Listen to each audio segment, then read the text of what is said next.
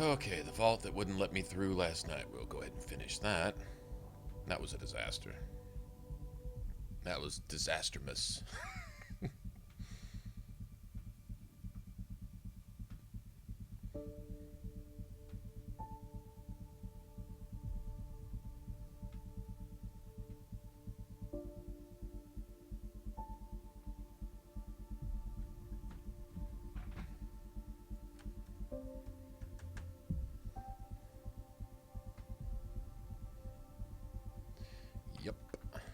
Yep. Wolf, what's going on? How you doing? It's getting settled in here. Let me go ahead. Okay, so we should spawn in the middle of this vault where these robots were just ripping my face off and spitting on my skull last night and laughing at me about it.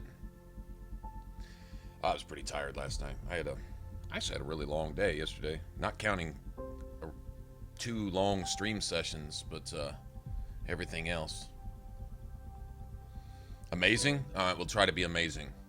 You guys make it amazing. I'll just sit here and play badly, and you guys make it amazing. Alright? Is that a deal?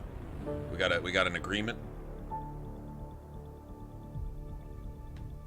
I'll just drink a shit ton of coffee and start talking real fast and annoy people because I'm talking too much and not playing enough. I'll just do that. I can live up my end of that. LN, what's going on? So what are you guys doing?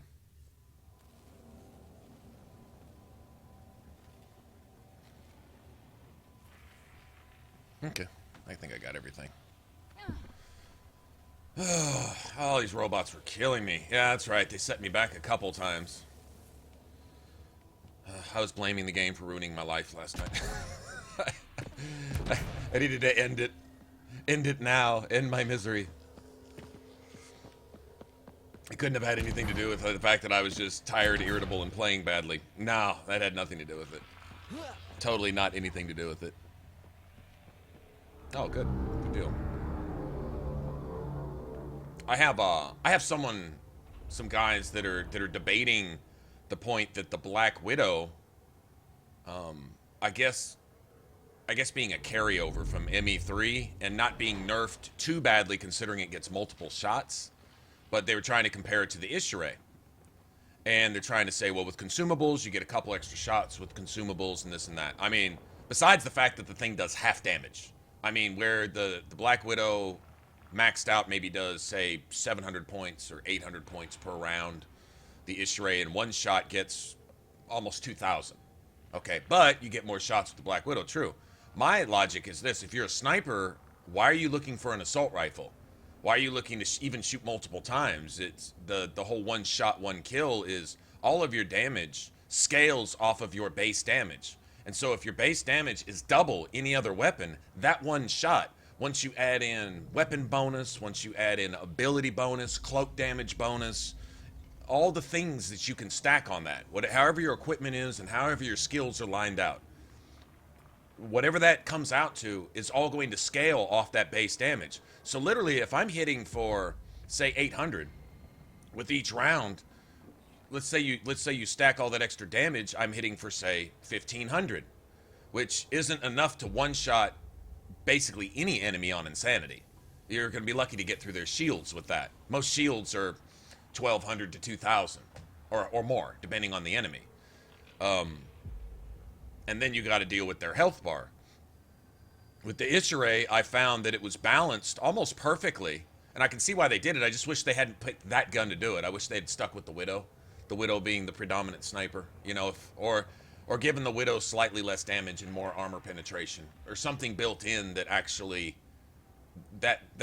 applies to that weapon. I mean, it's an anti-material rifle. It's meant to shoot through tanks, but you can't shoot through a box, right? That was our big problem with that gun. But whatever. They made the Ashara the strong sniper, and I'm like, that one shot should be able to take out an enemy. If you have to shoot that enemy 2 or 3 times, now you may get your cloak bonus on each shot, assuming you hit each shot. And assuming you get a weak point or a headshot or a critical on each shot. You can do that, but spraying and praying and hoping that multiple hits stack up on your target so you don't have to aim so much is kind of not sniping. You have a really small clip on your assault rifle. You're not sniping, you know. Now, that if it works, then it doesn't really matter. But to say that the Black Widow is better because you get more shots. And honestly, a sniper, when you can turn a 2,000 point bullet into like a 4,000 or 5,000 point bullet, that's pretty significant. That's going to take out just about anything if you get a headshot. And it did. We tested it, and we were one-shotting just about every enemy in the game, except for bosses, of course. And does it have its advantages at time? Like, let's say you're fighting an architect, and you don't have to reload, so you can pull off probably 3,000 damage instead of 2,500 with all 3 rounds. Okay, true. You get a little extra damage here. There, you could probably tear down an architect a little faster. I don't doubt it, right? But then when you're fighting multiple mobs of enemies and you got to stay out of cover because you got to hit the same target 2 or 3 times, where I can come out of cover, get one shot, kill it, and then duck back down, which is better. You see what I'm saying? Like, picking one example of all the different things that you might face in the game, that's not fair. That's not fair. Like, I can say my Vanguard melee build is one of the strongest I've played, unless you're fighting an architect. And then you can't melee an architect. It does that little AoE biotic dark energy field and destroys you. You just can't. You have to just sit there with your, ping away at it with your pistol from a distance or something. So should every build have their disadvantages and in other times their advantages? Like, I can wipe out a mob with my Vanguard 10 times faster than I can with a sniper because I can hit them all at once. I can just nuke the shit out of everything with Nova, You can't do that with a sniper. So everything has its advantage. To pick one example, to cherry pick this and say, well, this build's better than that because of this one thing. Okay, well, that happens once in the game. What about the other 999,000 events that you have to face? How does your build work with that? So I would have to weigh all those different options and say that overall for a sniper, the Ashara just being by far the strongest weapon to one-shot enemies with. If you're looking to spray and pray, you might as well just buff up your assault rifle and ping away at them with half of a clip while you're still in cloak. That's valid, isn't it? With the Revenant, you get 2 seconds of cloak with the Revenant from the time you shoot your first round till the cloak wears off. That's 2 seconds to pull off maybe 40 rounds at double damage. You could probably do some damage like that too. Is that valid? Well, yeah, I guess it has its validity. But for a one-shot, one-kill, with a sniper mentality, what a sniper is essentially supposed to do, not sit there and spray and pray from a distance with even 2 or 3 rounds, but a sniper is, I feel, is designed to one-shot somebody and destroy them with one bullet. If you get a headshot, if you don't get a headshot and you get a body shot, odds are you're not going to kill them. And that's with any weapon, so.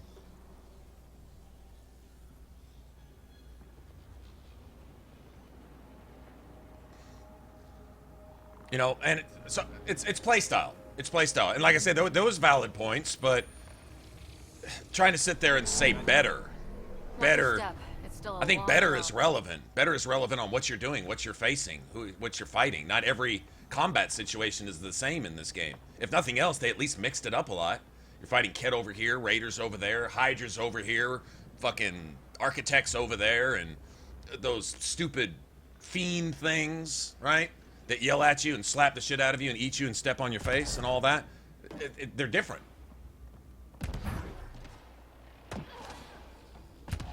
Wait. You could take a biotic build and concentrate on shields and armor and be weak as fuck against both.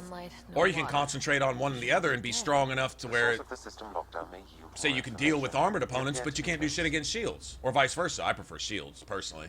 Getting shields down, because I tend to run into them more often, I think. But, which is more valid? Well, depends on what's worked for you. What gets you killed less, I don't know. But it is good that that people are at least thinking, at least justifying their choice. They're not just picking something just because it's there. They actually have a method to their madness. Now, I can respect that. I do like that. So those are the good conversations to have.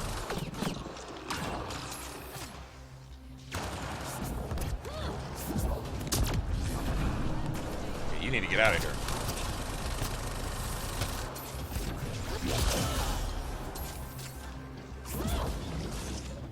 You need to get out of here.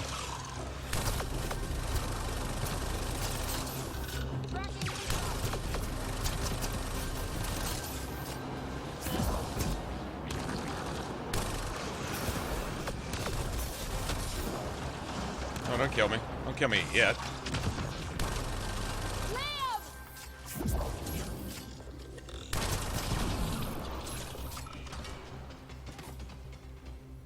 Man, they're kicking our... These robots are... I guess we're just really low level. That's cool. It's a good challenge. I wasn't looking at it that way last night, but I need to look at that.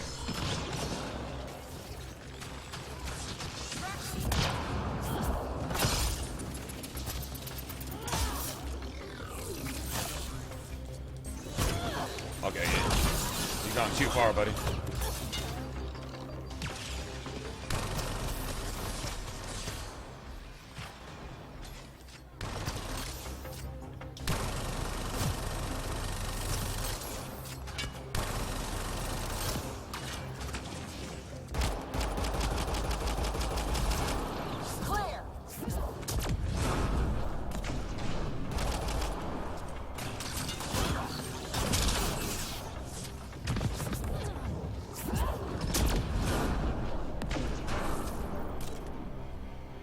Ah, damn. The robots seem a little more aggressive than they were on my other characters. Not just a few more. I mean, this is like the beginning of the game type shit. Huh. But looks like a it doesn't help that my character's just squishy as fuck right now. In here. We need to do something about that. Nope. It'll be fine. Nice. Be absolutely fine. I love this. This robot falls over and there is ah. Just the light. Ah, damn it. It's okay. It's fine. Phew. Come on. Yeah, let's get out of here. Okay, I didn't activate this yet. It made a new path. I think that's the right way. We could reach it if we backtrack. Okay, isn't there a another console up here somewhere that unlocks that door across the way? Or is that later? That may be later. Coming up at us. Okay, we're gonna let them go.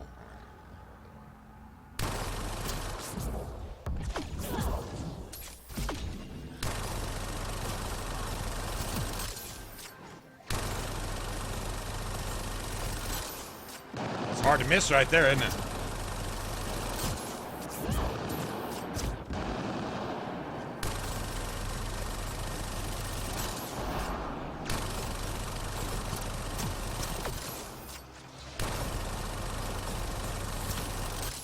I'm gonna get that shield down, man.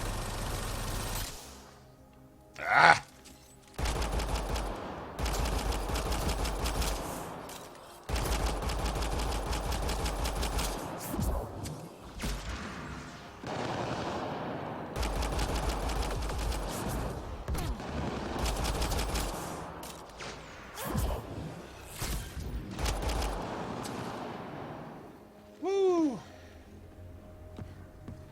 These robots aren't playing any games. They're mad at me. They're getting their fucking payback right now. That's what they're doing. Oh yeah? All those observers you killed in your last 9 playthroughs? We're getting our pound of flesh this time, bitch. That's what they're telling me.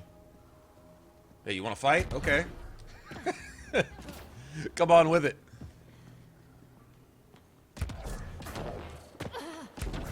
Yeah, I remember this ambush coming out, but... Oh, wow. I just saw a dozen observers flying around a waterfall like a flock of birds. It's amazing. This really is their habitat. We'll be out of their way soon. Not too soon, right? Right? You wouldn't believe the data I'm getting. PB's got a robot fetish.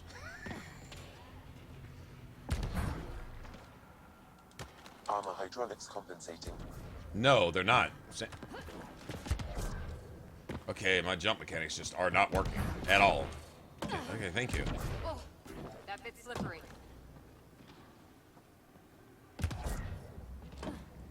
We're 2 gravity wells down already, and this place goes even deeper.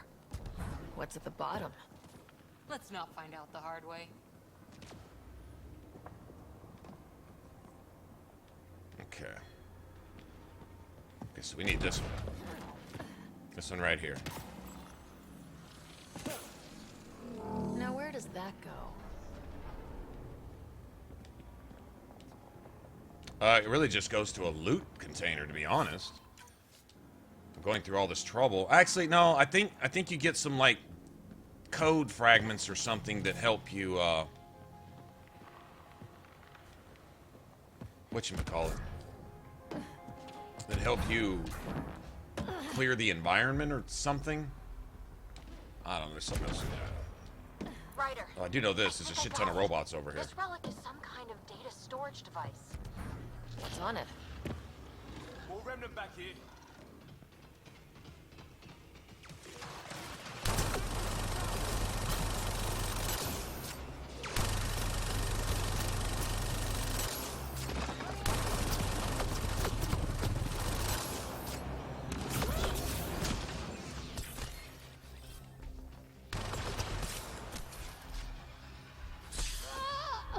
That's why I got destroyed last night. He's...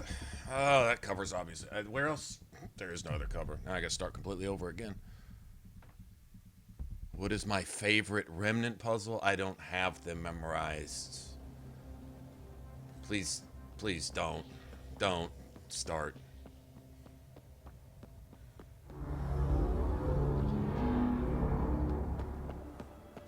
Will you look at that?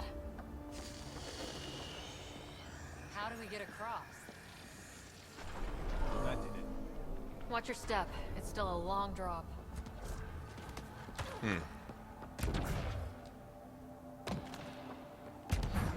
Wait, plants? All the way down here? You see them too? Thought all the gravity fun had messed up my eyes. No sunlight, no water. They should all be dead. Resource There's efficiency no other not cover to covered. protect from that observer who's going specifically to that spot in particular to... Oh, my goodness.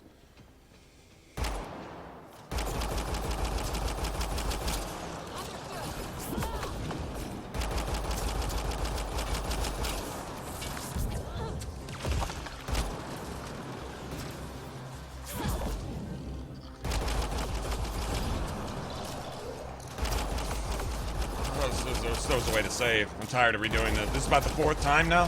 Yeah, that's too much.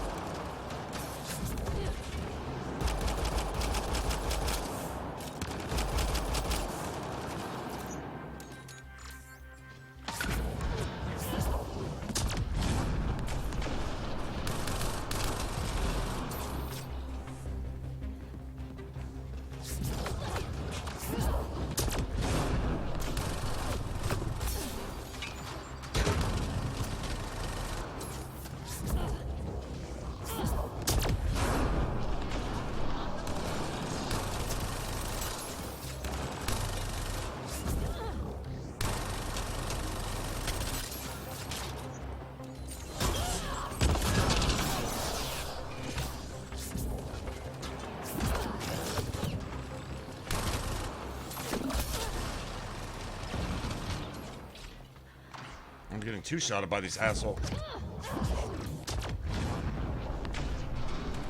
Bye, bitch. Got him.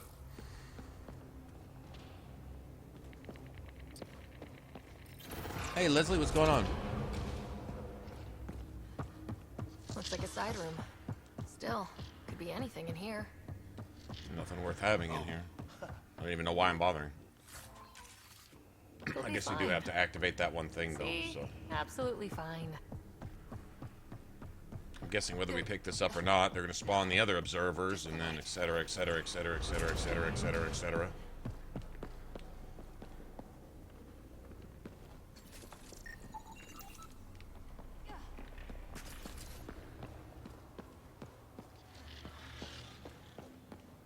Shit. It made a new path.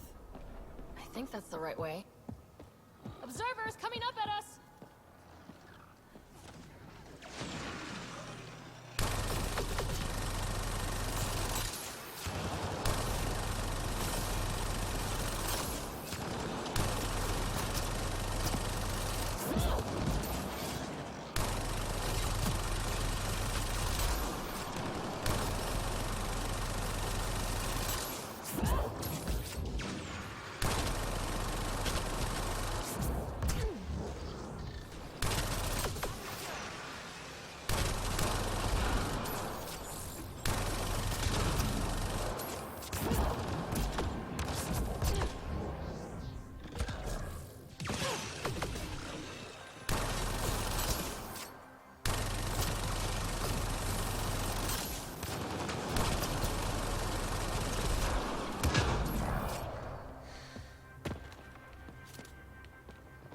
God damn.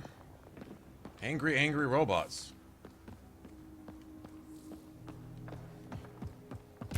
Might as well go get my shit for the 5th time. I'm getting destroyed by that one observer. There's just no cover right there. Oh, wow. At least not right there. I I'll just find saw another a way to dozen do it, I observers guess. flying but- around a waterfall like a flock of birds. It's amazing. This really is their habitat. We'll be out of their way soon. Not too soon, right? You wouldn't believe the data I'm getting. Armor hydraulics compensating. Oh, no, I'm okay.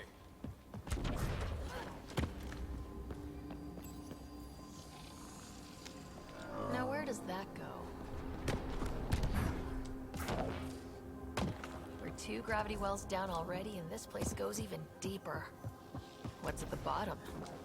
Let's not find out the hard way. Ryder, I think I got it. This relic is some kind of data More remnant back here. No, I'm staying down here this time. Redirecting fire. Yeah, this is where I should have gone the whole time.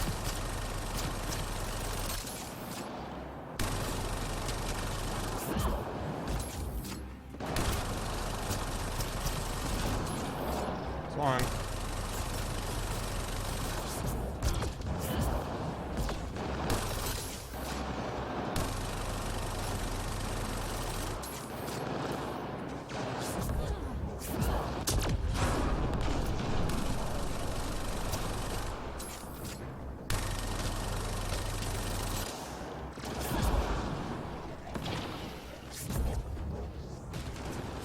Understood.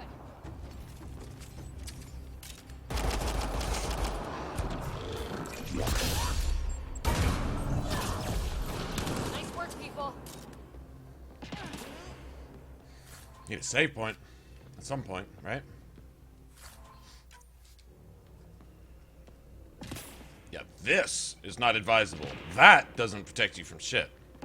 Either does that, so you just use the ledge. Okay, well, that was my fault. Although I have to feel that that one observer's ability to get in just the right spot to hit you no matter where you're at is, well, a little annoying, to be honest. It's not fair, man. It's not fair. It was being mean to me.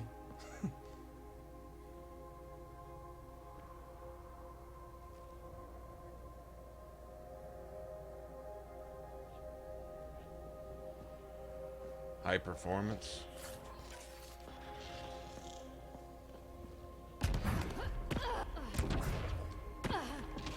Everything's massive. Beautiful. So far, my multiplayer experience has been laggy if I'm not the host. Most of the time. Practically Not a always. library. Sometimes lobbies are just fine. I'm looking at it right now. They play as smooth If as I any went single the player, other but way, crap. yeah, all these right here, these data, Unable to translate. I'm gonna try to get as many of those as I can. Severe data corruption. Uh, Unable to Stein, record you were asking if information. this is my canon playthrough. I'd kind of planned on it. Data corruption. Approximating a translation of survival It's gonna terms. mean Protocol, going back through a lot of side quests that we've Disengage. already done enough to where they're, well, Verdurous. old news, so to Verdurous? speak. I detect no additional glyphs in the area.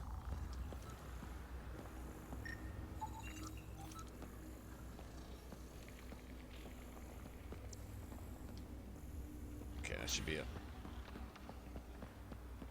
Now, these puzzles don't really matter, but the puzzles that give you 2 extra skill points, not that they're really going to matter so much later.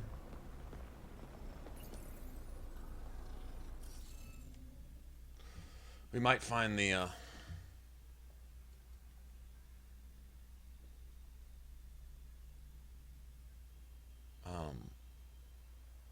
puzzle in that one area at the end, right before you get to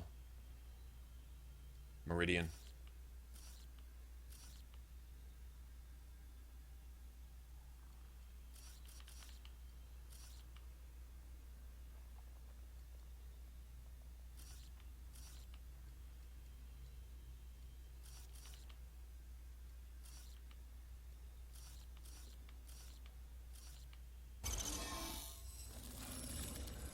Yes, nice job, Ryder.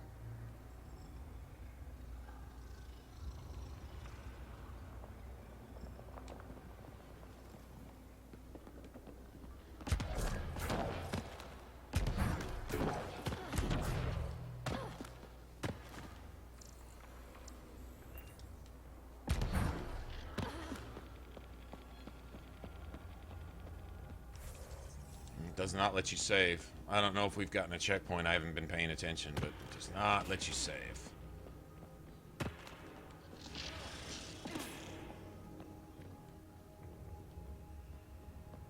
I wonder. What about this right here? I think you turn this on from somewhere else, and then this opens that door. Oh, there's a console somewhere that turns this one on. I don't remember. There's probably some loot. It doesn't matter. We got the puzzle. Dad would have really loved this place. Nothing hooked him like the unknown. Someday Scott could be exploring down here. Okay, that's the way out.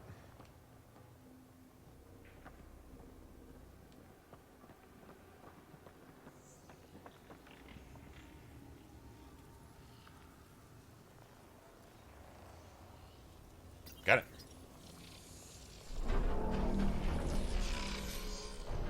That get us out of here? That'll get us out of here. Okay. Yeah, you use one console to activate another console. And then, I don't... Yeah, I guess we need those to get out, too. Okay, so we're gonna have to hit this console on the way... No, I remember. You don't need to backtrack. Ah! We've got a path to... Whoa! This activates that door.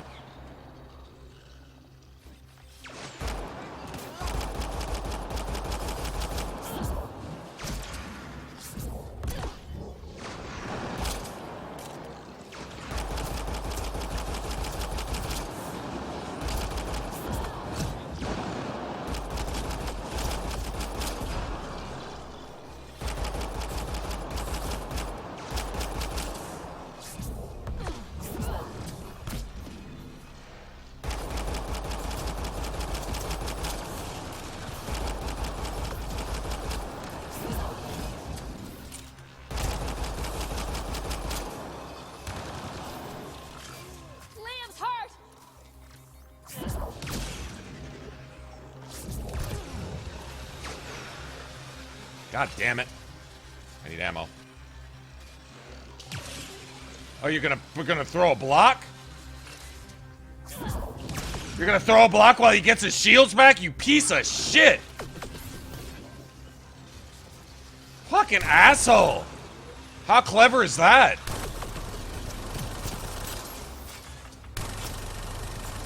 Wow, that was pretty slick. He threw a block for his buddy while he got his shield back. I'm impressed, actually. I'm not gonna lie.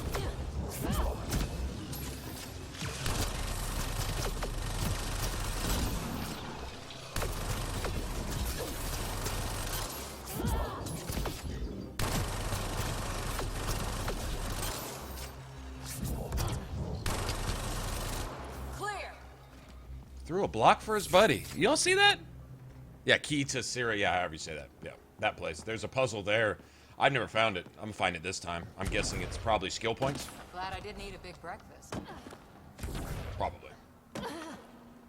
Okay, so we could open that door if we went all the way back over there and unlock that,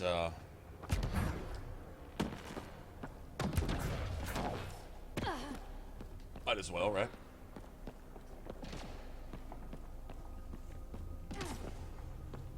But there's no way to get across, though. That's the problem. Oh, yeah, there is.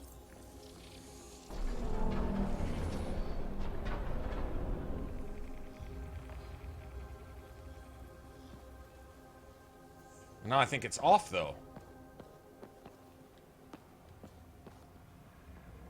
So how do you get...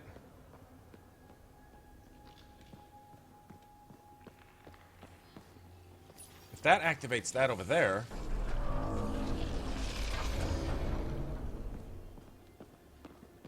Then how do you get back over there? From here, because you can't make that gap. You can't jump that. That's a little too far. I'm not gonna spend all day on it. It's just a stupid loot box.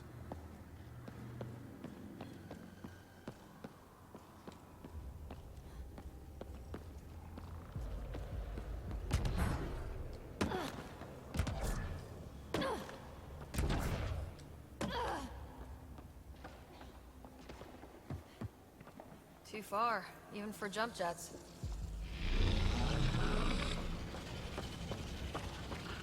That is cool.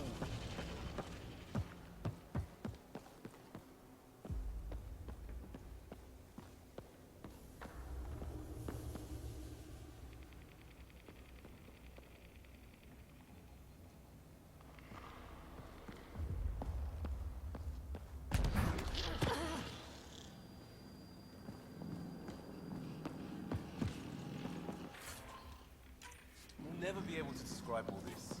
People will have to see it for themselves. Feel that? This whole platform's resonating with something. We must be close. No question. This is the heart of the vault. I've never seen anything like it.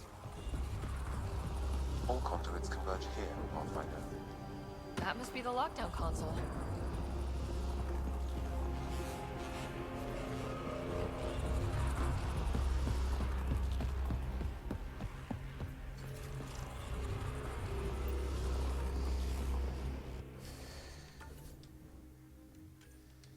All right.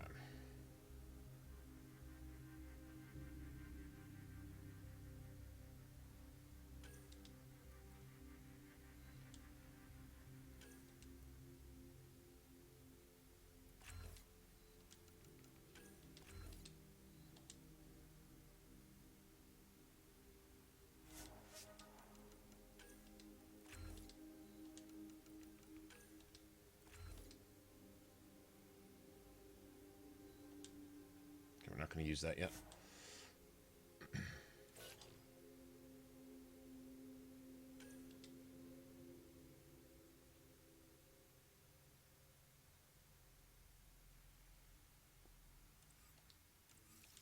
Sealed off.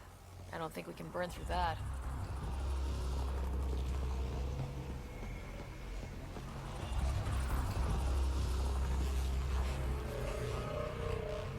Oh, we made it. That's good. Hey, what's up, John?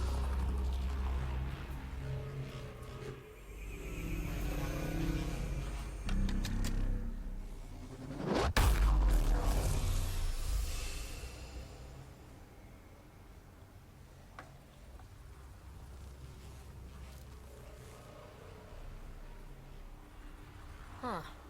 Any thoughts, Sam? Unknown. Though it appears related to the lockdown, an in-depth study may reveal its purpose.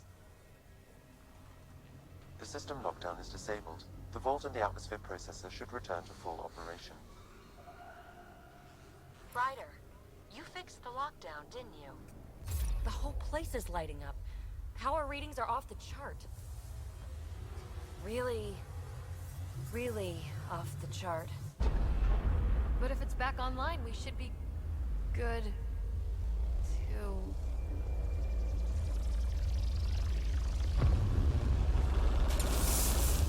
Uh-oh. Should we? Go!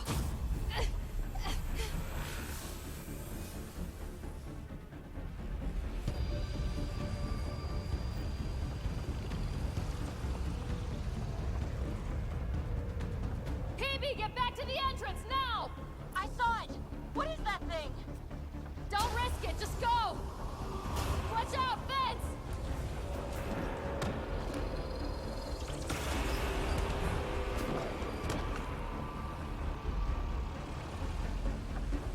Too far to jump. Got another bridge?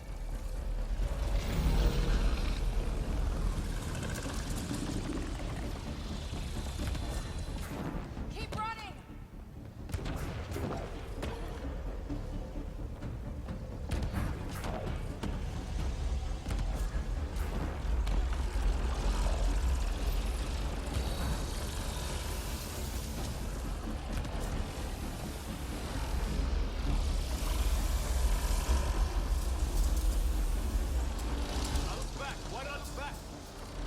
I look back. Why did I look back?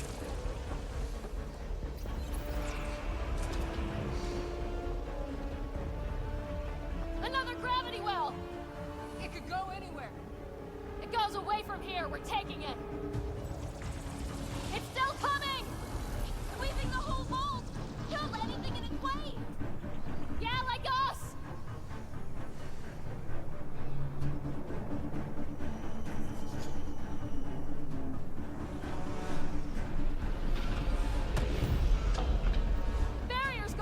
Ah! Get that thing if you want, but it's going to be close. That's the door to the entrance. Almost there.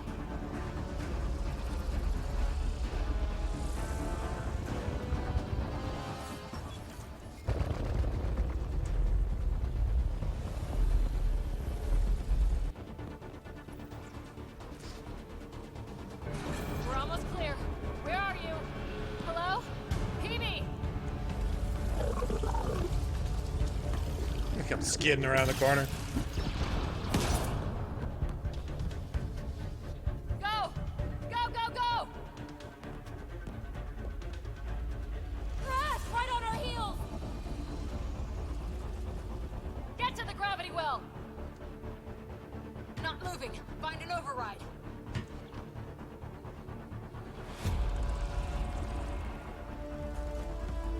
Doing good, John. How are you, man? Console is attempting surface reconnection. Come on! Board restart is now complete.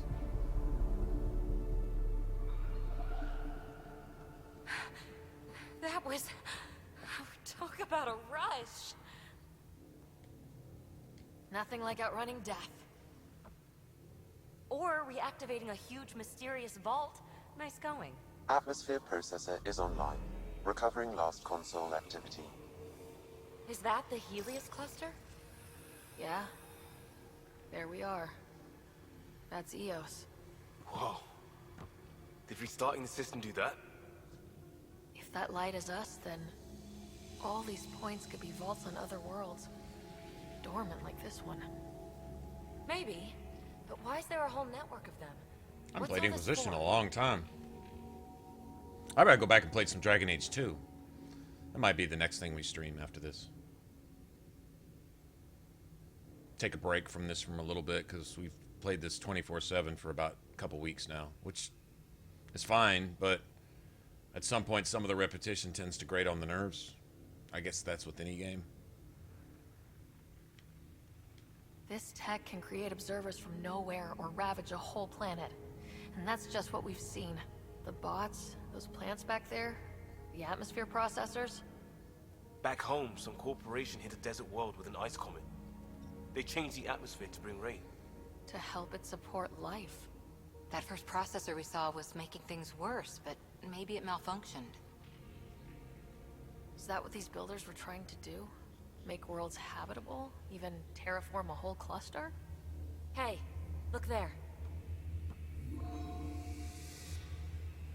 That's different. Maybe it's active? We've got to go see. Sam? Extrapolating. These coordinates lie beyond the space we have currently surveyed, Pathfinder. Mark it on our charts. We need more to go on. Let's head up to the surface. I could use some fresh air.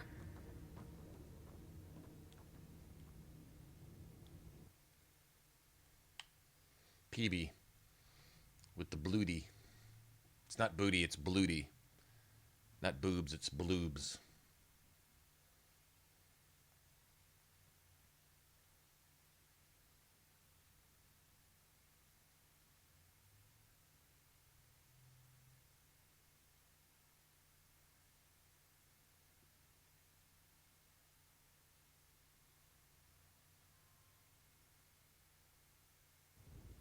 Look at that sky. How? No atmosphere processor works that fast.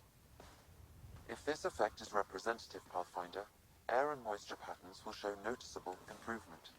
Eos could support an outpost. Even without the storms, it'll be a struggle for a while. We can tough it out. This remnant technology could be the key to our survival, if we can control it. You can. Kind of. Still, wouldn't hurt to find a manual. We've got a lead. Sam marked it on the charts down there. That site is active, whatever it is. Who knows what we'll find there. We? You want to come along? I want to know what makes the Remnant tick. You've got a key to their technology. Or a crowbar, at least.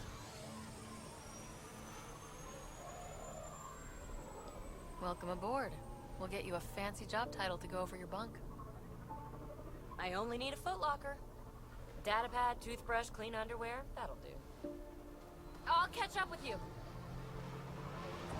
Well, this will be interesting.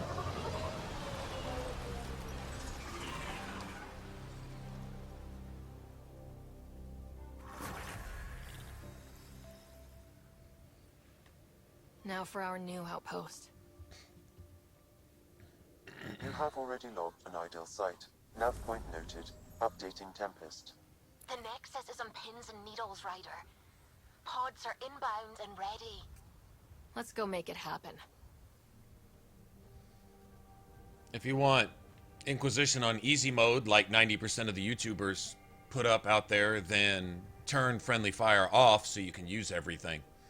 If you want an actual something even sort of half-ass, kind of similar, close to a Dragon Age experience, then put friendly fire on and put it on Nightmare.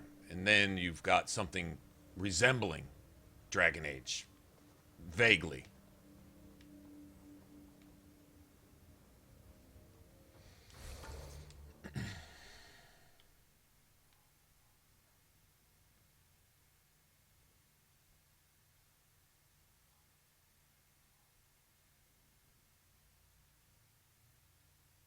Okay, I guess we'll just go ahead and get this established. Then we'll come back. We might go do that too.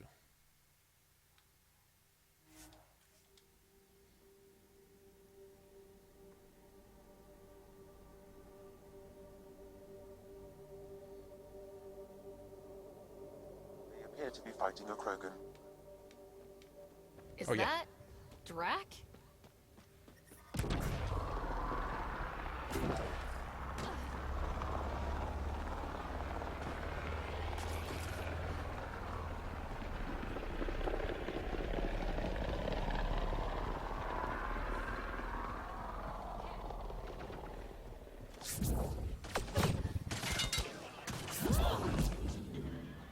Life support is back online.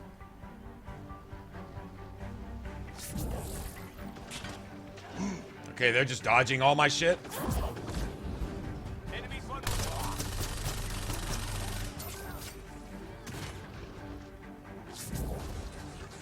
They're dodging all my shit.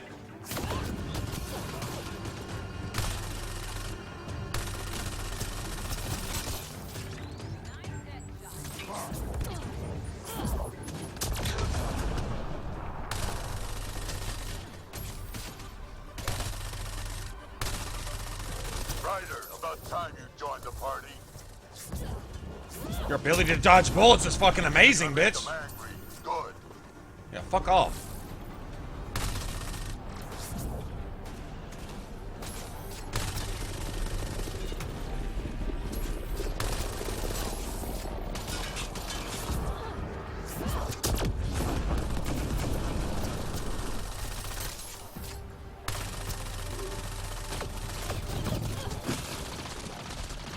That's it, kid. Keep it up.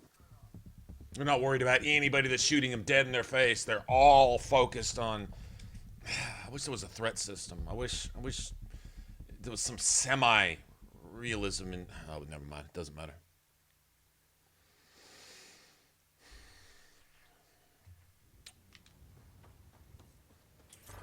I mean, as soon as I push the button, their immediate reaction is to read my button press, even if their back is turned to me, and magically dodge my shit, even if it's already hit them.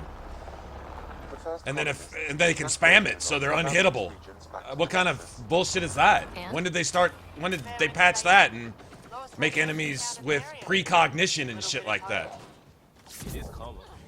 Notice that? Radiation What the levels- fuck? I didn't do that. Life support is stable. Yeah, fuck off, asshole.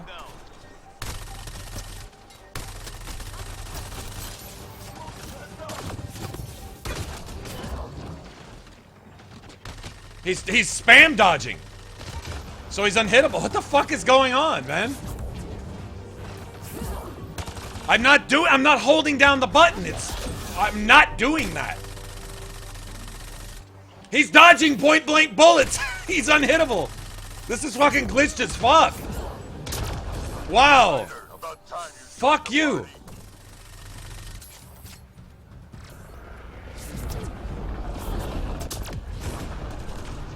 What the hell is going on? This is weird.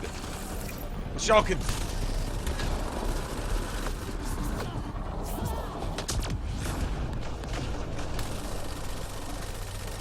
Wow. Okay.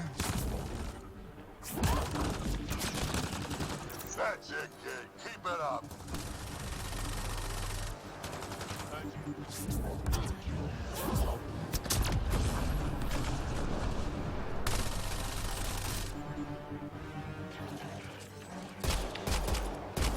Think I made them angry. Good. Good one.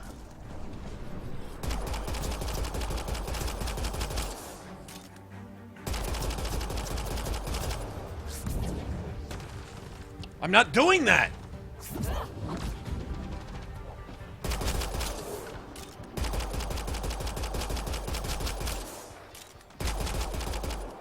Color me impressed.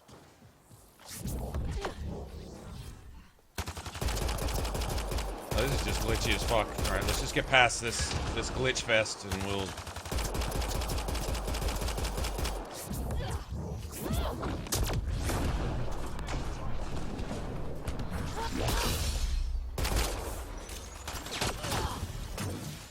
Yeah, shoot that, bitch. Whoa. That was, like, tapping the button was causing enemies to freak out, and they would, like, disappear, and I could shoot, and they would dodge. I've never seen anything like that. You're telling me. You Weird. can really handle yourself, kid. Fucking Kent ninjas And I on hear that you're the one shuttle to drop thank for clearing or up something. The sky. Had your number all wrong. So, the clouds parted. These Ket look pretty keeled over. Maybe us humans can pull our weight after all. Well, you can Well, anyway. you can, clearly. But there's a lot to do before I'd be that smug about it. You know what? I'm gonna ignore my gut and join up. This fight was good, and we can do it again. And before you go saying you don't need a Krogan, believe me, you do. That's what I said.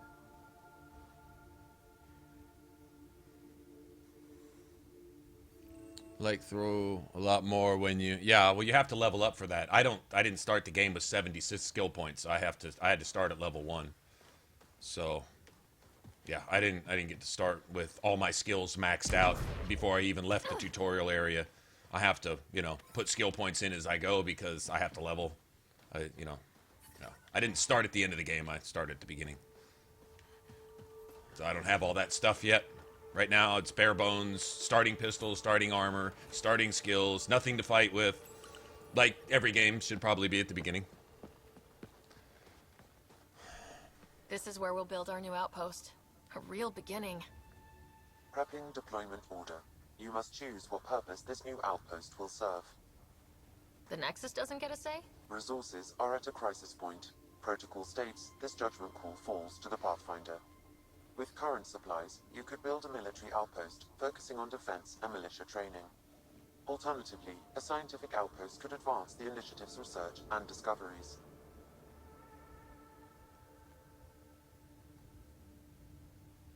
What do you think? Military outpost or scientific? They don't make it Pathfinder's easier. call. But research is no good if we're dead. Military. It's got to be science. Our colonists need to understand their home. Be advised that the first outpost So if they're by dead, the they'll be Arthmoor understanding will their be home stated after they're itself. dead? Fair Okay. or Well. not, your choice will represent the initiative and its Liam, intentions in Andromeda. 0 IQ. Consider carefully. Cora, at least some common sense. Liam, 0. A military outpost. We defend our own against the Ket, or anyone else. Orders prepped. Ready on your signal.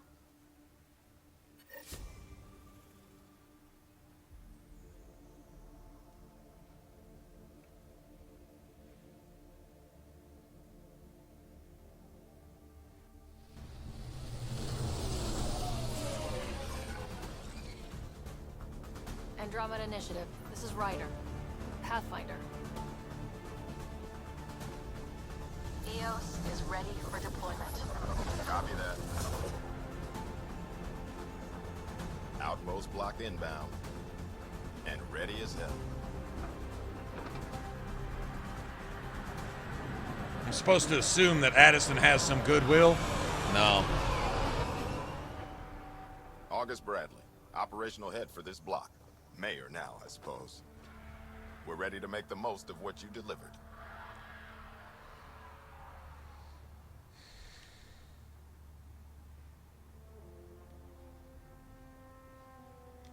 I feel like I should toss you the keys. Be nice. It's been through a lot. Understood. Prodromos. That's what we're calling her. They're eager. I haven't seen eager for months. No, you probably had a lot to do with that, bitch. Eos is far from golden, but now it's defensible. Arguing that choice will come later. They think No, he it did the won't, bitch. impossible. You don't The decide Nexus. when we're gonna I argue. warned them, Fuck you. Hoping was irresponsible. The audacity of this Prove cunt. me wrong, Pathfinder. Fuck you. What are you playing at? Seems like being my friend is suddenly valuable. Fair assumption.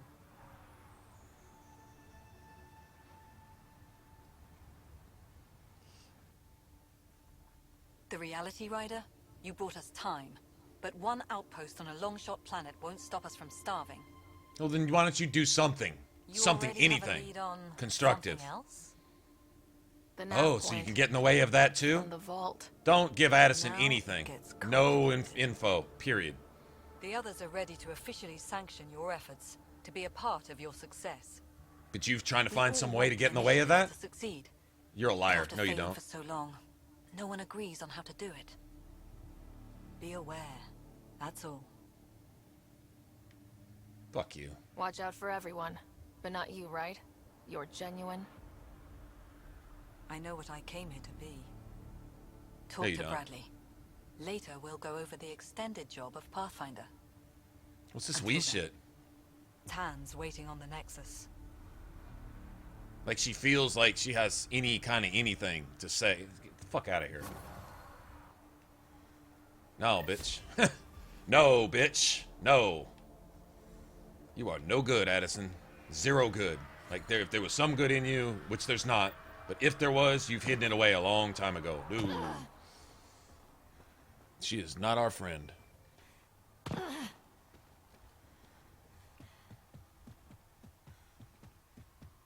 Not our friend at all.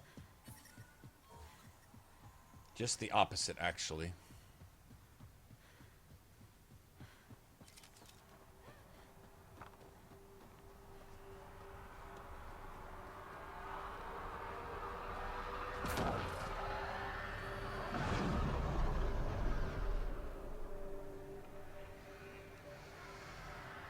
Let's see.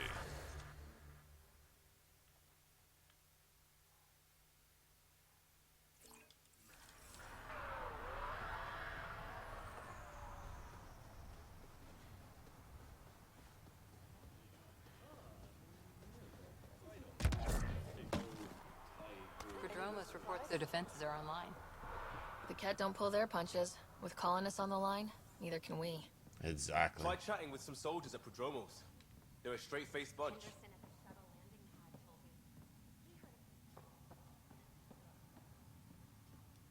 What do you got? Got stuff? Take that.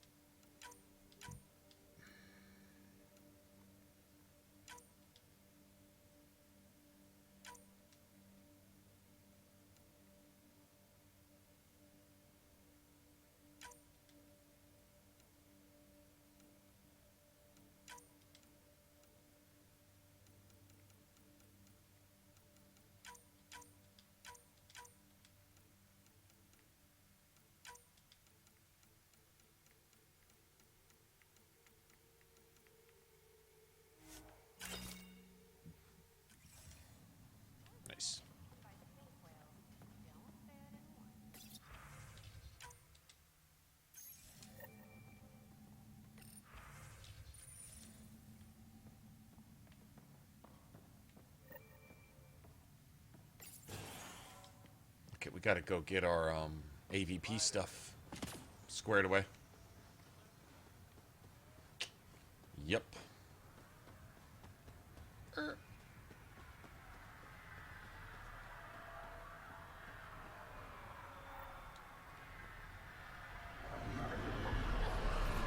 Mayor Bradley. Pathfinder, good to see you. We're busy as anything thanks to you. Bit dusty, but we can adapt. It's worth it when it's your own.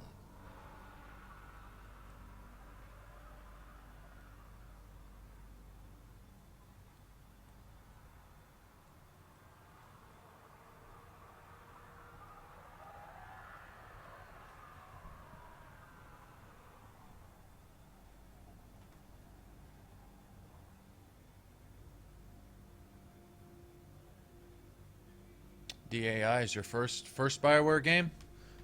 I thought about going back and playing Origins and Dragon Age 2 first, because it kind of carries on after those. It's usually worth going back and playing prequels to games to see where they came from.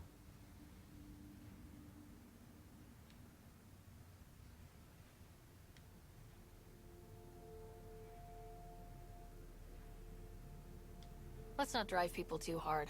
Rough enough getting this far. Nothing you see here came from cracking a whip. Everyone is just ready. You go do what you need to on the Nexus. Follow that dot. There will be more to do on EOS later. Some key positions: Connor Supply, Ramirez Medical, Abrams Science, Fawkes Engineering. With them and my Major Domo, we won't end up like Site 1 and 2. The first two outposts didn't have a chance. It was clear to everyone on the ground. I saw the brief. I'm making sure every one of our people is eyes wide. You changed this planet, but that doesn't make it easy. We'll use the efforts of those who went before. Good people, every last one. I'd have been honored to fail with any of them.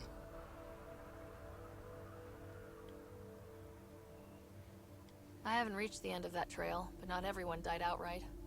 Right. They tell me there were staggered evacs. If any want to try again, they're welcome. Oh, and Pathfinder, this is for you. It's our flag. Hang it where the Nexus can see. It's touched the soil of our first outpost in Andromeda. Make it real. Head for the Nexus, Pathfinder.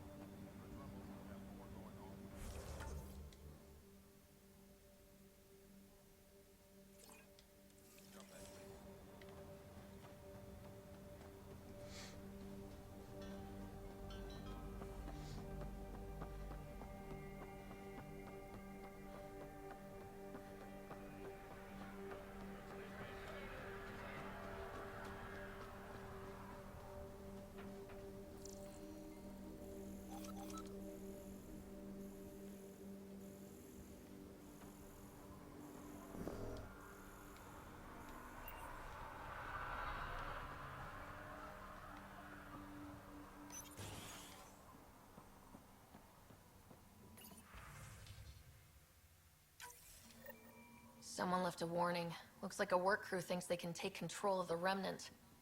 That's a risk. That's not going to end well. Work crew rosters are posted publicly. The datapad mentioned medbay. A little work, we could find where to catch up with them.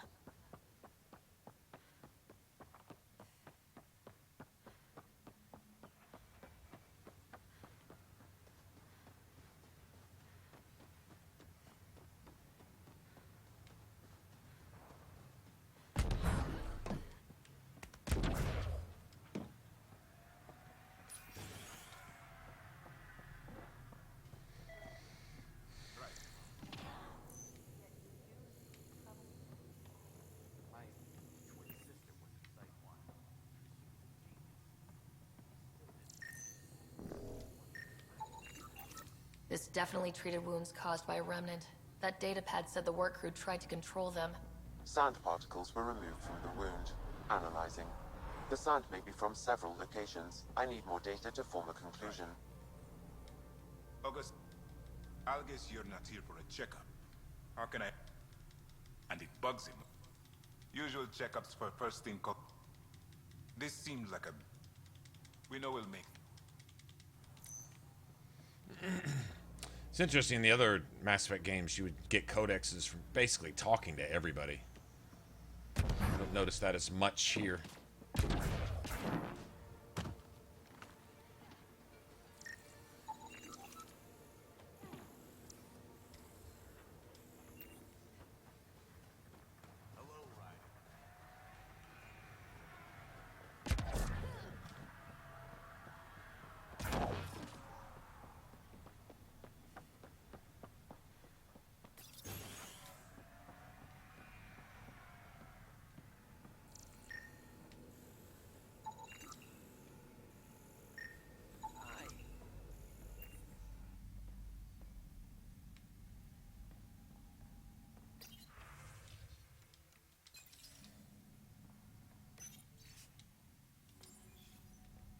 Work rosters. Is it? That datapad mentioned the name Jennings. Here. Yeah. It's a pleasure to meet you.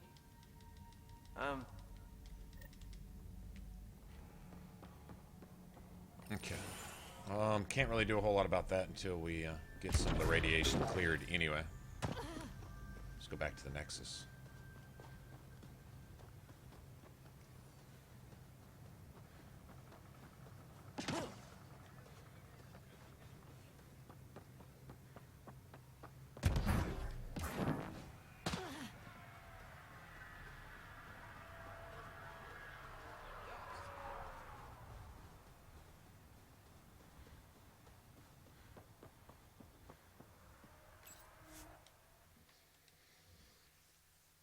I said just go.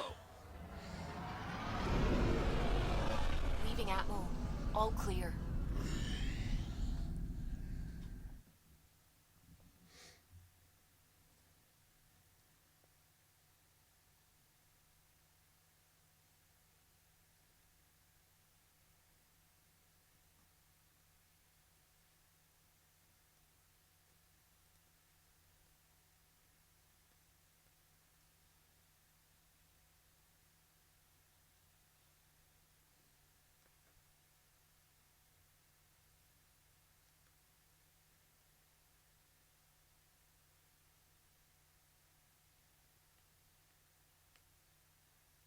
So talk to everybody on the ship too, I guess.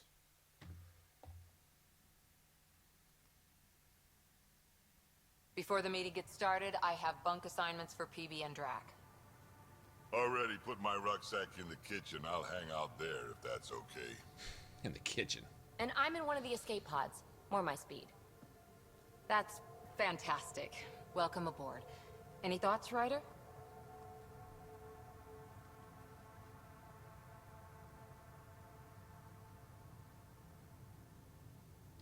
I don't care where anyone sleeps, as long as we realize what a kick-ass team we have. Let's talk about our success on Eos. Besides establishing our first viable outpost, we did some amazing things. We discovered the Remnant and breached their vault. And didn't get killed. Overcame radiation poisoning a number of times. And didn't die. Confronted by Ket at every turn. Once And again, still didn't don't die. get killed. You guys really Maybe a need couple to raise times. the bar on what you call success. Yeah, should we use the Krogan definition of success that got your homeworld nuked by your own people? Fair enough. Let's focus. Back to the task at hand. Looking forward. Exactly. Here's my only question. When do we hit that next vault? It looked active. We have to get on that. Hang on, hang on. We need to not go off half-cocked. There are initiative priorities. The team calls the shots. Actually, the Pathfinder calls the shots, just to be clear. So what do you need What are from y'all us, looking at me Ryder? for? What are y'all looking at me for? Let's get along, guys. Seriously. Let's be kind and give each other the benefit of the doubt. Finding a home for tens of thousands in this hellscape is stressful enough, without adding dysfunction. You got it, boss. Yeah, fighting against each other isn't going to help. If Krogan are known for one thing, it's getting along. But not humility or self-awareness. Okay, let's head back to the Nexus. PB, Drac, see Lexi for a physical? Good meeting, everyone.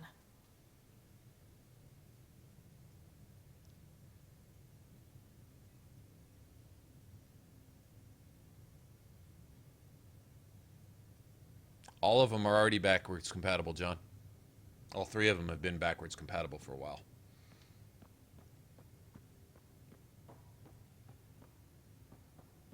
Hey, We call can this you drop the by the research room. biolab? You can run research projects and coordinate with the Nexus from here.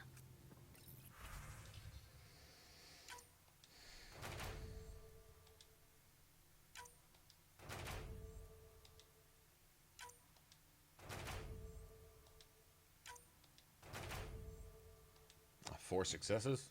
I think that's a first.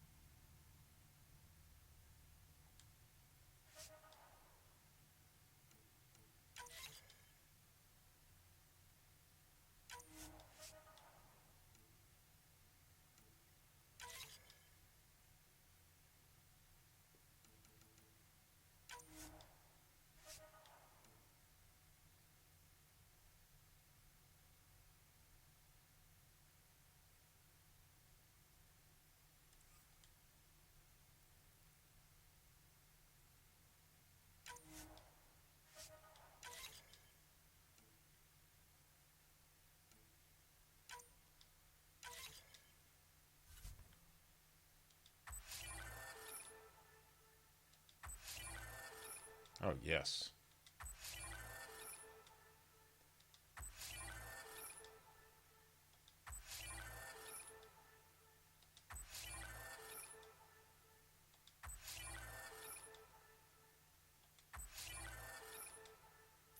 Pathfinder, you have new email.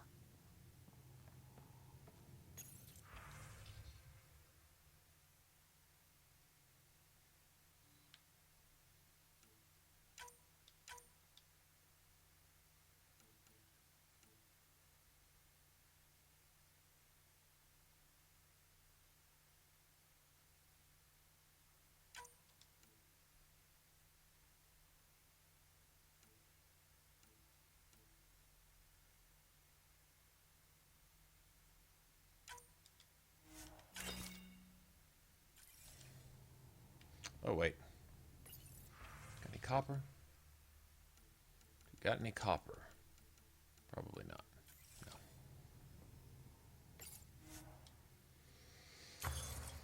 Okay, let's unlock some stuff. First...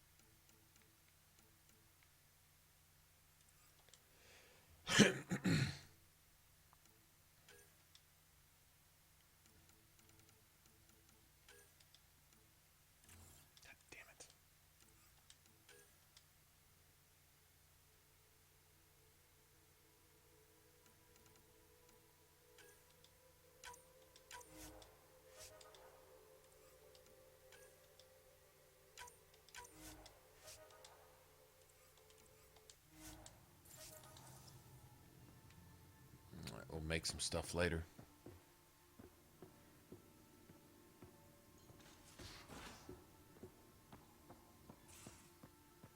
We haven't really spoken since orientation, have we? It's all been so hectic.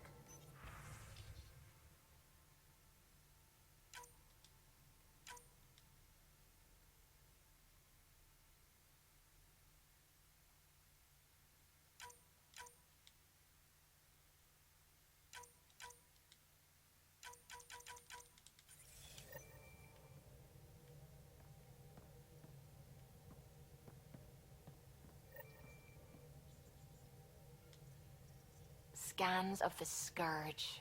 All that dark energy twisting and turning on itself. It's splendid. Splendid. I suppose it is a rather darkly beautiful phenomenon. Darkly beautiful. I like that. Helios is incredible, isn't it? Not just constructs like the Scourge and the Remnant Vaults. Just all of it. So alien. A constant reminder of the divine intelligence behind all creation. There's something about coming face to face with something wondrous that makes you want to believe. Wow. It's wonderful to meet someone who understands. I've had to justify myself so often. As if having faith in the divine invalidated my work as a scientist. As if the sacred Why do we have to diminished my apologize? search Never for mind. truth. I'm not going to get into that again. I wasn't questioning your abilities. You never have to justify yourself to me. Thank you. I appreciate you saying that, truly. Now I should probably update the rest of the team with my latest reports. We'll talk later.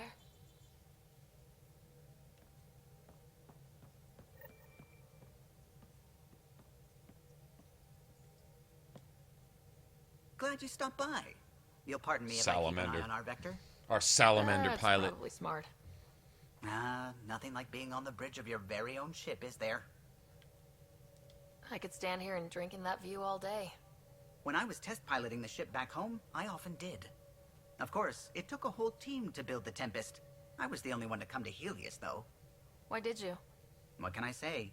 We poured our hearts into a ship that wouldn't realize her potential until Andromeda. I could have stood on the shore and waved goodbye, or took the leap to see how it all turned out. Sure, I get why it. not? Like leaving a good story half finished. Gotta live your life somewhere, the team right? liked that one of us was going. It felt right after all we went through. I remember Serena debugging line 2281 over and over, chewing that green pencil. Tion and O'Connell arguing equations, tapping on the console, 3 drips of coffee on the corner. You remember all that? Oh, yes. Solarians have photographic memories, and apparently mine's unusually sharp. Like my past is still happening. Though I suppose with the Solarian arc missing, you might not get many chances to compare. Did you hear anything about the Ark back on the Nexus? Not a peep. Isn't that strange? You'd think there'd be something. Right, Not something. that I dislike your company, but it's lonely without other Solarians. No, the fact that it's not being talked about is even more troubling, seeing as Tan is not only the director, but it seems that sacrifices need to be made to the Ket to serve some more sinister, hidden agenda. Makes you wonder. Cheer up, Callow. We'll always have Director Tan. That snide little bureaucrat? All the more reason to find the others. I should get back to it, but thank you. We built her for this. I'm gonna go talk to everybody. You're setting up in here, huh? Yeah, I'm going through what we got out of that vault. If I can crack this data storage box, it'll help with a personal project back on the Nexus. This is a nice, out-of-the-way place where I can tinker, and I can sleep anywhere. It's not exactly homey, but I like that about it. Not really looking for a home. Oh, but I will help you find everyone a home. While I'm with you, at least. Does your brain ever take a breath? Sorry, not really. Even my dreams are in time-lapse. Nobody I likes get it. Tan. You want to know who's on your ship, so you're here to figure out what makes me tick, right? No, I'm just here to Something look like at that? your butt. Sure. Well, I was born in a log cabin on rural Haitiana to simple but loving parents, just trying to... I look forward, not back, writer. Why snooze through my life story? Get to know me out in the field while we're uncovering the mysteries of this galaxy. That's why I'm here. Got tired of yawning back home. Tackling complete strangers in the Milky Way wasn't doing it for you? I think tackling you anywhere would be fun. Did I say that out loud? Life won't be boring with you around. I may never yawn again. Maybe you just needed more sleep. We were out for 600 years. A special someone made the trip with me, and she woke up a different person. I've slept enough. Ryder, the Milky Way was so... been there, done that. Even if I hadn't done it, someone had. If there's one thing you should know about me... Disliking Tan makes it fun. For the never Gives you been something. done. We needed an ambassador Udina in the game to hate on. Gotta have at least one, right? That's just the one thing you want me to know about you. Let's start with that then. Buy me a drink sometime. Who knows what will spill out of my mouth. Tell you what. What a flirt. I need remnant scrap. Remtech, I call it. For projects like the one I mentioned. Which you're gonna love, by the by. Promise to bring me what you scrounge, and I'll submit to all your questions. Remtech, huh? You got it.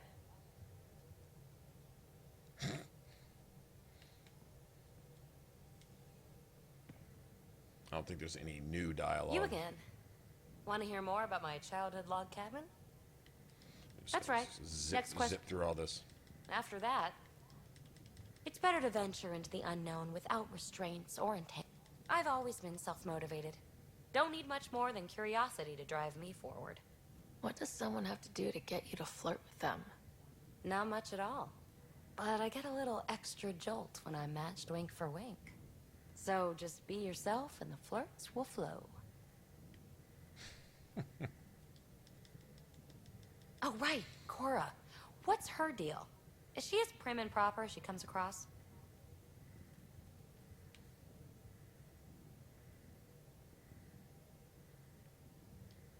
Oh, is it my turn to talk? Ha! Sorry. Yeah, I should work on my motor. You might find that people reveal themselves more freely if you give them a chance. Cora included. Really good advice. There's also Lexi, our doctor. She's an Asari. Oh, I'll get around to her. All in all, seems like a decent bunch. And the tech! It's... Thanks. Don't be a stranger.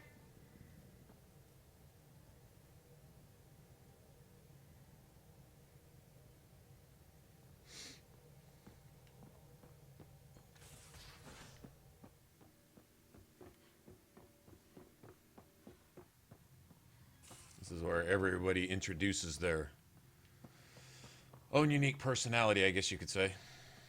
Right? Nice place you found. Clean air, plants, helps me think. Something on your mind? Maybe.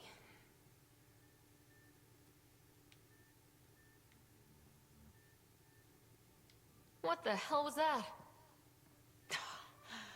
I know that look. It's just my biotics reacting to all this. I don't normally lose it like that. A huntress should have better control. Huntress. Huntress? You've got a Another title. term for an Asari commando. I was one before. It's almost a cringe moment. Some things stick though, like losing the. I shouldn't do this because I'm a huntress. Cringe a little bit. Just anybody cringe. Yeah, she gets past that though. Cora grows out of that bullshit. There's a lot of loss going around. Dad, the Golden Worlds. A friend and mentor who trained you to be a Pathfinder. I prepped for years as your father's second. Then he chooses you, an untrained Pathfinder, and all this mess to fix. What's interesting though, Cora has like one point Is this though. going to be a problem, Cora? I don't want a rival. Just answers. Now she grows. If you think about it though. It's done. Best I can do now is be your second. Keep your father's mission alive. Then maybe we'll all get what we came out here for. Cora's always followed, right? And she to give her credit, she admits that later. I mean, to be honest, because like at first I was like, Cora's not only a little stale, but she's got that starstruck celebrity thing going where, you know, she's just the sheep following whoever's popular at the type thing. That was the impression I got. But really, if you think about it, not only has she always been a follower, but she's always been loyal. So that's a good side of that. But on the bad side, she's always followed. But she trained and put everything she had into becoming an Asari commando. Training with the Asari commandos to have biotics the equivalent of an Asari commando. And she got dumped by her commander simply because she wasn't Asari. It wasn't lack of ability. She was keeping up with everybody else. She was part of the team, and she considered herself part of the team. She got betrayed by her commanding officer because that's how Asari do. If you're not Asari, then you're less than, right? Because Asaris are very elitist. We're Asari and everyone else isn't, is the Asari attitude. Bottom line, they can cover it up how they want with all that fancy speak and their diplomacy and being fake and shit. But the bottom line is that's how they are. They've always had an elitist society. So she got dumped by then. So then she follows on with the next best thing, the next best adventure, having no direction, having been kicked from the Asaris. She hooks on with Alec Ryder and trains loyally to be his second, always being under the impression that she was his second because she was his second. Honestly, the Ryder children were not Alec Ryder's second, officially. According to everything Cora was led to believe by Alec Ryder himself, right? To be fair, she was supposed to be second. In other words, it was just the natural chain of command. She gets dumped again in favor of Ryder. That's kind of fucked up. Even if you don't like her starstruck mentality, which she actually gets over by the end of this game. She comes into her own. She starts to realize she can be her own person, trust in her own decision, but still stay loyal to her friends. You can't ask much more than that. I mean, I'm just being fair. I was the same way. I didn't really like Cora at first, but then watching her character develop, one thing to keep in mind about Andromeda, and it was kind of like this in the other 3 Mass Effects, but I think they took it a step further and did it even better here. And I'm not comparing, I'm not saying Andromeda's better than the trilogy. They're slightly different. But what I'm saying is one thing they did better was character development. In terms of the way PB is now, she's all standoffish. I'll be part of the team if I decide to, but I can be gone in a moment's notice. No attachments. So when you hurt me, there's no hurting me. I'm just going to cut it off and burn. And I'll go cry by myself somewhere when nobody's watching. That's PB's attitude. She grows out of that and makes some awkward attempts to join the crew towards the end of the game. She develops. She grows up. Cora does the same thing. She actually grows up. She starts to come into her own, and she starts to trust you to express her concerns and what she's going through and stuff like that. I can actually respect that because that's more realistic. People change. People grow, or they don't, you know? But the characters actually develop through the course of the game. As you go along, none of them really stay the same. Liam becomes a little more grounded. Vetra becomes a little more... a little less overbearing. Vetra's main thing is her sister Sid because that's all she's got. That's what she's got in this. It's the Andromeda Galaxy against me and Sid, mostly against me. That's how Vetra's always been. It's me against the Andromeda Galaxy, and then me and Sid against the Andromeda Galaxy, but mostly me, in keeping Sid sheltered. And Sid is, of course, trying to grow up without any father figure, mother figure, no parents, no discipline around, and Vetra's very rogue. Vetra's very outside the lines, crossing boundaries, always skirting the law, but trying to keep Sid encased in a vice of rules and regulations. Don't do this, don't do that. Don't see or hear or touch or taste anything that might be evil type of thing. And Sid is, of course, going to rebel against that, and the only person Sid has to rebel against is Vetra. And so Vetra has to deal with that and come to terms with that and loosen the apron strings and allow Sid to grow, which Vetra in turn grows. They actually play that out. I mean, Vetra actually develops like that in the game. I think that's pretty impressive. So Cora saying the way Cora is at the beginning of the game is set in stone is not fair because none of the characters are set in stone. In other words, all of them develop along a certain line, a certain path through the course of the game. None of your teammates are the same at the end of the game as they were in the beginning, except maybe Drac. Drac stays pretty much solid, but even he opens up a little bit to instead of considering himself just an old relic that's only useful for his ability to fight until his body finally gives out, you actually can convince him that he's important to his people and that having a good soldier is just as important as having a good scientist and anything else. That he's part of his people. He's not just this iconic has-been historical figure who's just there to defend his people until he finally gets shot in the right place and dies. That he's actually important. That plays out in the game. So Cora plays out too, because she changes. She actually comes out of that bullshit shell that she's in and all this wannabe need for titles and positions and shit like that doesn't become so important later. She realizes that she can be her own person. She can have hopes and dreams. She wants to plant a garden one day and actually have a home and probably get married and settle down someday and all that. And she starts to realize that can happen here too. She doesn't have to always be a follower where her place is defined by what squad she belongs to or what team she's part of. She's not just the Pathfinder's second. She's herself. And she learns that towards the end of the game. To be fair. So what brought you I don't out know. to Andromeda? Biotics like this. Thinking like an Asari huntress. I never had a place. Best I could be was a useful freak. The initiative was meant to be different. Will be different if this mission succeeds. So I'm seeing it through. It's quiet in here. I can keep the plants watered while I work. First job, see if there's any news on the Asari Ark. If they made it, we could use some Asari expertise. If you want to talk, I'll be here. If any of us were Korra and had been screwed over in the same way as many times and as deeply as Korra, we'd probably be, if we were to be honest, more bitter than Korra, more resentful. Like, Ryder literally has her job, and it's what she's dedicated her life to, and for the second, possibly third or fourth or fifth, who knows how many times, the rug's been pulled out from under her through no fault of her own. She didn't do anything. She did what she was supposed to do. She followed orders, she did the right thing, and got shit on for it. Again. That's pretty intense when you're a career military individual and you're constantly passed over on promotions.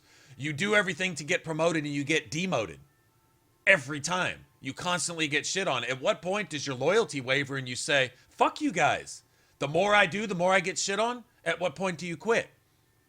Yet Korra stays loyal. Even though she stays loyal, when most of us, if we were to be honest, wouldn't. To be fair. To be fair. We would have given everybody both birds. Both of them. Not just one, but both. We'd have flown both pigeons if we'd have been done like Korra was done, if we were in the same shoes as Korra. Lifelong military. That's all she does. That's all she knows. And she's not only extremely good at it, but she knows it. But she's not arrogant. She's not cocky. She's part of the team. She's got the whole team player thing down, but she's got the whole loyalty thing down, and she's got the whole chain of command thing down, and that there is military discipline. She'll even talk about it with some of your squad mates when you're out driving around. She'll talk about there's order and there's rules for a reason, is you need to know that your guy's going to be here, because if you're not where you're supposed to be when you're supposed to be there, people die because of it. So you do what the fuck you're supposed to do. That's what she's all about. We got to respect that. That's the kind of shit that holds down your borders, that keeps the bad guys from getting in and raping and killing your women and children. That's the kind of mentality that keeps the wolves at bay. It really is. And she's all about that. So I kind of dig that. Now, I mean, this is in hindsight. This is having played the game. Initially, Korra she really threw me off. Like, no, we can't be cool. And then, on down the line, she kind of grew on me. And then I saw things from her perspective, and I'm like, she's right.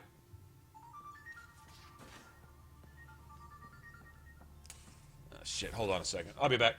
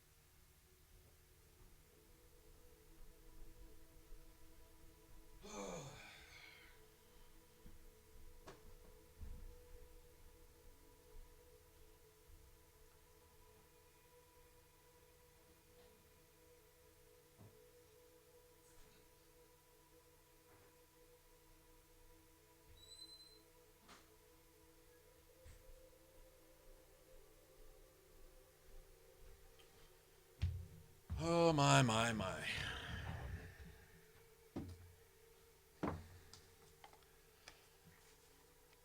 Sorry about that.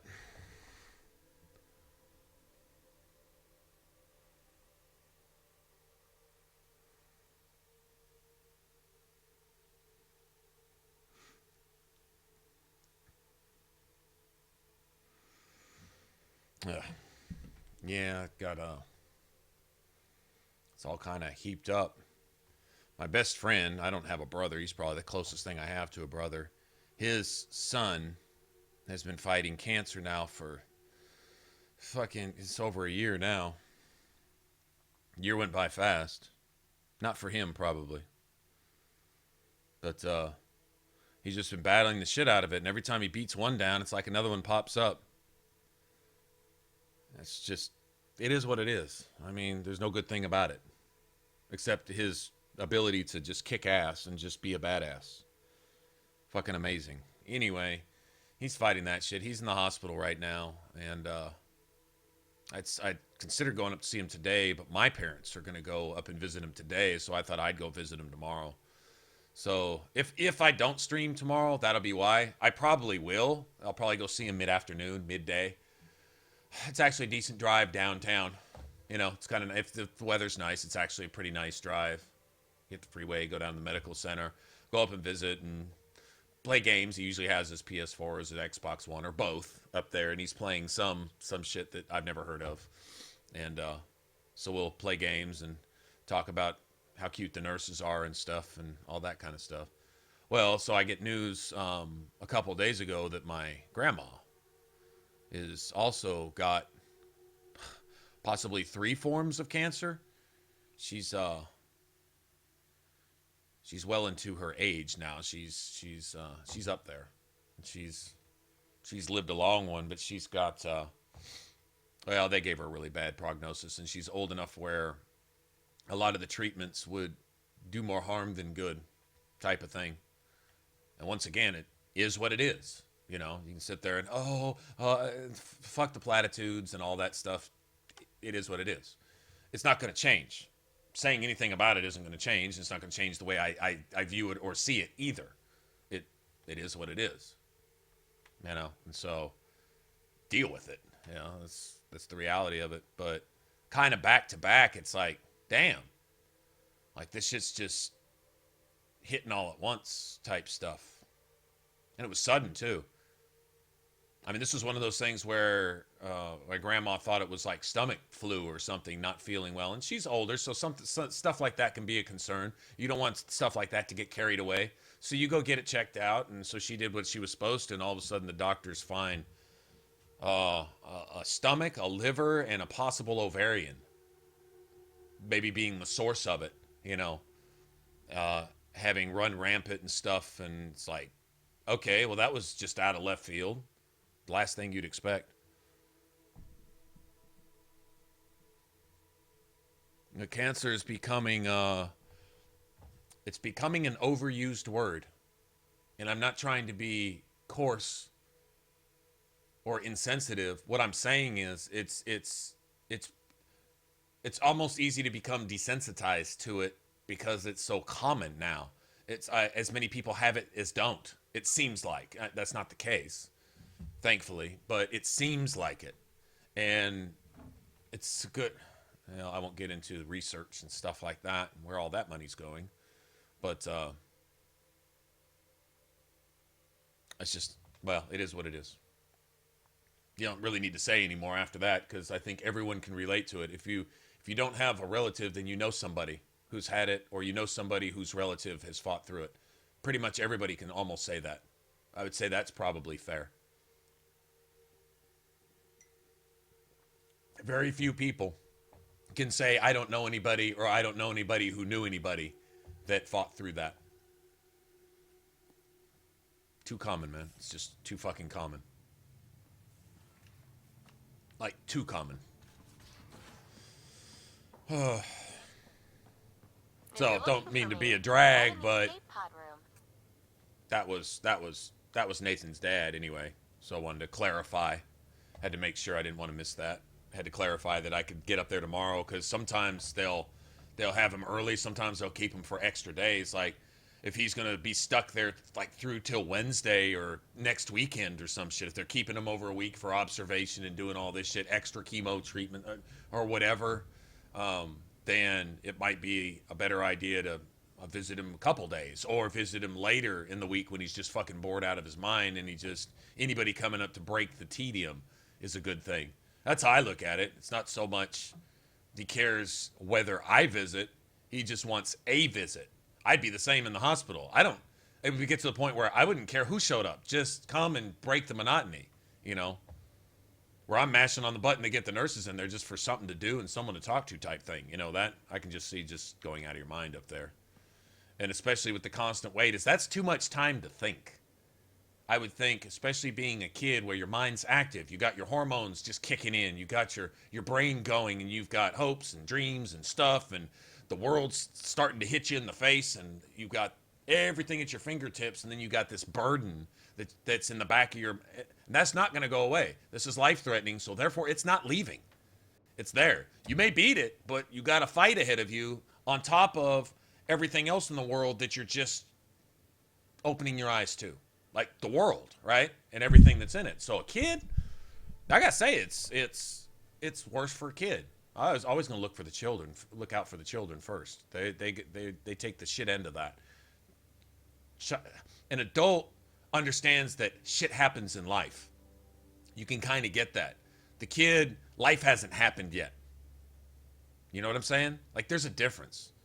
When life's already happened, you know that shit happens. That's one of the lessons you learn. As a kid, life hasn't even happened yet. When the shit starts happening before life even happens, that's not cool. That's just not cool. Making the rounds. Slumming it, huh? Want to see how the riffraff are making out? Hey, it's a dirty job. Are you the riffraff spokesman? King, actually. You might want to bow. Otherwise, no telling what might fall off the Nomad when you're out there. I'll take my chances. Just want to see how things are going with the ship. I can coax more out of this baby than some might think, but we shouldn't go too far or push too hard between Nexus stops. For now.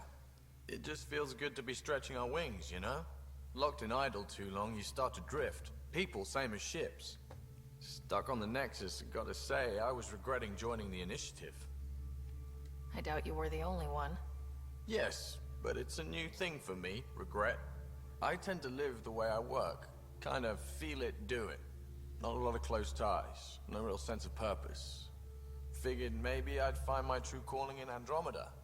Then I got here and, oops, I just made a decision there's no turning back from. I was going nuts on that station. You can't know how jazzed I was when you showed up. You mean how jazzed you were that a Pathfinder showed up? Tomato, potato. You just keep pointing this ship wherever you want it to go, and I'll make sure she can get there. Deal? Deal.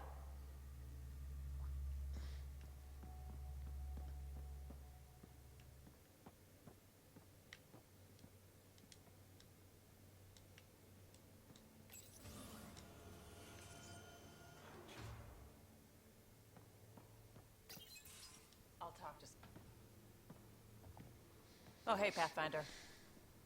The Pathfinder's there? Let me say hi. Fine, Sid. Don't embarrass me. Ryder, this is Sid, my sister. Sid, Ryder. Let me guess. Little sister? Who are you calling little? Look, kiddo, gotta go. Wait, Ryder, I just wanted to know if... So I know it feels like I just jumped aboard your ship without explanation. I would have done the same just to get off the Nexus. That's not why I came. Sure, I want to explore the galaxy, but I'm really here to work. I know everyone on the crew, even the actuators Guild prefers for the ship. Better, I know how to get my hands on them. With me around, your crew's going to be at their best. We've been failing for months, Ryder. Now that we have you, we have a chance out here.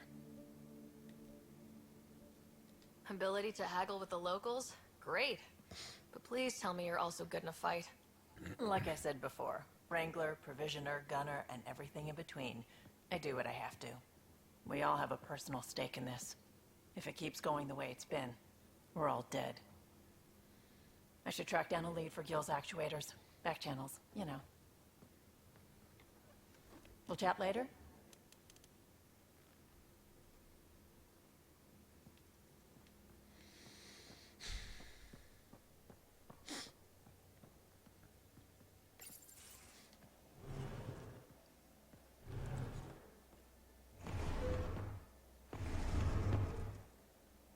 Pathfinder, help me with something? I know, not exactly standard. Gotta make the space comfortable. Plus, the fabric diffuses the charge from an overclocked Omniblade. Not giving up a 6% boost, right? Right. What? Never mind. BS for the requisition. So, finally time for that beer? And after 2 years and a dozen suspensions, I took a lateral promotion out of the force. Being a cop just didn't fit. But crisis response? Digging people out of trouble? That worked. I bet Hustle followed you into a few peace actions. I'll say, so I Think get about your sold. mind phase much? Liam's story is set from the start as basically the one who doesn't have time for rules getting in the way of what he feels need to be done. Problem is, a lot of those rules are in place to get the things done that you want done properly so they stay done, as opposed to skirting those rules and accomplishing the opposite of what you probably intended to do, which Liam gets to learn that lesson later. Tastes better just thinking about those days. That blunt. I was on a good path in the Alliance.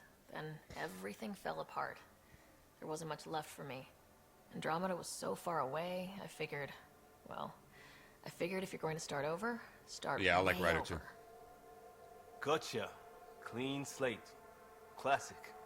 Back at you, Costa. Why do you come? Yeah, the game I getting want you to invested say in I'm your running main from my character. past, That was but really important running for myself, to me. That'd be a great story. If I didn't give a shit about Ryder, then I would really, it But wouldn't it's have done it bullshit. for me. I had family, friends, a good enough job, nothing was wrong.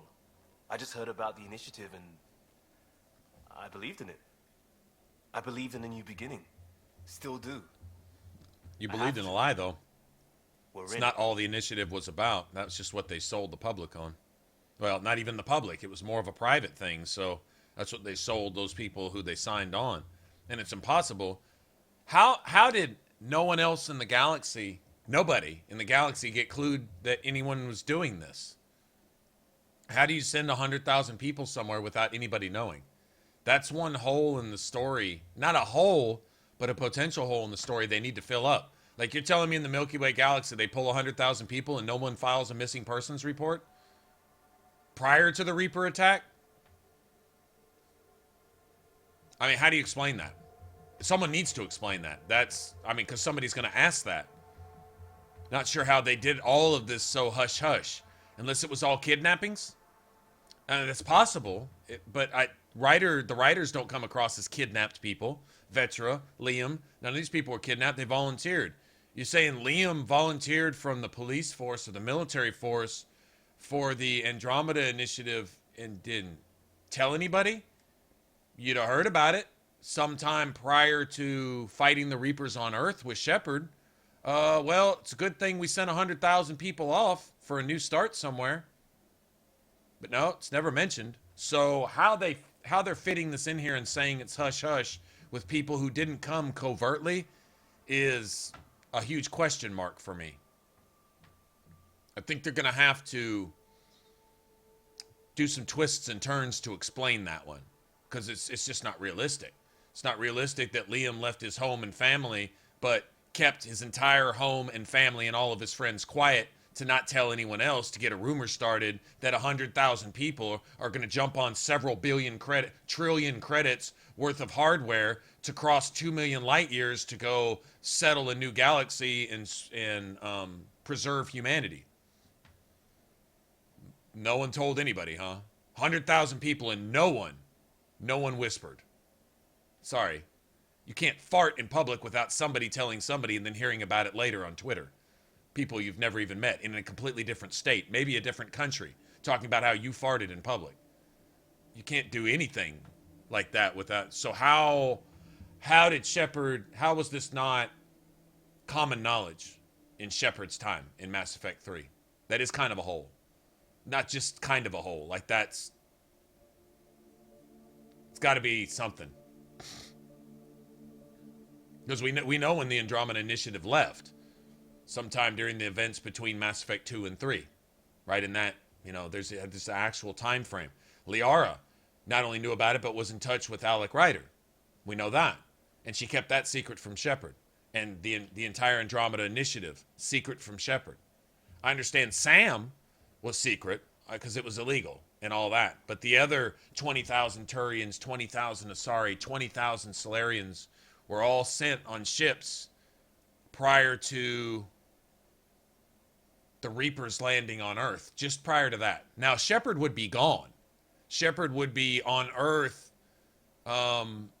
basically being detained about that time. Not trusted because she was working with Cerberus, but still part of the Alliance and being the only one who effectively did anything about the Reaper threat, which everyone was trying to still deny existed, but they couldn't avoid it because it was in their face. When the Reapers actually touched down on Earth, it was too late. But around that time, how is it possible that nobody knew about this?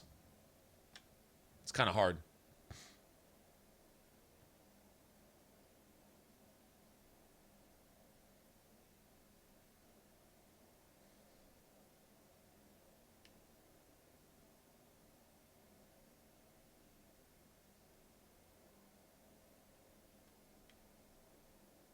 If it all goes wrong, it could feel like we left for no reason. I know why I'm here. A bad start can't change that. I won't let it. In crisis response, I'd focus on essentials. That's you and this team. Pathfinder leads to planets, leads to people.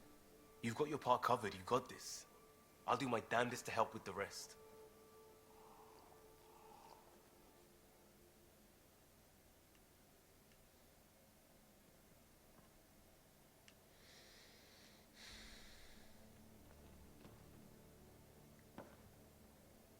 Padromos, we started Pathfinder. A new life. I wasn't looking to start over. But it got me into hustle.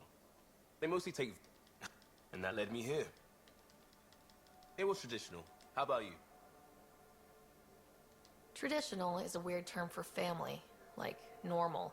Who's that describe? I suppose you're right. I sure didn't keep the tradition. I said goodbye to my mom and dad, and got on a ship to Andromeda. We'll talk later. I know it.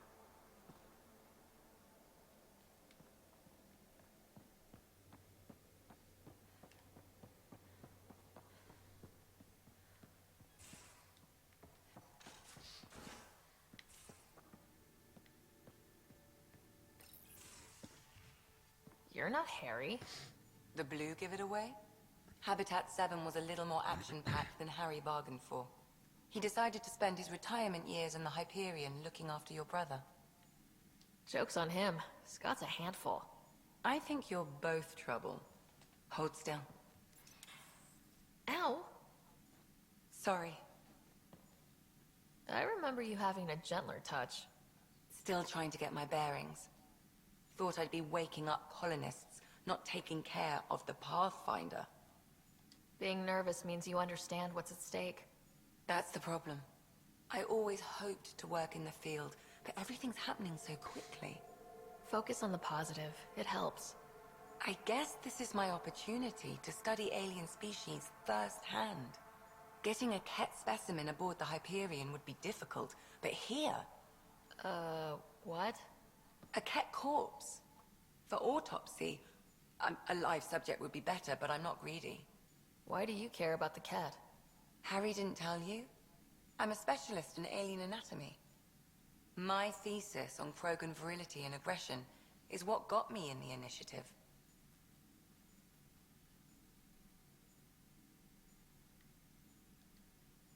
That's a very specific topic.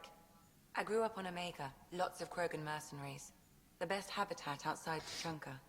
But we were discussing the Ket. An autopsy can teach us potential weaknesses, average lifespan. Right. Just something to think about. Sam, make sure the Pathfinder eats her vegetables.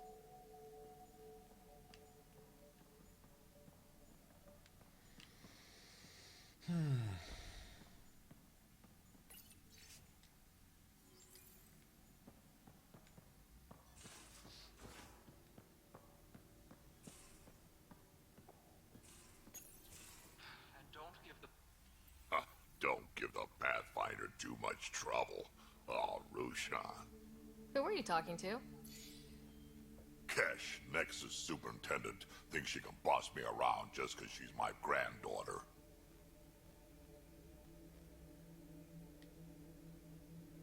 Well, welcome to the Tempest. Trouble's what we do. Ha, I like the way you think, kid. Ugh, someone somewhere shivered when I said that. Probably Tan.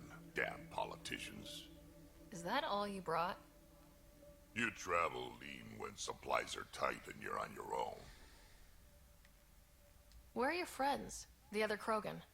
We found a place to plant our feet, make our own rules. Leaving the Nexus wasn't ideal, but we've managed. So why did you leave? Staying became impossible. After the mutiny happened, it was either buckle under Tan's rules or start our own colony. Easy choice. Bad consequences all around. Not all Krogan left. Your granddaughter stayed. Good thing she did. Without my Rushan, you wouldn't have had much of a station to tie your ship to. That's for me. I'm way more useful out here. Lots to shoot at, for one. Your people come first. Keeping Kesh and our colony safe will always be my top priority. That's why I'm happy to tag along, help make this galaxy a little more hospitable. Can't argue with that. Hospitable. These Pretty are the nice Pathfinder's digs right here. quarters. Your quarters. Sam's router is down there too. Router. That would suck when your entire existence relies on your connection to Wi-Fi. Sam goes down, the writer dies.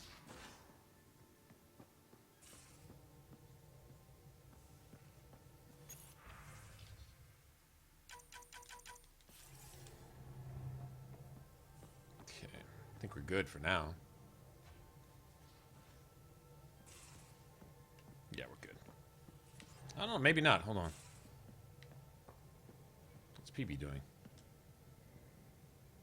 Hey, yeah. What's shaking? Flirt I again? like it when you flirt. I wouldn't want you to stop. Have I flirted with you? Don't worry, Ryder. I'm relentless. It relaxes me. Thanks for chatting. We'll talk again later. You know it. That's right. I'm gonna flirt with PB every 5 seconds if I can. All right, let's go. I guess we gotta go back to the Nexus and go talk to some more people.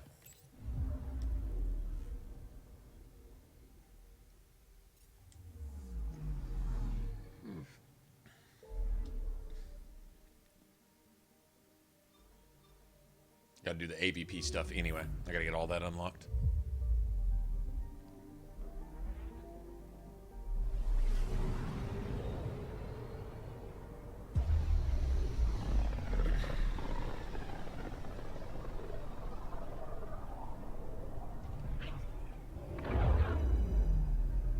Familiar territory. The Nexus has been here for months. Still not enough time to survey it all.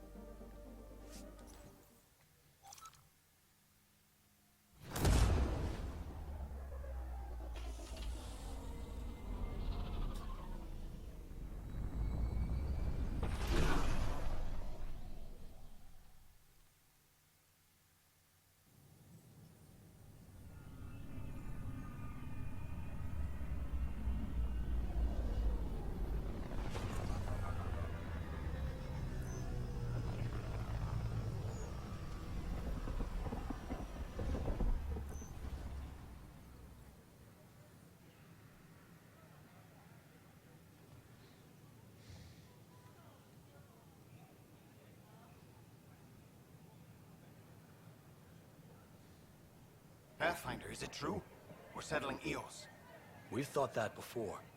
But Eos is different now, right? Pathfinder. All right, settle down. Give him space. Pathfinder. Pathfinder. Lieutenant Syax, Kendros' aide. They all wanted to see you. Real hope again. Shepard. It's been a while. Relax, Lieutenant. If there was ever a day to pop some champagne. Certainly. The initiative's finally back on track. Professor Herrick, right? What you achieved with that remnant vault is unprecedented, Pathfinder. Impossible. With more military personnel out of stasis, those Ket won't get near your vault. Or our people. August Bradley will oversee that. He's the new mayor.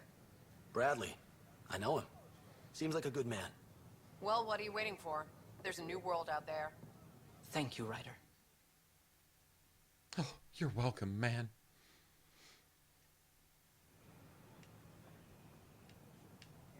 Look, this isn't going to work. Just give me another chance. No. Hi, the position Vanguard, founder of the initiative. Good morning. We're Or is it evening? striving to make life on the Nexus more enjoyable for all our citizens. Combo damage. But we know there's always room for improvement. I wonder, combo damage, maybe.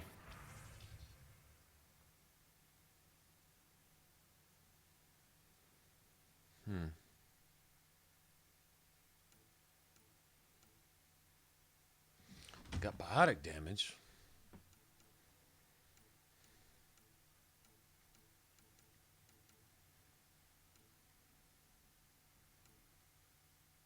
Combo damage.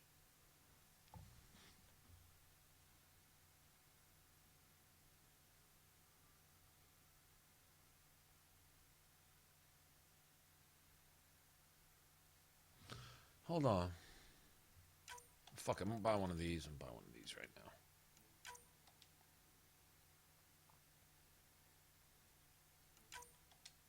Never hurt to have one of those either.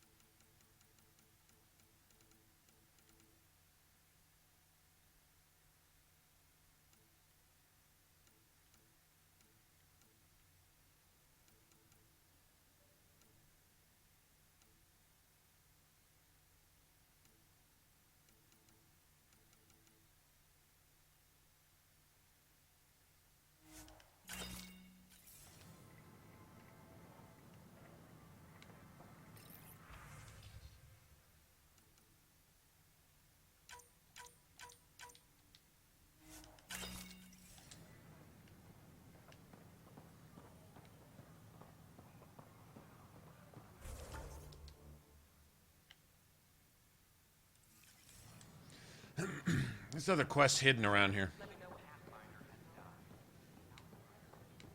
Yeah, there's quests hidden here. Let me go find them. Yeah, see? Like one in the vortex.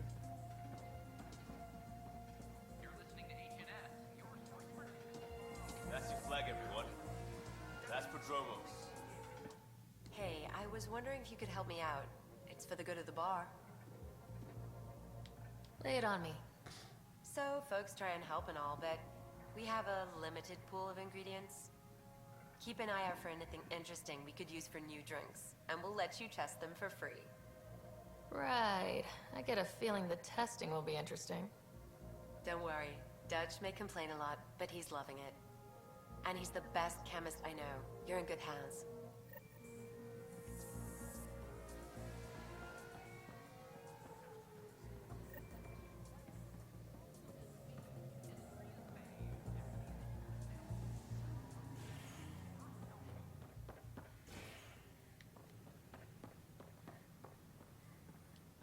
Just...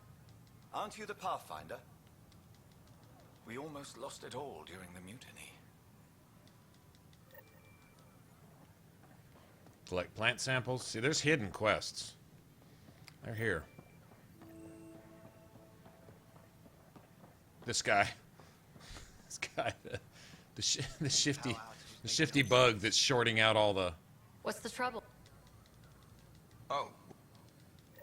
There's a power short here. We could scan the area.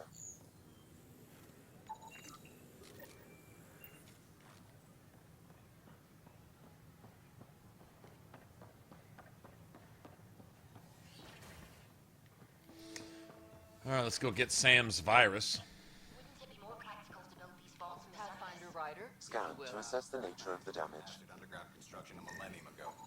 These remnant fellows are probably wouldn't mind a seismometer reading though. Hello, Pat. They concern strange transmit. Okay.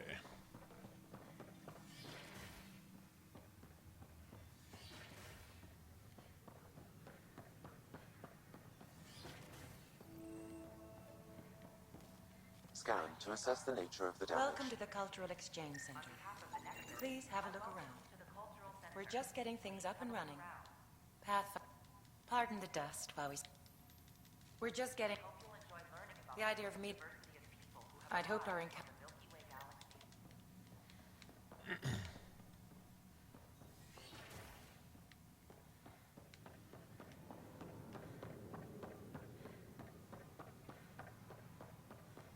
Okay, so now we'll go to bunch of stuff I can do here. Maybe we'll just hit everything in order. A worker was lost to space during repairs on the Nexus hull. The victim's name has been withheld until next of kin in the Milky Way is notified. What's up, Eastward? This is HNS.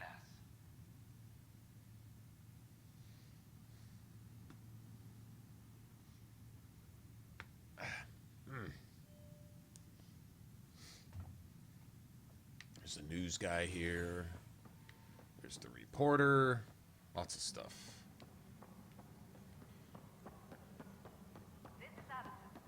A correction. Pathfinder. Now, beyond a freelancer or two, it causes friction. Tan, blink.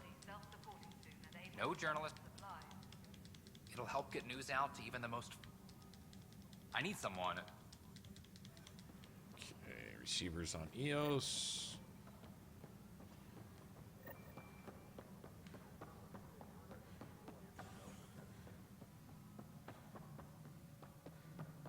Go find the culprit that's been shorting out all the machines. How Here he many is. times have I told you this story? Pathfinder, I believe you found the culprit responsible for the power shortages. Count. Alert Professor Herrick to come secure it.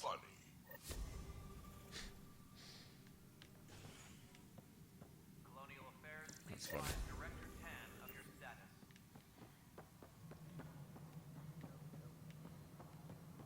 Okay, let's go take care of this first, I guess. Pathfinder. Rider, isn't it? Kerry Tvessa, freelance vidmaker. Director. But our problems are history. People deserve the truth, not propaganda. I want the dirt and blood of our story, not the convenient... I'm game if you are. Let's start at home. By any standard, this wasn't the plan. Our leadership describes these as anticipated issues. We still have to fix them. Everyone, leaders included, needs to pitch in. Let's be honest about these challenges and how we're going to face them. Nice. Won't make you popular with the leaders, but it's good to hear. Bandwidth means I'm transmitting in short bursts, so that's all for now. But you can bet I'll have more questions later. You were great. I'll get to work editing. Hello, Pathfinder. Hello. Director Tan is expecting you. Tan's using this to expand his offices. Pathfinder Hall just needed a Pathfinder to open. We're still getting the commons area ready. Hydroponics is only at partial capacity. Not good enough. We don't have enough people. My workers need a break, Tan. I sympathize, but not until our survival is no longer at risk. Now please excuse me. Hey, Ryder. He doesn't As mind told me by slave driving the Outlaws, Krogan, does you're he? the hero of the hour. A patron. I don't like you, Tan. One who shares your vision of a prosperous future. Fuck you, Tan. Due respect, Director Tan, but you don't know me. Oh, I think I do. Your ingenuity Oh, I think you don't. speaks for itself, Ryder. Deciphering the vault, alien terraforming. It's not how we imagined all this, but a good Pathfinder improvises. And a great one hangs it on the wall. Fucking. What a politician. Yours are the first trophies to grace Pathfinder Hall. You're a symbol now, Ryder. A reason for people to believe. It wouldn't have been possible without my crew. They're... Careful. He'll end up adopting you, Ryder. Ah, my staff. Colleagues, you wouldn't be looking to cut us out, would you, Tan? I remind you, I am the director of the initiative. Acting director. This isn't the time for arguing over who gets to be king. Too much is at stake. We should be cooperating. That's what I've been saying since we arrived. Yeah, nobody's And I look listening. forward to winning our Pathfinder support. Though I worry about your decision on Eos, Ryder. A military outpost won't help feed the Nexus, not the way scientists might have. There won't be any Nexus to feed unless we have a way to defend it. Threats. The And fuck? we could argue about it Are all all y'all day that long, stupid? As we always do. The decision was made. Now we move on. What is your plan for moving on, Ryder? We have a lead on the terraforming network. I need to take the Tempest deeper into the sector to investigate. If the other Golden Worlds are where they should be, this could get us closer to them. Careful. The Kett are scouring the cluster for remnant technology. You might also run into Exxon. Though with Ark still missing, yes, I think that's best. You have my permission. I don't need your permission, I bitch. wasn't really asking for it. Of course. I support that kind of enthusiasm. Right. You can't insult this guy. He either has a comeback or you got. I hate to say you got to respect him for that, but Tan's ability to back on the Ark. sidestep bullshit. We may have found a way to talk to your brother, sort of. Drop by when you can. Hyperion Medbay. Will do. Pathfinder, we are to contact Director Addison as soon as possible. Right. Something about Andromeda viability and perks. Could be useful. It isn't what we wanted, but what... You've shaken things up, Pathfinder. My department actually has colonial affairs to direct. Oh, now you got to And find a you way have to new sidestep tools any to kind of help grow the responsibility. Unless you can help AVP, ruin shit, ready for bitch. spending. I'll do the exploring. Don't you have... Get off your perch. This is where numbers Fuck you, become bitch. lies. You and your team are out there making Andromeda viable. That empowers all of us. Hit a threshold. Not you. A new cryo group can be brought out. Brecker will introduce the interface and handle minutiae. No pressure.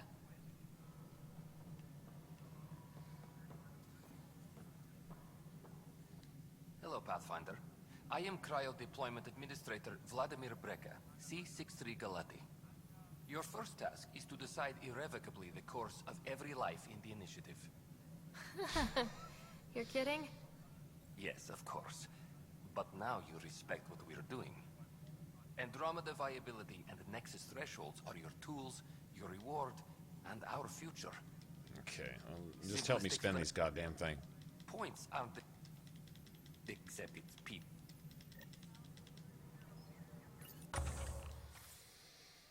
Okay, so let's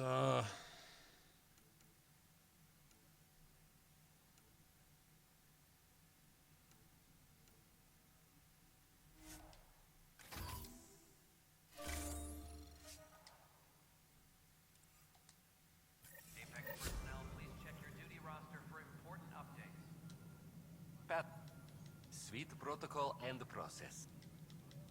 That said, deployment will begin shortly. Here.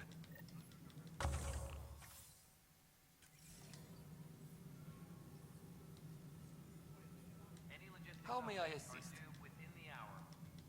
Your progress.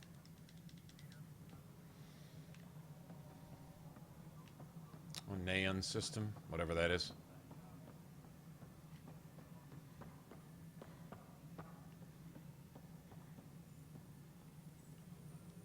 Hi there.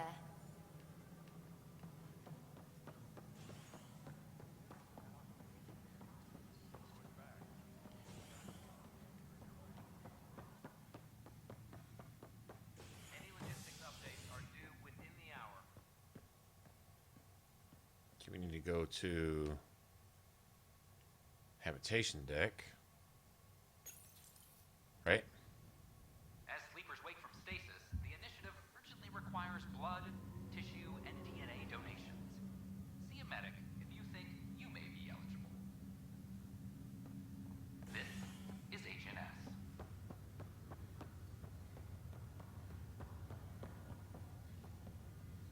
You angry bitch?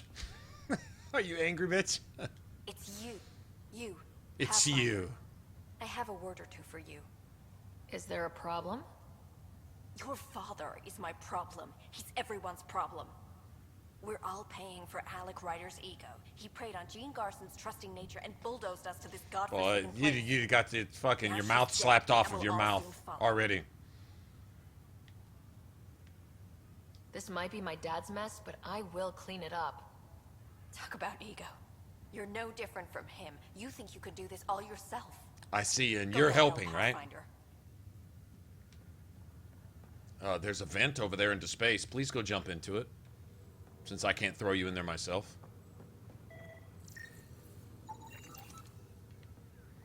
There's certain ways you don't talk to somebody who's lost a loved one and not expect to get your shit put in the hospital. You should expect to go to the hospital by acting and talking a certain way to people, especially under certain circumstances. If you don't think you're going to go to the hospital for talking to somebody like that, then you didn't get enough spankings as a child, and you've got a whole lot of reality to wake up to in the real world. Welcome back, Ryder. Any person worth their salt will not tolerate that kind of disrespect and inhuman type of treatment. Yeah, you just don't tolerate it. Dr. Aradana at the tech lab sent some equations for you to solve. I'm ready. Transferring them now. Uppercut the hoe Have option. fun. We need that. Hey, what the? Sam? Malicious code detected. Please stand by. Sam? Attempting to countermand malicious code. Please stand by. Is there anything I can do? Sam? Is that another malfunction, or... Sam? You trying to show me something? Okay, I think I got it. Sam, talk to me. Hello, Pathfinder. Please initialize the console to restore normal operations. Sam, what happened? The equations contained a Trojan horse program, a virus, specifically targeted to sever our connection and render me helpless. Reconnecting would be impossible. So you're hackable. So you're prone to viruses. Great.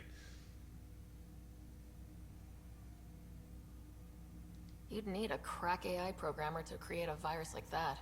Yes. Only my unique adaptions prevented permanent damage. Unlock the door. Let's head to the tech lab and see what Dr. Aradana has to say.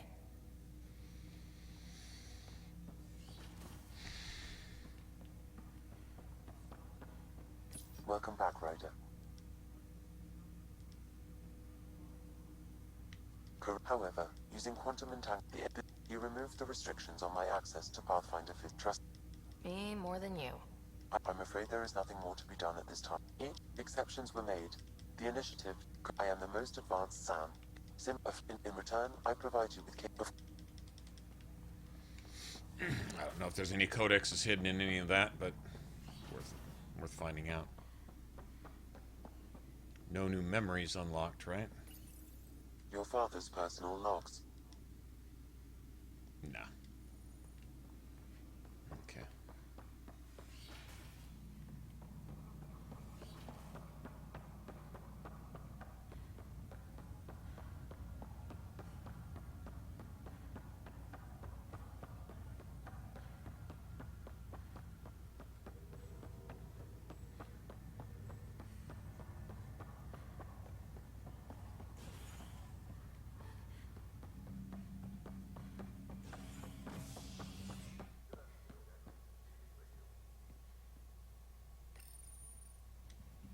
Fallout from the recent uprising as security tightens across all sectors on the Nexus.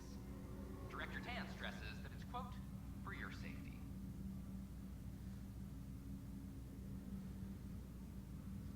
This is HNS.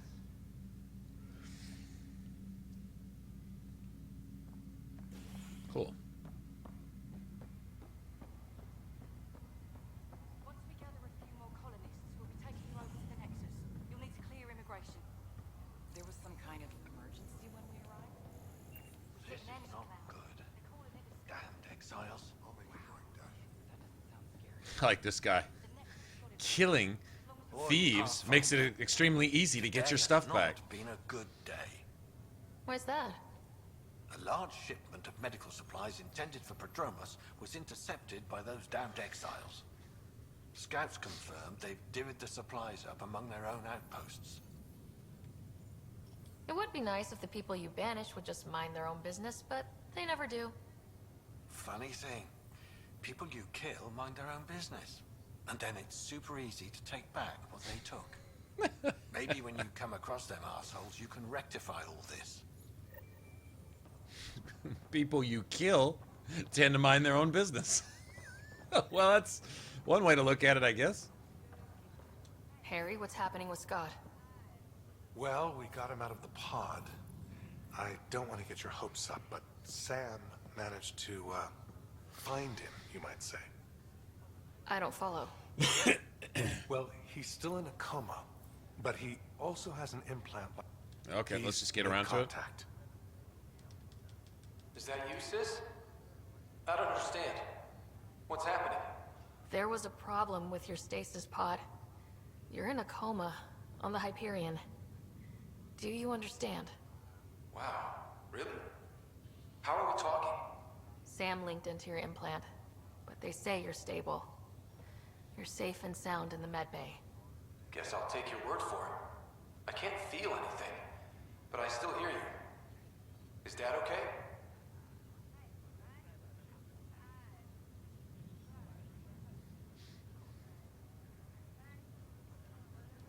I'm not sure how to say this, but he's dead, Scott. What? There was an accident. What do you... accident? How? I mean, Dad... I know. It was all very sudden. Nothing anyone could do. I don't believe it. I'm sure he'd want to be here now. Did we at least find home? Dad kept talking about how amazing it would be. Just wait till you see it. It's amazing. Even better than the hype. I hope Dad got to see it. He did. I should be with you now. You were never one to quit, little brother. A nap won't hold you back. Yeah, I guess so. Dad would want us to push on. So would Mom. Yeah, wherever they are. I figure Mom is giving him the business for him. What happened? The connection was only temporary. His condition remains stable. Sorry, it seemed better than nothing. I'll keep you posted, promise. Thanks, Harry.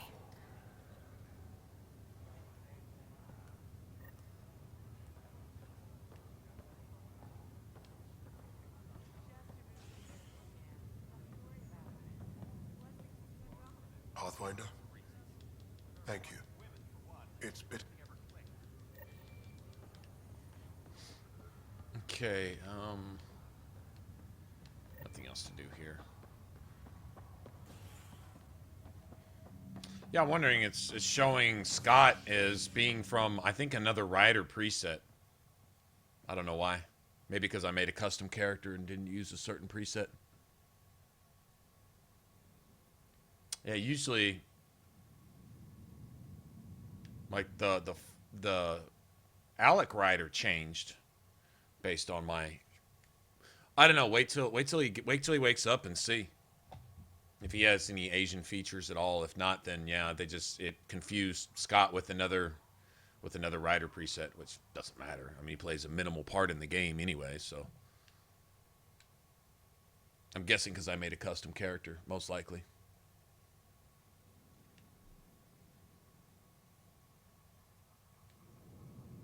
Also, I switched around a bit. In fact, I even went so far as made one rider and then changed my mind and came back and made another. And so that might have had something to do with it. It locked in on I think that Scott right there is the default. If you pick a default rider, I think that's the default. And you can also go in and change your twin however you want. So I didn't do that, so I don't know. Doesn't really matter. I don't think if there's anything else I need to do. think so. A bar opens on the Nexus. Visitors herald the vortex as a sign of civility and the opposite of civility. The opposite of civility. In need of a drink. This is HNS.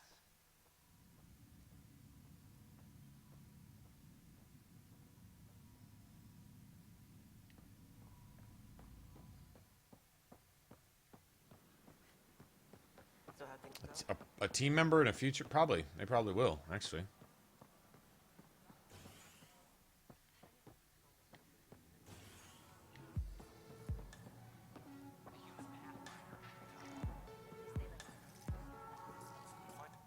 Wow, where did you find those? Never mind, don't answer that. I think they're straight from the Milky Way.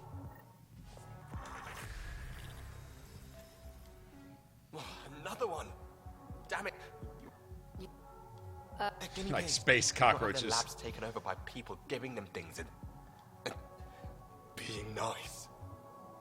Bad people giving you free things and helping you set up. So inconsiderate. Right? They keep bringing things. Tables and chairs and this bar and lights. Wait, you're making fun of me, aren't you?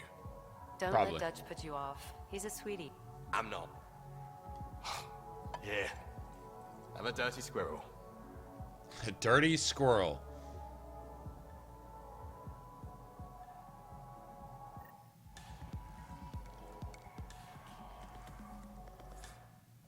You're back. People happen when you work at a bar. Got you there, Dutch. I'll have to get used to you too, I guess. Fine. You can be a regular. What's your name? Ryder. I'm Dutch. That's Anan over there. Be careful. The snark is strong with that one. Snark is good. I can work with Snark. Ugh. You're one of those. Looks like you're outnumbered, Dutch. You'd think people would reconsider picking on the guy making the drinks, but no. Speaking of, want to try this one? I'm going to call it the Tall Moose.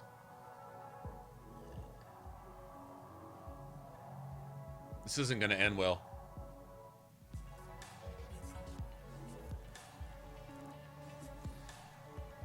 You again. Oh, I mean, hello. Welcome to my lab. Bar. Whatever. Oh, Dutch. Look at you, getting all used to things. Things are fine. It's people I don't like. They talk back. Maybe they can't resist your charm. I hadn't thought of that. Wait. You're messing with me, aren't you? I would never. Right. Here. Have a drink. Rotten scoundrel. Hey, now. The drink. Not you.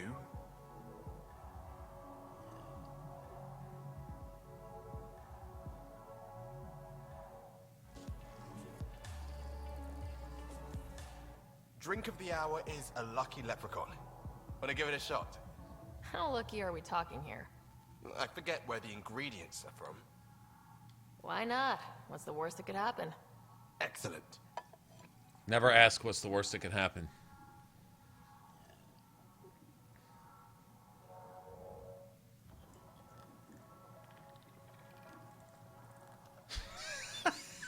You just fall out and wake up on stage. How'd I get up? Never mind. I don't even want to know. I wonder if Liam has anything to say about that. Things are shaping up, Pathfinder. Feels good, right?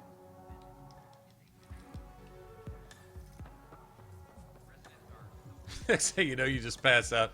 Nothing's better than crashing Sloane's party. Getting toasted and dancing on the tables and sitting on Sloane's throne. That shit's awesome. Like, that is awesome.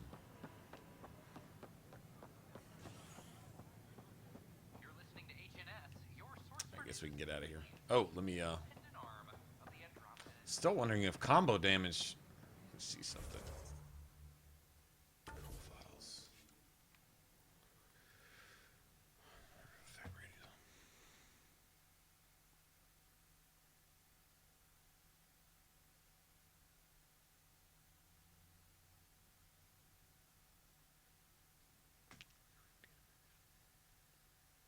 Combo damage.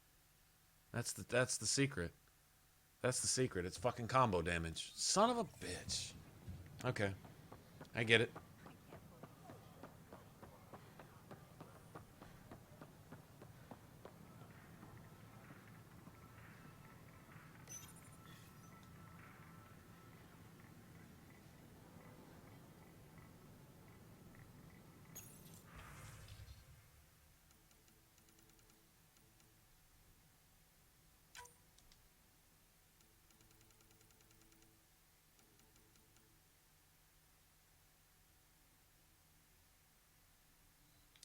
I gotta find stuff to sell now. Son of a bitch.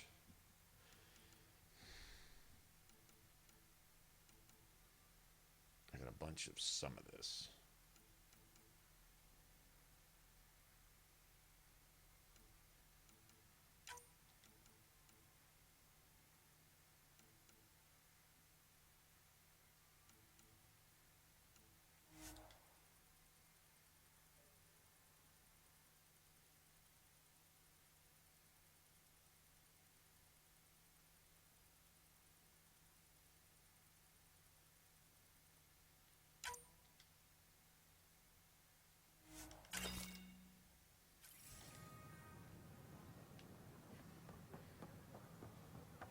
Combo damage.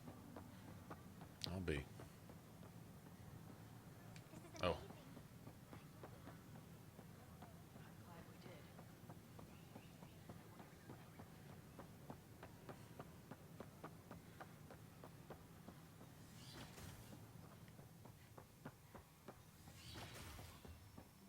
We can start building a bank of vaccines once we get more biomaterial.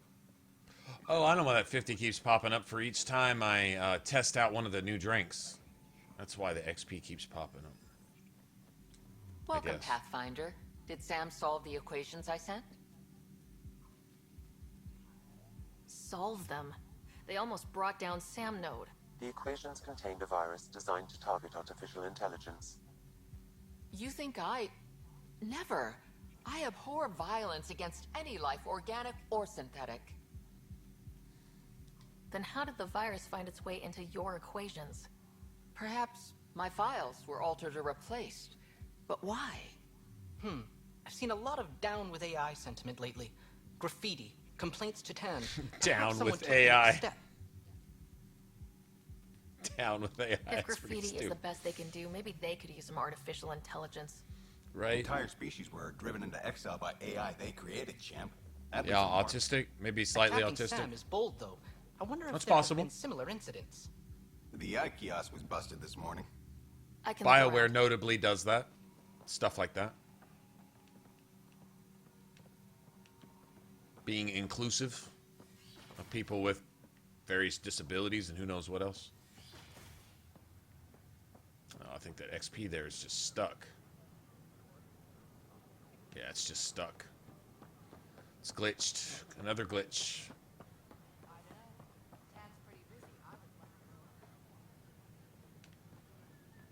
Artificial detecting Pathfinder.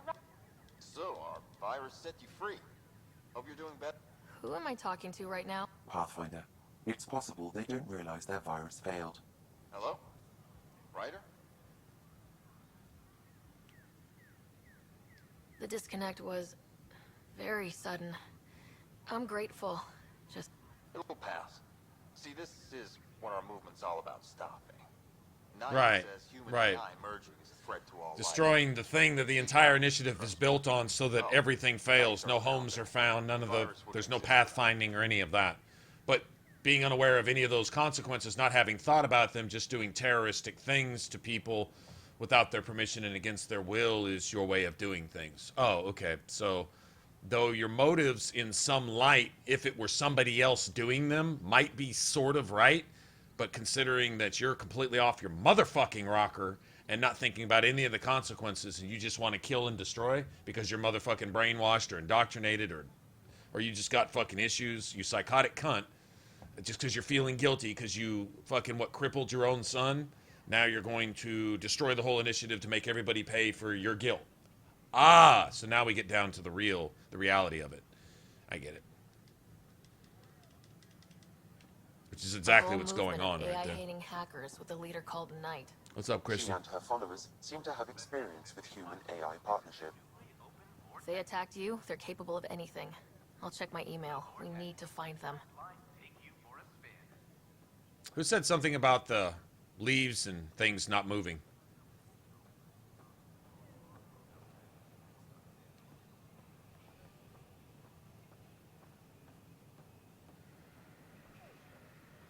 That plant isn't. That plant. The trees do, though. Maybe he thought he was being honest. He was being an ass. Slightly. Don't shove the crate off the... You shoved the crate off the ramp. Yeah. Just a little. Consumption of alcohol in public spaces is strictly prohibited. I know we slept for 600 years, but right now I could sleep for 600 more.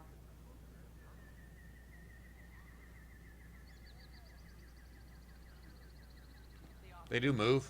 It's just subtle. Seeing as there's not a blizzard blowing through the middle of the commons.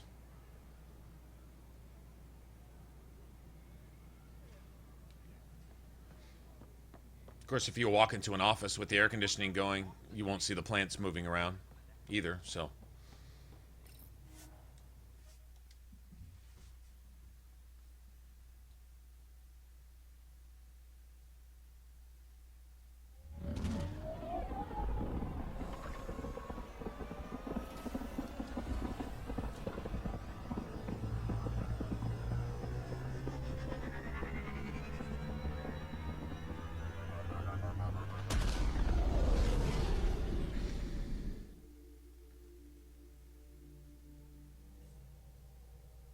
Koro wanted to check in with you. Again? Interesting.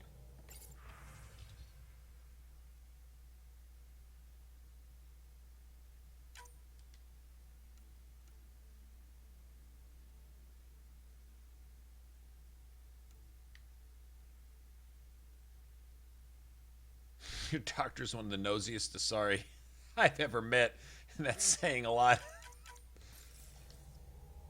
Okay, speak with Carrie about events on EOS. You couldn't talk to me. You didn't know that I had settled EOS while I was on the Nexus, having just fucking settled EOS. You didn't know that.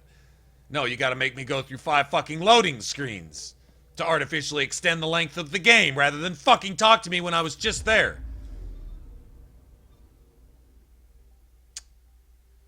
Okay, I gotta get this XP off of, let me fix the bug before I track down the mindless, needless extra steps to this quest that didn't have to happen so that you could ruin my experience with the game. Well, things were going good, and so you're gonna bug my screen with that annoying shit right there that won't come off for no motherfucking reason. Because I had the audacity to complete a quest, so my reward is to annoy me with that shit while you make me go back to the Nexus to talk to somebody about something that they could have talked to me about while I was there, but that would have meant I wouldn't have gotten to go through several loading screens to have to fucking come back and be annoyed and irritated about having to return to talk to them about something they could have talked to me a minute ago without making me go through all this bullshit. Okay, so let's just go ahead and call that for what it is.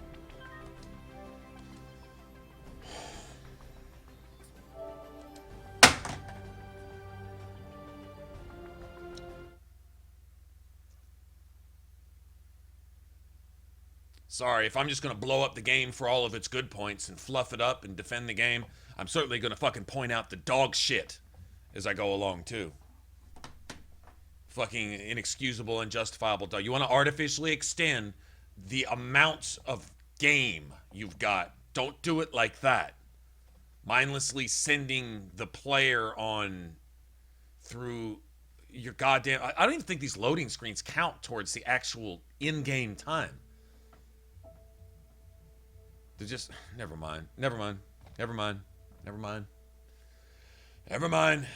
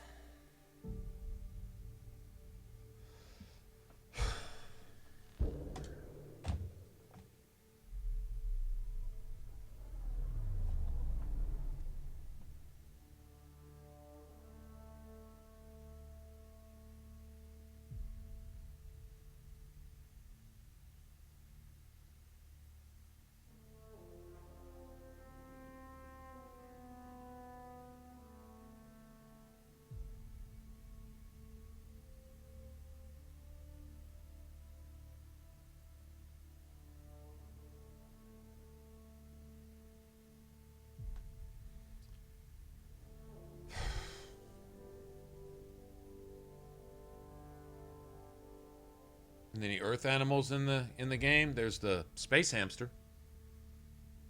I mean, you got to have a space hamster, right? You can catch a space hamster on the ship.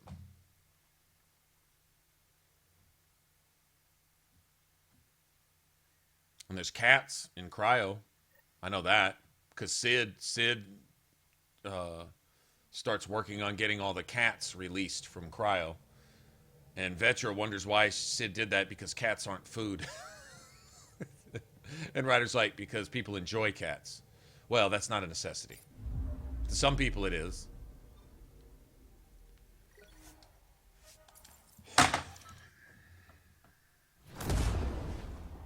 And so the mandatory 10 to 15 minutes that you don't get to play because of loading screens, because you're either fixing a glitch or returning to somebody who didn't talk to you when they could have because they needed you to go through 20 loading screens.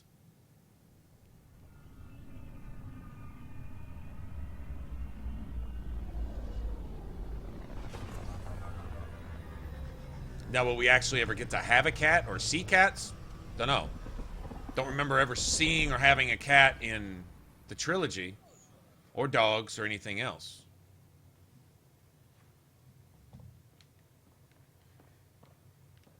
I think that's not necessarily a bad thing, though, to save the animal lovers the trauma of having to witness reaperized animals.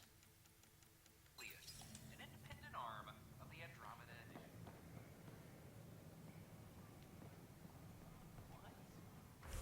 Edition. Don't tell me I got to go to operations to do this. I can't just come back. No, I got to go through 4 more loading screens to get to Carrie to do this interview, right?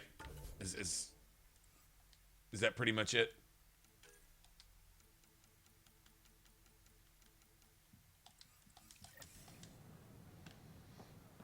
Yep, that's it. Yep.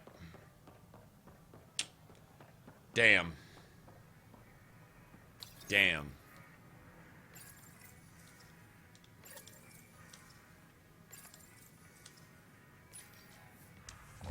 Can I use the fucking shop?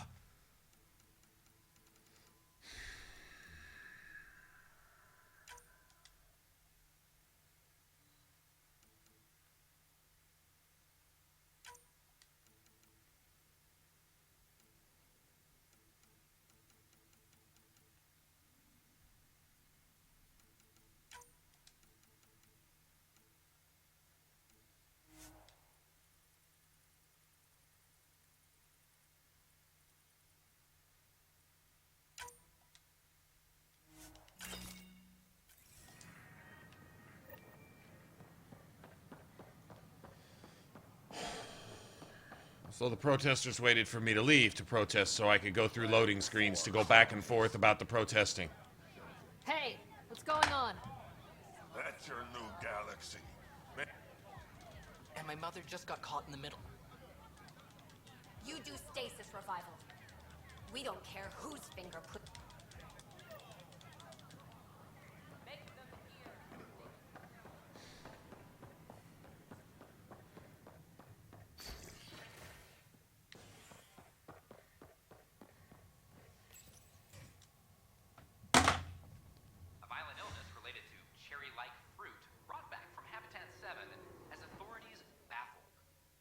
You get a PieJack? I don't remember a PieJack. Where do you get a PieJack from? Don't tell me, from the Krogans? This is HNS.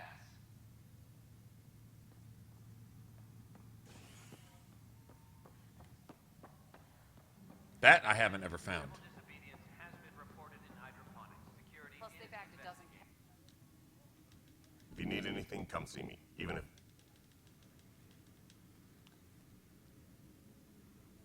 Protesters I hope have Carrie's seized here in hydroponics. operations. We can't wake those families. We don't have the resources, and there's nowhere to put them. We only just got on our feet. They seem sympathetic, but so did the exiles. We can't risk another revolt. What would you do with the protest? If they resist, a few might land in medbay, but it's better than losing hydroponics. Or the Nexus. Do you think these... We're all pioneers. Even... And interfering in hydroponics threatens our oxygen supply. They know that. All right, terrorists actually you don't give in to terrorists, threatening to kill you all if you don't meet their demands because they're crying because they want something and they can't have it right now. They're just going to kill everybody. Yeah, you don't give in to that. You do not give in to that. Well, at least Carrie's right here, and she's not. I don't know. Yeah, I'm trying to chase you while you're warping all over the floor. Hi. The documentary's going great. Your comments really got people talking. By the way, Tan called us in for a talk about staying on message. Oh, Is no everything shit. okay? Oh, fine. I think I've got... And much less interesting than what you've been up to. Building a military outpost so early has been I didn't install any of the codes I got with my game when I bought it. Say it paints the initiative as a conqueror. Wow. I kind of want a hijack now. Oh, okay. Same way you do with the space hamster. You follow these cereal crumbs, and then you leave a trap in the beast's lair, and it winds up being a space hamster, and you get to keep it. So I guess you can have a hijack and a hamster. I wouldn't want to cage a hijack. Oh, yeah, actually I would want to cage a hijack. Actually, I would.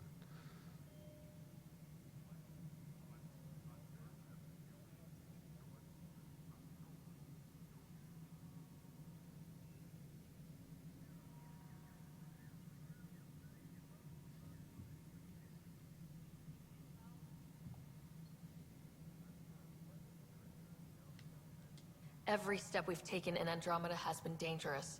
The initiative needs to defend itself. Very candid. But maybe people need to hear it. Facing those risks must be stressful. How do you relax between missions? You first. I hit the bar hard.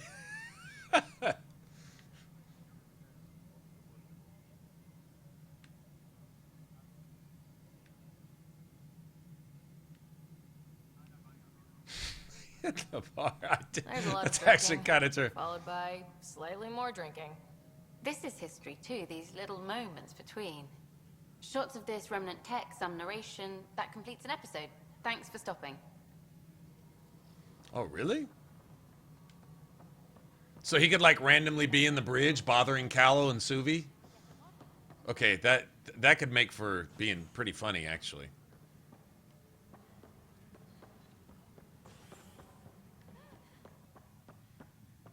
I think I can get into that. That actually sounds pretty good.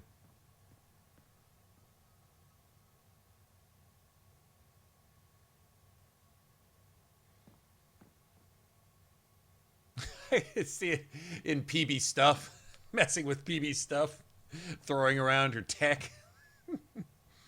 That would be pretty funny too. All right, let's get out of here. Oh man, this traveling back and forth right here just. I'm kind of desiring to go shoot something.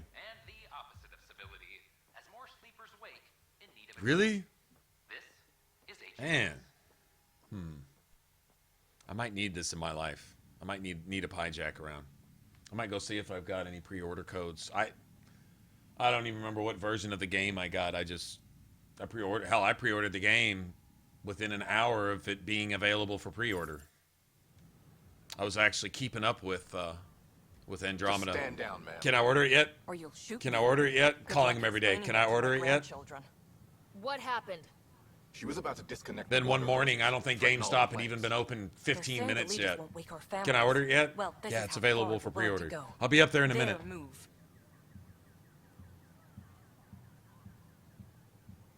Oh man, I hope it was Liam's.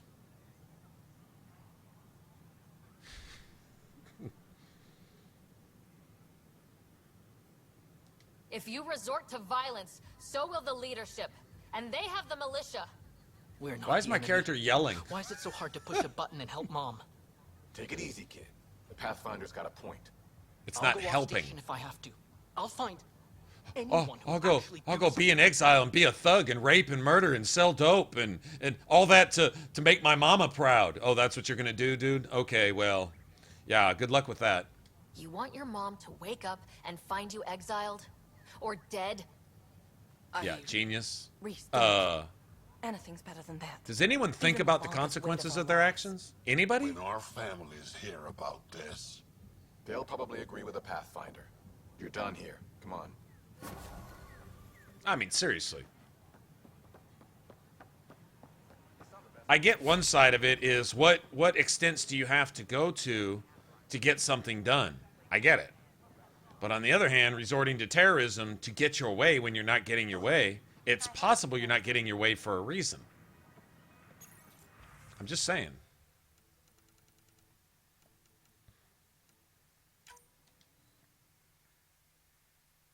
Do I have enough? I have enough. I have 50 credits to my name. Broke writer. Broke writer is broke. Poor writer is poor.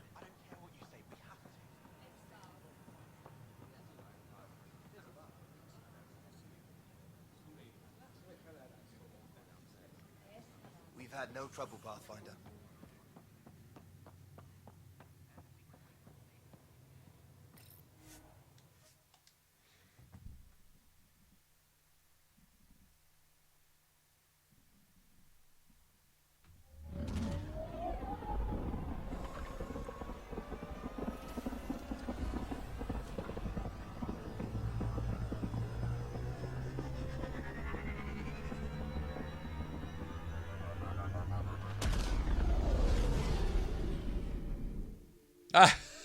I like that, Miss Gamer. I like that.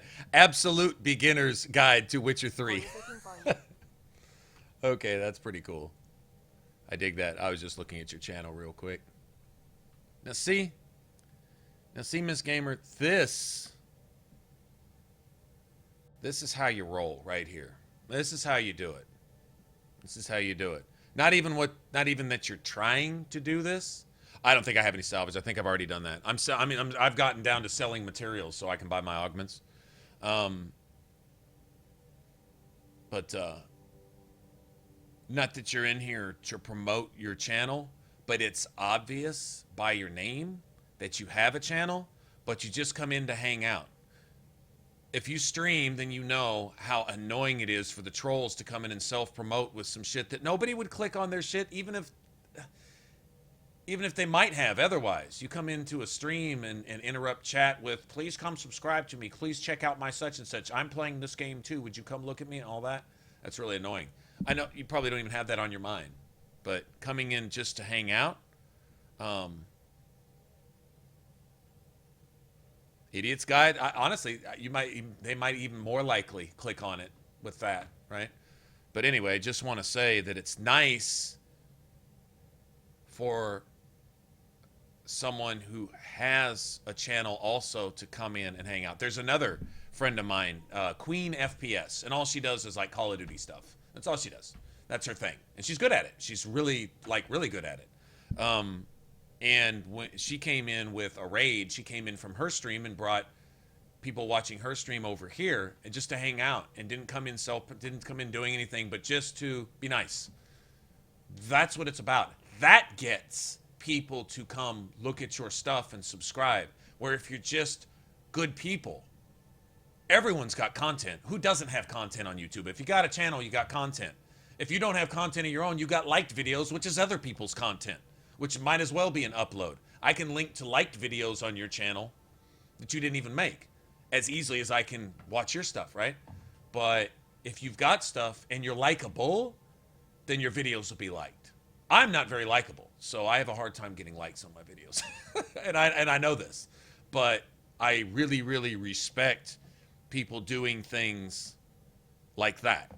Like that. Like you don't have an agenda. You're just here to hang out, which I appreciate. That's really cool. And it's nice to have a channel of your own and go hang out on other people's stuff to see how they do things, or just to hang out. I mean, having a little cooperation with YouTubers rather than backbiting and casting shade and doing all that nonsense, right? It's nice to just be nice. But stuff like that. See, someone such as yourself, especially since your channel is still relatively small, I would say to everyone else in chat, hey, go check out Miss Gamer's stuff. It's up to them whether they want to watch it or like it or whatever, but at least go do that, because this is cool. This is cool. You are somebody who I will go out of my way, because you're not asking, to say, hey, this is actually really nice. Another YouTuber, small or big, either way, it doesn't matter. Another YouTuber in here hanging out and being a human being instead of being a self-promoting asshole. And that's really nice. So I just want to say that right now. That's really nice. So I went over there and I did subscribe to your channel, but I will go look at your absolute beginner's guide to Witcher 3, which I probably need because I played a grand total of about 8 hours of Witcher 3, and probably need that in my life. But well, we'll see how I play in a second if I can get out of this talking. I'm in that clearing up side quests and doing a lot of loading screens and traveling and talking and really annoying myself is what I'm doing. Now I'm blaming the game for it, and that's probably not fair. So what I probably need to do is get the hell out of here, whether I got quests pending or not, and go kill something. That's what I really need to do. We've leveled up a couple times too. Let me assign some skills to myself.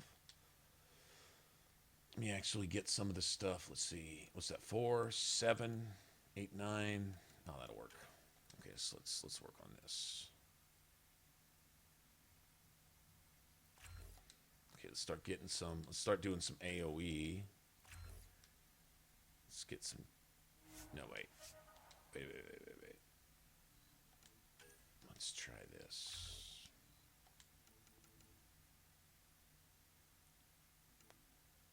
Three, 4, 5. See, that's better actually.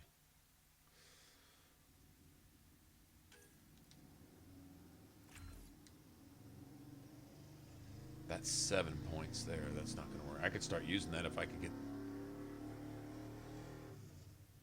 get a muffler, asshole. I mean, seriously? Like, I can understand having bad muffler, but just taking your shit off and just rolling down the street. Brrr.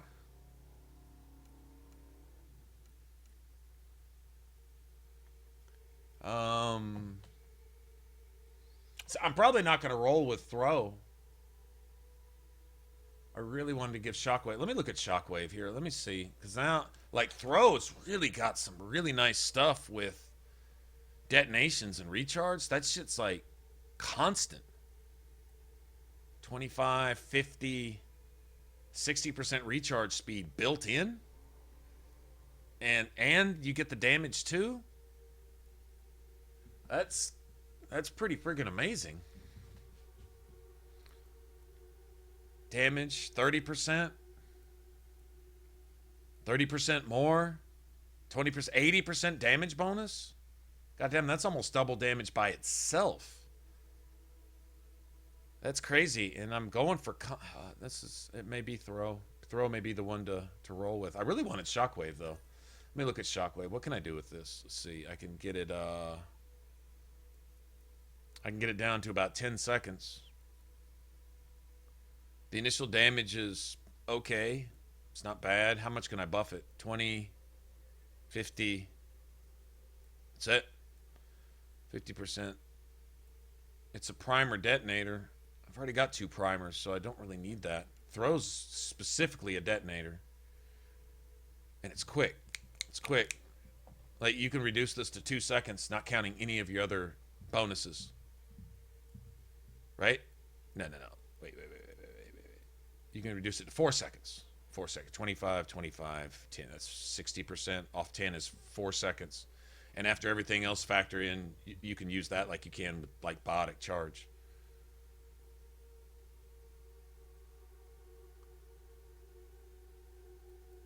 God, that detonator. That's huge.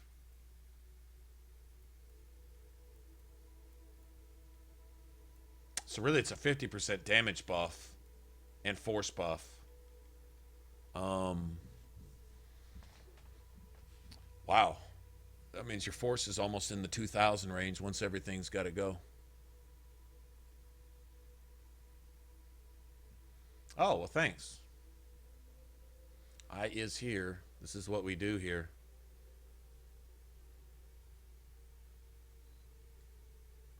I was looking at both of these, man. Really not sure. Right. Really not sure. Here, let me... 15% damage. Damage per second. 15.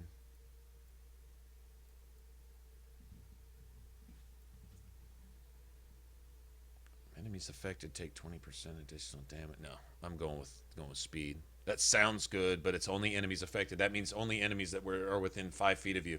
And additional damage from all sources means that your party members have to be attacking the thing that's standing next to you specifically for it to even matter.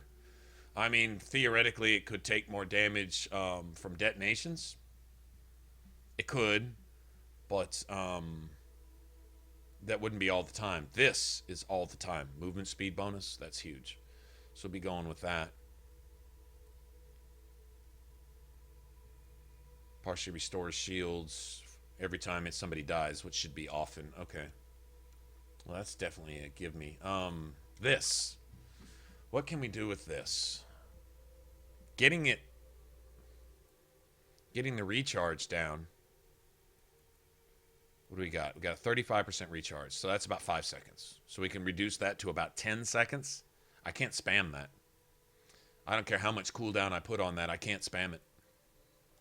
I think throw is going to be the way to go. It's just going to be simple, but we're gonna tweak it. We're gonna tweak it. We're gonna do something a little bit different. Put that in there, and we'll put this in here. I got one special thing. All right, let me see something here too. Okay, that's detonator. Okay, so I think we can get away with power. Detonator. There we go. And now combo radiuses. Now all of a sudden, our combo radiuses are between this and everything else basically double. And those take a chance on triggering another. Y'all ever played that game way back in the day? Well, if you played Fallout 4, they've got it as a Pip-Boy game. It's basically missile command, and you've got missiles coming down to attack your cities, and you shoot your missiles, and they have like a little halo. And any missiles falling in that halo get destroyed. So you're basically defending your cities from nuclear attacks. This should be kind of like that. When I said nuclear warfare, that's kind of what I had in mind. And this sews it together right there. Those radiuses will expand the radius, which can trigger multiple combo effects. And so you're talking about a chain reaction. So you start to blow this up, which blows that up, so you can start taking out mobs. I'll be back in a second. I'm gonna make some coffee.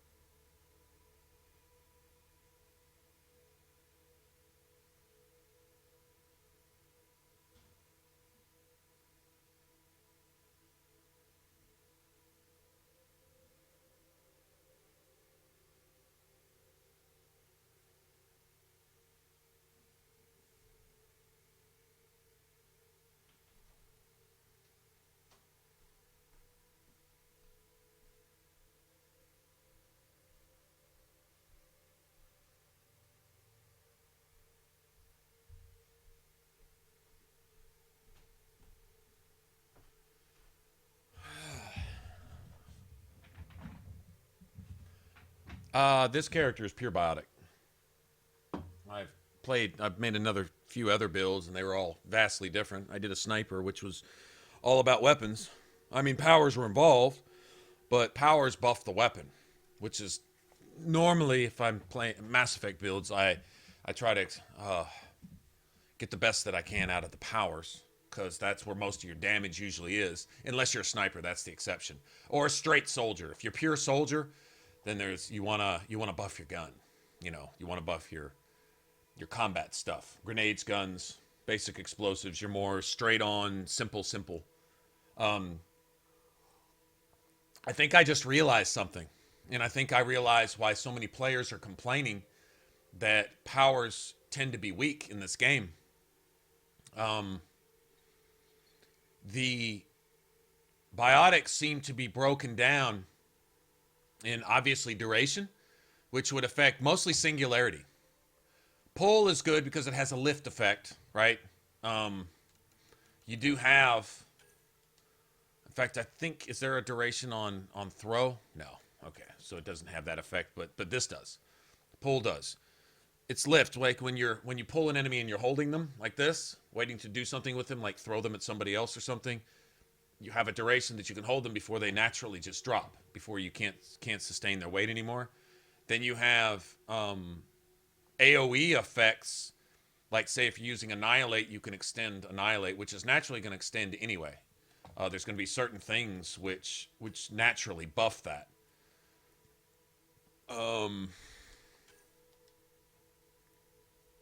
Here's duration.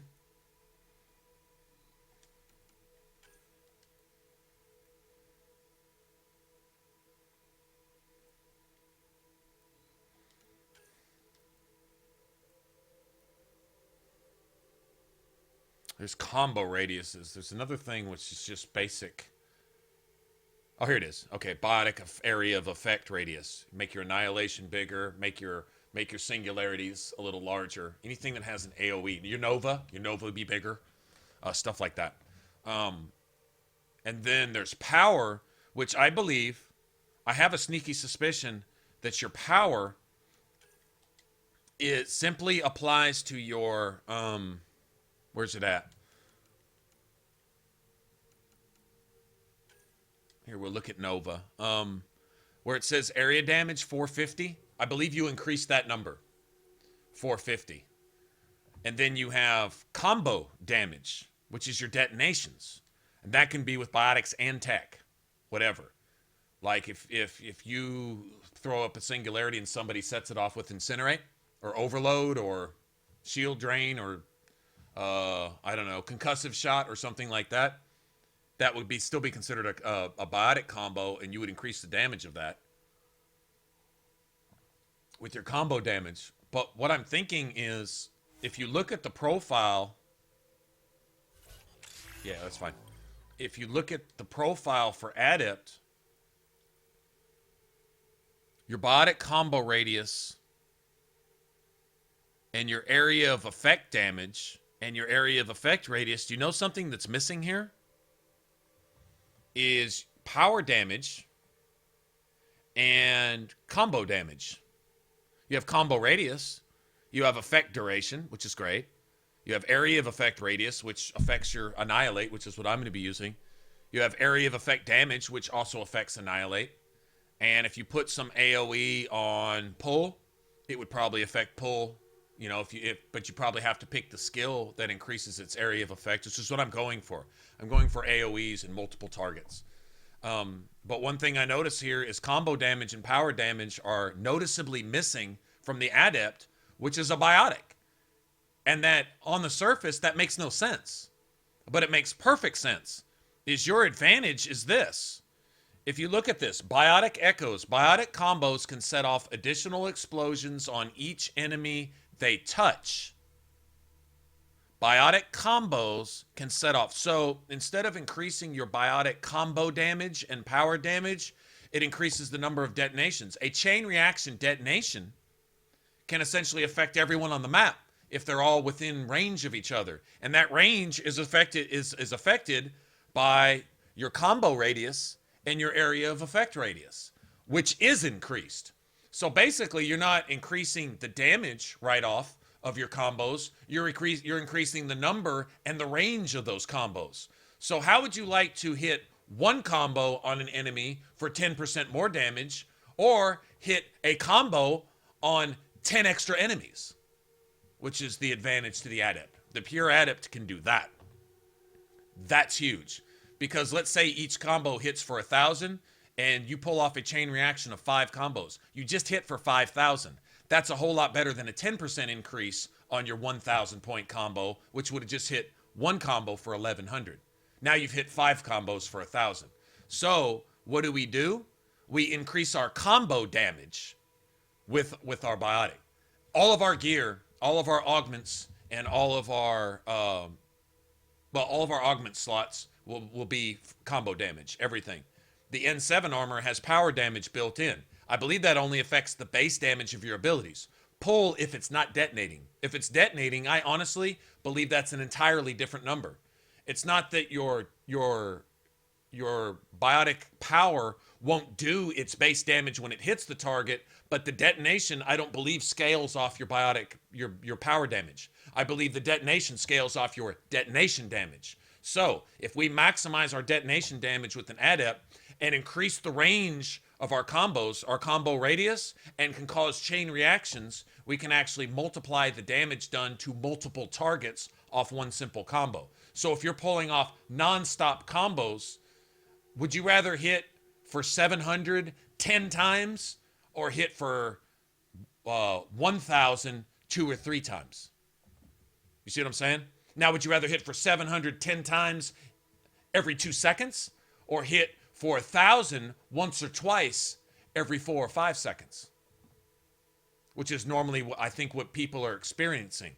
So the Adept's advantage is kind of hidden. But you see what I'm saying? Your advantage, honestly, all your power comes from the only 2 things that you do not get a power bonus for. The only damage bonuses you don't get is your biggest advantage as an Adept.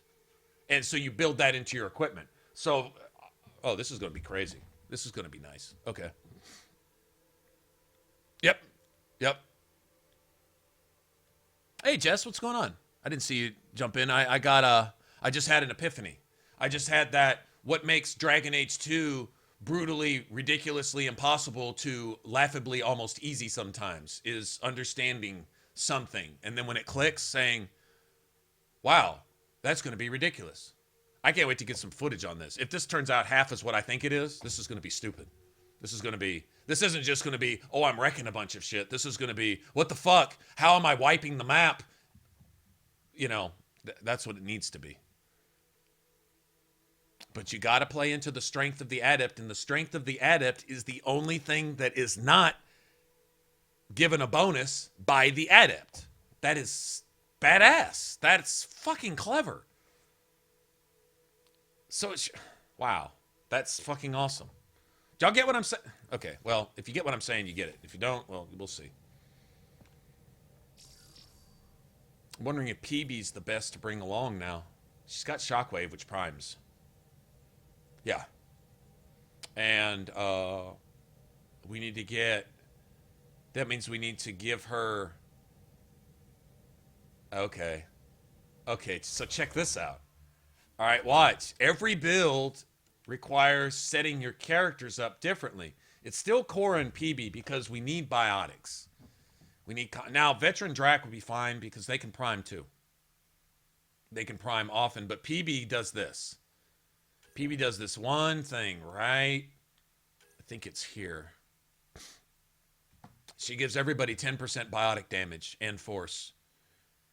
Everybody in the party. So she's a go-to. But her main thing, we won't have her use pull. We're only going to have her use invasion, which is going to debuff enemies, period. And we're going to go for AoEs. So we're not going to go for... Invasion now infects up to 3 enemies near the target location. Now 20% more of a spread radius. So instead of taking an extra 10% debuff, oh God, it's hard not to take that. But we can affect 20% more enemies. Lasts longer and spreads to more distant enemies on top of... Okay, so it stacks. Sounds like it stacks. And then we can increase the impact radius. Another, okay. So we'll go AoE on this, and then with Shockwave, instead of going with damage, we're going to go with radius. And I guess reach. No, I needed to use it more often. We're probably going to take recharge. This will be the one place we don't go for stuff. But then we're going to set her to prime. She needs to prime because we're going to be able to... We can detonate every 2 seconds. And our detonations have a chain reaction. So our detonations will extend to enemies that are or are not even primed. So her reach isn't near as important as her ability to do it more often. I could also have her No, I need to be the one detonating because I need to be the one setting off combos. I think. Oh, she gets a 50% detonator damage for priming. I do prime twice. I prime twice with pull and annihilate. So if she... Maybe I'll have her detonate. I might. Since seeing as I prime twice, I might have her help her detonate. And then I'll have Cora prime and detonate. Cora can do both. And she can also provide shield boost and health regen to the entire party.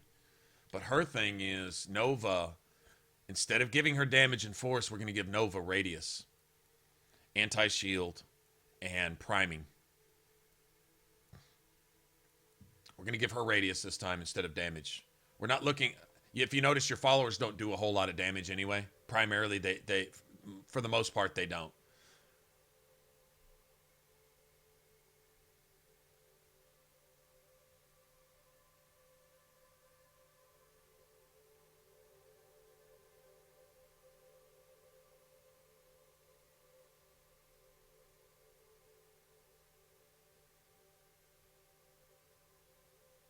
Class of mass destruction. I think it's going to be. I think this is going to be better than I even thought. I was initially going to go with Shockwave myself because it's a primer detonator. But honestly, basic pull and basic throw. It's beautiful in its simplicity.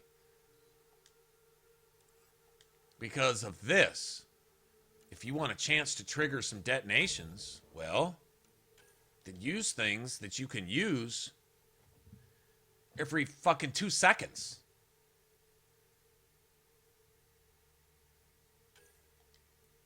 Recharge time is already down to 9. It's going to be down to about 7 or 6. Then it's going to be down to... And look at that, 30% combo detonation on top of recharge. Normally it's one or the other, but on this one it's both. So they're telling you where to use this skill and how to use it. They're telling you exactly how. If you've spec'd into this, damage and recharge, and detonation. This is your detonator. This is your prime detonator that you can cast every 2 seconds. You can just spam it. But as long as you've got enemies primed. Annihilate primes AoE and pull primes at a distance and pulls targets out of cover and damages shields. Yeah, this is going to be stupid. This is going to be stupid strong. This will be my strongest build.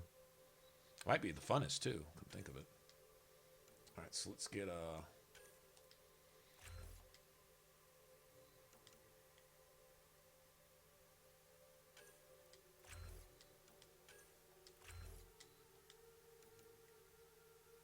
I need 18 points.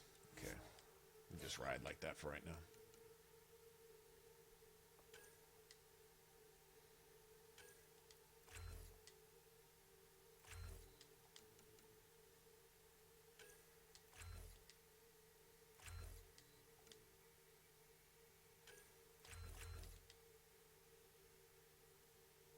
Since I'm not charging, though, now, I might have PB pull now, since I'm not charging.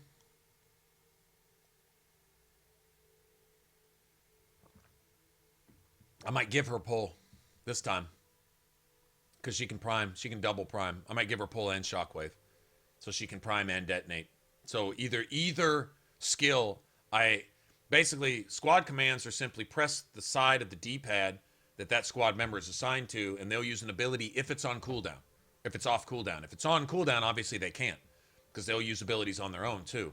But everything PB's got, I think, works. The only reason I didn't have her use pull with a Vanguard is because when she pulls an enemy, you can't charge them. It's either a bug or something built into the combat balancing where literally it deactivates. It says invalid target. And until pull wears off, you can't charge them. Even though they're primed. They're primed with pull. You can't charge them to detonate because you can Nova, but that doesn't detonate. So maybe I'll give her a pull. We'll go ahead and give it a test run. We'll give it a test run.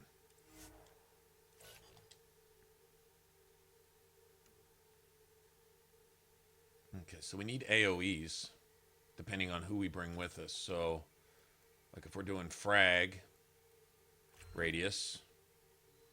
Although I don't think it's a detonator. I don't think frag is a detonator. It might have a detonation setting somewhere, maybe, but I don't think so.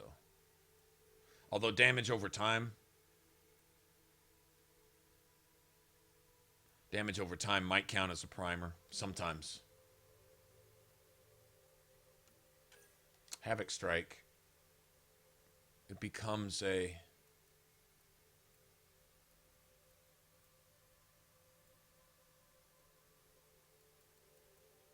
It's a primer. It starts as a primer. Okay.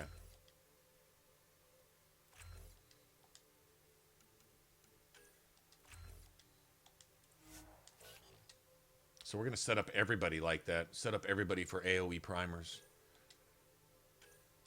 We're going to sacrifice damage for radius if we can. Radius and cooldown so they can use it more often.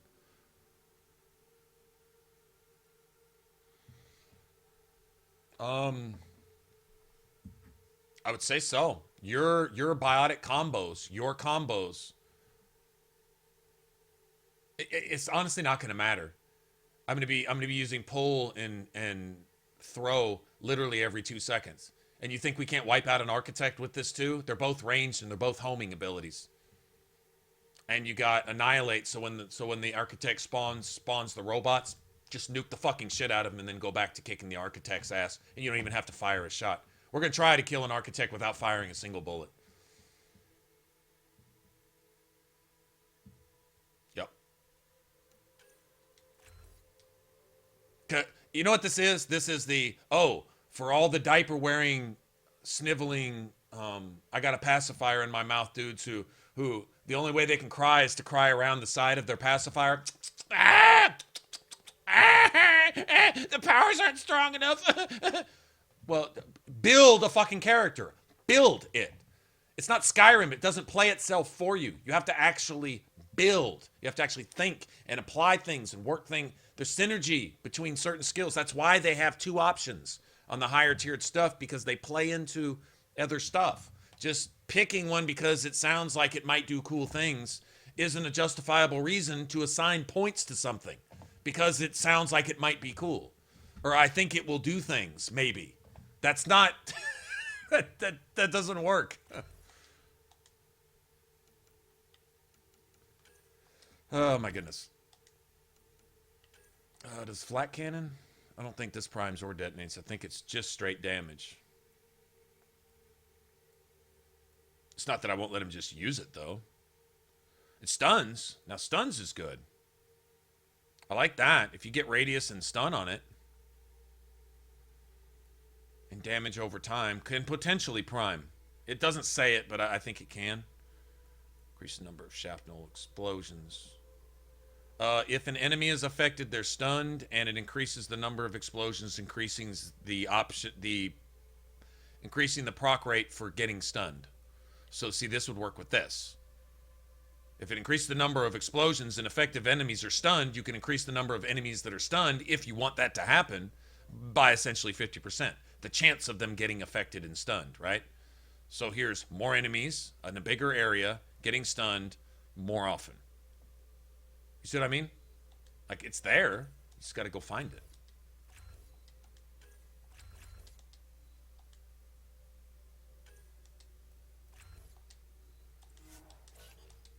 Okay, well, we can't really even get into that yet. Now, Vetra's kind of a badass. She's a tank. Vetra is actually almost a pure tank. You think Drac is, but it's really Vetra. She's got I think she has the most defense. Because she has power armor, which gives her ridiculous armor, and she can prime with it too, by the way, which is pretty sexy.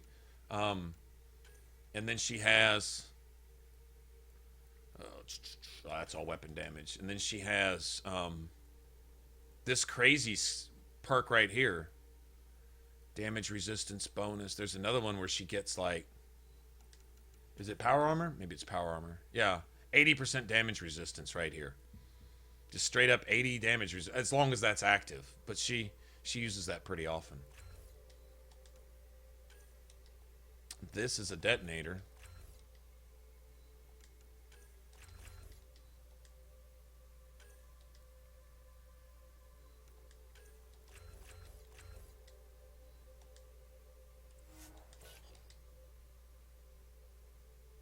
Her shields get up to like 1,500 or 2,000 or something. It's fucking ridiculous. And then her power armor she's just a tank. That's really what she is. But she primes with her weapon, and she primes with her power armor too, or she can. So she can prime 2 or 3 different ways, and she can detonate too with concussive shot. So she's useful. All right, I think I've talked to everybody. I saw pictures of the vault, and how much of it didn't you see? Oh, joking, I see. Good one. If we can figure out how... I work best when I have other people. God, to me, is...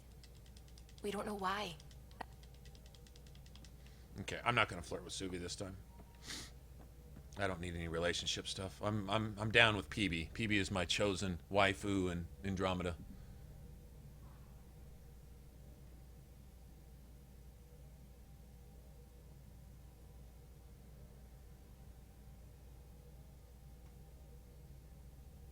Hi, what's going on? Hey, what's up?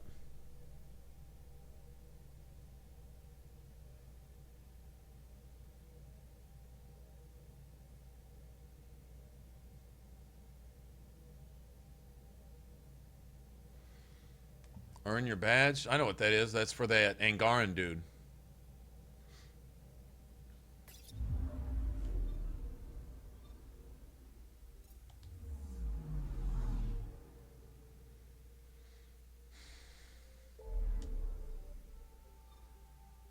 Okay, let's go scan some planets.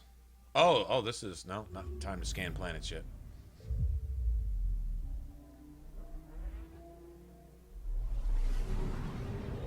Yeah, I'm gonna do the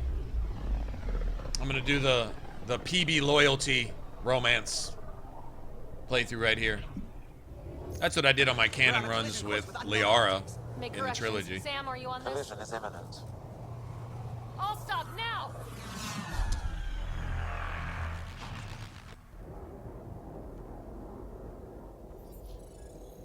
And I get to cuss out the Archon. Call him a bitch to his face. Catch Look, this. 2 Norelco razors in my windshield.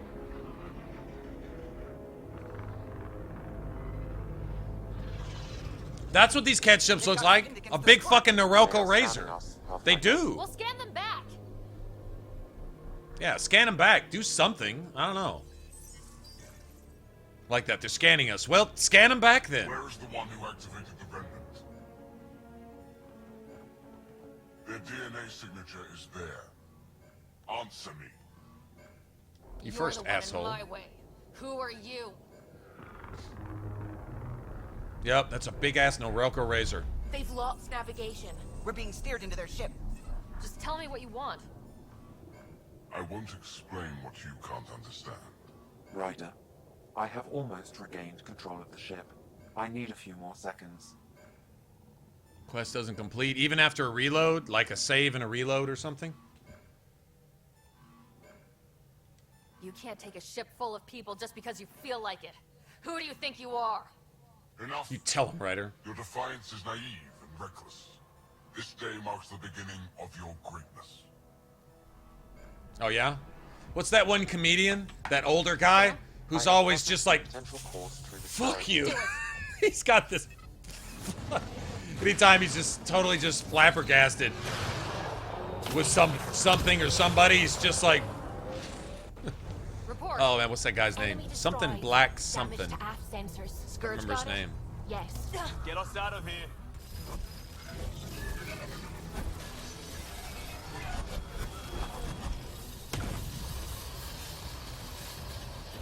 It will be tight. Hello? Yes! Callus having way too much fun.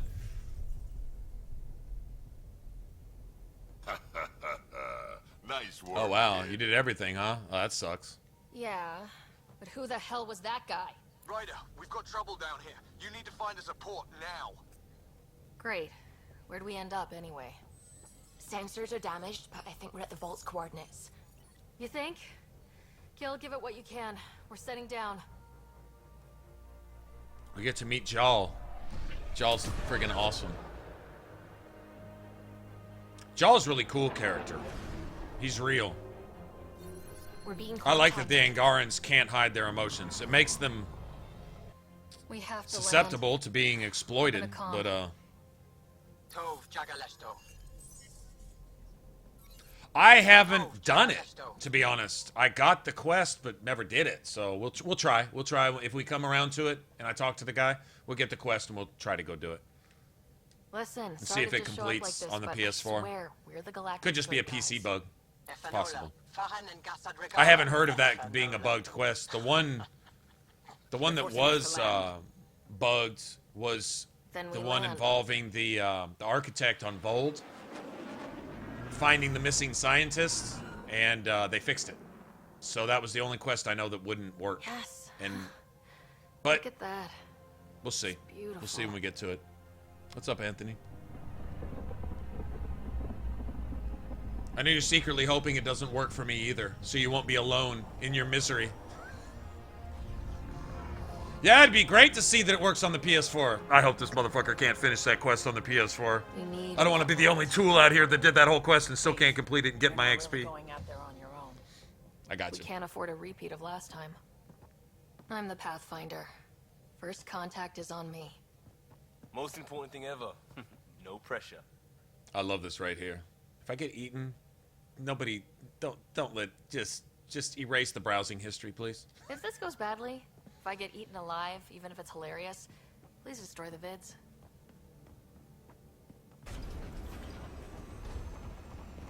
If you see me go down, one of you guys, go delete my browsing history. And no, don't look at it. Right? Oh, a lot of people are complaining about it. It's a known thing? Okay. Well, the next patch, they'll fix it. Probably. Need me to take my shoes off?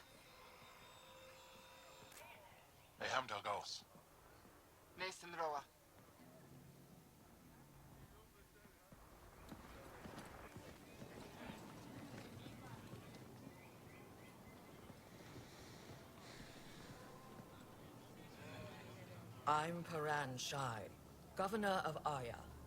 We are the Angara. Hello. I'm a Pathfinder with the Initiative. Yes, you crossed dark space. I've heard of your journey, Jaal. I have this in hand. Ephra saw this ship come in and sent me to find out what's going on. She's a human from another galaxy. A Pathfinder. Aya is hidden, protected. What do you want? Well, might as well just be honest. Our intentions are simple. We'd like to look in your vault, and then we're out of here. You think that's simple? You don't know anything. I'll inform Well, Ephra. that's He'll be true, waiting for but... you in his office at the Resistance headquarters. I'll meet you there. I'll meet you I there. will accompany you through our city. Your crew will stay on your ship. Follow me. I think if you try to walk off right here, don't they shoot you?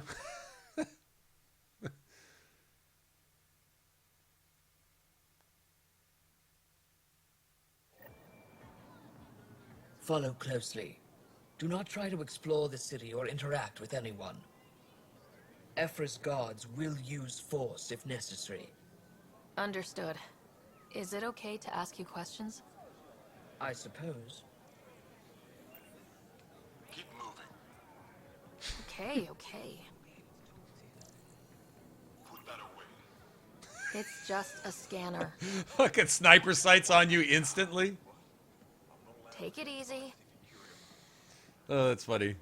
Instantly got those Solarian sniper red dots on you.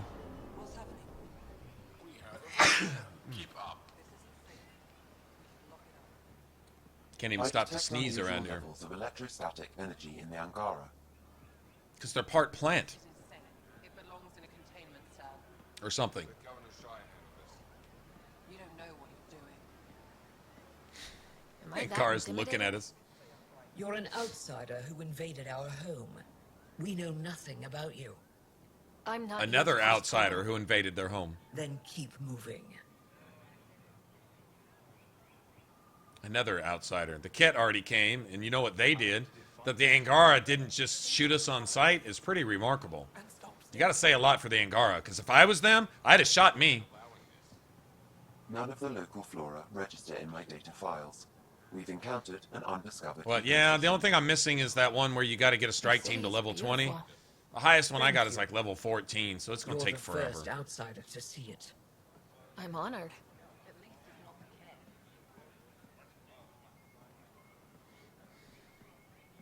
What happens if Ephra doesn't like me? He won't. But you need to earn his trust. He's responsible for everyone's safety. I know what that's like. You're a leader. Trying to be. Cool-ass Angarans.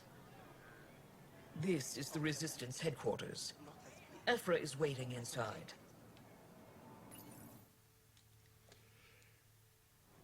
They are bullies, but this situation is now your fault. Don't get kicked out, Moran, not because of them. But you're telling me to be weak? No. I am telling you to be strong, through your cunning and heart. Okay? Hey.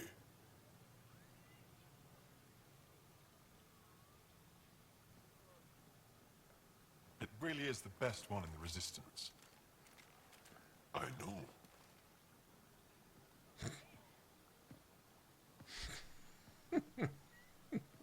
Shifty Angaran looking at you all shifty. Ket makes us naturally distrustful of all aliens.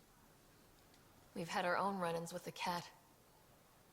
Then you really do understand. When the Archon came to Helios, he demolished our sovereign state. Took what he wanted as I need some pizza. We're nothing. Am I wrong for needing some pizza? I need some pizza right now. I've got one of those. If you don't get pizza, you'll die. Come this way. Ephra is waiting. Wait, the cat kidnap you? Steal your people? And the Resistance fights them every day. With everything we can. Is it attrition? What are they after? You should save your questions for Ephra. Kadara be damned. I won't lose Fold. Ephra, this is one of the aliens from the Milky Way. A Milky. Pathfinder. It's an aggressive move coming to Aya.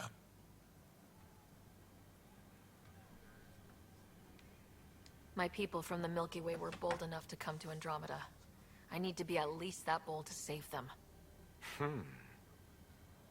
So, Pathfinder, never mind how you even found us. Why are you here? On a hostile planet we call Eos, I explored an ancient structure, a vault, and brought it back online. It stabilized that planet's environment. Remnant. Recent intelligence supports that claim. If I'm right, there's a vault on Aya that's different.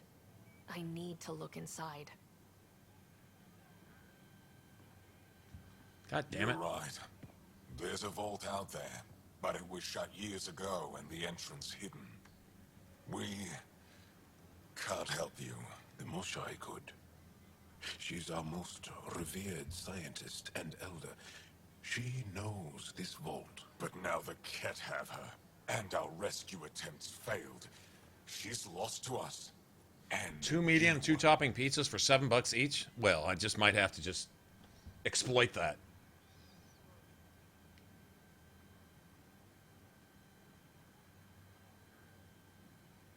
There must be another way.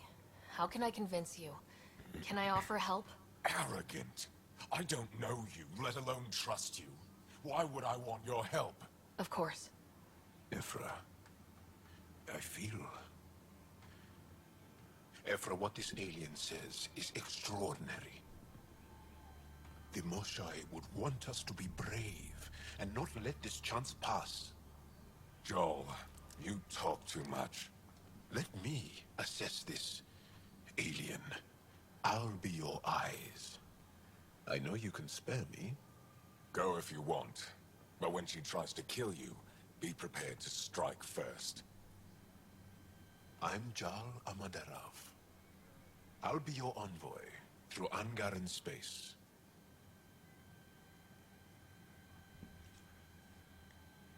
It's gonna be cozy, so I hope you like people. Don't know how to shake hands. I love this part.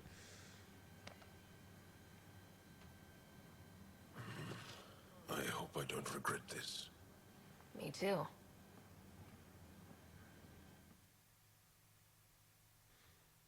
Okay, that sounds good.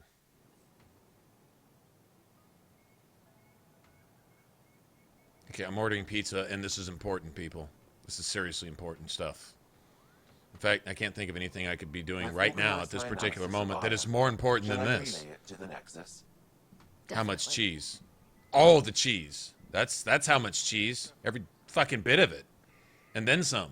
If you got any left over, give me that too. You sweep the cheese up off the floor. Throw that shit on there. Just make sure you bake it. I'm cool with it.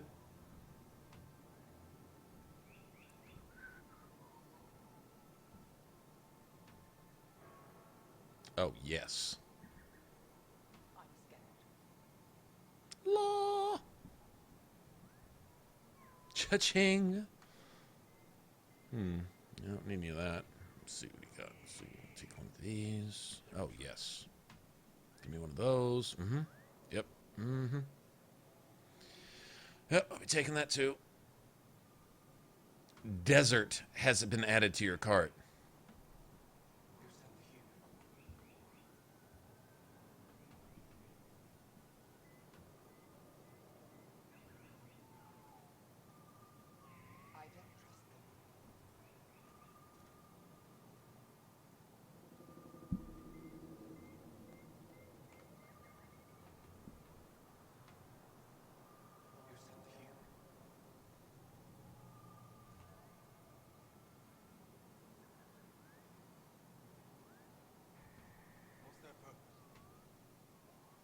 Okay, these bitches better get it right and actually show up this time.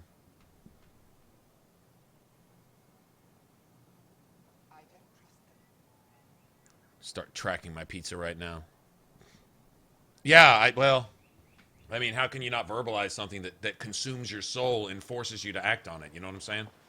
Be careful out there. How can you not? Stop. To take such a risk and... Pathfinder... Without your help, I'm stuck. Okay, I help her look for ancient artifacts because she's cool. Okay, this might be my favorite merchant right here. Soka, he's awesome. Trade. Trade. Trade? Trade.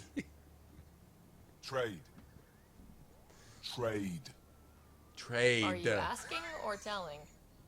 I'm wondering, do you exchange goods and services? How does your economy work? What I like is they're naturally curious. They literally, legitimately want to get to know you. Like, they don't want to be enemies. They want to explore and they're actually a young race. They're relatively young. The Angarans aren't, what, a couple hundred years old or something? They haven't been around forever. So they're intuitive or inquisitive. There you go. That's the word for it. Inquisitive and intuitive, actually. They're like they may be the coolest people I've seen ever created in a game. The Angarans as a whole, they're just awesome. Like, no matter how far they get kicked down, they still manage to get back up and still maintain the ability to be friendly, to take you at face value, even though all the circumstances demand that they probably shouldn't. It probably is not wise to trust, but they do anyway.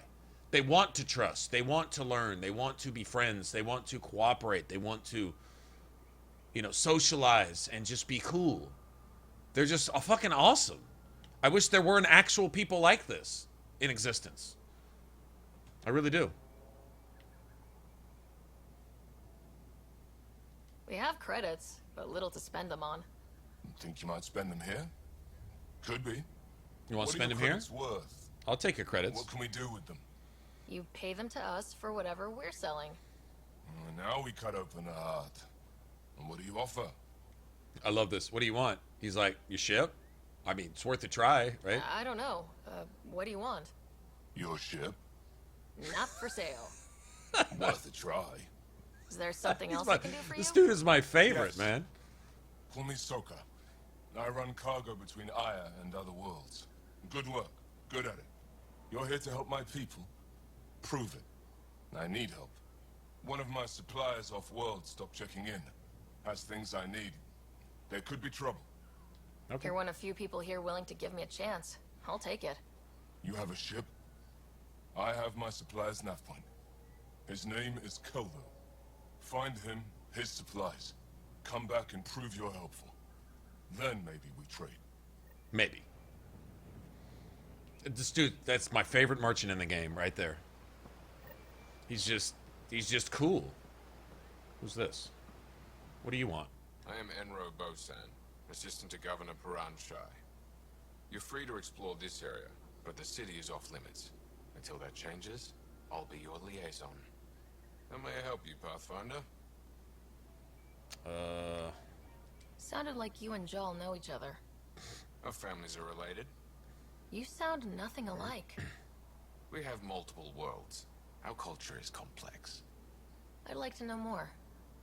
Earn our trust and maybe you will. When am I allowed to visit the... That's not for me. Who will? Governor Shai, you spoke. The Ket swayed us with words. Okay. We will not abandon... Yeah, it's been a... Alright. Here, let me go open the blinds and get my phone and make sure that these shifty-ass Papa John delivery drivers don't pretend to have delivered my shit. Wait till you see the inside. It gets better. Oh yeah. You ready to go?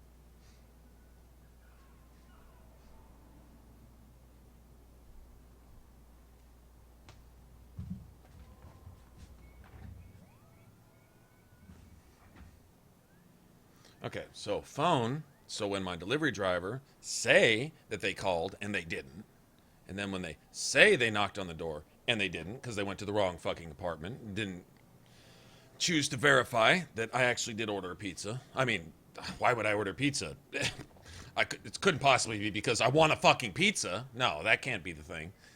Could never be that. So we'll see. So for all of you, though, for all of you out there that are now craving pizza, I'll introduce you to the rest of my crew.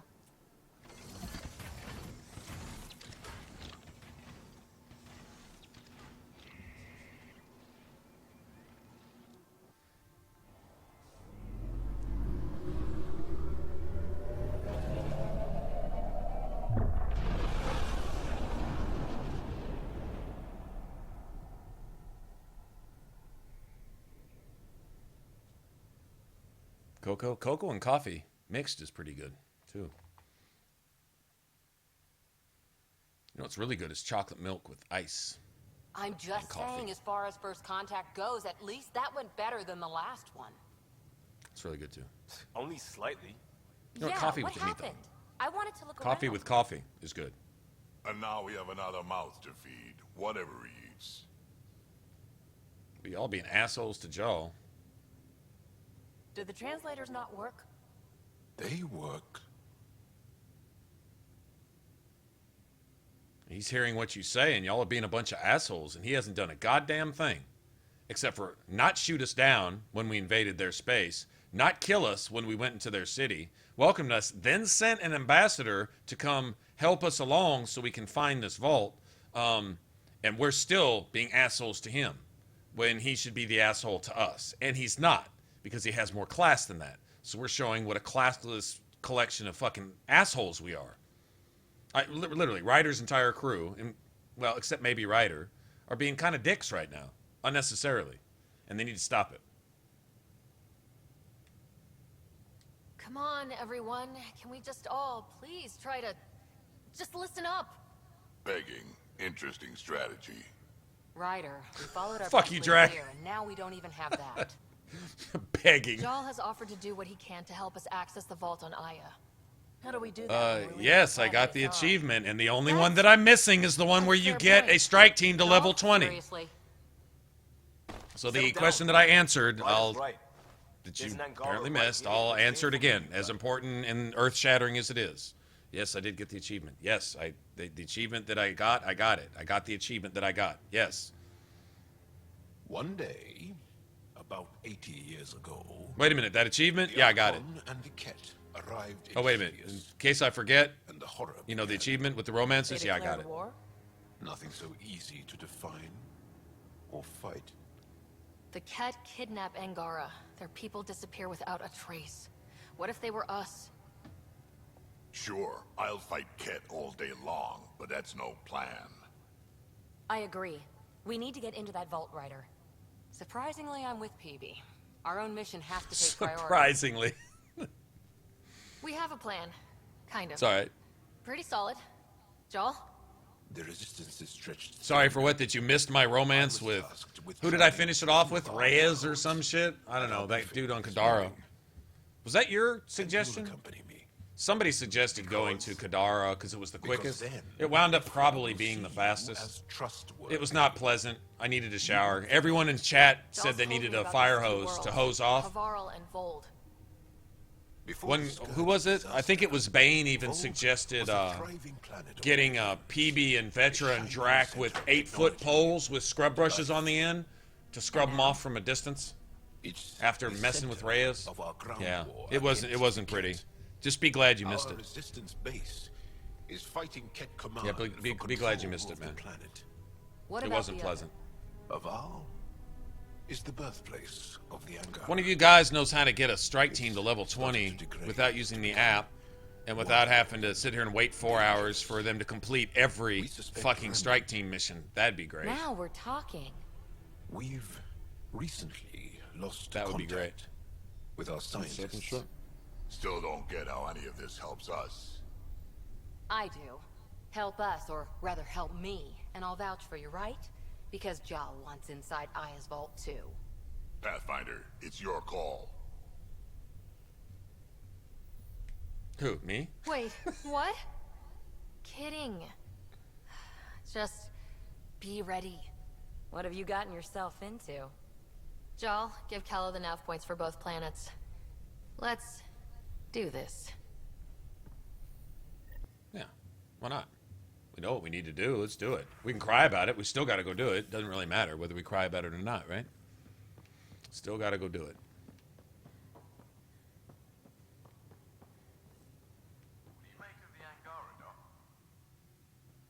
Still compiling my first impressions, but even Oh, their let body me do language this. is so.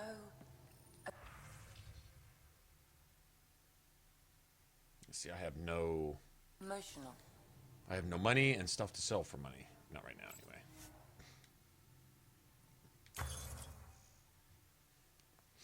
Got 110. I need more than that. For my first session with Jarl.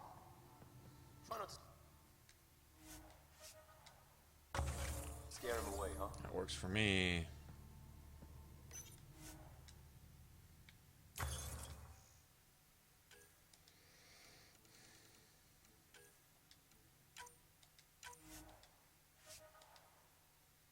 $35 points doesn't research shit, does it? Okay, then. I can make one of those, though, if I want to.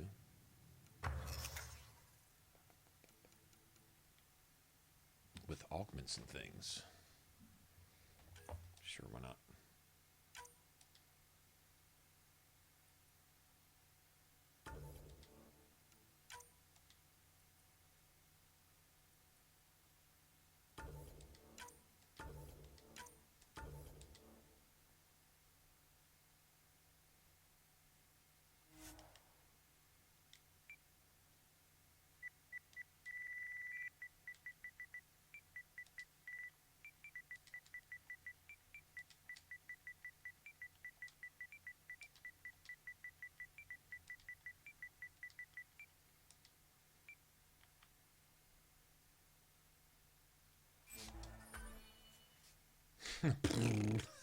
That's the name of my SMG. Okay, we'll go with that. I'd like to make some armor too. I wonder.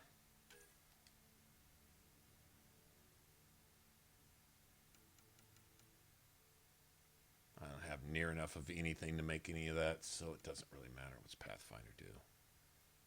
Weapon stuff.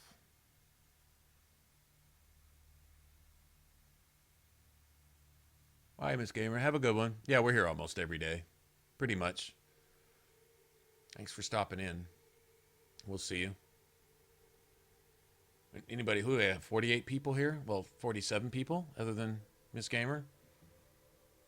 She has a channel. If you guys want, go over there and show her some love just because. Just because you can. Because it's free. She has some... that was funny. She has some videos over there. Super basic guide to Witcher 3. Okay, that's pretty cool. I'll watch that just because, right? Totally. I don't have the stuff for any of this, man.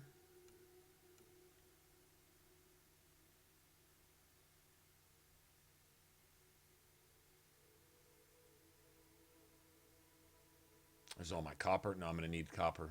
Something I have to do without vehicle upgrades right now.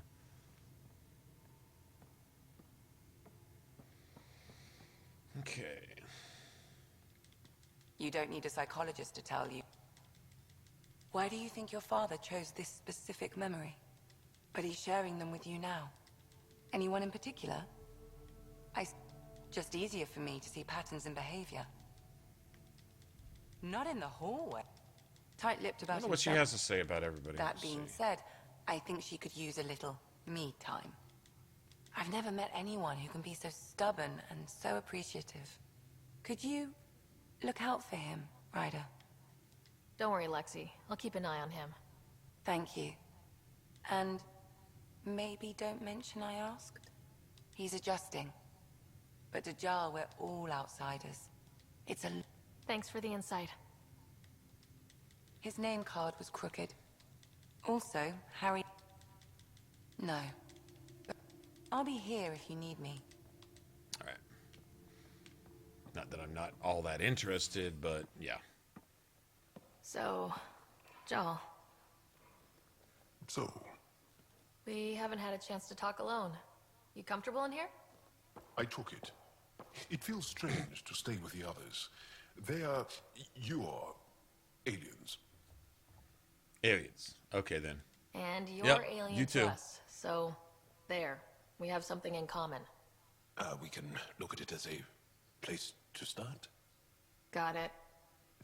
Perhaps then, if we're all aliens, it's about what kind of alien we are. You had no idea about us, but you signed up to help us anyway. Perhaps it had nothing to do with you. Care to elaborate? I do not. How do you know Moshae Sefa? She's our greatest mind on the Remnant. I was his student. You studied the Remnant too? A little. I was terrible. We're still very close. So, is that your rifle? It is now. It's Ket, with my own modification. I should get back to my work. All right. We can be buddies with Jaw. I actually really like Jaw. I think he's really cool. Like how he wants to introduce you to his family, and there's like 323 of them. It's just like they go on forever.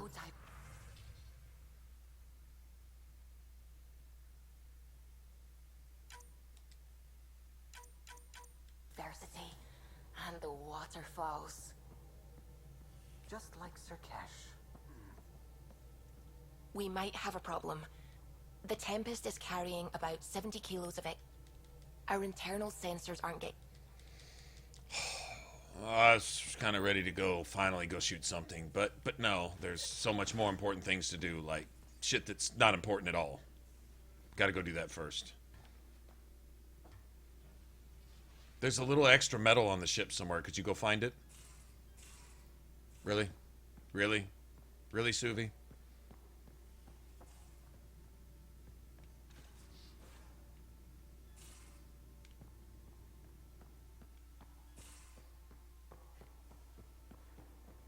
Well, Liam wants to talk about movie night anyway.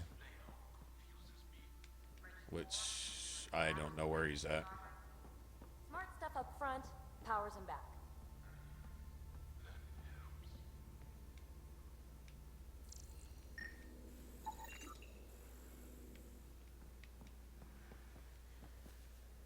Where is Liam? Got it. Is he up there by the Suvi, that extra mass research is behind thing? the storage room Probably. bulkhead.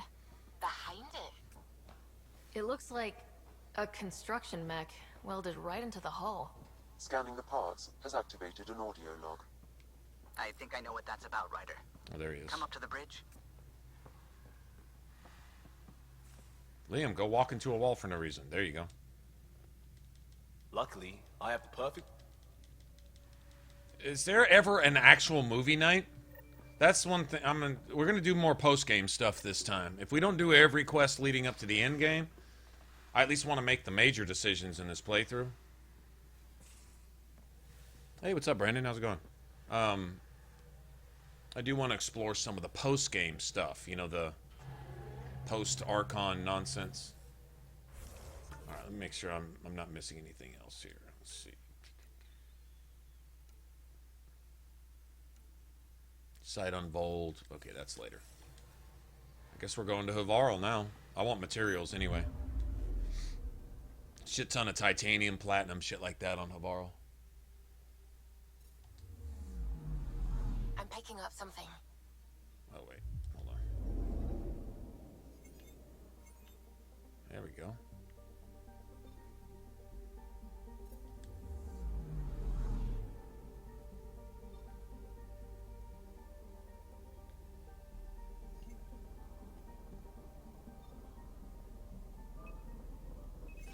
Deploying probe.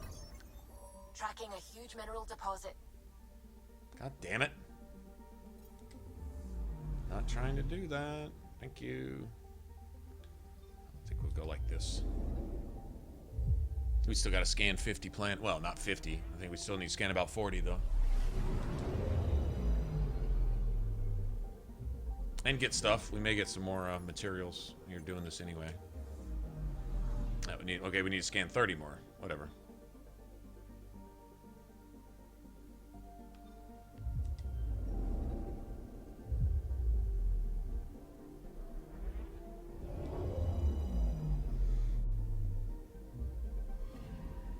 Anomaly detected.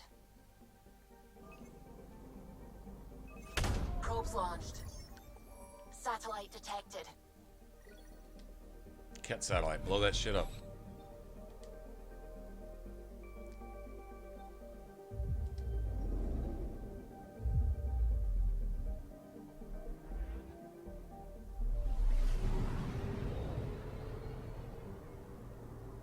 Oh, yeah. Well, I'm still playing it, so... There's not many games you're going to see me play every day, all day, for weeks at a time, unless there's something to it, right? I think that kind of speaks for itself.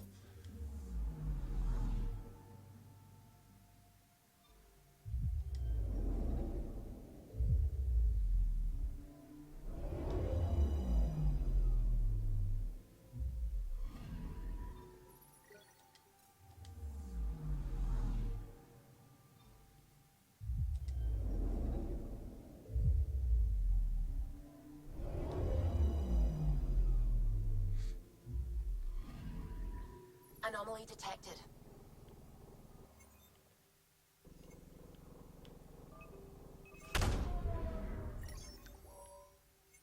Deploying probe. Tracking a huge mineral deposit.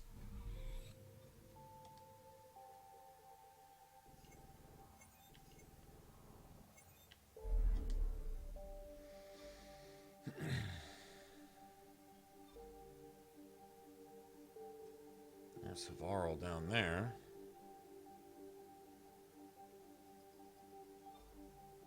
I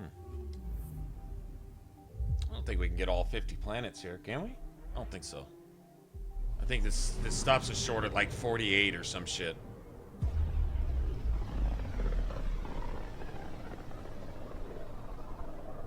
This system looks mostly unexplored. It was charted. Once. Then the scourge happened. What's old is new. Anomaly on sensors. Deploying probe. That'll be element 0. Good shit.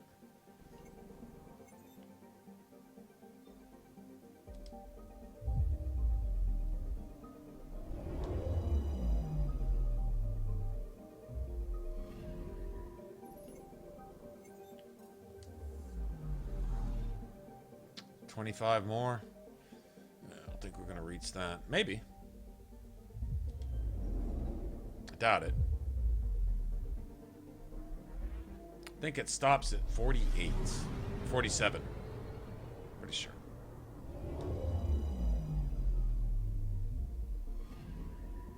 Anomaly detected. Deploying probe. Satellite detected.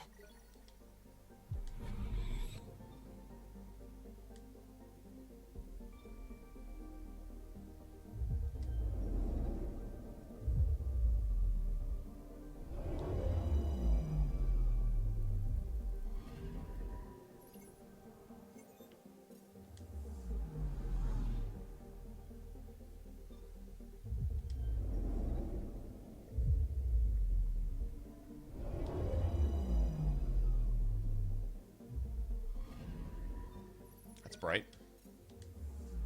30. All that for 30 element 0. Bam.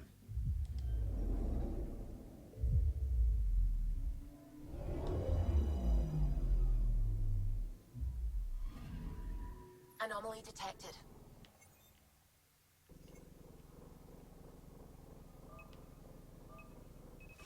Probes launched. I found something.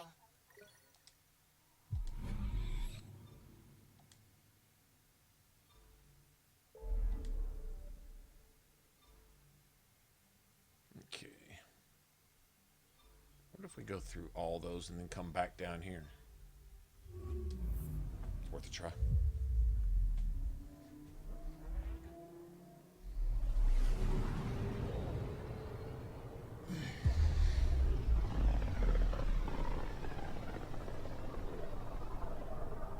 Mineral wealth from this system once fed industry on Vold, and well beyond. One day that might be true again. Anomaly on sensors. Got a reading from the asteroid belt. I'll grab that right now.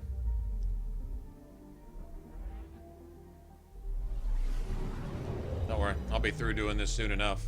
Like I said, one way or another, I'm going to scan all these planets. I'm wondering if that doesn't actually have more impact than just a stupid side quest. Like, some of this stuff could play into things you do in future games, and you don't really know what matters and what doesn't.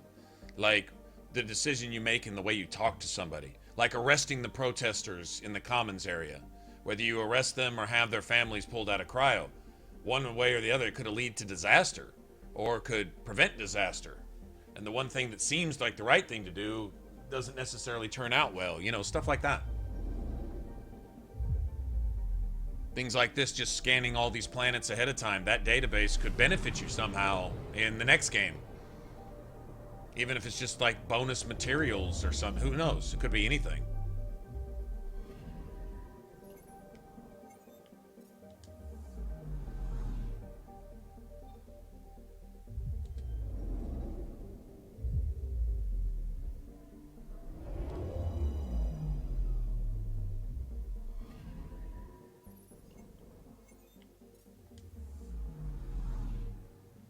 20 more. We're not going to get 20 more planets. Close, but not quite.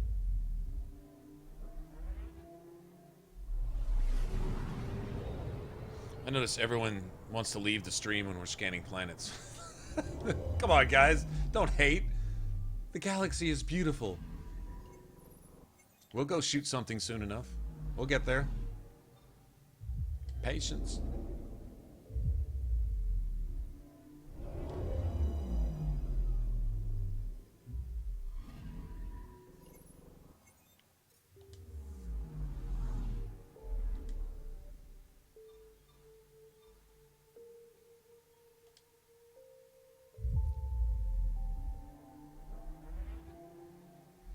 This is one of the prettier ones with all the asteroid belts and shit.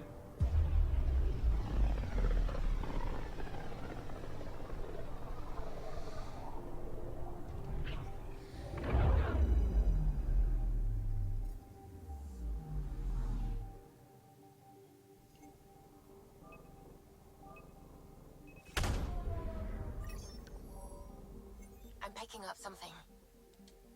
Tracking a huge mineral deposit.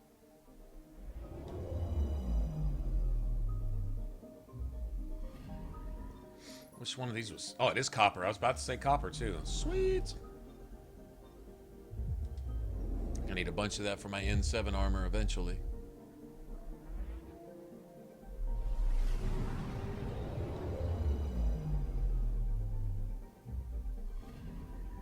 I'm picking up something.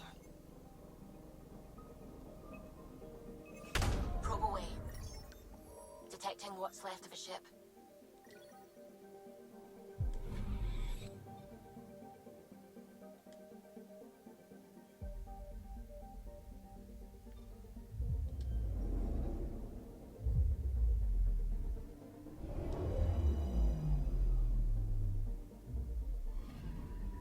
Anomaly detected. Nice.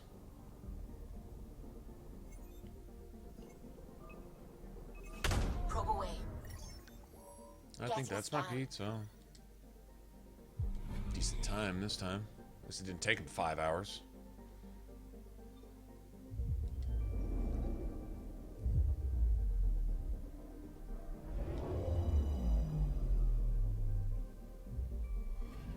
Okay, bundle up, people. I'll stay on my nice warm ship. We'll all stay on this nice warm ship. I'll be back soon.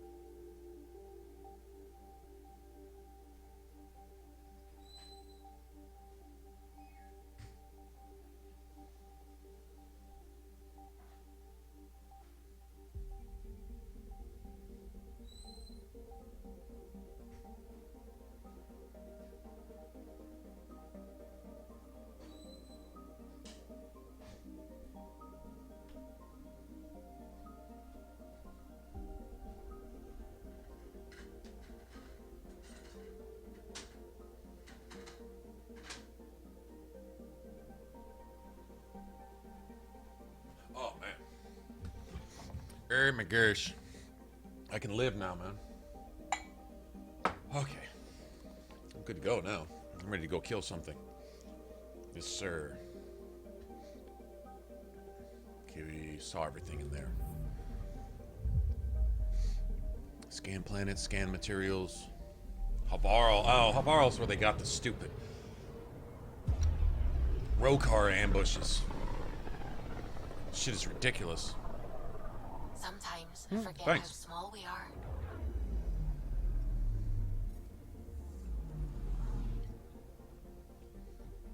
Couple pieces of pizza and it's all good now. Best thing ever.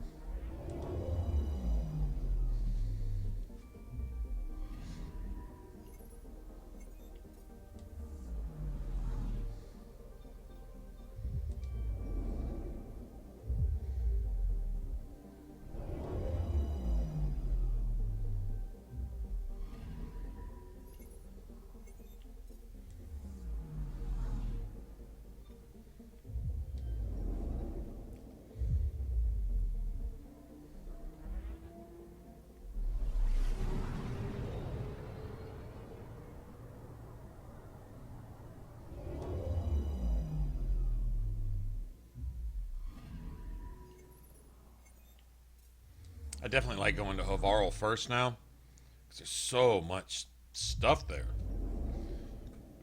It's a shit ton of resources, if nothing else. Good to level up a few times, too.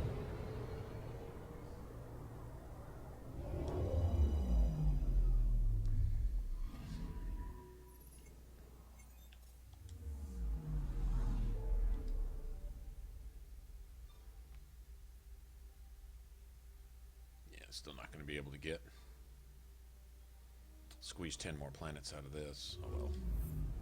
Yep, so that was about right. About 47 planets total. You basically have to finish Havarl and Vold to move on. A lonely system. It's almost lost in the Scourge. What else could be lost out there?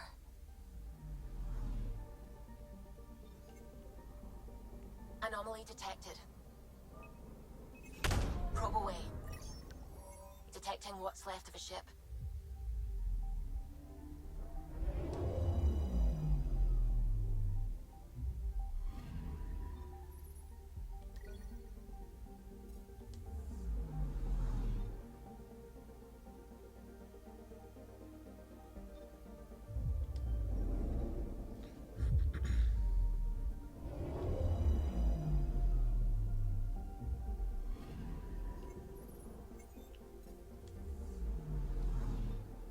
Ten more.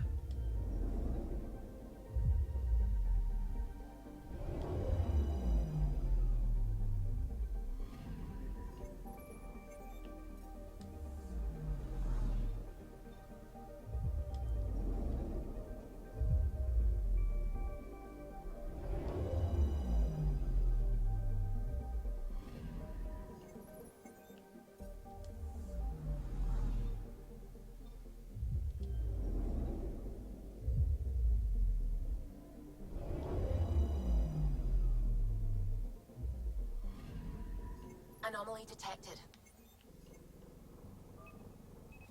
Deploying probe. Getting a scan.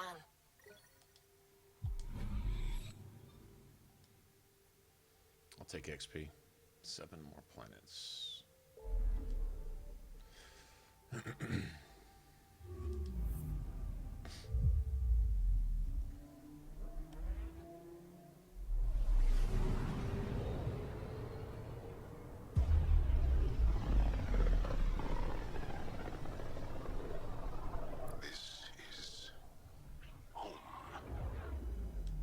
Ancestors came from this system, from Havarl. It looks so small from here.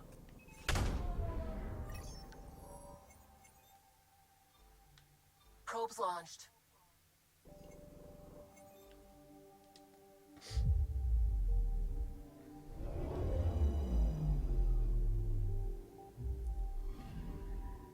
Anomaly on sensors. Deploying probe. Tracking a huge mineral deposit.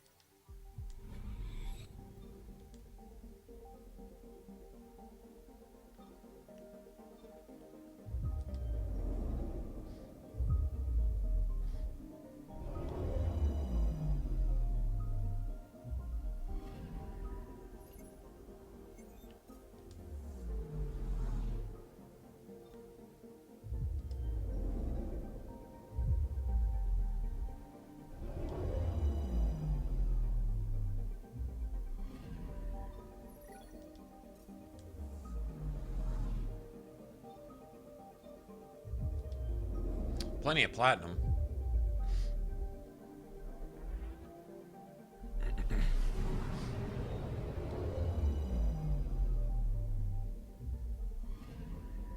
I'm picking up something.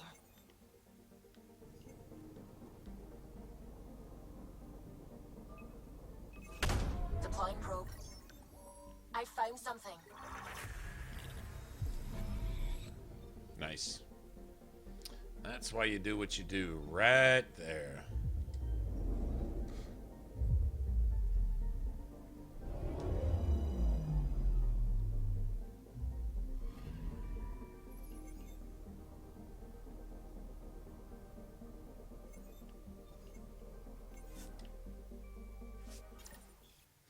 Okay, so I guess we'll want y'all with us on all of this.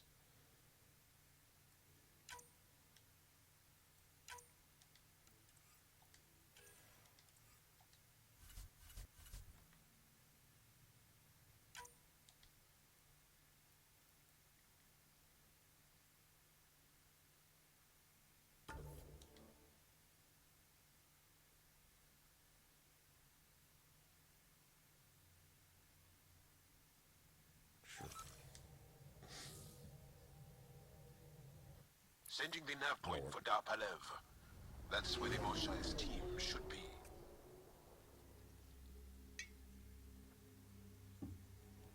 Darpalev. It used to be an Angaran town. They'll be landing. I like these flying things that sound like Inquisition dragons a little bit. Anomaly on the sensors. Something big, possibly hostile, taking evasive action. Wait, I don't think his...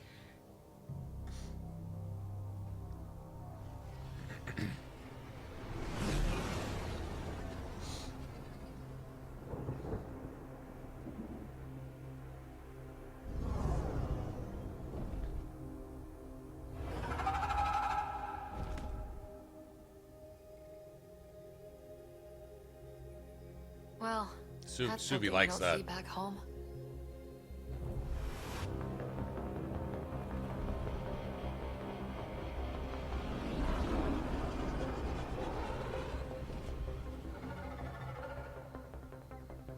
Bringing us in.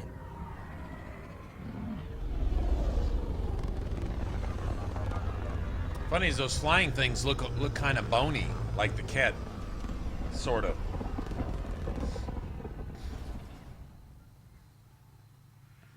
I always have the suspicion that everything they show you in the first game has significance, like it matters. It's going to be relevant later to something, you know? Full of life. Maybe there are golden worlds out here after all. It is beautiful. But the wilds can also be deadly. That's it.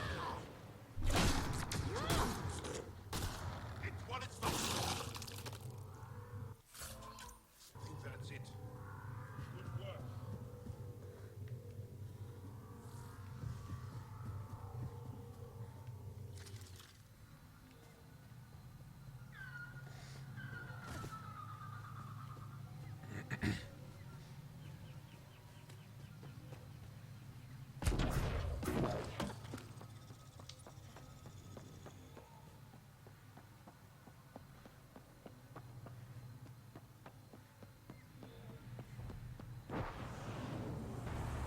Automated protocols activated.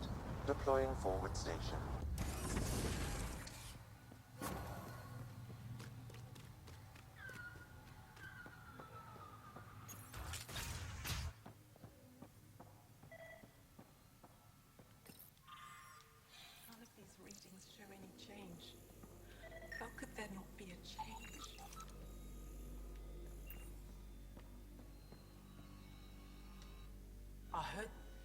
They say you want to help us.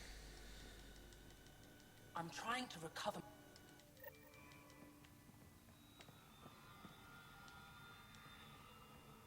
Can't talk to her. Jarl, what are you doing here? What's up, Abel? How's it going? Of these people. Doing good, man. How are you? Kieran, this is Pathfinder Ryder, from a long way away. This is Ryder, Pathfinder Ryder. Kieran Dowles, lead scientist at DARPANEV.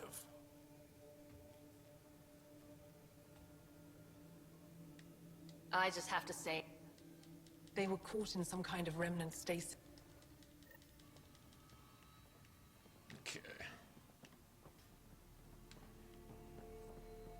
What is this?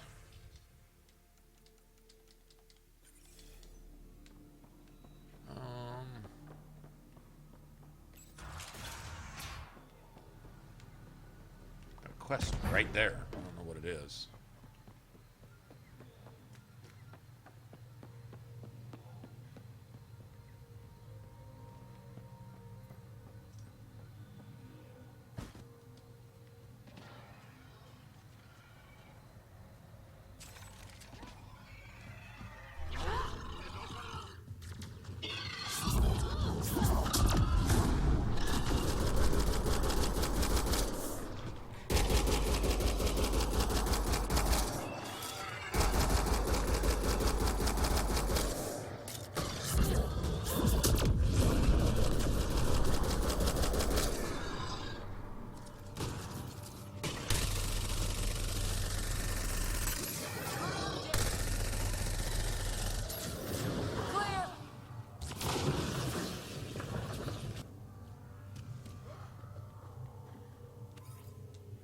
Not ready to use this yet.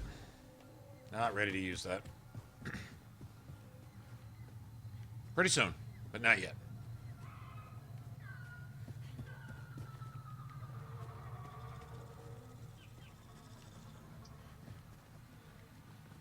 This is where I got ambushed by some bitch-ass Rokar, I think, like 40 of them. And if that wasn't bad enough, then they spawned 40 more on top of that, fuckers.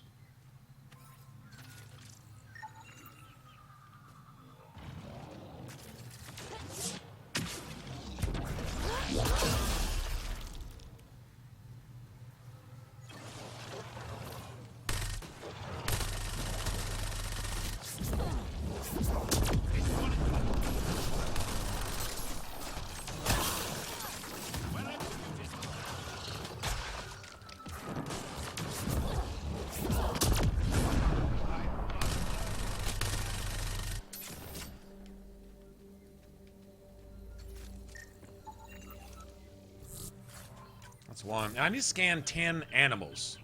Scan 10 wildlife. Maybe scan some shit before I kill it. Maybe I don't have to kill everything first. I don't think I ever completed that for that dude. Not that it really matters. Hey. Looks like you can. Life forms in the area. Their movements nice work. Yeah, like something like this over here. Whatever this might be. Yeah.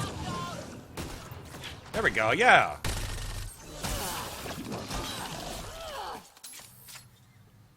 That's what you need to do. Scan that shit first. So when you got one of those big-ass fiends trying to attack you, you're supposed to try to scan them and dodge them and keep them from eating your face. Interesting.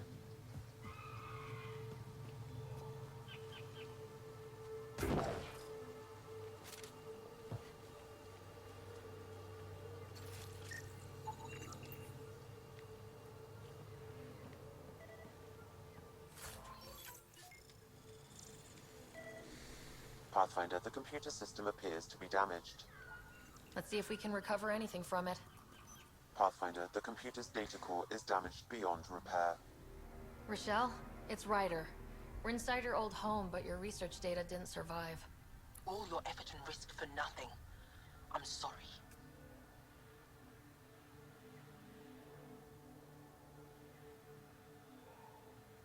Use the bridge after you talk to the, well, it's necessary. It's necessary. Like what is the prerequisite? I believe it has something to do with meeting some lady, some girl You didn't have backups? She's like sick on a bed, surrounded by Ket or Rokar or something, and you fight everyone off and you go in there and you find out she's one of Oxul's followers. And from that, you're able to go, I don't know, repair the generator or something to get the bridge to extend. If I remember right, the idea of the bridge is to get across so you can get up the monolith and talk to those people who, they're kind of like the Greybeards. They kind of stay away from everybody up there on top. And they lead you to find out that you need to get an artifact to retrace somebody's memory. And then you got to go find this Rokar dude and give him the artifact and have him use it to lead you to a way to get into the actual vault itself or some shit like that. Anyway, so I know that's not probably what you were looking for, but that's basically how that goes, more or less. All I heard is there's a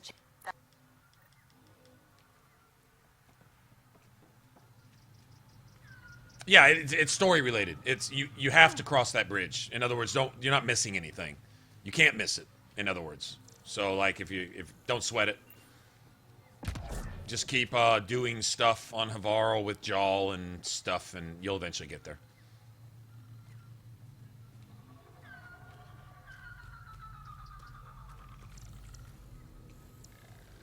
Yeah, I didn't need to scan these guys first. That's it. Good work.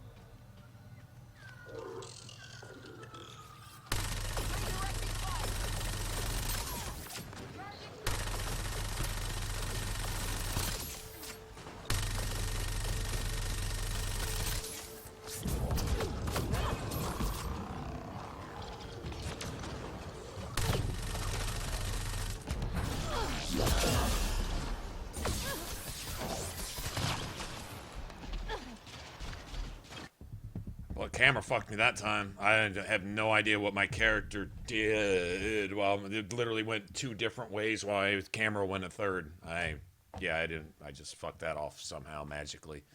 Managed to just camera kill myself somehow. Not sure what that was, but we'll just roll with it. And just take that as the quota death that the game needed to meet in order to kill me enough to make itself feel like it's being hard or something. Quota death. There you go.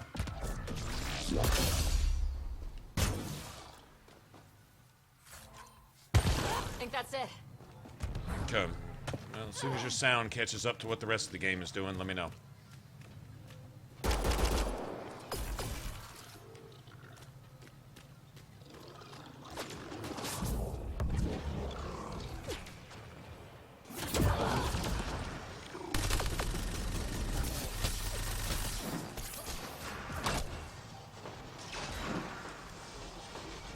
I can't move. I can't. The camera's fucking freaking out doing this shit on me. How the fuck are you supposed to play like that?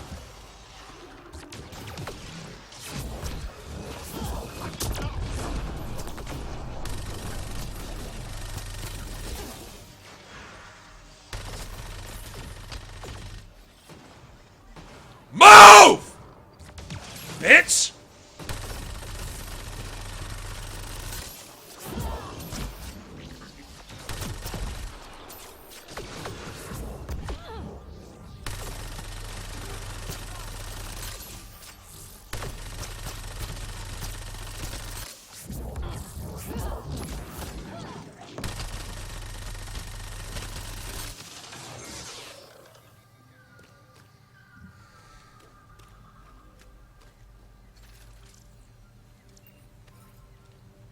Weak ass shit right there, man.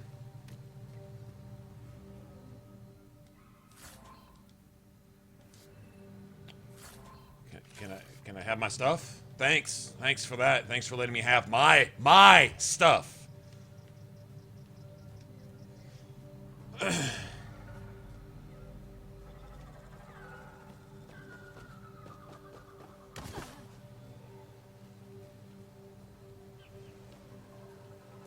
And it's the Rokar apocalypse here, if I remember right. Meaning that I need some ammo. Yep. Pretty sure that's it. Maybe not. Or is this to do with the fire that he's trying to put out? I've detected energy readings consistent with an active network node. Is it on the surface? We'll find out.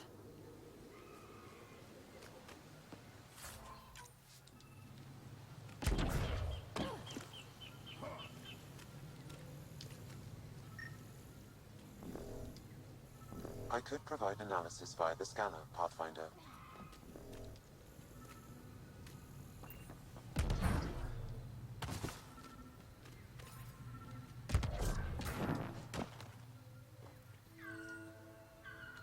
Network connection is established. I found them. Research files downloading, and...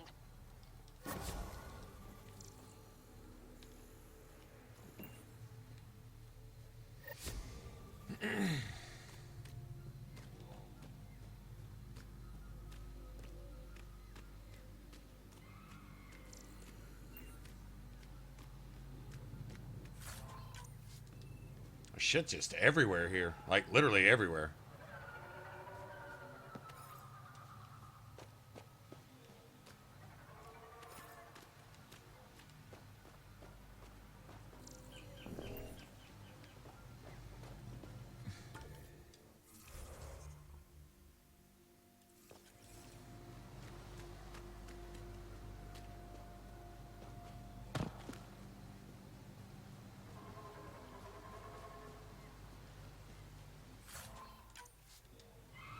Watch out for Rokar and Garen fanatics that hate aliens.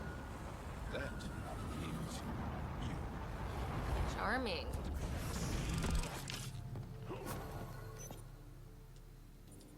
Well, at least we got a save point. That's good. Now 15 billion, zillion, trillion fucking Rokar can just do whatever they want to do. I got a save point, so...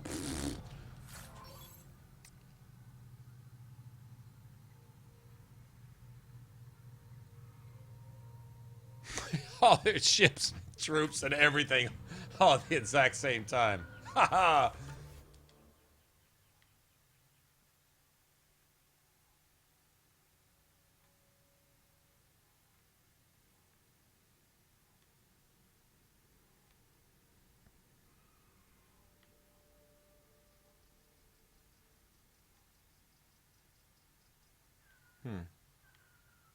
Interesting.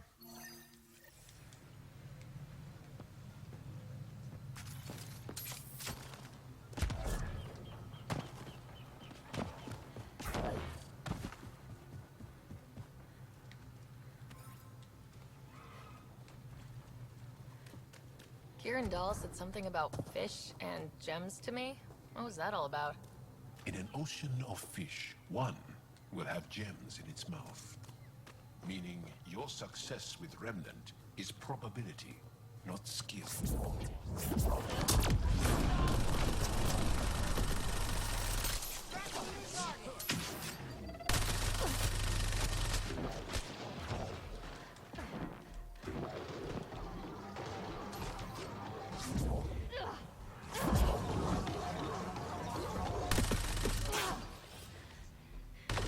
You're doing that to me all the way over here.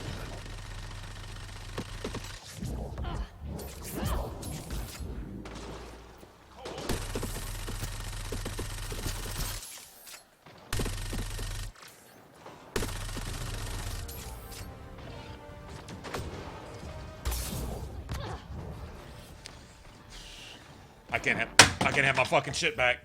This month, I can't have my shield back for a month. I understand there's a delay on shield regen, but it's not 3.5 goddamn weeks. Seriously, man.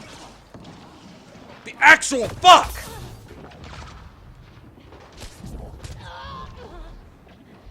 Okay. Okay. Yeah, whatever. Okay. God damn, man. Shit just stays down. Shield regen, 8 seconds. 35 seconds. 4 minutes later, shit just staying. I haven't taken any fire or nothing. It's just dead. It's gonna stay there forever. What the fuck is that? Just gonna alter the fucking game mechanics to fucking handicap my character. Why? What the fuck does the game gain from that bullshit?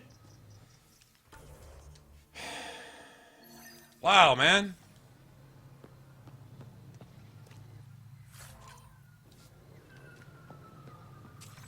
And it won't be near that bad this time. It's shifty. It's just sometimes bullshit. It occasionally just does that. Oh, you haven't died in a while. 8,000 times damage buff for the enemy. You can't fire. Disconnect your buttons. Make your controller not work. Disable your abilities. Give enemies wanted bullets. Make them invincible. Give them automatically regenerating shield. Just randomly doing shit just to troll the fucking player. That's...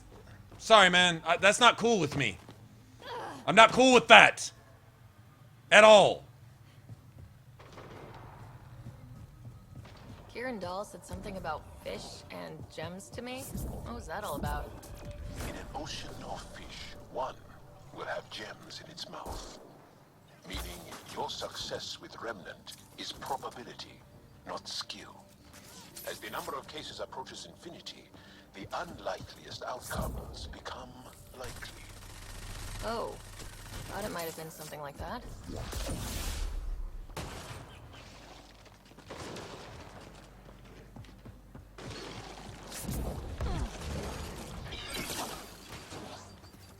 Try to scan something, bitch! Nice shooting. Nice shooting with your 9,000 times damage buff. Nice.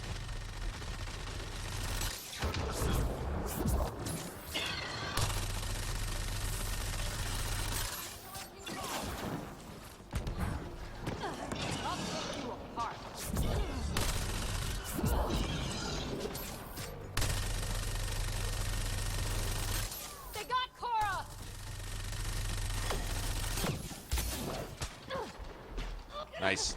Nice. Nice.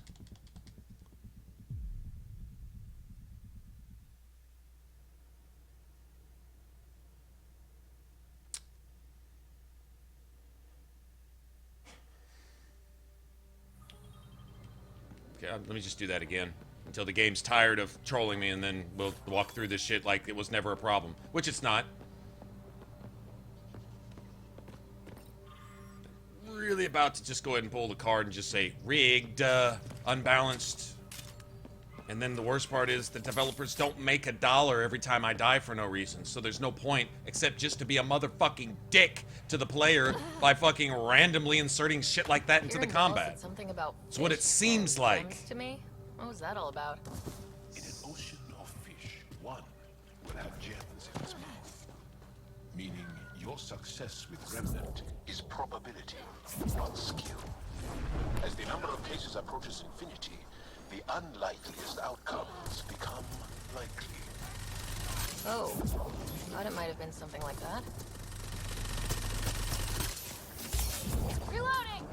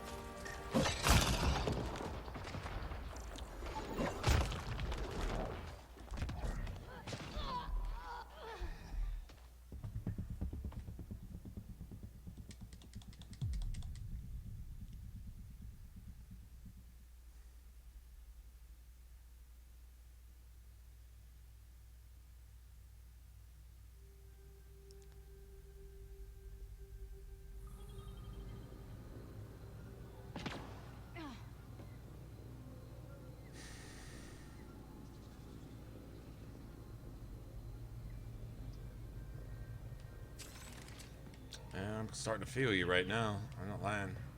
This isn't that hard. They're doing some magical fucking threat-breaking, the opposite of what the game is programmed to do bullshit right here, and it's very strange. Having walked through this area, I couldn't tell you how many... never mind. You know what? I'm just bitching now. Fuck it. Either I stop playing or shut the fuck up. Kieran Dahl said something about fish and gems to me. What was that all about? In an ocean of fish, one will have gems in its mouth. Meaning your success with Remnant is probability, not skill. As the number of cases approaches infinity, the unlikeliest outcomes become likely. Oh, thought it might have been something like that.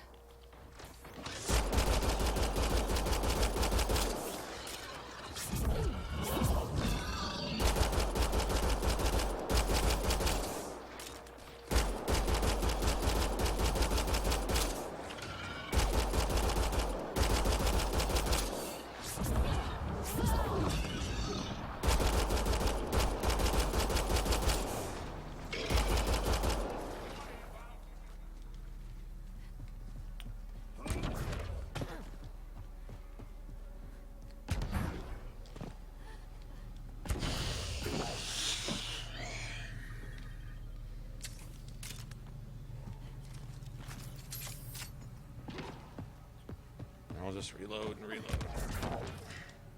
Go, please. Go, please.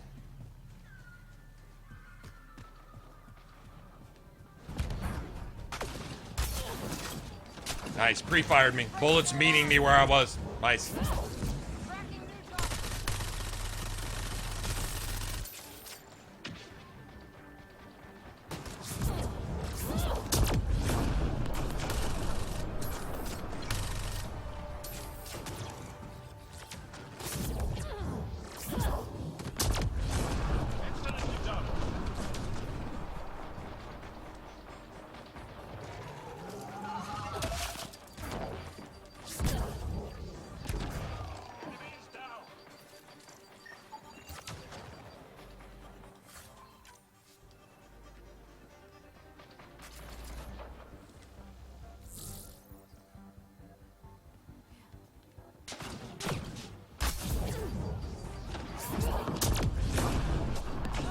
Fuck your dick-sucking, pre-firing bitch ass. And all your fucking girlfriends over there, bitch. With their dick-sucking, pre-firing, wanted bullets, fucking unavoidable damage, bitch fucking cheating ass. Fuck you. And your fucking game-ruining bullshit.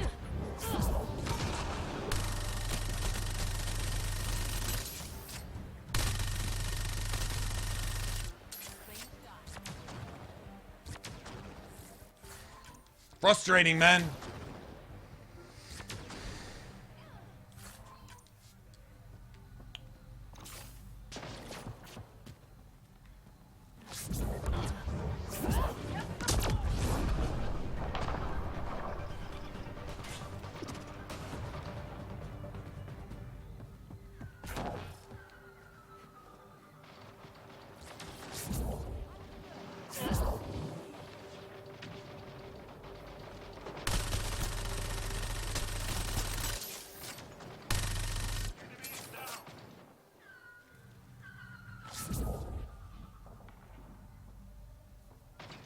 Nice, nice.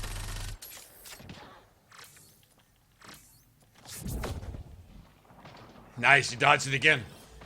Okay. You can spam dodge, bitch. Spam dodge, bitch. Spam dodge pre-fire me to where I'm dodging too for bullets to meet me there with your cheap ass. You read my button press so you magically put a bullet wherever I'm going, but you can dodge my shit?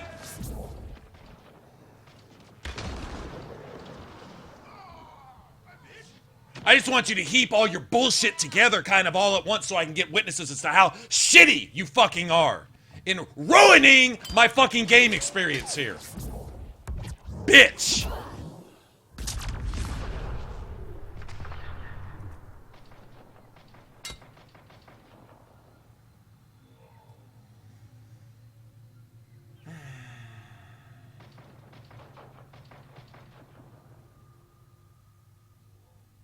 This is fucking it off for me. This is fucking it off for me. Making it bad. Dodge that, bitch! Dodge that!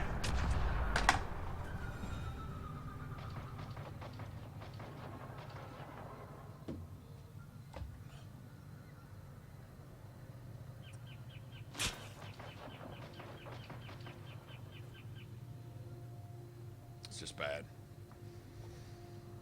It's this whole spot in this map.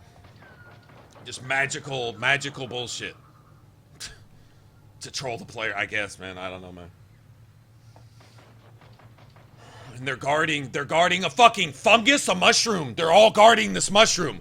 Oh, the super mushroom of omnipotence that we can't let you get to, so we're all just gonna be here with our magic shit asshole bullets, just trolling you so that you don't look at this mushroom over here. That, I guess, is that what they're fucking guarding, that mushroom on that tree? Because I don't see another motherfucking thing that all 95 of these assholes with their fucking asshole wanted bullets are even, what are they doing here?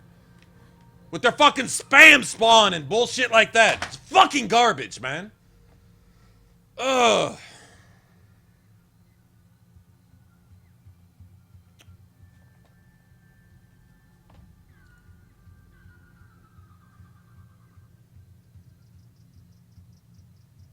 It's that bad. Yes, it is actually that bad.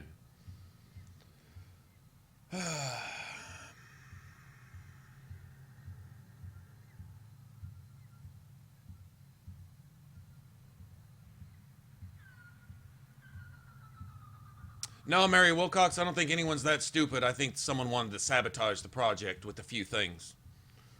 The two-dimensional eyes that no artist would ever put in a drawing, in a sketch, much less a fucking video game, as a finished product. It's impossible. It's impossible. That it wasn't an oversight, it wasn't an accident, it was sabotage. The fucking Contagion quest. Sabotage. Sabotage. Sam's need to repeat the exact same thing every 5 seconds, whether it applies or not, just to troll you, just to take you out of the game and ruin it for you. That's coded in there as a frequency on purpose. That's sabotage. That's not accident. That's not stupid. That's actually smart. If you're going to ruin a project, understand what could drive a gamer nuts and ruin a gamer's game experience, and then do that. And stuff like this, Hafter's Woods and Dragon Age Inquisition, did they learn from that? Apparently not.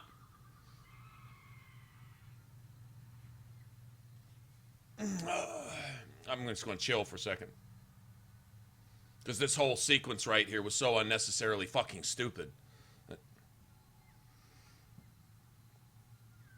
Magical controller reading, evasion, unhittable as they kill you as they're evading, looking the opposite direction, shooting a bullet out of their asshole accurately at you where you're dodging to behind cover.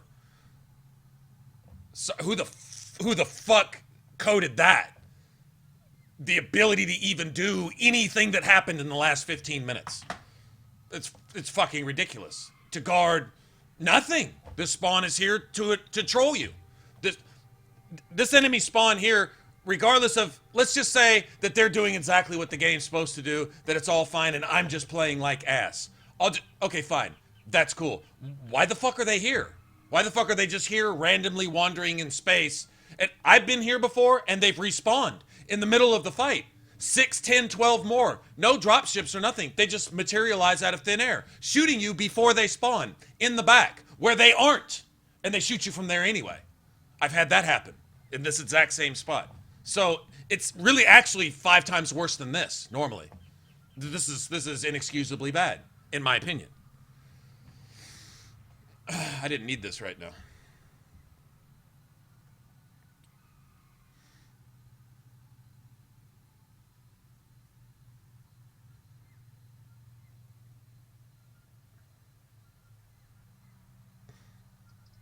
Imagine doing a mission on Insanity. You can't. What do you mean, imagine that? There's at least 3 missions that are exactly like that. Or is that what you're pointing out?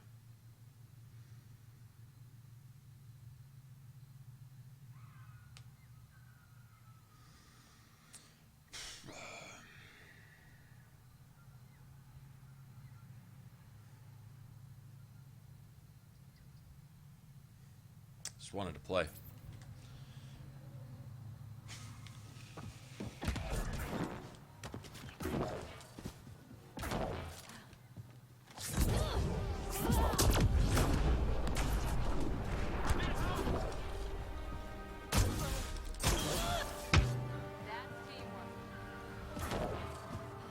There's 40 more down there. Guarding Guarding the shade from a mushroom. That's what they're guarding. A shadow.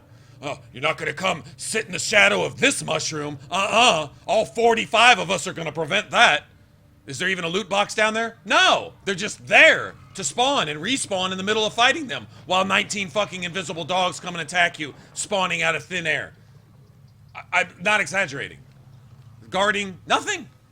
They're not doing anything. They're just there to troll. They're just there to shit on your game. No other reason.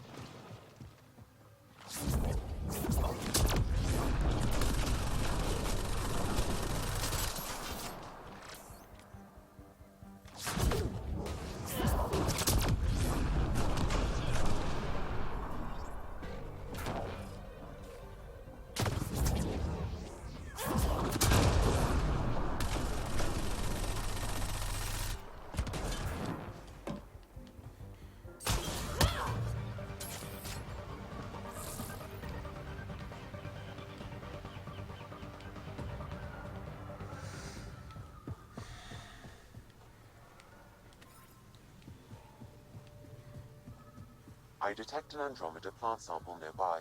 Dr. Camden will find this useful. Oh, right. The gardener. Botanist, Pathfinder. You got a fucking grammar Nazi stuck in an implant in your head. That no matter what you say, it's got to correct you. Oh, you mean the gardener. Botanist. Sam, shut the fuck up. Seriously. I like that. Hey, Sam, what kind of vegetable is that? That's not a vegetable, it's a plant. It's a ground growth. And so you corrected me when I didn't say anything wrong just for the opportunity to correct me and let me know that the AI that's stuck in my head that I can't get rid of is somehow in charge? Is that the point of this? That needs to go. That needs to go. Hey, look at that carrot there, Sam. That's a vegetable, Pathfinder. Fuck you. It's a goddamn carrot. Well, it's also a vegetable. I'm right and you're wrong. I'm taking over your head and shutting off your air supply and killing you right now. That's the best thing I can do for you because you're an organic. Right? I mean, that's some creepy Hal shit right there, man.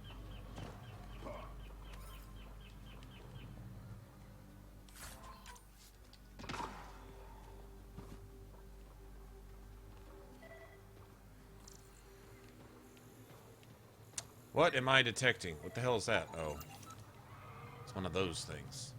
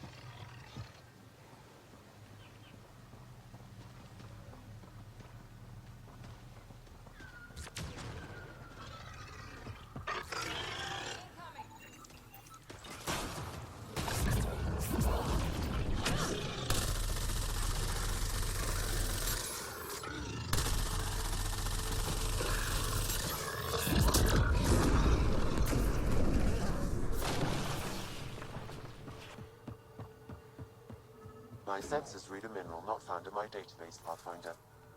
That's something we can scan for Chief Lucan? It would improve his geophysics VI considerably. That's not what I asked. I asked, is that something we can scan for Chief Lucan? Pretty sure that's what I asked.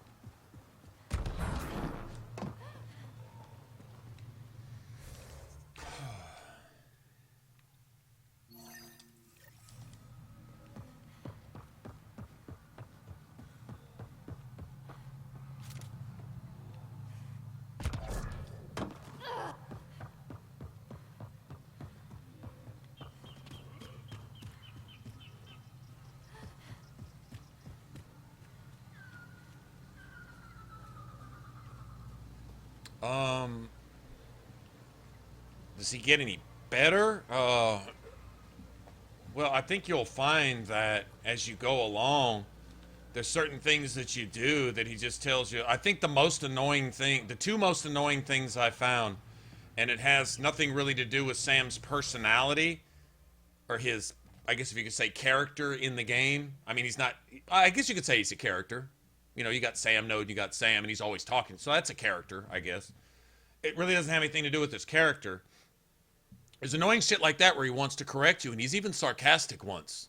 And it's like maybe he's learning these behaviors from you as you go along because my writer tends to be sarcastic, so maybe there's some of that. Maybe that's what it's leading to. That's not it. The two most annoying things are when you're in your car. In order to scan for minerals, you have to hit the scanner to scan for minerals. He waits till after you've opened your scanner to tell you that you need to open your scanner to scan for minerals, which you would have to know in order to have opened your scanner in the first place, to scan for minerals, which is the only reason you would have opened your scanner. So the advice he gives you is post whatever you're doing. And he does it every single time you open your scanner. And he doesn't say anything different. He says the same thing. This has nothing to do with his character. This is one of the developers trolling the shit out of you by making his dialogue frequency. In other words, if you do this action, it triggers the audio file to say something. Fine. That's usually how it works. Certain checkpoints, like if you cross through a doorway, if you get to a certain point in the game, if you do a certain thing, then the trigger is for an audio log to play carrying the story along. So Sam might fill in a blank. Sam might direct you to do something. Now, after you played through the game 20 or 30 times, Sam tells you to do something story-related. That might get annoying because you've already heard it 1,000 times. But it's not something he repeats. It may be something that he does once. Pathfinder, if you scan this remnant console, it'll help you do this. He probably won't say that again. So I wouldn't call that an issue. What I call an issue is the same action which you're going to repeat. It's impossible if you're looking for materials that you're not going to look for mining zones, which are not only a thing in the game and are unlocked, and he tells you that they're unlocked every time you find a forward station, but there are 2 cryo perks which you can spend AVP points on to further unlock new mining zones. So it's not like this is a thing that you need to be repeatedly tutored in. But every single time you open your scanner, he says, in order to scan, you need to open your scanner. Basically. Would you just opened your scanner? That'd be like after you open a jar of fucking pickles from the fridge, I come into the kitchen and tell you, in order to open that jar of the pickles, you have to unscrew the lid. You're sitting there with the fucking lid in your hand. Why am I telling you this? And if you want a pickle, you need to reach in and grab it out of the jar. Thank you, Mr. Obvious. It's bad enough that I tell you that once, but I tell you that every fucking time you open a jar of pickles, I wake up out of my sleep and come downstairs just to tell you that every time you go to the fridge to open a fucking jar of pickles. You'd kill me. You'd kill me. It's impossible that the developer didn't know that that would ruin the game for you. There are times where your experience, if you let it get on your nerves, which I do, well, that's your fault. No, I didn't put that in the game. No, that's actually not my fault. It may be shortage of temper, but combined with a couple other things, yeah, eventually you run out of fucking fuse.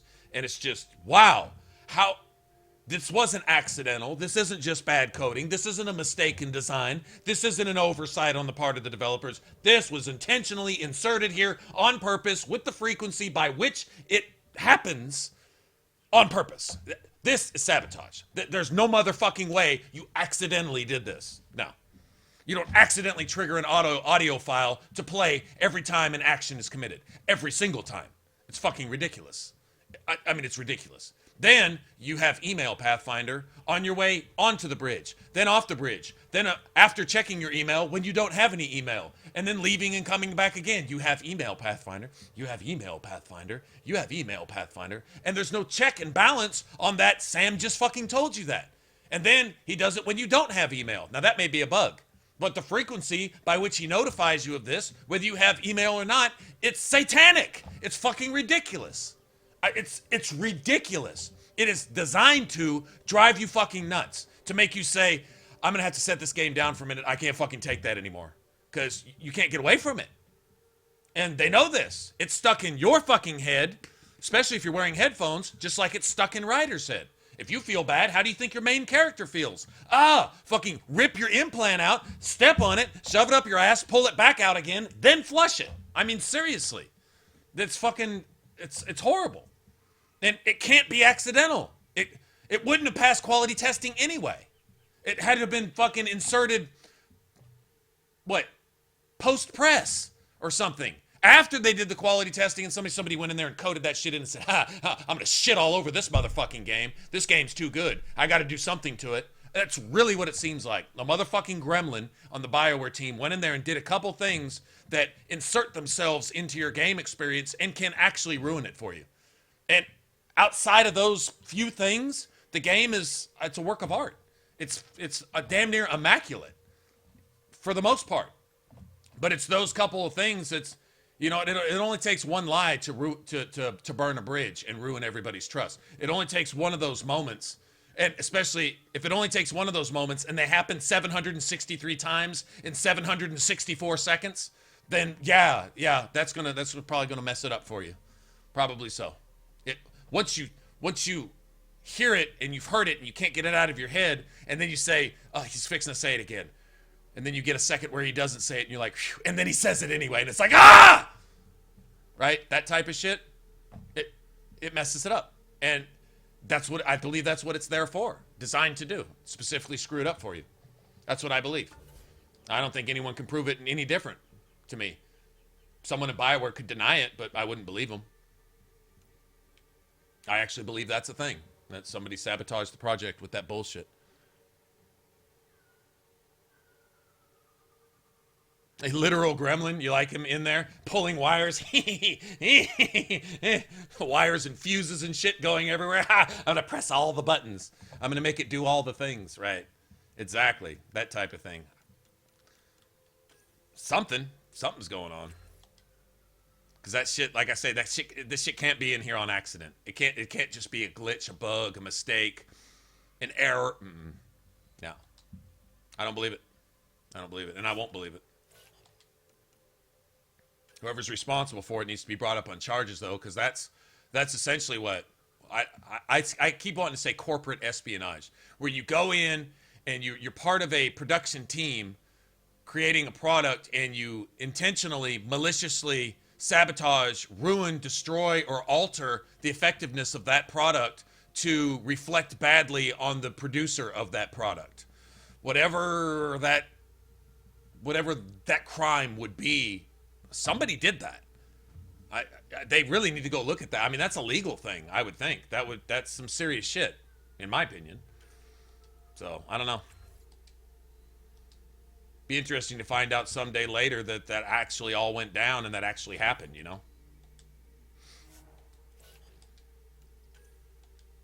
I just wish they'd fix it. I wish they'd reduce Sam's dialogue repetitions by about 80% on certain things. It's not everything. That email thing. Notify me once when I get on board that I have email.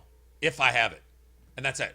Be done with it. If I leave the ship and come back again and I still haven't checked that email, repeat it. If I have checked that email, shut the fuck up. Don't even talk. Simple. Simple. If you have email, tell me once. That's it. Over. And not again while I'm on that ship. And if I spend the next 12 hours on that ship and still don't check that email, don't say anything. Shut the fuck up. I know. I don't feel like checking it. Don't make me. Don't obligate me. Don't hound me. Don't pester me. Don't annoy me on purpose. Don't make me want to rip your shit out of my own fucking head. Just shut up. That's easy. Don't troll the player. If I reach a planet and I come across a mining zone and the little mining thing starts to flash once, let me know. Mining resources can be mined here. Open your scanner to mine them. Don't say anything again while I'm on that planet. Don't ever mention it again. Or leave all tutorial options. Separate Sam's tutorial speech, how to mine, how to check email, reminders and stuff. Reminders and tutorials. Separate all of Sam's reminder and tutorial dialogue and put a delete button on it. In other words, in my first playthrough, it really wasn't that noticeable, to be honest. It didn't bother me much. I was too busy going ooh and ah as I was looking around as we're exploring. Honestly, it was probably there, but in the back of my head, and I really didn't notice. Second playthrough on, it started driving me more and more nuts. So how about this? How about just like I can turn tutorials off once I'm familiar with everything there is to do with the game, turn Sam's tutorial stuff off. I know how to mine stuff. I don't need you to ever tell me about a mining zone again, ever. Odds are I've probably memorized where every fucking mining zone is on every planet in the game after my second or third playthrough anyway. I don't need that. And I don't need you telling me about email. Email is a crucial part of collecting quests and filling my quest log with quests. That's how you do it. Besides going actively talking to somebody in person, half of your quests come through email, especially considering all of your companions. If you want to get loyalty from anyone on your ship, you have to answer their emails about 5 times, at least, maybe more. Common sense. So by Sam repeating it, what the developer or the specific person on the BioWare team in charge of having Sam repeatedly remind you of the exact same thing, they're saying, you're a stupid fucking piece of shit, but I already got your $60. You can't get a refund, you stupid fucking piece of shit, because the simplest thing, in order to breathe, you need to inflate your lungs. In order to breathe, you need to inflate your lungs. In order to breathe, you need to inflate your lungs. And I'm going to keep telling you that because I already got your $60. Fuck you. I'm either supposed to receive that message from the developer, or I'm supposed to assume that somebody there... No, I can't see it any other way. Like, how many times you have to tell somebody something, and you code that audio log to replay. That audio log, which is, it's common sense. In order to see something, open your eyes and look at it. In order to see something, open your eyes and look at it. Thank you, Captain Obvious. How many times do I need to repeat that? As many times as will make you fucking throw your controller through your TV, crack your game disc in half, and never play this game again. That must be the answer. I can't see any other motive or reason to do that. To specifically bang the player over the head with a "you're a stupid fucking cow and you just need to hear this and hear this over and over again. You can't get a refund on your money. Fuck you." And I don't think it's the whole team. I think there's 1 or 2 individuals in that BioWare team that did that. I honestly believe that. Probably some disgruntled social justice warrior that didn't get their what you need to do with your penis and what you need to do with your vagina dialogue into some of the characters somewhere, and they got pissed off about it, so they decided to sabotage the project. That's one guess as to why somebody might do something like that. The same type of person that would go throw a tantrum on the streets in Washington, D.C., in the Capitol, because their particular candidate didn't get elected. Pay my bills. Give me a safe space. It's not my president. Right? The same type of thing. Just throw a tantrum and sabotage the game and fuck it up because they didn't get something they wanted in it. Or it could be any reason. Or it's just straight up sabotage. Whatever. It's something like that because it's effective enough in the game to spoil it in some ways, to actually ruin it. If you guys... If you think that's preposterous and that's not a thing, well, I may just be imagining it, but enough people are complaining about it where I think it's a valid point. And the fact that it's not a thing like falling through the map. It's not a thing like walls and entire portions of the map disappearing into open space and staying like that. And if you get anywhere near them, you fall off. And, you know, it's not stuff like that. It's not animals upside down floating backwards and doing this and zipping off into space. And so it's not that type of stuff. It's not bug glitch type stuff. It's meticulously inserted things. Stuff put meticulously into the game at a certain point in a certain way to spoil things for you. I can't see it any other way. I really can't. And it's worth pointing out until the right person hears it. Somebody needs to hear that, and somebody that can do something about that needs to. I personally believe that, but just my opinion. Anyway, I'll shut up about it.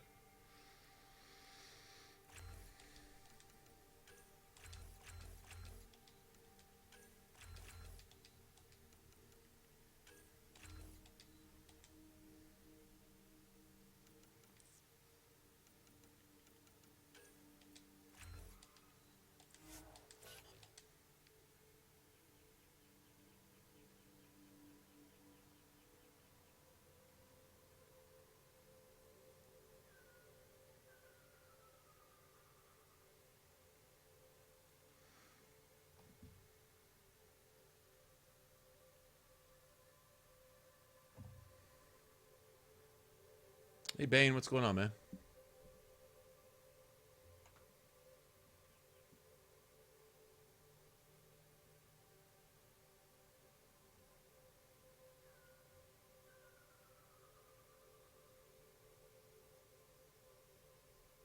Oh, you see it too, Mary? I'm sorry, I'm going back in chat. Apparently I ran my mouth for way too long. I apologize for that. But sometimes I get onto something where it wouldn't be so bad if the game sucked. It wouldn't be so bad if the game was just good.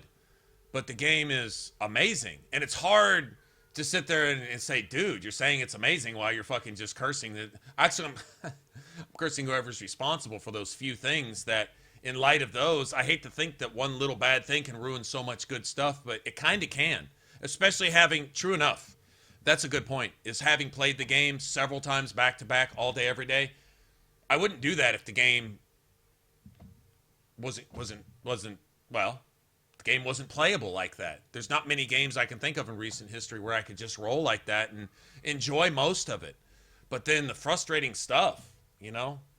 Like this area right here, as bad as it is, as bad as it seems, okay, if you have stuff like that where the spawns are a little messed up, or that may be bug-related stuff. I mean, I don't know why all these enemies are here guarding nothing, all right? But I guess I can't point this out. I'm just frustrated, but probably frustrated at a combination of several other things. Not just the mechanics and stuff at times and things like that, but the stuff that we've been talking about that really aren't even related to this. It does kind of add up, and it does kind of tend to burn away a little bit of your fuse to where when something apparently more or less insignificant happens, you never know at that one point when you might just fucking lose it. It's just like, God damn, enough, you know, and just throw your controller down and say, what the fuck? Why, you know, blah, blah, blah, and this and that, and need to vent. If the game wasn't that good, it really wouldn't call for that. It'd be like, well, this game's garbage. I wouldn't be playing it right now anyway, as far as that goes. So it obviously warrants a lot of playtime and multiple playthroughs. The replayability is through the roof. But those several things, it's more frustrating in light of how good the game is. It wouldn't stick out so badly if the game was just okay, or if the game sucked. It wouldn't stick out near as bad. I think that's a valid point.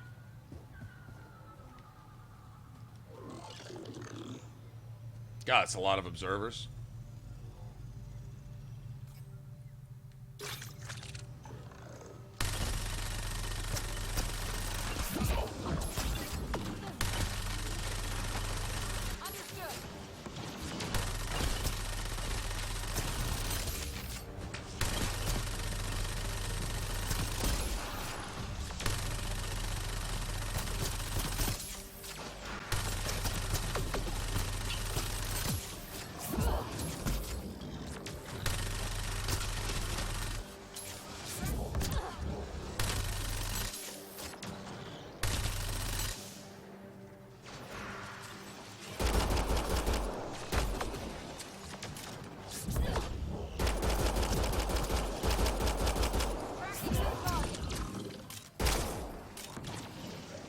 Stop reloading.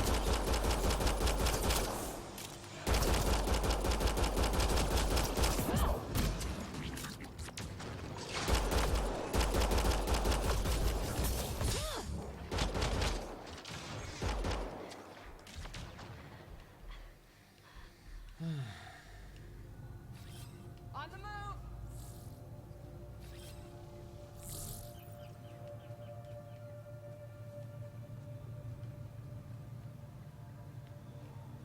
No shortage of observers in this part of the woods, is there?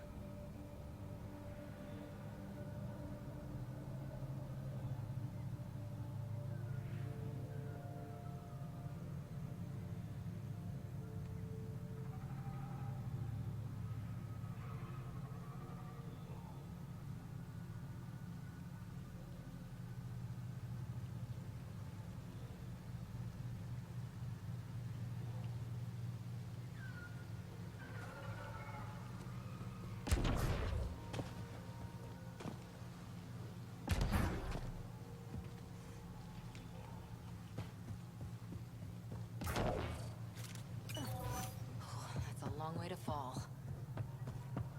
Stay alert. We don't know what's down there. We've scanned this area. These structures go deep below the ground.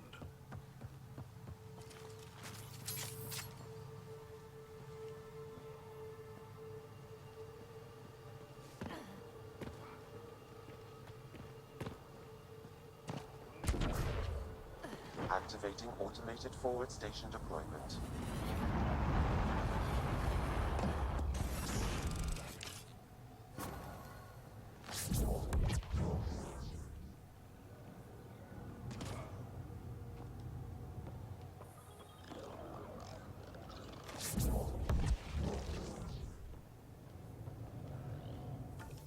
Okay, what do I need to do down here? Just that?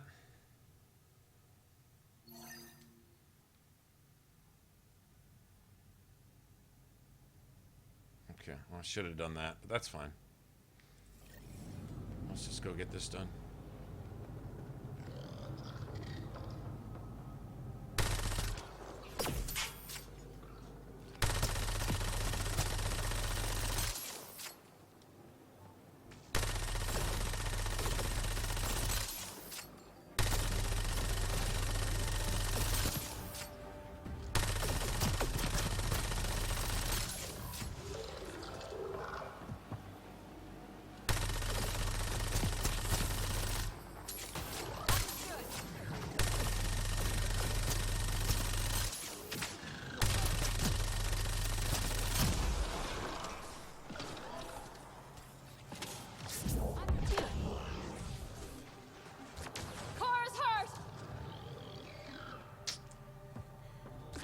God damn it.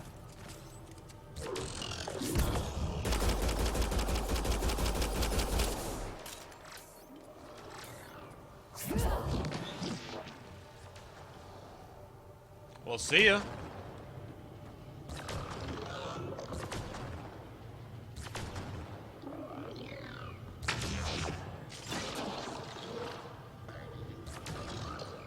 Well, as soon as I drop down there, he's gonna laser kill me before I can even find cover. That motherfucker went the long way around.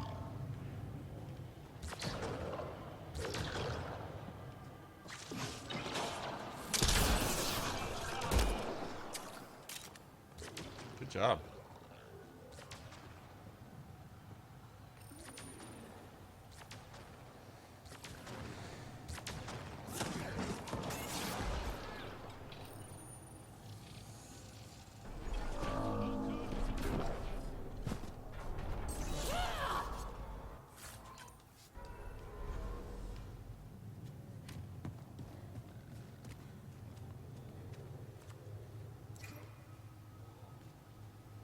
Weird.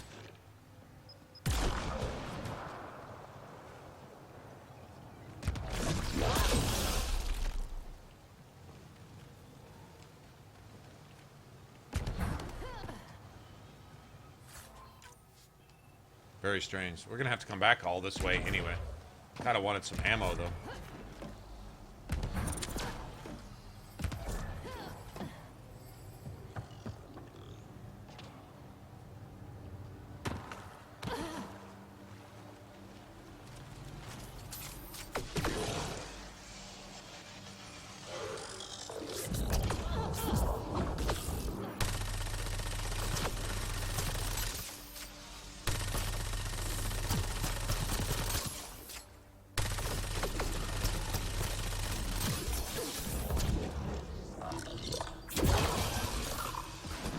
Wow, he came out doing this shit. He came out doing, oh wow.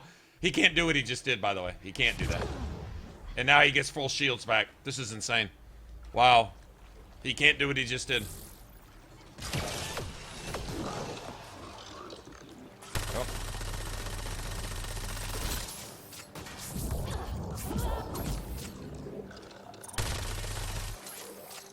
Wow. Wow. Damn. Yeah, to think the game can't just do what it wants to do mid-stride, however it wants to do it. Sure can, apparently.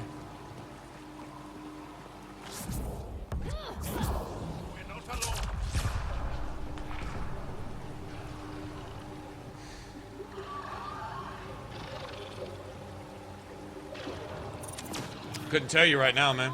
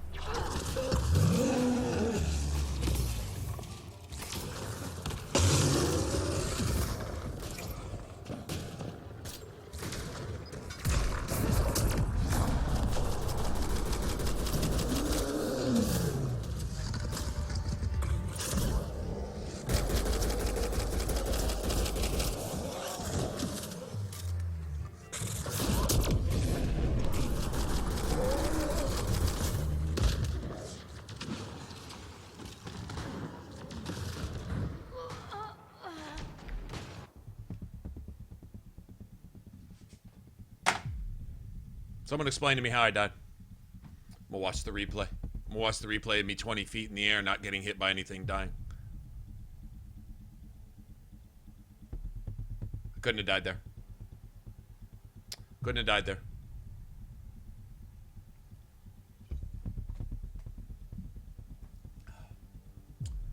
Once again, the game needs to meet a certain number of death quotas. You will die a certain number of times if you play well. If there's nothing there to kill you and it's time for you to die, you will die regardless. You will die to take away game progress and make you replay certain areas and certain events and certain sequences, or just simply just to remove game time and make you play again to give the impression that the game is difficult. It's hard to believe that the game is difficult when it kills you with an unavoidable death that, you know, what killed you? Death killed you. How'd you die? By dying. I mean, what caused the death? Nothing. You just died. If you weren't going to die, the enemy will get a 6,000 times damage buff to kill you. If nothing hits you, you get hit anyway. If an enemy doesn't exist to kill you, an enemy will spawn and appear that doesn't even exist in the game, firing at you before it even spawns. So it's unavoidable damage from an enemy that's really not even in the game. But you will take fire and you will take damage and you will die. Occasionally, to meet a death quota, some hidden number in the background, to die even, whether you've died or not, you still die. If you didn't die, you died. If you died, you still die. And not just for deaths, but to make you replay portions of the game. To set you back to wherever our last save was, to make us do all this over again. Punishing me for not dying.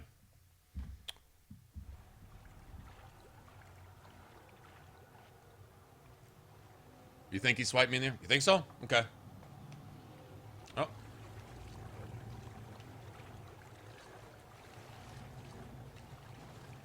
Interesting. Where's he at then? Where is he? This is his cave. So I'm guessing I don't get the scan either. I don't know if I got the scan or not. Yeah, okay.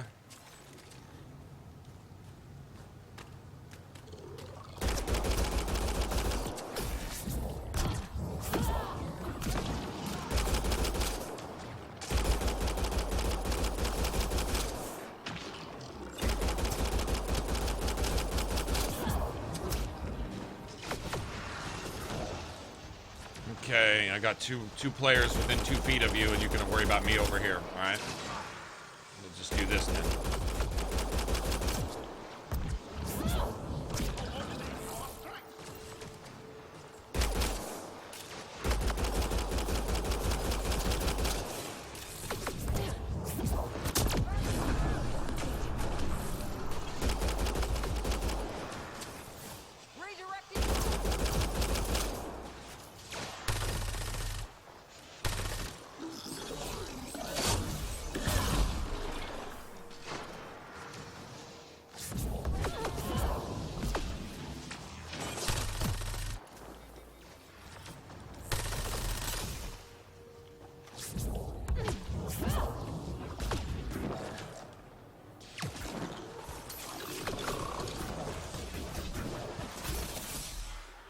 Okay, anything but cover.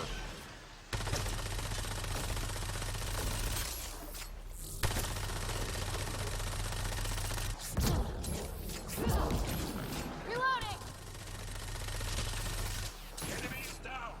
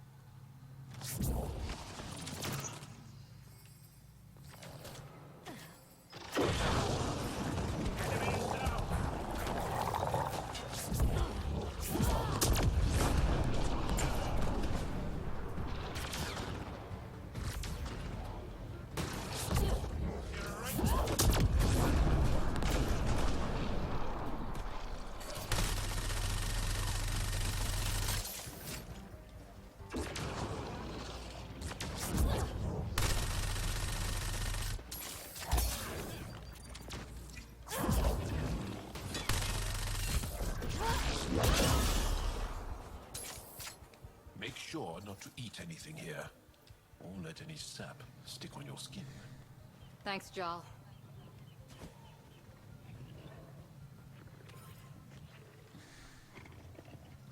Andromeda plant sample detected nearby.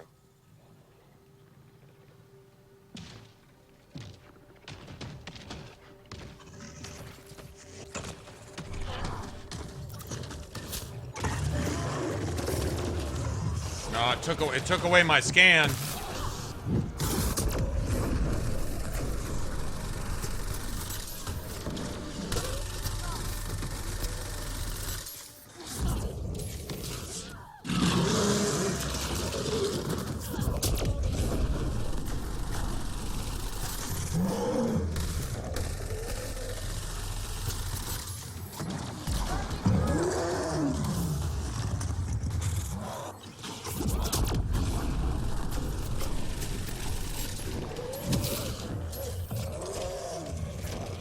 Tried to camera kill me there.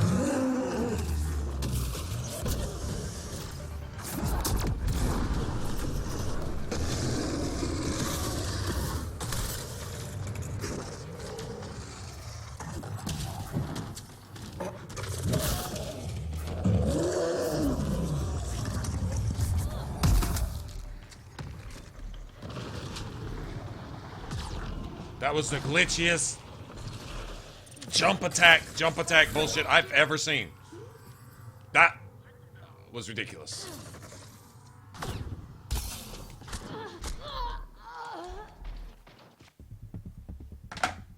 The 40 enemies spawned behind me, shooting me in the back out of thin air before they even spawn. Did y'all see it? Tell me, go ahead. Tell me how that didn't happen too. Tell me how I'm totally misreading what happened right there. Tell me how that didn't happen and something else just happened. Me getting shot in the back by enemies that didn't exist from behind me.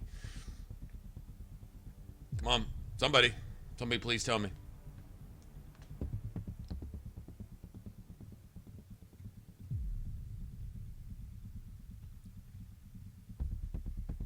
Come on. Let's hear it. Let's hear how I'm imagining that.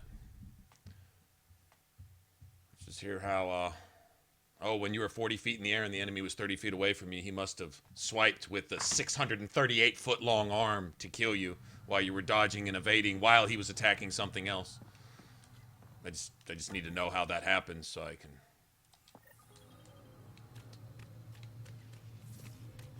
Okay, so if you get a fiend scan, the game just takes it away from you.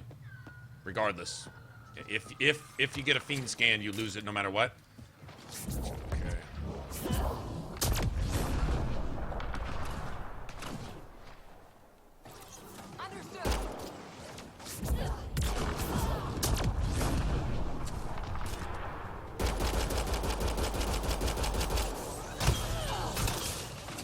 Excellently done.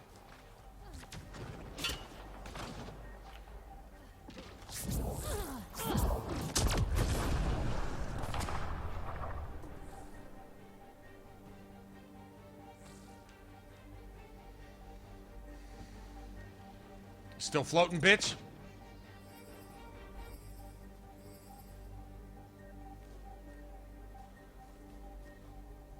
Come on, if I press my controller right to come out of cover, a bullet will meet me 5 feet. A bullet will meet me wherever my character's going to be.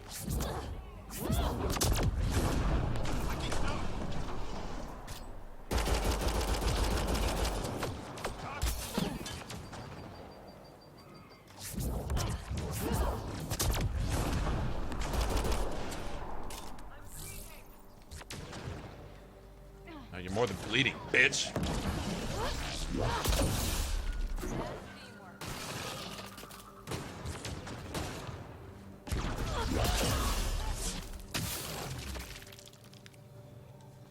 Okay, we'll just stand here and let the entire game attack us here. Maybe the fucking Archon will show up too and we can just end this shit right now.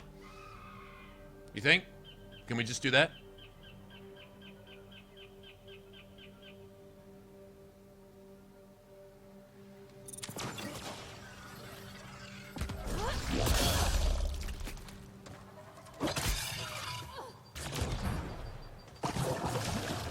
Enemy is down.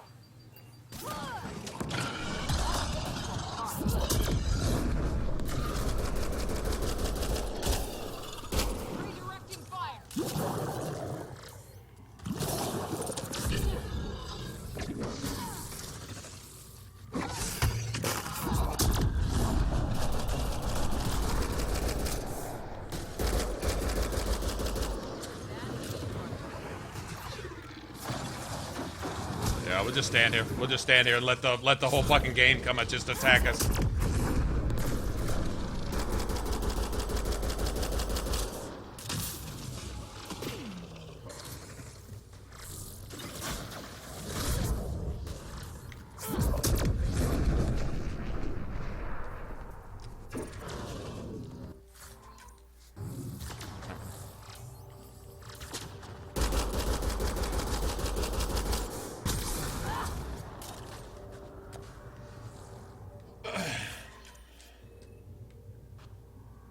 Anything else want to anything else want to happen to be the worst advertising that this game could possibly have for itself just by me streaming it? Anything else? Oh, are you done? You done now? Done? Or you wanna shit on yourself some more and make yourself look really, really, really bad? Oh, you through? Oh, okay. Okay, good.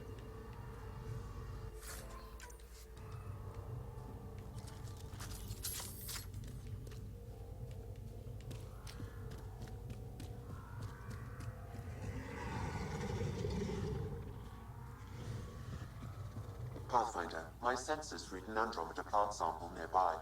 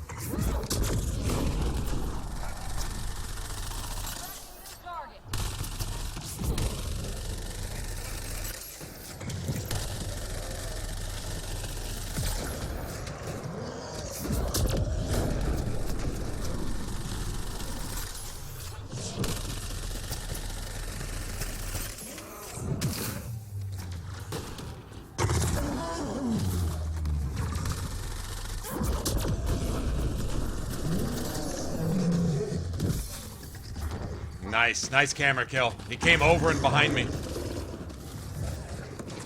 Now that time it didn't kill me. Exact same thing, by the way.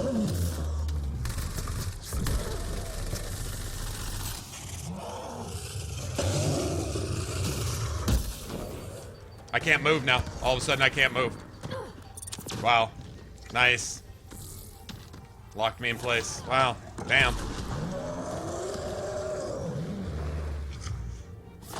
Yeah! Shut the fuck up.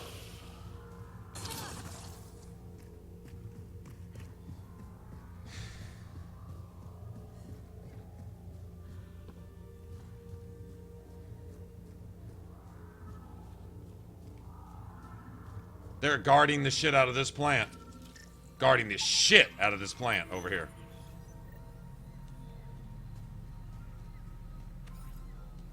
All right. Well, we got 2 out of 10. That's not a good sign. Let's see. Let's go back over here.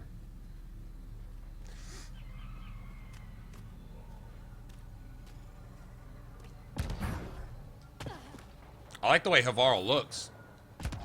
Playing here is another story. I'm not gonna lie. Well, the vault's cool. I like the vault here. There's some other cool stuff. Like, there's cool stuff to do here. I like Jawl's personal mission here. So, no, there's stuff, but it's mainly just this region right here which screws it for me because of the spawn rate and the fucking questionable spawns and the weird shit that happens. And it's just, if they took that out of Havarl, this would be great. I guess I could say that, honestly. I do like Jawl's personal mission, though, going where the... Well, if you haven't been there, I won't spoil it, but I do like that. That's cool. And the vault here, and even the monolith where you go meet the hermits up there, staying away from everybody, I like that. If you get any fungal slime on your skin, I suggest you wash it off immediately. Let's be careful around the native flora. Okay, everyone? I'm gonna guess those mushrooms aren't edible.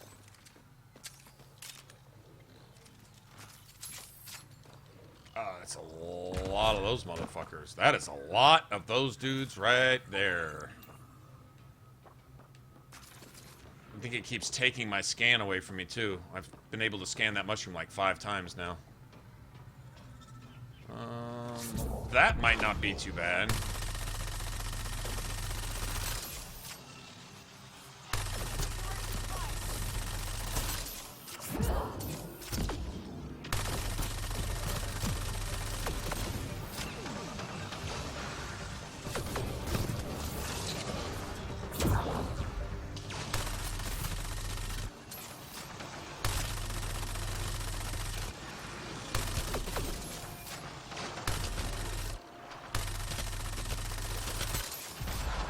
There we go.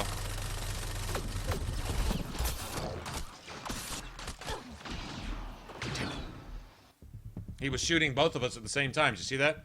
He had the twin barrels going, shooting me and a jaw at the same time.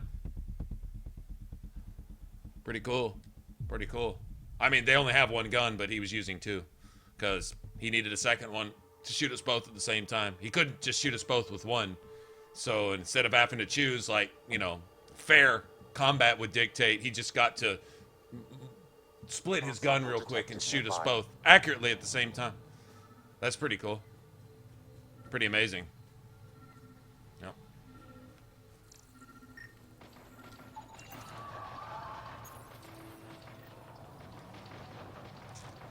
Yeah. Yeah. Yeah, awesome.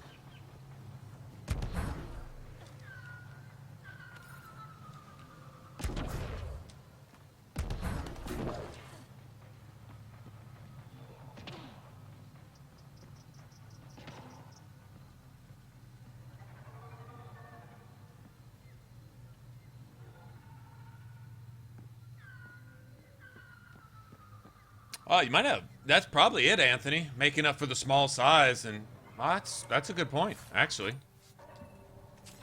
That does kind of explain a lot.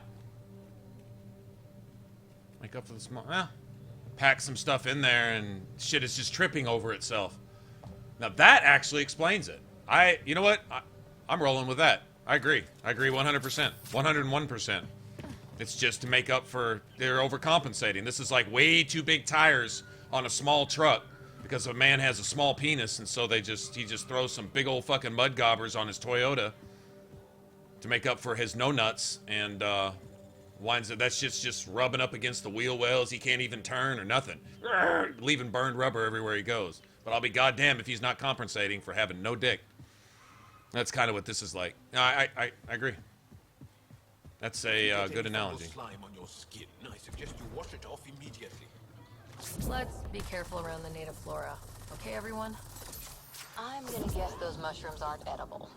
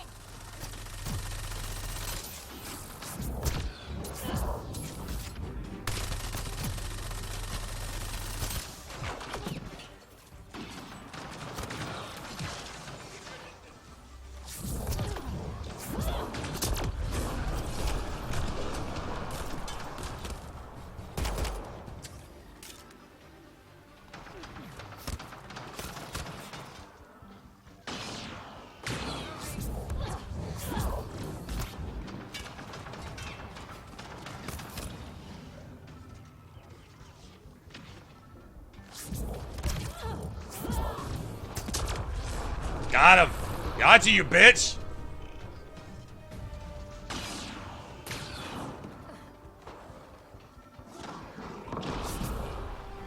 God damn it, that was a waste.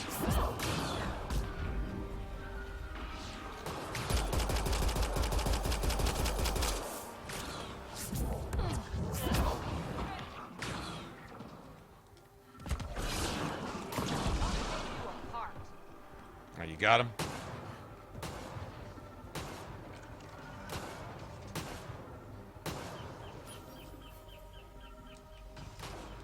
Let's not kick this thing's ass.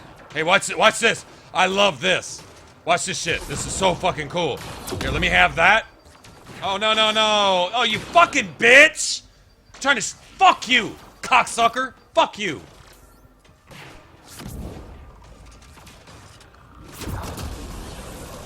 Take that, you bitch. Trying to show off over here. Asshole.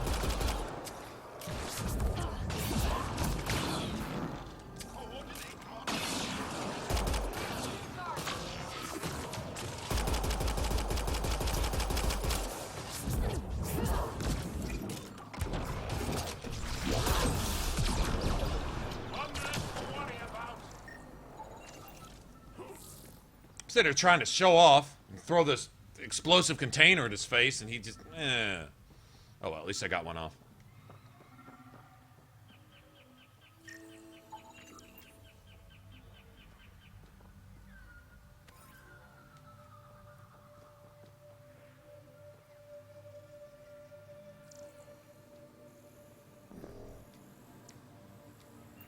So what am I doing here? So, what am I looking for?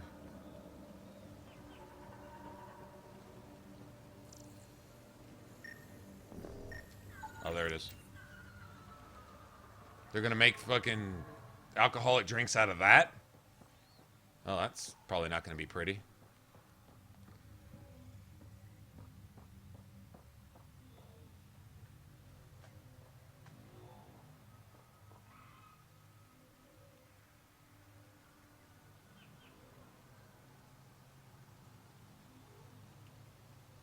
And then the enemies spawning behind you sometimes too, because the spawn frequencies aren't always consistent too. So it just makes it all seem like a clusterfuck.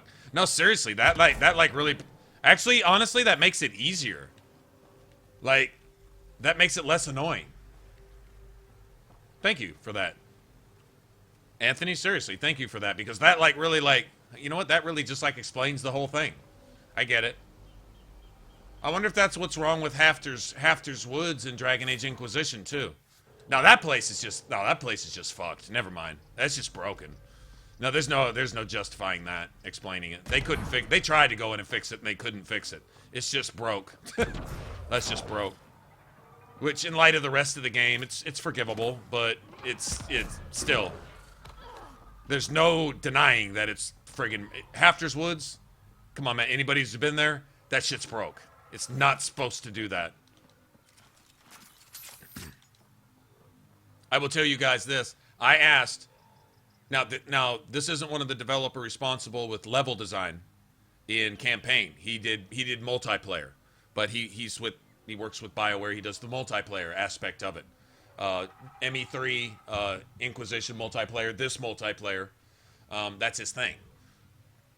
But he did explain to me that in the game, enemies are not supposed to spawn in line of sight. In other words, they shouldn't materialize out of thin air and drop out of the sky like the bears do on top of each other in Hafter's Woods. They're really not supposed to do that. In fact, if you notice, for the most part in the game, most of the time they don't.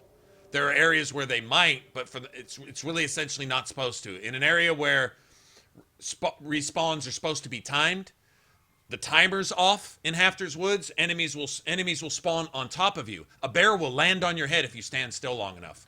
It's happened. Or they'll land on top of each other. Like one will spawn and the other one is spawning with that bear on top of that bear, and then I've had them stacked 2 deep. 3 bears, literally on top of each other like that. I've actually had that happen. And then, of course, they attack you, and then you have assassins that materialize out of thin air, and then 2 more assassins that materialize where those assassins were, because the timer's just off. It's just broken. It's really broken in every way it could be broken. Everything that the game is not supposed to do, it literally does every single one of those things in Hafter's Woods. Literally everything it's not supposed to do. And I'm not even exaggerating.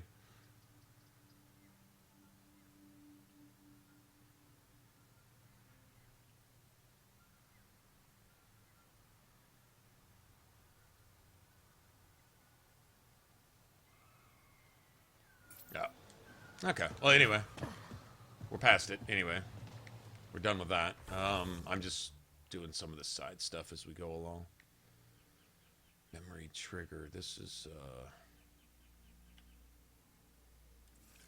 Okay, let's go take care of this real quick.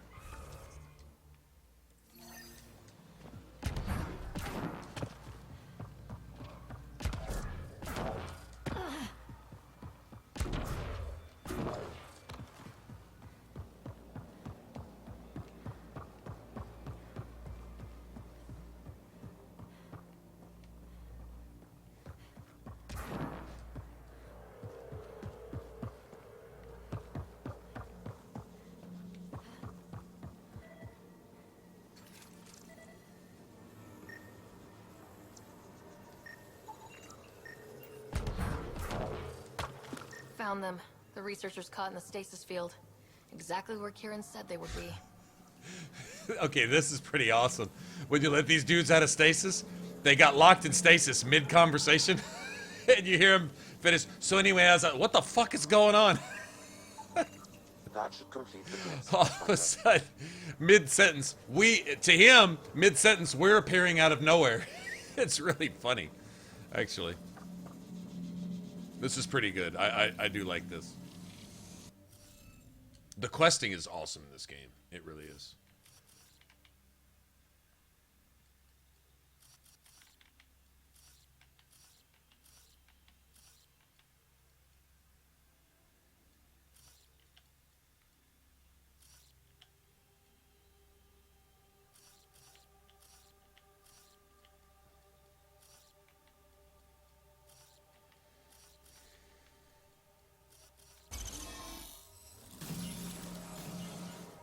Reading off the monitors and...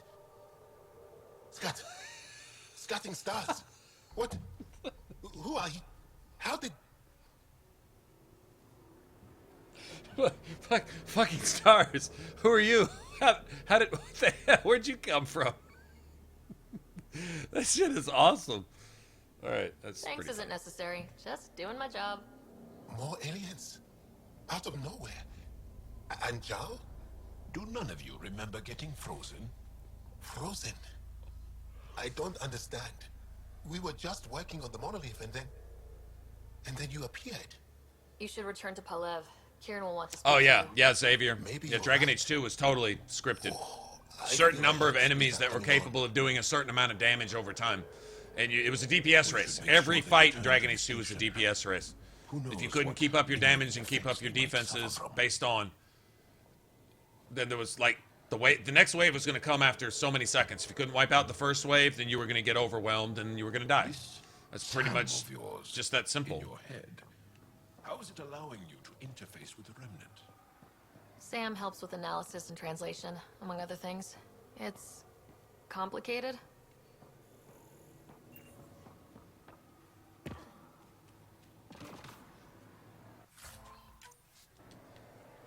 Scudding stars. Who are you? That's fucking Angarans. Scudding stars. What exactly do you think he was saying? Oh man. Scudding stars. What the? There's something up there. I think. Probably get up there too. Yeah.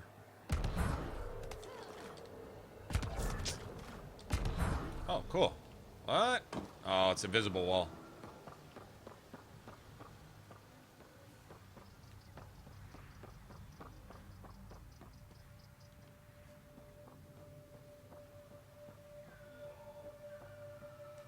Can you use decryption? I don't know. I've never used a decryption key, so I don't know. I could not tell you if that works or not. You might want to go Google that before you go using them.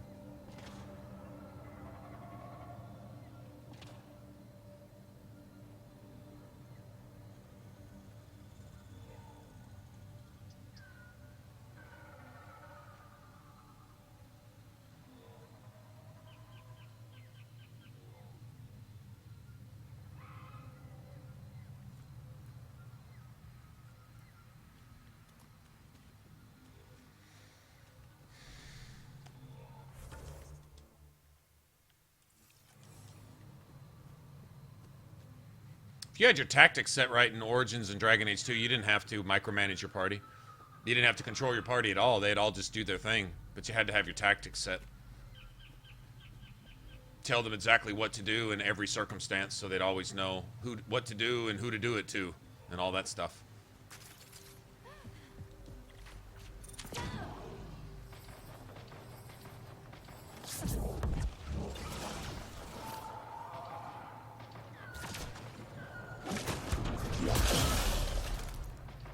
Target's down.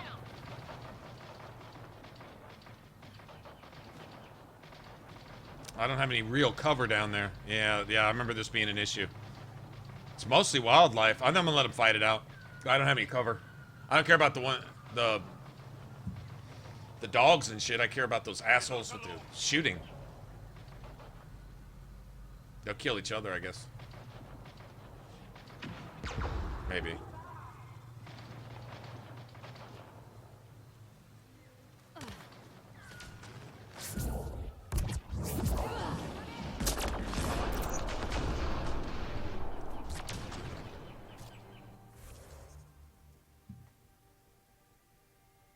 Holy shit. Oh, that was beautiful. Did you see that? Okay, all of a sudden I love Andromeda again. I'm sorry I said all those bad things about you, Andromeda. I'm sorry I hurt your feelings. I love you. I didn't mean to say that those jeans make you look fat. I didn't mean to say that blouse looks like it was torn from a couch and sewn together by a blind midget. I didn't mean to imply any of those things. What I meant to say is you're beautiful and you're thin forever. I love you. I love you, Andromeda. I didn't mean any of the things I said, I promise.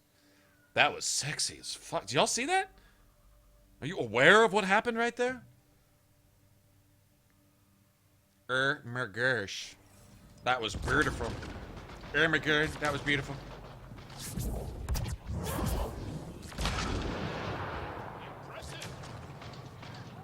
Oh, this is too pretty.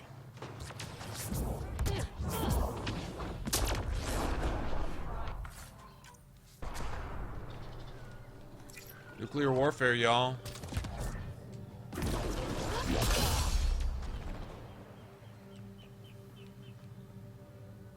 Wow.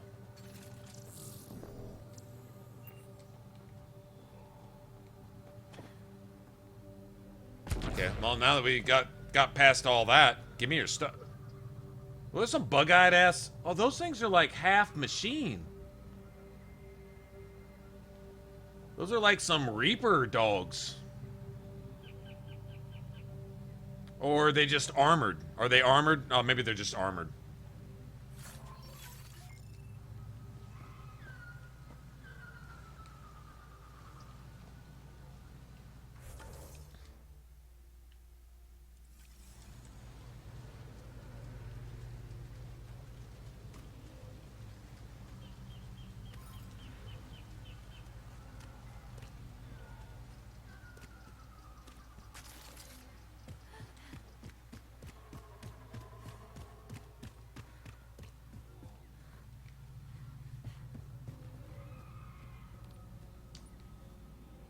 I see what it is. I see what it is, guys. All 40 of you right now are in shock and awe. Y'all are like, y'all still looking at the screen like, oh my god, did I just really just see that? Oh my gosh, that was just beautiful. That's what y'all are saying, right? You're speechless? I know. I understand. I am too. It's so beautimous. Brokar attack. Wait, are those Turians? Those are Natanus uniforms, Pathfinder. Turian Arc?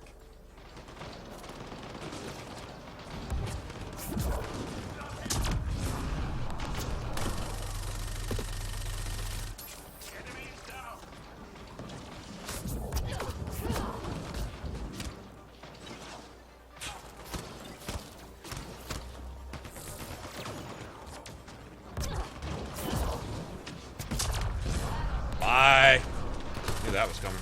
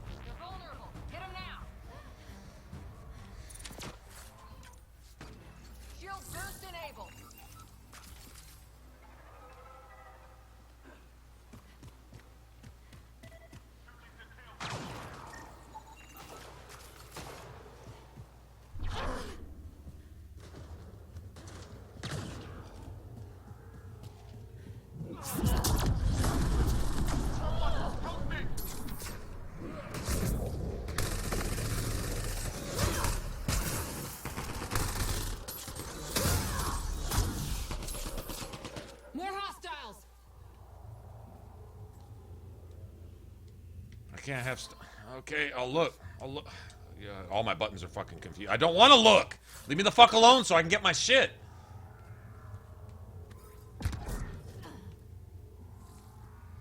Look! Look over here! Look! Look! Look now! No, you can't have that. Look! You see this? Look at me! No! I won't! You can't make me! No! This Omnigel capacitor is mine over here! You can't make me look! You hear that? Don't let him flank you.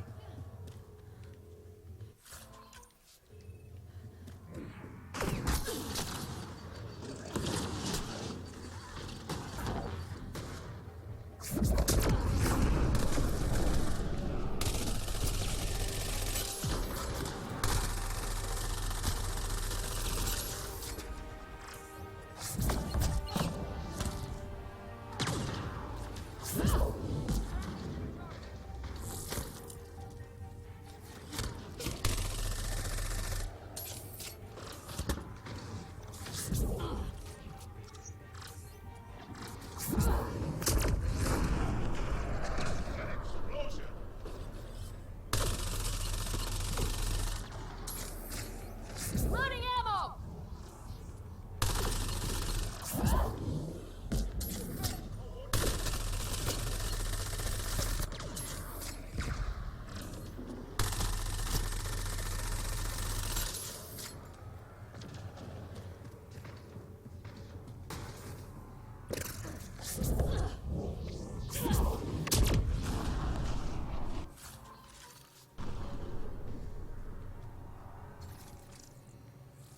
Clean shot. That's what I was thinking. Kokoya, what's up, man? Oh, it's pitiful. Oh, it's pitiful and beautimus. Beautimus and pitiful. That's right. That was sexy, Max.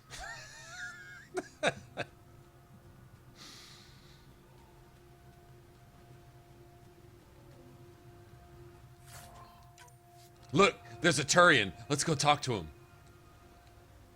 Why? Because he's Turian. Because he reminds me of Garrus. Another memory trigger? One of your father's memories is now accessible. Return to Sam node on the Hyperion to investigate. I can already see the meme. I can already see the meme. The little pie chart. Reasons we talk to Turians. 1% for a quest. 99% because they remind us of Garrus.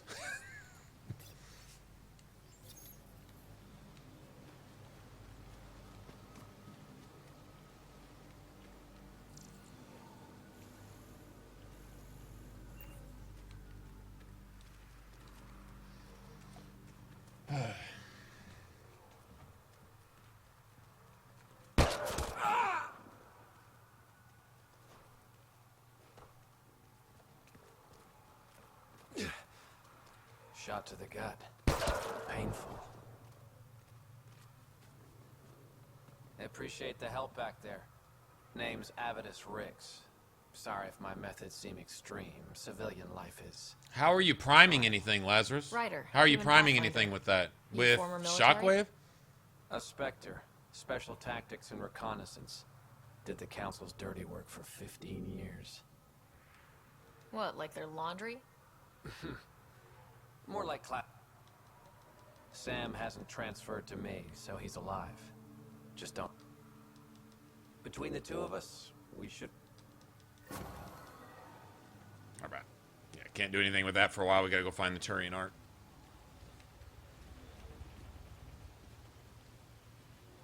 Go look around just a little bit more before we leave. They got a decent little setup here. Oh, that one lady wants us to go look for art pieces, though. I know that. She's here somewhere. There she is.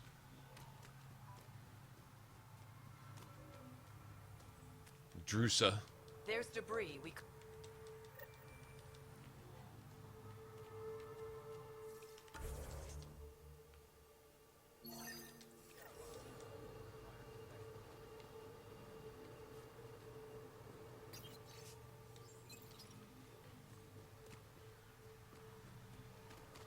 Can't get anywhere through here now. Wish you could. That'd make it easy. A lot of nickel on this planet. Like, a lot.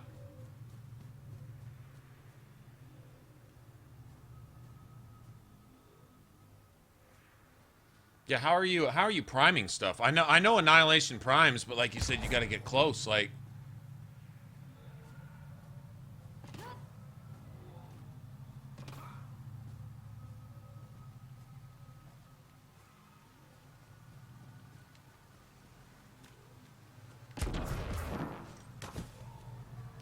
I'm gonna use Annihilate, but there's no point in doing it right now because it slows my powers down so much I can't use them anyway. Doesn't really, not really doing anything for me right now. We'll get there, that's the plan, but I don't think I can make it work yet. In fact, actually, did I level? No, I haven't leveled yet. I need to level one more time. How close are we? A ways.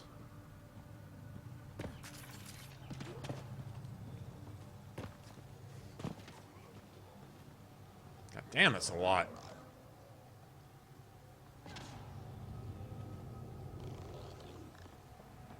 Well, I gotta go over there anyway, don't I?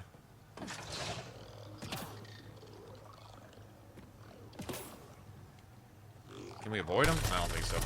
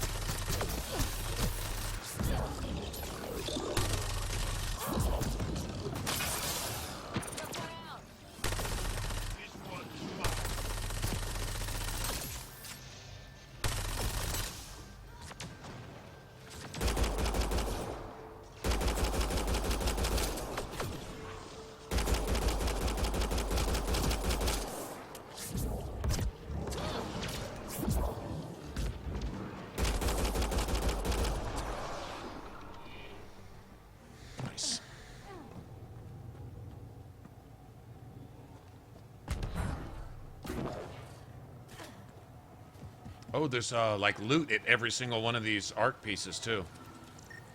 Yeah, they've all got stuff. Debris tagged for salvage.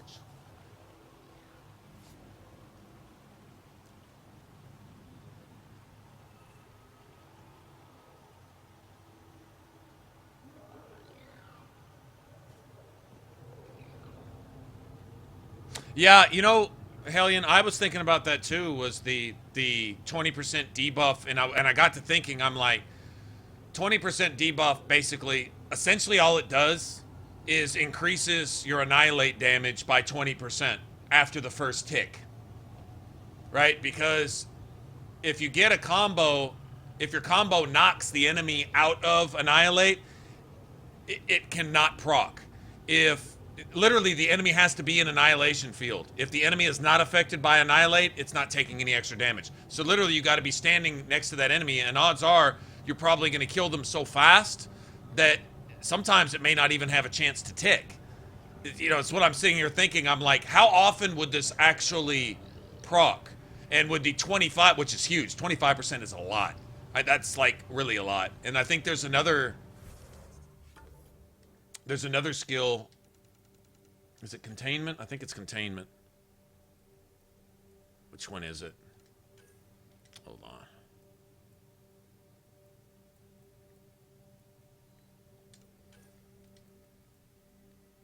There it is. And 10% movement speed while shields are active. So essentially you can effectively get a 35% movement speed increase. That's like 10% is a lot. Like, it's noticeable, especially if you're using cloak and if you've got this in cloak, for example, which I did with my Sentinel. That 20% was a lot. So imagine double that. Like, it was noticeable. Like, you'd be sprinting and all of a sudden you're sprinting, like you're moving. And if you're trying to get in on enemies, I would think being able to get there is as important as the occasional See, 20% enemies affected take 20% additional damage from all sources. So that means if you want your allies to have any part of that, they have to be shooting the same target that you're attacking, first of all. If they're not attacking the same target you're attacking, odds are they're not attacking anybody within the field of annihilation. Unless you've got your annihilate, unless you've already got the radius, and then you've got all the perks and everything else picked where your annihilate is double the size that it normally would be, that would affect more enemies. So it would probably proc more often. But outside of that, you might get a small boost on your annihilation damage and maybe anything. I don't know. Like I don't know. I thought I would take that instead.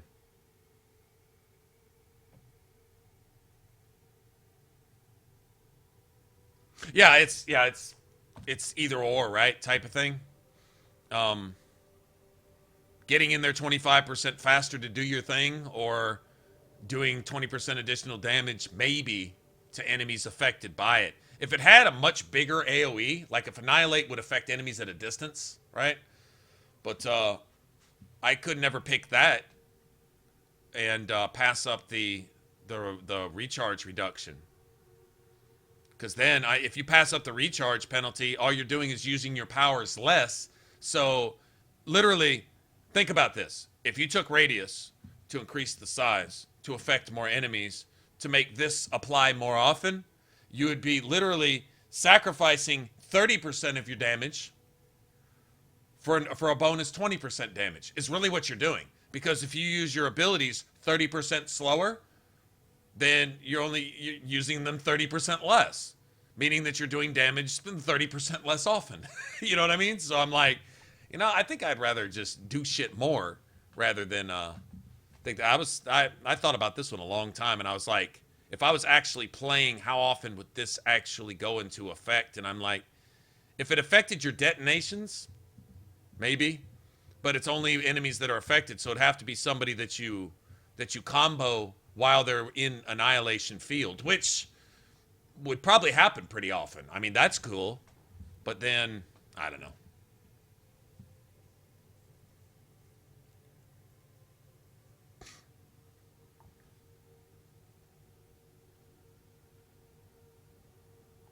Right, seldom effect. Right, because how often are you just going to get up into the face of a dude with a minigun, one of those Ket with the minigun with full shields, and just pound away at him, hoping. Yeah, exactly.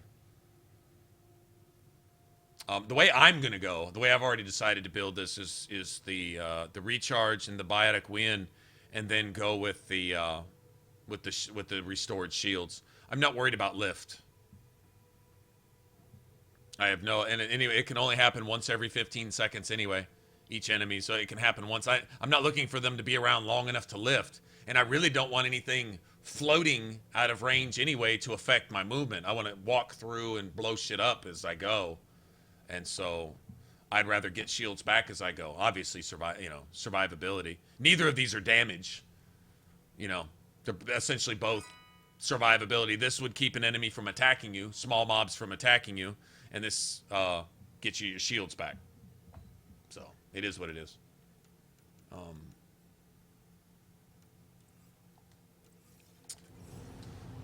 I wish we had level. It'd be nice to level sometime this month. That'd be great.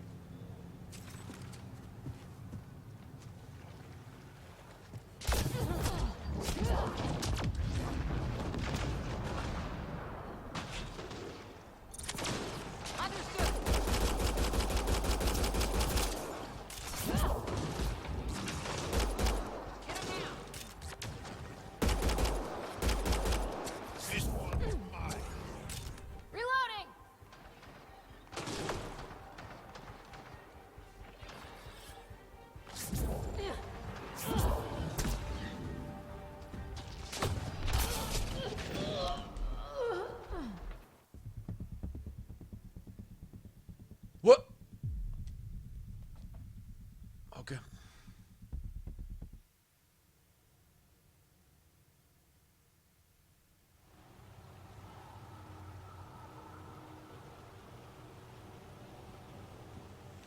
Oh, I'm getting tired of getting shit on like that. I don't see how never mind. Doesn't matter. Doesn't matter if I see it or not.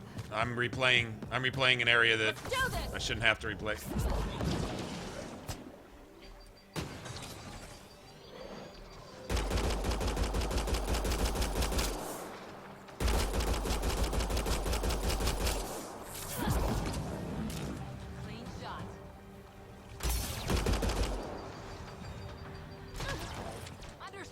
Whoa, god damn!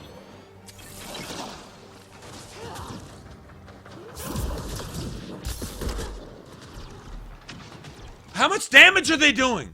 Instantly, what? Okay, super uber endgame level 30 boss row car all of a sudden randomly guarding a fucking stair! A staircase! Nothing!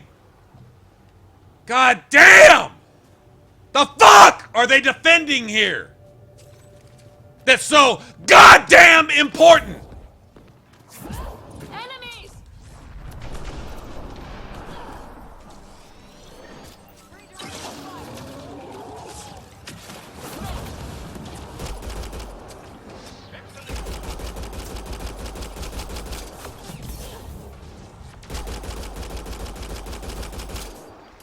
Pre-fire that bitch!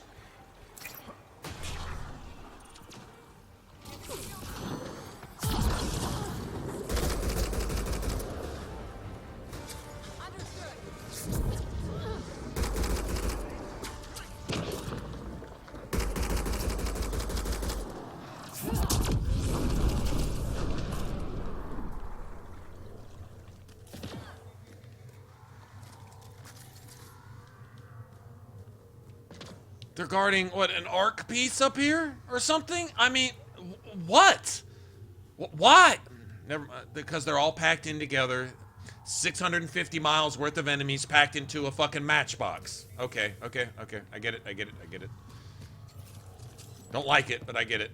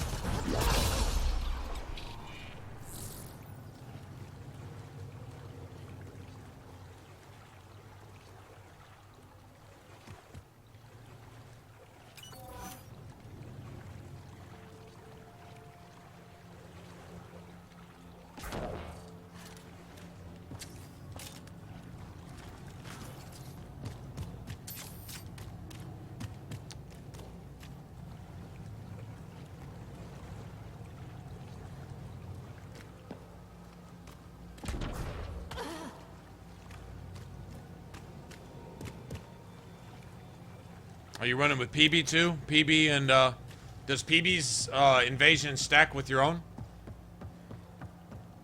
Probably do, huh? I mean, if it lets you invade the same enemy, then yeah, I would guess they would stack. I don't know, unless there's a way to test to see if the numbers are actually true.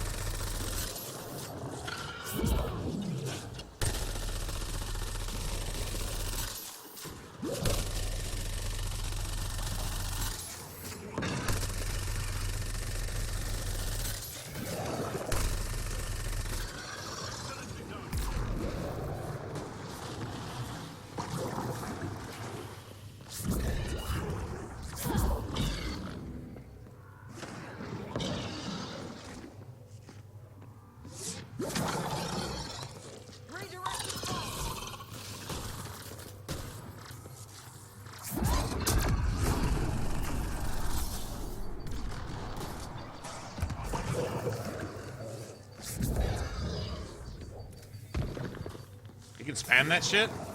He's got his whole throat full of that shit, doesn't he?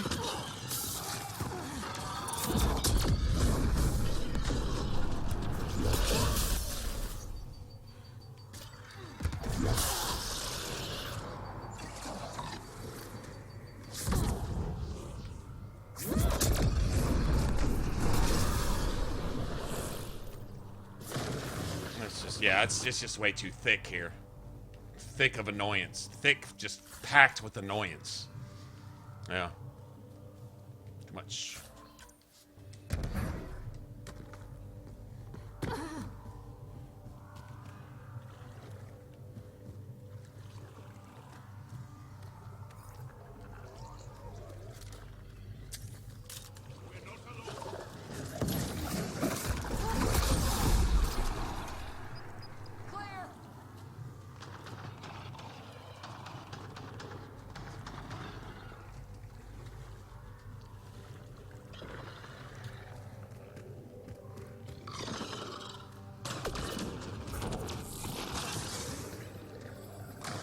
Why can't I target you? Oh, come here, bitch.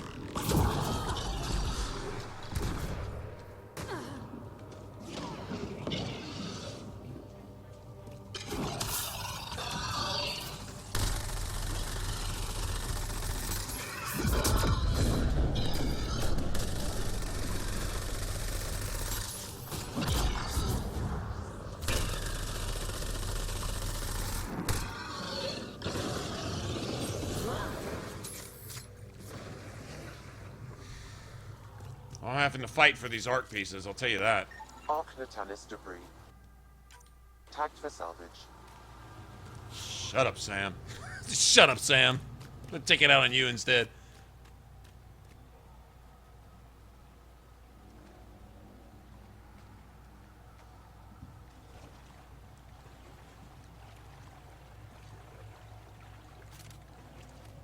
You know, there'd probably be a way to test it, is find a spot where,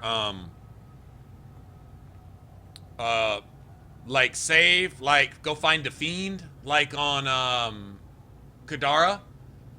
Go find a fiend, and once you know where he's at, save away to where he's not, you're not in a zone, so he doesn't disappear on you when you load, you know, which might happen.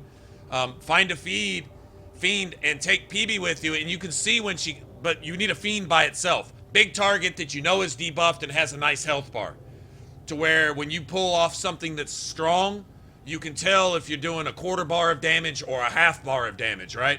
And so get PB to hit him with invasion and then do something. Do something strong. Do something that,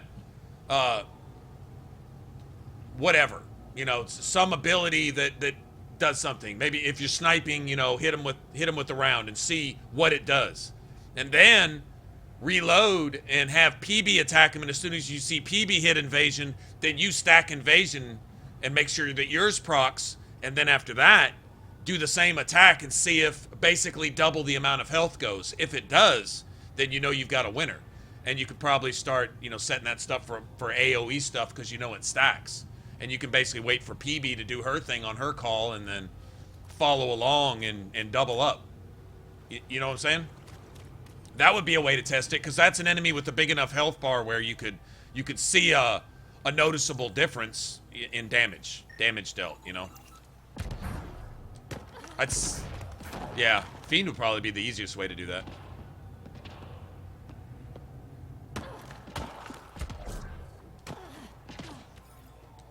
I'd be kind of curious to know, because if that's true, getting all those debuffs together, then, yeah, like you say, if you had, like, Annihilate, then you had Invasion, then you had PB's Invasion 2, and then any other thing that any of your other party members bring to the table that debuffs also.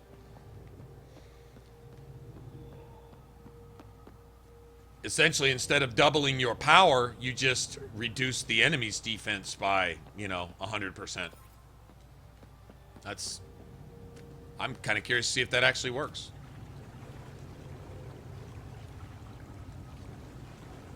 So that's the type of thinking right there that makes RPGs fun. When you just try stuff, you say, you know, this might be surprisingly effective. You might actually learn something. You'll be like, damn, this doesn't just work. This shit is brutal, you know? It's amazing. So, definitely worth a try. Well, thank goodness they haven't respawned that fast, at least. At least they're giving me a little bit of leeway to look around without immediately reappearing. That's nice and considerate of the game.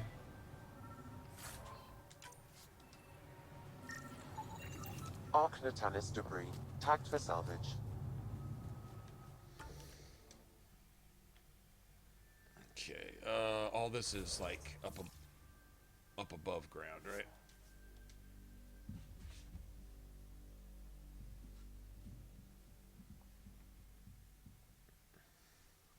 Oh, I feel you.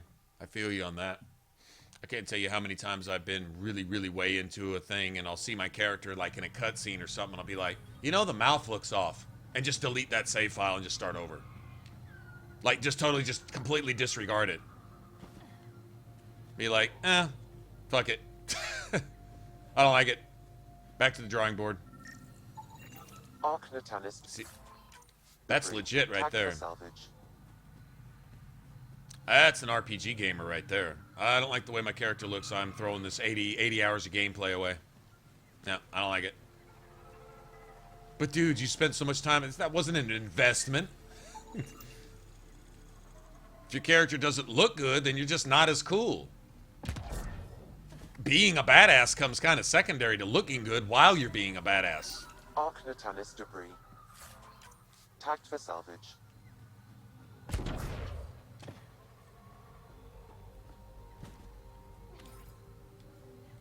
This has one of the coolest puzzles, where it sends you on a couple of those sideways gravity wells to this loot box, but you have to finish the vault first. This is one of my favorite puzzles here, just because of like where it sends you, literally lets you like get a bird's eye view of basically like the whole map. It's pretty cool. Archnatanis debris, tagged for salvage.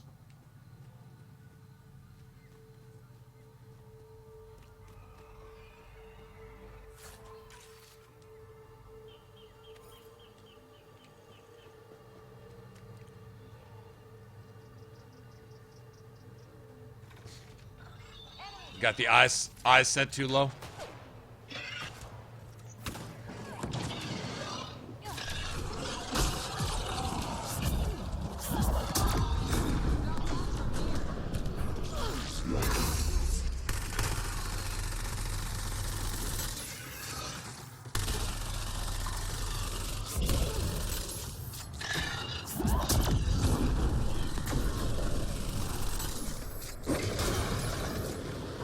That's it.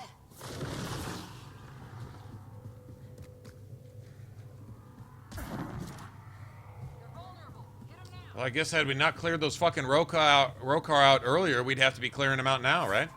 Either way. Wouldn't have mattered. Archnatanis debris, tagged for salvage. Guess it's all good. Yeah, because they were all through here. That's loot. That looked like loot. It is loot. I'll take it.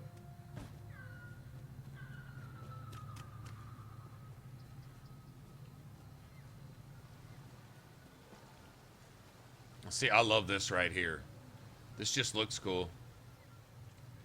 We didn't get a Storm Coast, but at least we got this with the big EZO-infused plant leaves is what they look like. Archnatanis debris, tagged for salvage.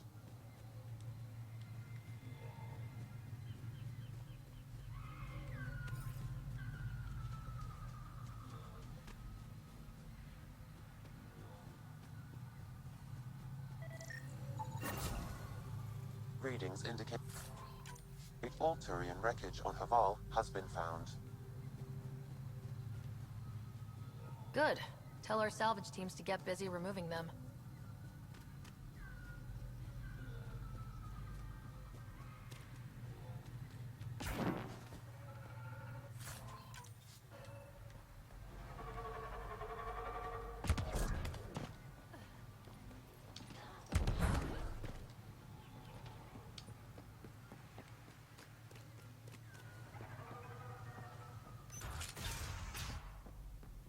You don't feel any different?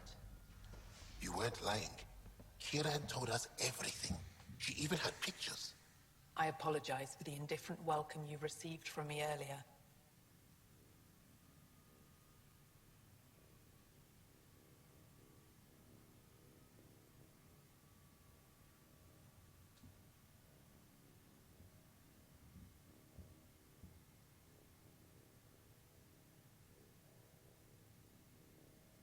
Well, yeah, identify.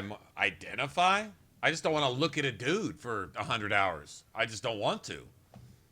When I get cutscenes, I want a cute chick, a hot chick, a really cool looking chick to look at, especially when they got booty like Ryder. I'm just saying, you know. That was bad about Fallout 4 is you had no booty at all, like none, zero ass.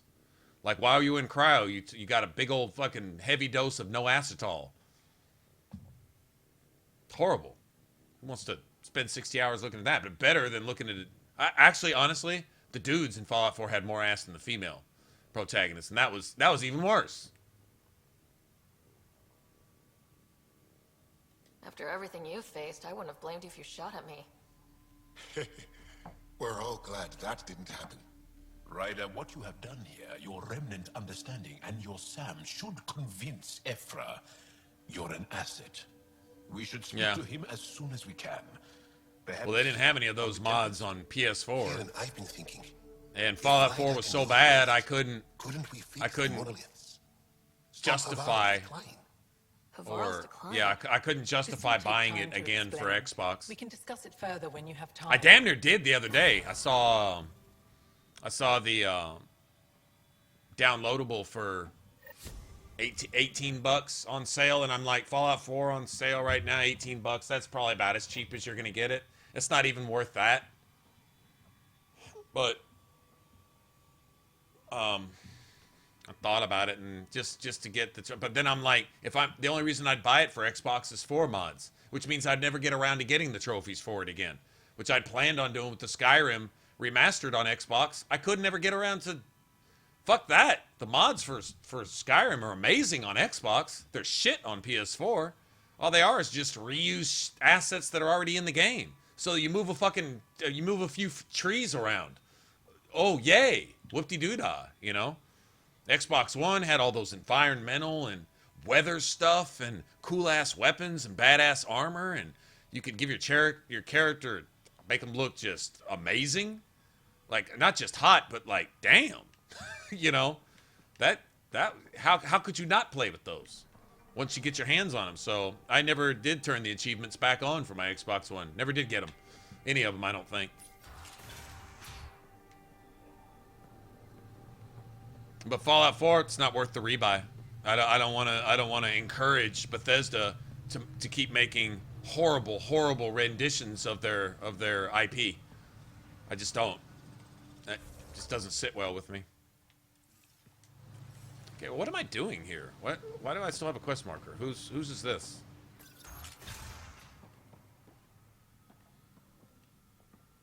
I got her stuff, but I think it already. There's a research center. I told my colleagues what you did for me. You've made a lot of friends on Havar. The feeling's mutual. If they exist. Okay. Alright, I guess I already turned that in. You were saying something about... It's the monoliths. There are only 2 of them. You saw the projections for the planet's survival. Okay, we got to get up to the sages. Yeah, this is...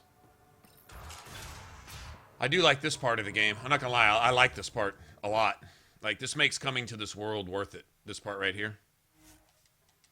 If we can avoid any more spawns, we can probably just walk right down there.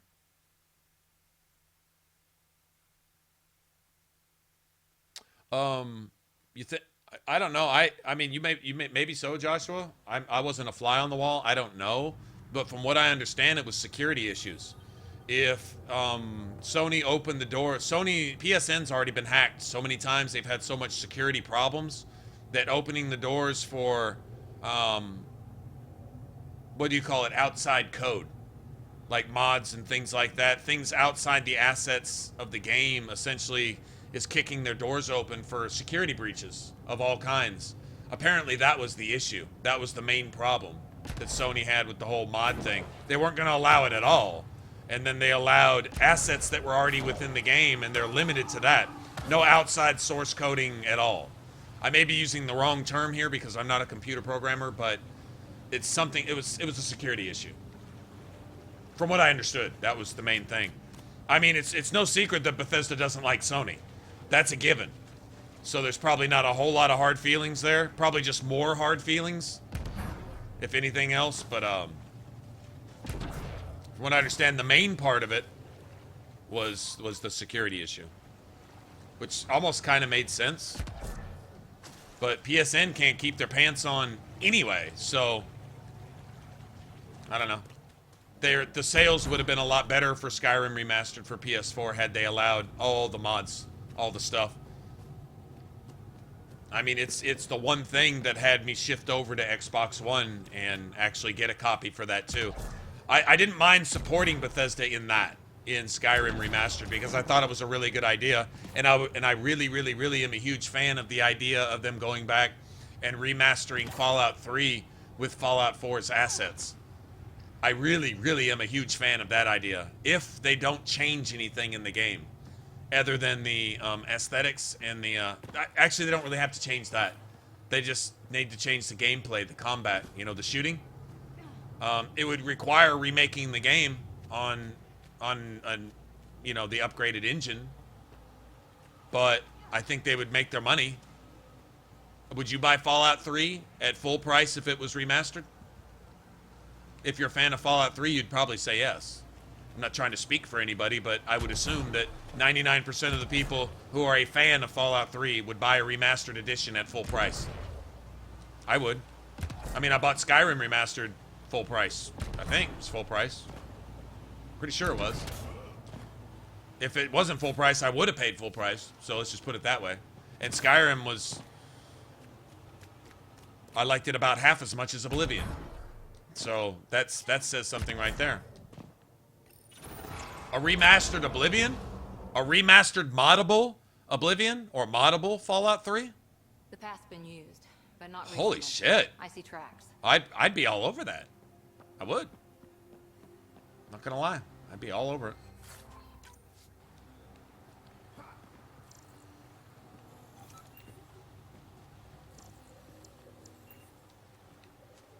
Looks like this is our only way in.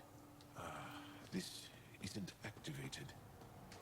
I could provide analysis via the scanner, Pathfinder.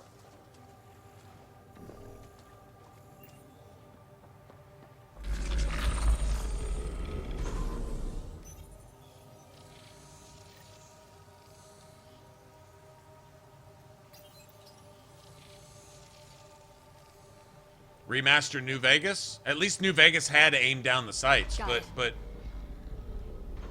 I would play a remastered New Vegas. I wouldn't be near as hyped as for Fallout 3. I thought Fallout 3 was a much better RPG. New Vegas at least had some shooting elements, but they were a bit clunky, to be honest. Your bullets didn't always go where you sent them type of thing. It was a little clunky. But it did have aim down the sights. The gameplay was better in that respect.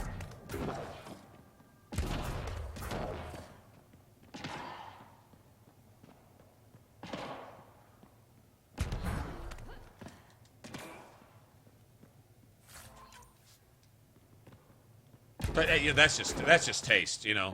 That's not knocking this. Just I much preferred Fallout 3. Played them both extensively. Played Fallout 3. I would go back and play Fallout 3 right now. I would cringe at the thought of playing New Vegas past New Vegas. Once I get to New Vegas, in New Vegas, I don't want to play anymore. I mean, I literally don't want to play anymore. I dread it. Like, I tried to get the trophies again for PS3. I honestly couldn't do it. I couldn't bring myself to it. It was too much like work. I hate to put it like that, but I did the back and forth and reloading and coming back over here and doing mindless. Some of it was cool the first time through, but I'm like, this is a one-shot, one-and-done type thing. Having to do this again? Man, shit no. That's the mark of a really good game where the repeated quests are enjoyable. I could say that about a good portion of this game. I don't mind redoing some of the stuff. New Vegas, nothing after you actually got to New Vegas was enjoyable for me. It was, for the most part, annoying. The exploration part of it was okay. But, I was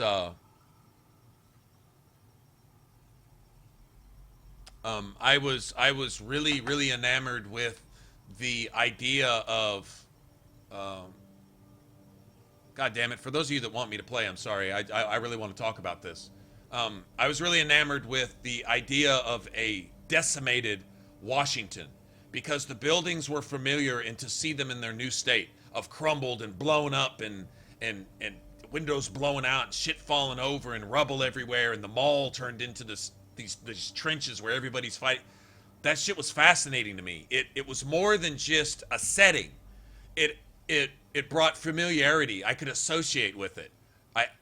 Does that make sense? Like, I'm thinking to myself, even if I wasn't American, let's say I was from any other country, Washington, D.C. is at least familiar because you will have seen it on the news. I don't care if you were born in Athens, Greece, and had never left Greece. You'd still recognize Washington, D.C. You could still play Fallout 3 and still get the sense of this is the capital, represents the combined accumulated power of the United States brought down by nuclear war and all the shit that was going on there. To be honest, in Fallout 3, you didn't have to have a story. 90% of the magic of the game was where the game was. Y'all feeling me? I mean, literally, it was just the fact that I was in DC. It didn't really matter what I was doing there. I didn't give a fuck whether I was shooting a super mutant, looking through an abandoned building with nothing in it. I'd still look around and just feel cool being there. I'm walking around Washington, D.C. The nukes went off. Man, this place is a wreck. Look at this shit. That's cool as fuck. Oh, wow. That's the Capitol building. Holy shit, that's the museum. This is badass. These are places I don't even think I've seen in a picture, and I still think they're cool, you know? It just had that. And then New Vegas had similar appeal because it was set in Vegas. Who can't associate with Vegas? Sin City. What happens in Vegas stays in Vegas. It was another, they did the right thing, setting it in Vegas. The problem was you have Vegas. Then you have a fucking desert. 90% of the time, I'm wandering around a desert. And you know what it looked like before the bombs fell? A desert. You know what it looked like after the bombs fell? A fucking desert. And you know where you were at? The desert. Walking through what? Without seeing shit for sometimes 20 miles. The desert. Feeling thirsty as fuck. Dry as fuck. And that's it. And then what comes trolloping up over the hills? A fucking Pokemon comes trolloping over the hills with its tongue wagging. That had no motherfucking place in the game. I'm sorry, the geckos had no place in New Vegas. That was an attempt at humor that failed. That was cringe. Cringe moment. Cringe. Why it was part of the tutorial too. Honestly, that kind of knocked me out of the game. I'm out here with, what's her face? Sunset Sal or whatever her name is, right? And we're out there and we're going to go hunt some geckos. Hunt geckos, huh? All right. And then what do I see? Coming out from over the hills, and I'm like, what the fuck is this? Isn't a Fallout game. This Mario bullshit. Next thing you know, I'm going to be fucking jumping up and down on mushrooms. What the fuck is this? That was stupid. I'm sorry. It had no place in the game. What's in the game sets the tone for the game. If you set a kind of tone for the game, it's hard to take anything else even half-assed seriously or get immersed into it, because this cartoon character out of a completely different genre of gaming entirely comes rolling up over the hills, wagging its tongue at you with its big fucking Muppet Show smile. The big open and close mouth, right? What the fuck is that? I'm sorry. That was a problem with me. And so I'm going to walk through miles of desert after more miles of desert just so I can see more desert to finally get to the shining light, this beacon in the desert, which was New Vegas. And I'm not going to lie, there was a certain rewarding moment, almost make your hair stand up, especially at night. If you approach Vegas at night and you see the lights coming, and it gave you that sense of, whew, I'm finally there. That was cool. And then when you got there, okay, fun's over, guys. Fun's over. Here's your list of chores.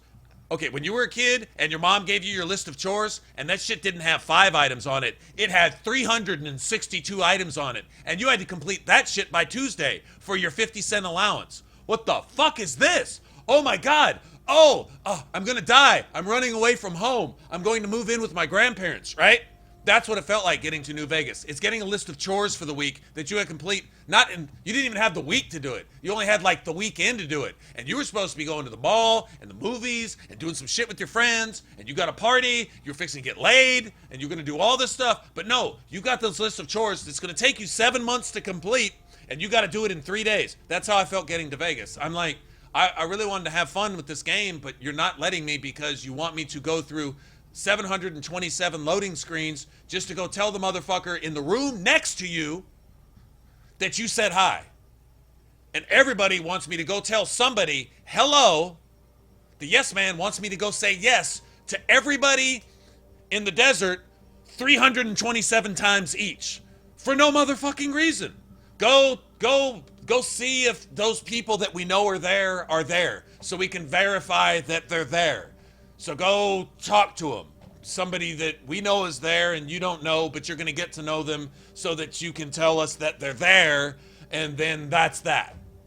And then you're going to go over here and do the same thing with these folks. And then these folks. And these folks over here, they don't even have a reason to even fucking be here, but you're going to go talk to them too. And then get them on our side. Okay, so everybody's on our side. Now what? Oh, none of them are really on our side. None of them are even making... There wasn't really any point in talking to any of them in the first place. We're going to take the dam regardless. You're going to take the dam with me. You're going to take the dam without me. You're going to take the dam with these guys or take the dam with those guys. None of them are worth a fuck in the fight. It's just you're going to either have to shoot 10 of these guys to walk 10 feet down the bridge, or you're going to have to shoot 10 of those guys to walk 10 feet down the bridge, and nobody you made allies with makes a fucking difference because they're not here anyway. You're just shooting the guys in uniform, or you're shooting the guys in skirts. And then you take the dam, and then you throw somebody off the dam, and then the game's over. So I went through 726 fucking loading screens to get nobody to do nothing that didn't matter, and I don't know who they were, but you already knew who they were, so I went through 700 loading screens to validate that these persons who you already knew who they were are who they are, and then that's it. That's all you did after you got to Vegas. It was horrible. It was really, really, really bad. Really, it ruined. Yeah, it was. No, it's not something I would ever do again. Not willingly. Not. You'd have to force me to again. So you'd have to pay me. If you paid me to finish New Vegas, I probably would. If y'all promised to donate $100 a night, I would stream New Vegas after getting to Vegas, and I wouldn't do it for anything. I'd have to have the $100 already there, and then validate that none of y'all were bullshitting and returning that shit, you know. And I'd have to validate that it was in my account. So then I would start playing, and we could. And none of you are going to do that, so that's not going to happen.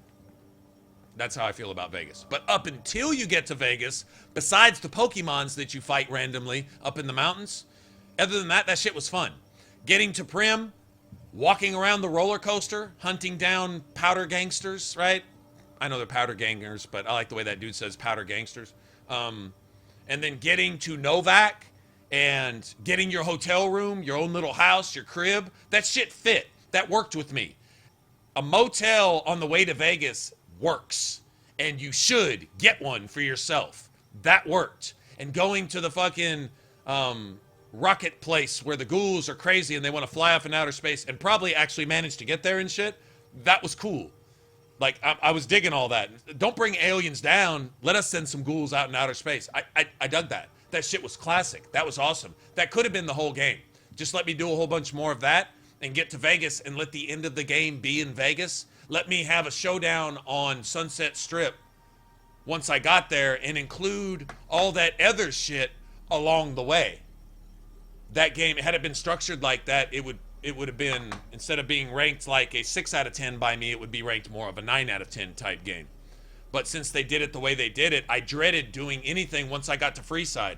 I didn't even want to talk to those Elvis Presley wannabes because those motherfuckers were going to make me go through 364 loading screens just to get out of their goddamn building, then go through 93 loading screens and back through 20 loading screens because they told me to go through the wrong door to get to a quest mark that's in a fucking block, and they turned an area this big into 326 zones that all had a door that had no business being where it was, in a wall where there wouldn't be a door to go through, to find out you really didn't need to go through that. You had to go down through a sewer and all this just to get 5 feet away from where you just were to tell the motherfucker that's 6 feet over there what this guy over here said through 63 loading screens.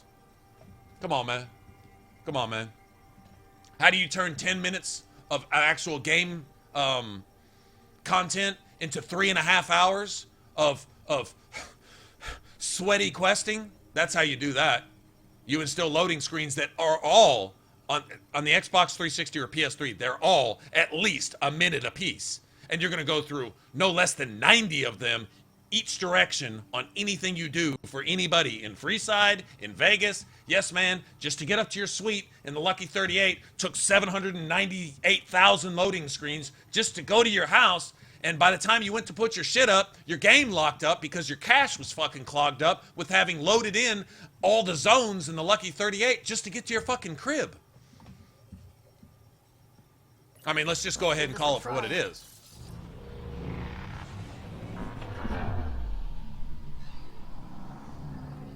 Oh, no, I agree, Joshua. The combat is bad in Fallout 3. It's bad. And where it plays such a big part, and it could be so good, and it's not, it's a shame. It's a shame. It's literally it's literally, in my opinion, really the only downside.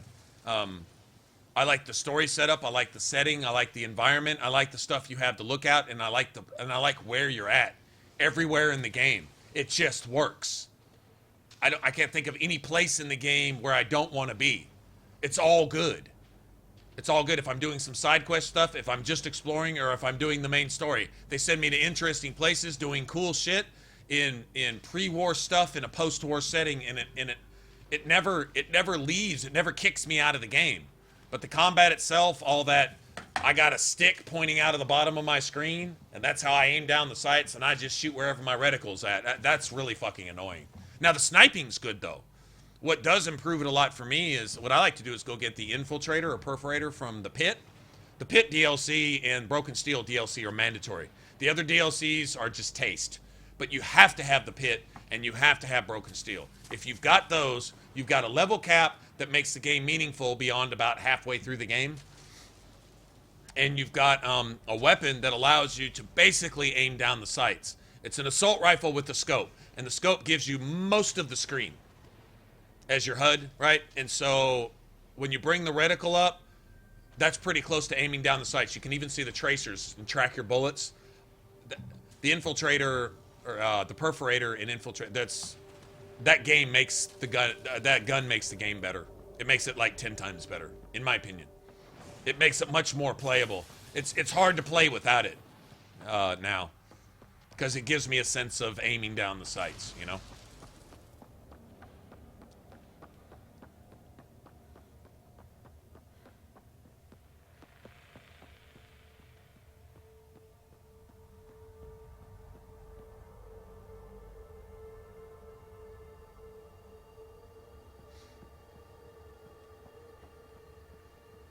No build variation. Oh yeah. Yeah, no, I know, but it still gave you more levels. You didn't level cap like halfway through the game.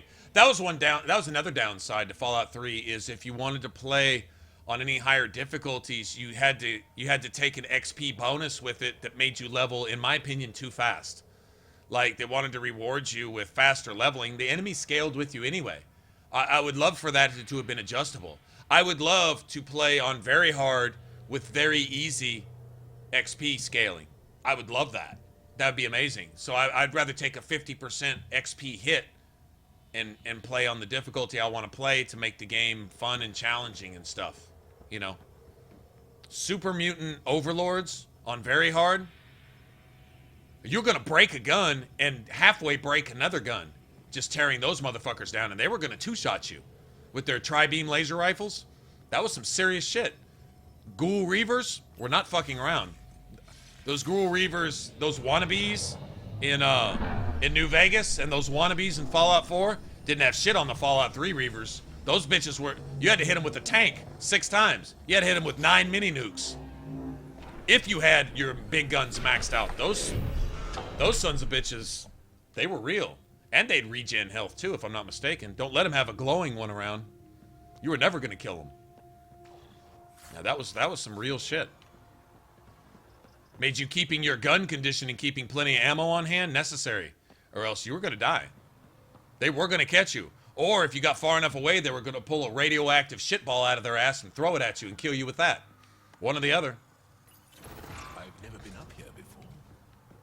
I have heard of the sages of Mithravar, but never gave them much thought.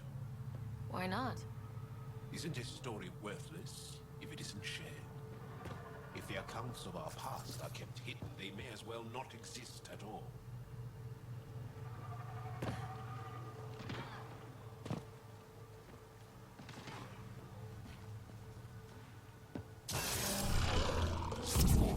Here they come!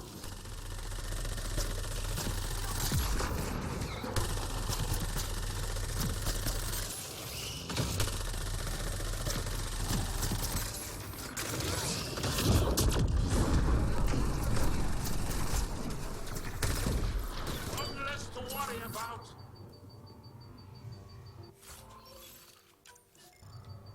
What do we have Got a here? bunch of shit out of that.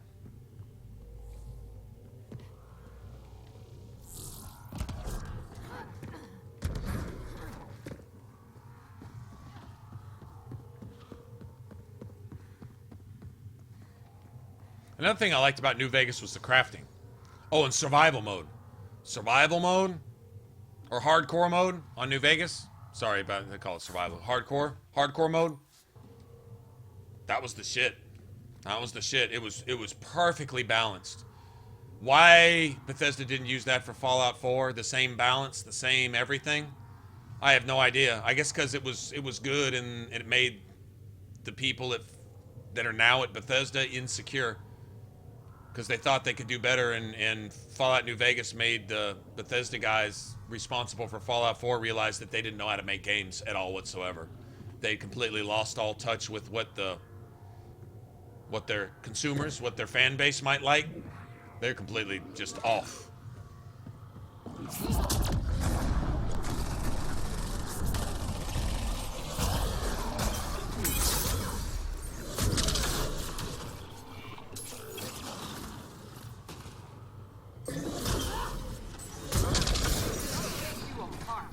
But I'd have loved to have seen that, man. Love to have seen hardcore mode. A real, just like it was in New Vegas. That actually made Fallout 4 better, if possible. I don't know that you could really do anything to salvage that mess, other than the fact that it was a good shooter. But it would have made a difference. I couldn't believe the original survival mode was just very, very hard. All survival mode was when Fallout 4 came out was very, very hard. It was very hard with more legendary enemies. You had a higher chance for legendary gear, but they could pop up at you out of nowhere, and they did often. So you got legendary stuff, but you had to earn it, you know, and it was fine. Then they came out with the new survival mode, which was eat, drink, drink, eat, drink, drink, sleep, sleep, drink, eat, drink, drink, sleep, sleep, drink, eat, drink, drink, doctor, doctor, eat, drink, drink, drink, drink, go to the doctor, then eat, drink, drink, drink, eat, drink, drink, some, and you never got around to playing the game because you were too busy eating and drinking and going to the doctor, and eating and drinking because you just went to the doctor, and then sleeping and then going to the doctor because you just slept, and then it was mind-numbingly horrible. It was the worst design element of a game I've ever seen in a game ever. I've never seen anything so meticulously planned out to be bad. So horribly clueless as to how to do anything with a video game. Survival mode in Fallout 4 was just the worst thing ever. I've never seen anything that bad in a game. I've seen some really bad games, and I've never seen anything that bad in a game. I can't say enough bad about it. I can't disrespect it enough. I can't be unwilling to buy another Bethesda product until they've proven that they've done a complete 180 from their entire nature of being now. Because of literally that mode. It was that fucking bad. And all they had to do was use assets that they already owned, which was hardcore mode in New Vegas. Obsidian made it, but it was Bethesda that published it and Bethesda that owned the rights to every part of it. You know, so there was no reason they couldn't use all the mechanics in place already. The time scales and everything else from hardcore mode in New Vegas. They already had it. And it worked. And it was one of the few things that I'd say every player unanimously agreed was an amazing part of Fallout New Vegas. Why do you not use that? It's not like you're a copy, and it's not like it's going to lose, like, it's not like you're overly familiar with it, so it's going to do something bad for Fallout 4. It would have just made the game better. And they completely ignored it and did that atrocious shit that they called survival mode and that they have now in Fallout 4. They've got more mods, I think, to fix, compensate, or eradicate survival mode than probably anything else in Fallout 4. Well, that's not by accident. That's not a coincidence. Because it's just that fucking bad.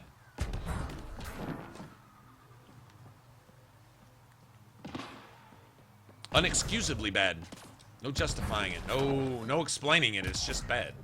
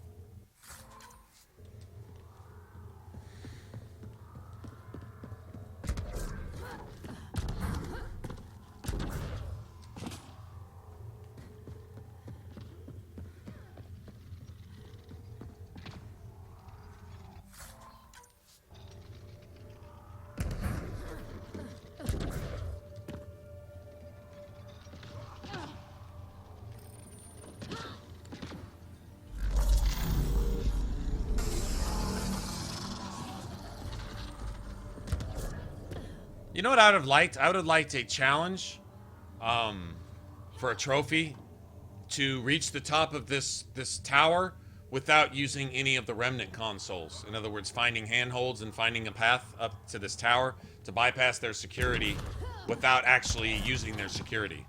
That would have been kind of cool.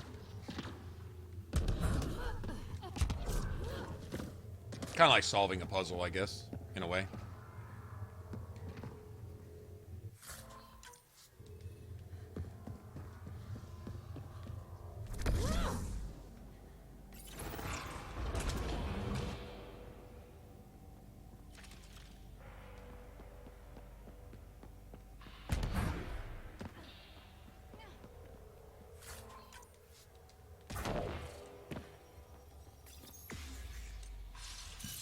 And off we go.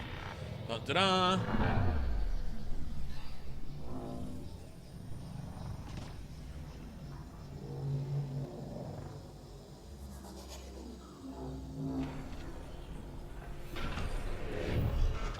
You bypassed that security. How is that possible? An alien? No sweat. What, like it's hard?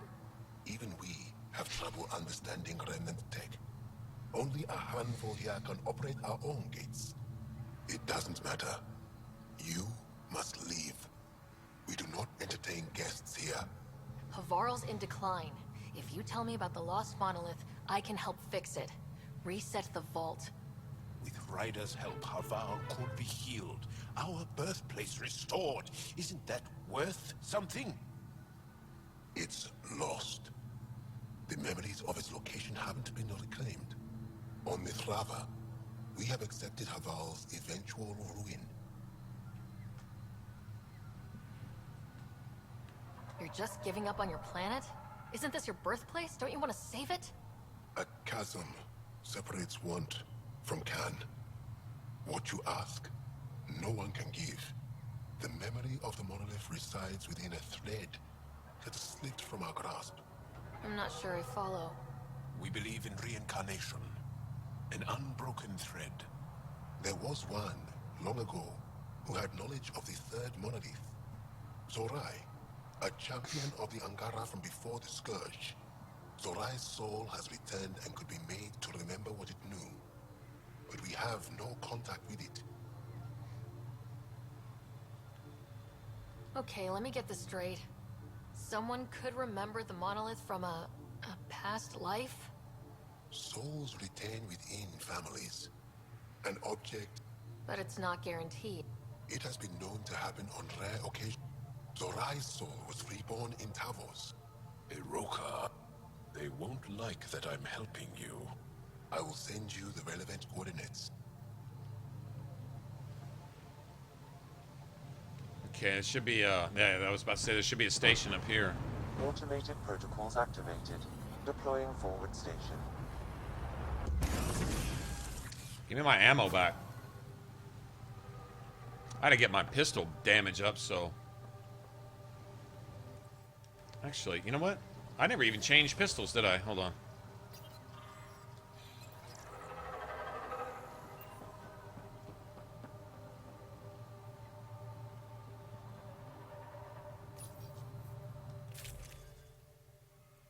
I didn't. Oh, wow. Let's go figure.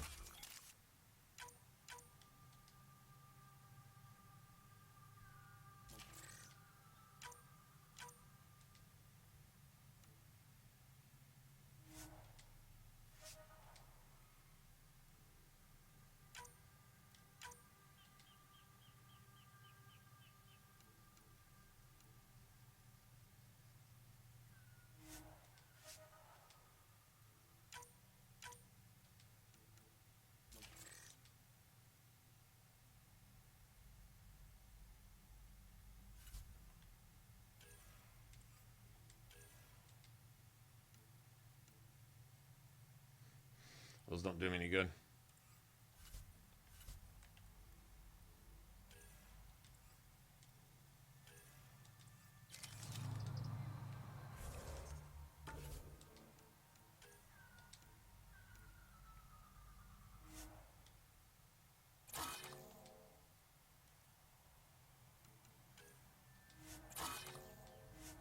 Titanium? Nice. Nice. Good shit.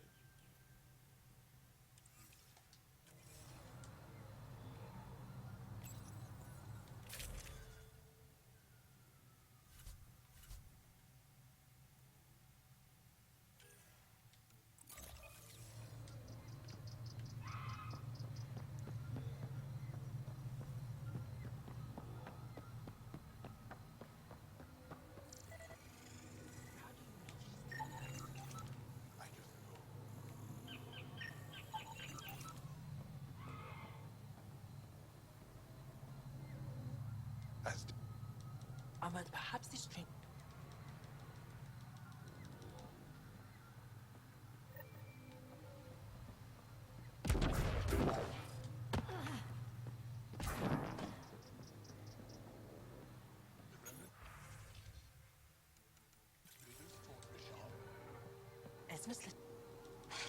Could you?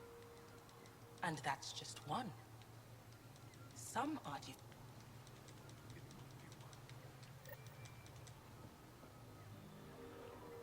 Oh, shit. There's like 50 of those. Oh, boo. Why'd I pick that up? Oh, well. I guess we're getting him now. Well, that's just lovely. When you pick up that main, that story quest, it's just gonna drive you. There's a memory trigger up here? I didn't see it. There it is. Wasn't even paying attention, was I?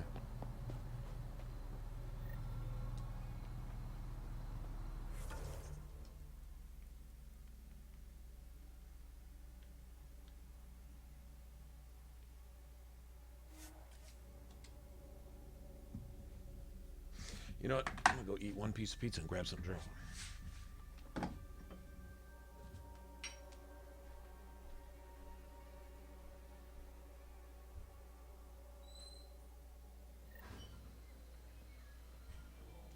Sam, another memory trigger? One of your father's memories is now accessible. Return to Sam node on the Hyperion to investigate further.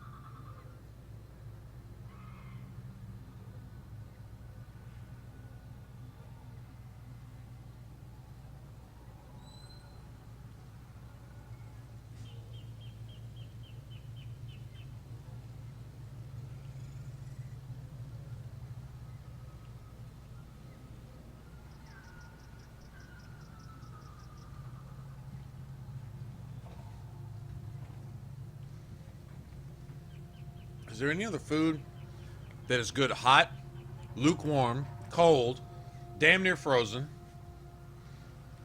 overcooked, sometimes even undercooked? Like pizza?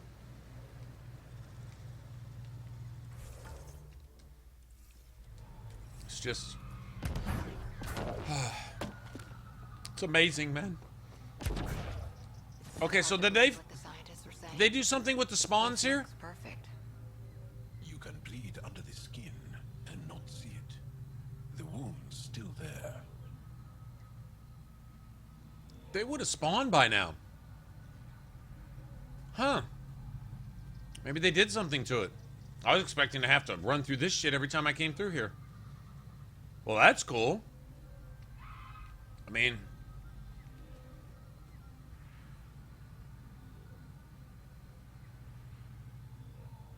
I agree that they kind of packed a few enemies into a relatively small space, but you know what?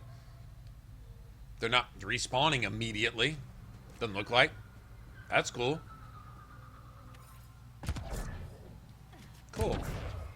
Cool. That's cool.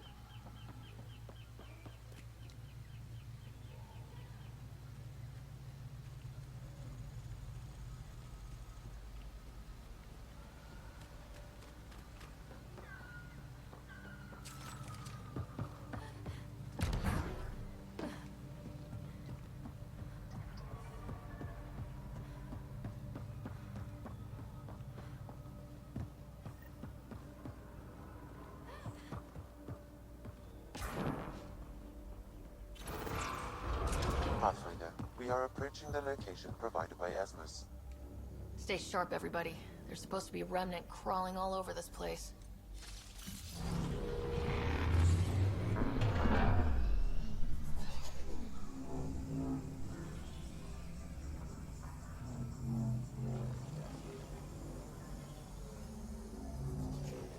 Ponytail flapping in the wind.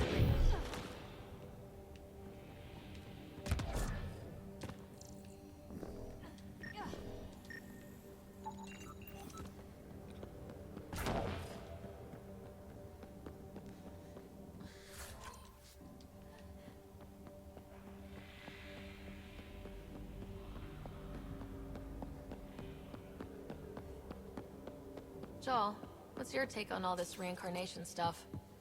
You're asking if I believe, Yes, sure. not the way Asmus does.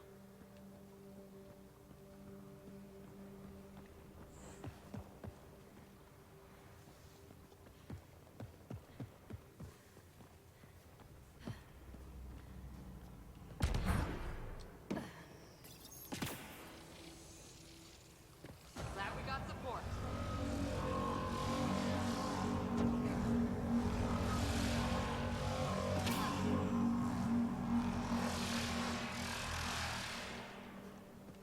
Oh, shit.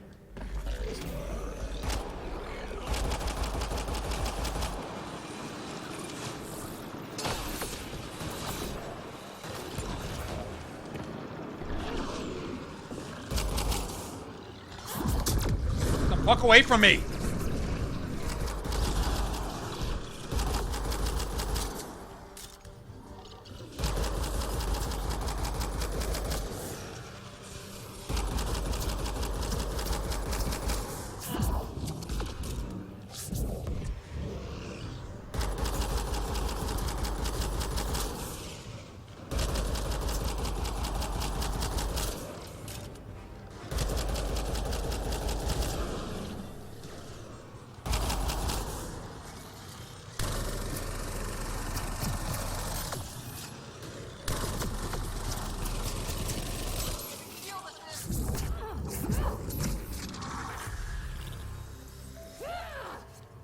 Yeah!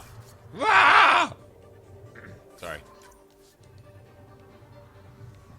Jaw, you can get up now, bro. Oh, Jaw, looking pathetic with his hoof cocked back. Poor guy. Poor Jaw. I wasn't standing there looking at you before I revived you laughing. I was totally not doing that. Not me. I'd never do such a thing.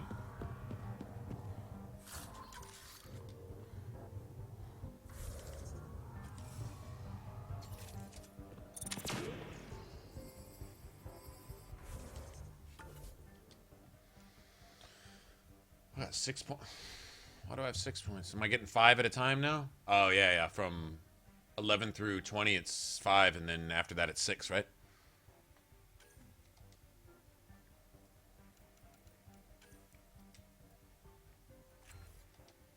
Okay, it means we can probably start using that now.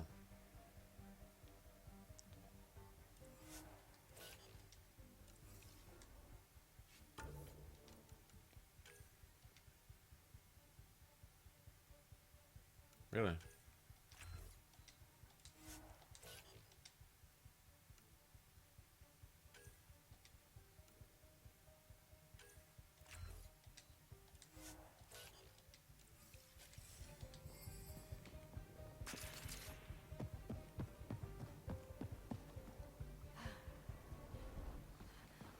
You can see the light from your suit on your weapon.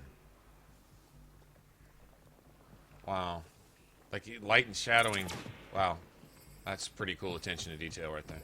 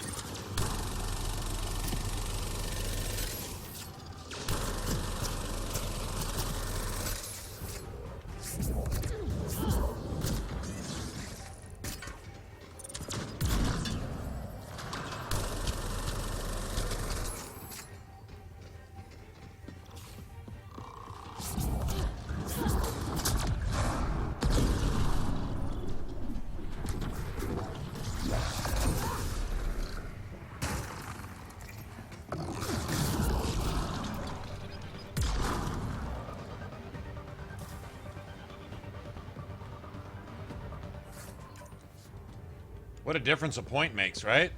Just putting one skill in, just all of a sudden, la! Your build just all of a sudden just starts singing like playing with harps and shit. Golden sun rays coming through the clouds and stuff, you know?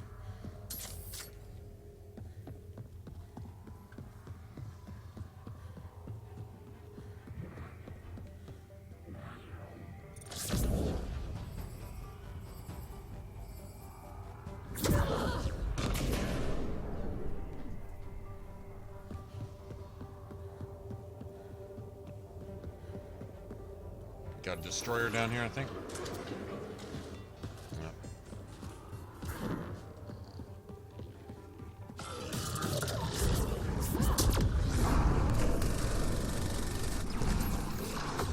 Loading ammo!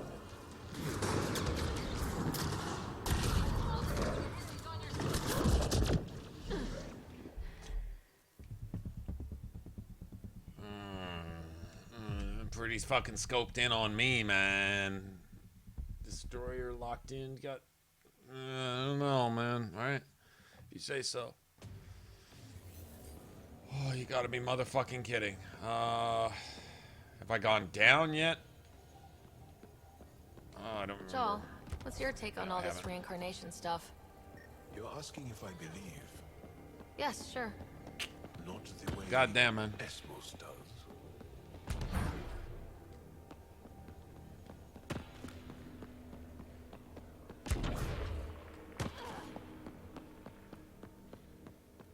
Taking this down now, or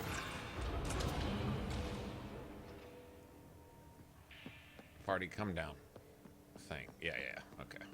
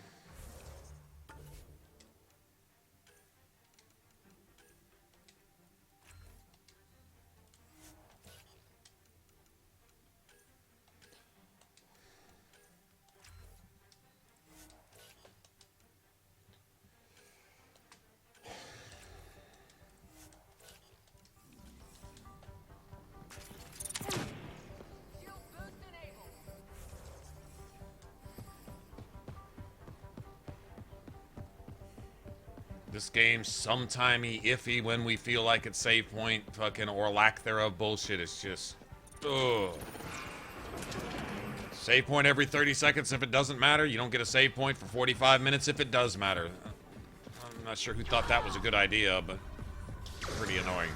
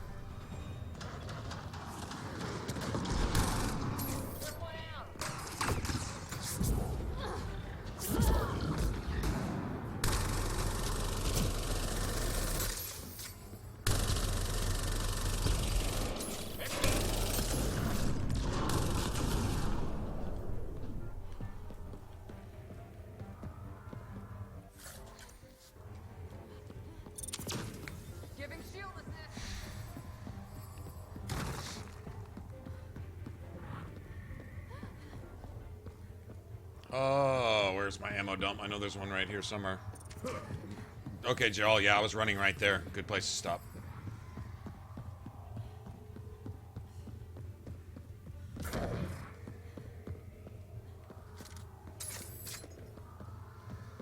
Okay, let me not get shot in the back by the goddamn destroyer who's shooting around corners to shoot me in the back. Let's not let that happen again. Okay, you got to kill me once. Okay, great. You got your quota filled. Now let me just do this, please. Am I asking too much? I think I'm asking too much. Probably asking too much.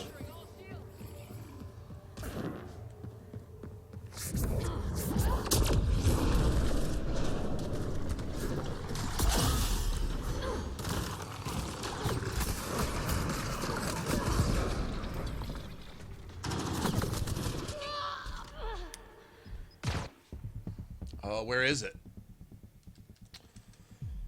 Okay, so...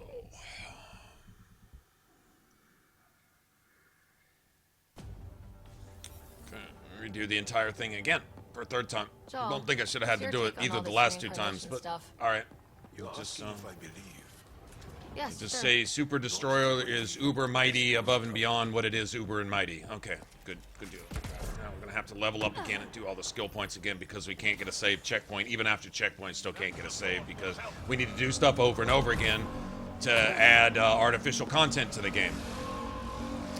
And frustrated annoyance at meaningless, mindless, fucking stupidly, horribly designed bullshit is becoming annoyance at meaningless, mindless, super annoying bullshit.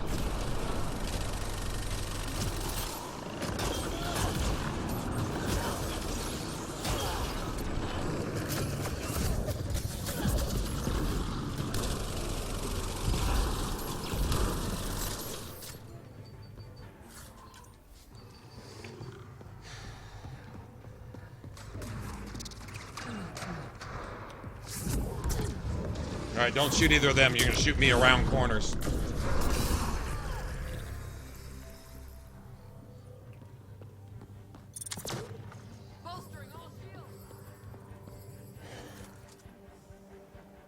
Do I even bother to assign points? Alright, one last time, and then I'm not gonna do it anymore until it lets me play on an even playing field. I'm totally through with this, because this is getting annoying. It must have detected that I might be having fun. It can't have that. Gotta do something about that.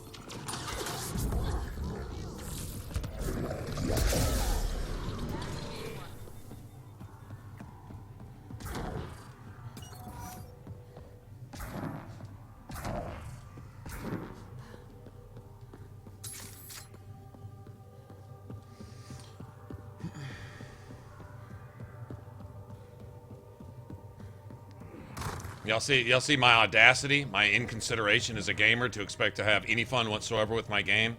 Thou shalt not enjoy this. You will suffer. Respect my authority.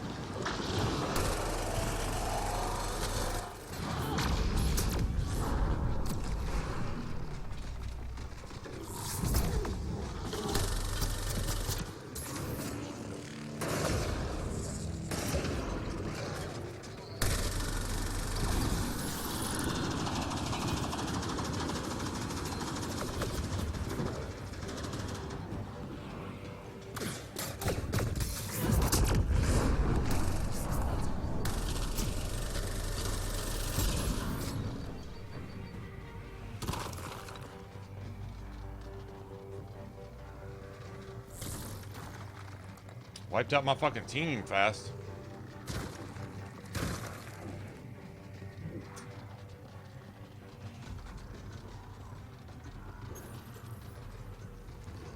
May not have enough time.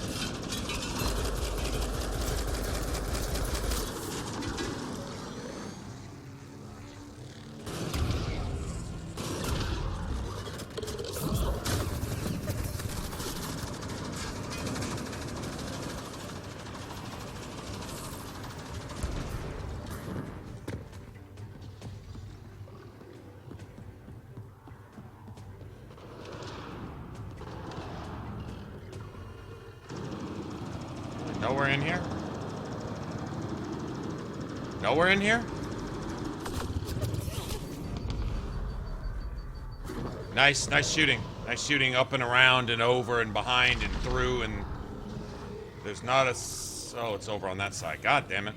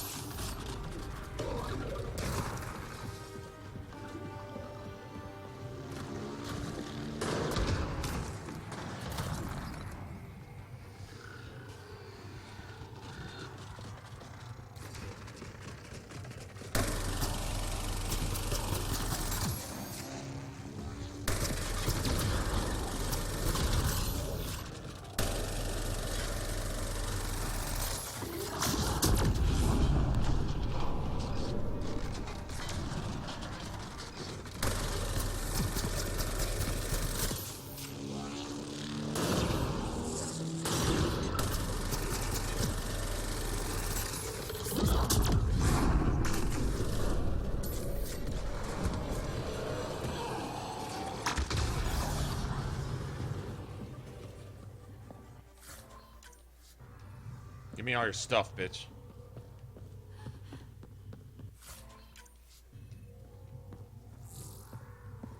So what's this bridge over here?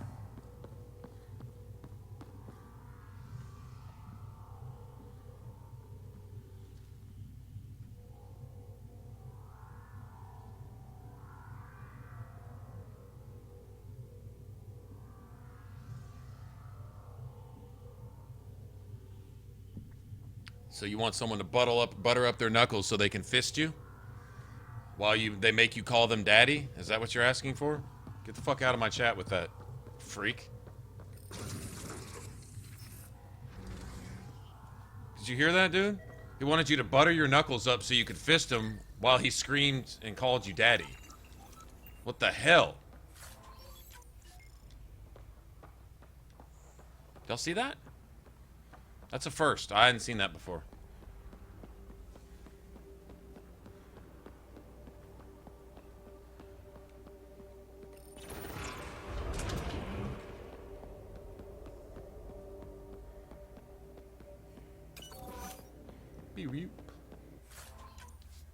Give me stuff. I want stuff.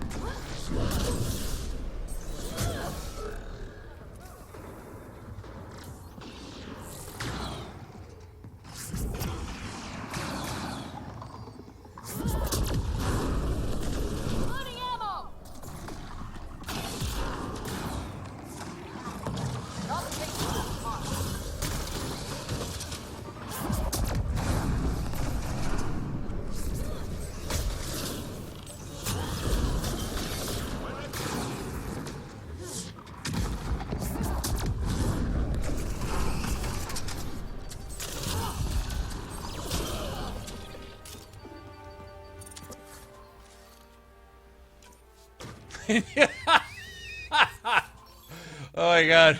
I thought the cat were weird. And I thought the bony dick abs were freaky. Look at this dude. Oh man. I thought the... Oh man, that was classic. That was classic.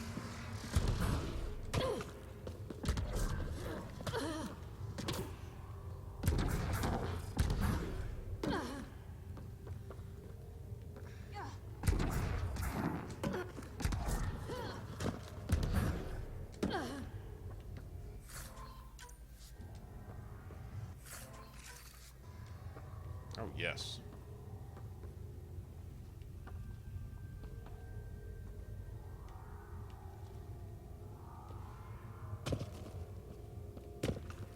Okay, so where the hell am I going now?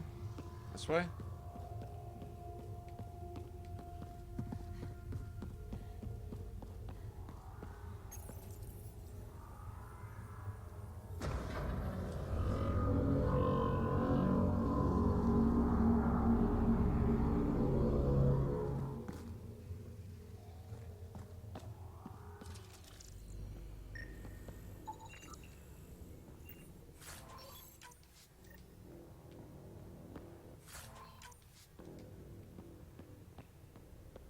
Got it. Looks like it might have been some kind of glove or gauntlet. Smashed though. Inside studded with contacts. Could have been used for some kind of input. Now to Tavos. I'm curious to see what happens.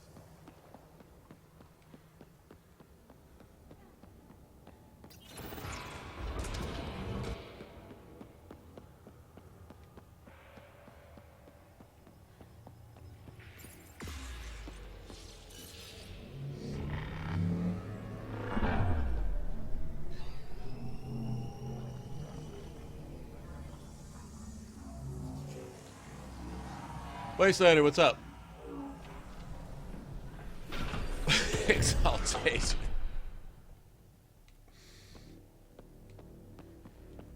The exalted fist.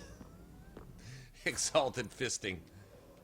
No thanks. No thanks. I'm not down. Not down with that at all.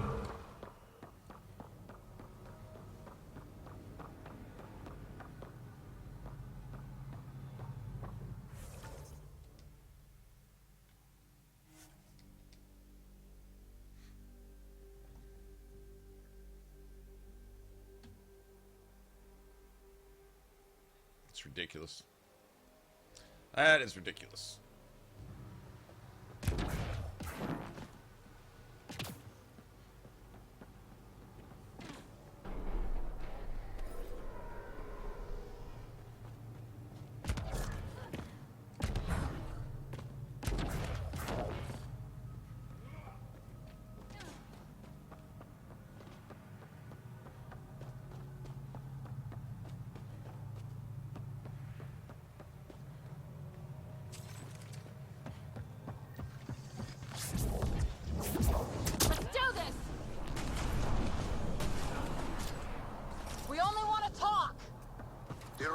Don't talk to aliens.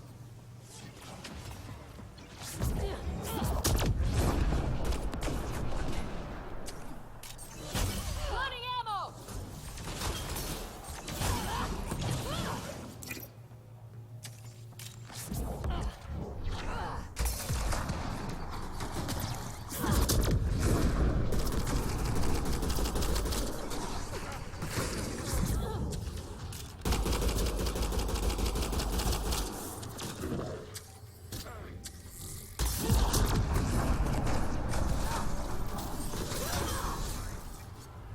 Grab that, bitch. Grab that. He wants to fist me too. You see that? I've even got the Rokar trying to fist me. What the fuck is going on around here?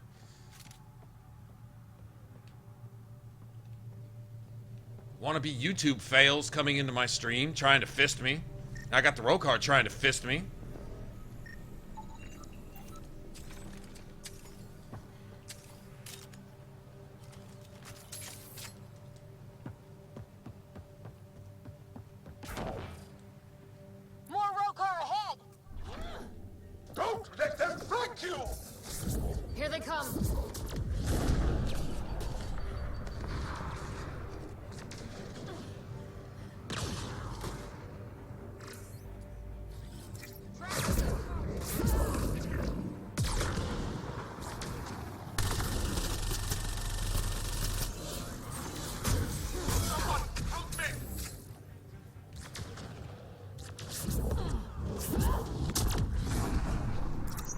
You're gone.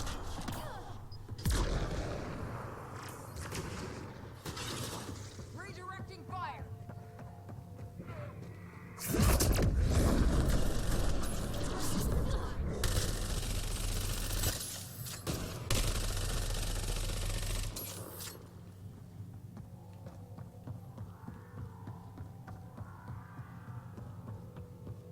That's teamwork. That is teamwork. I love you guys, man. Rokar Knuckles. Oh, God.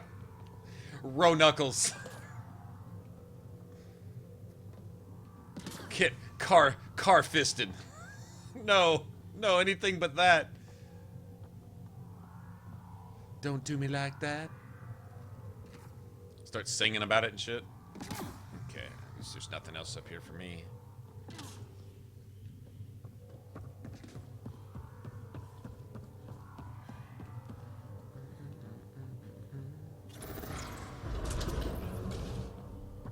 Activating automated forward station deployment.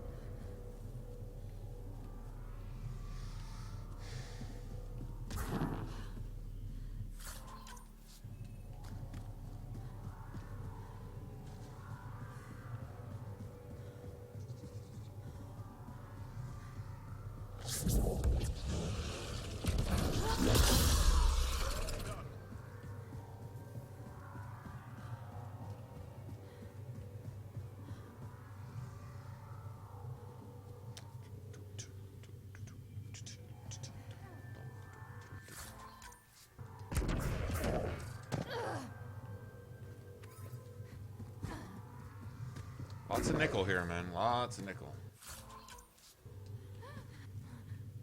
I have a lot of things to sell when we get back.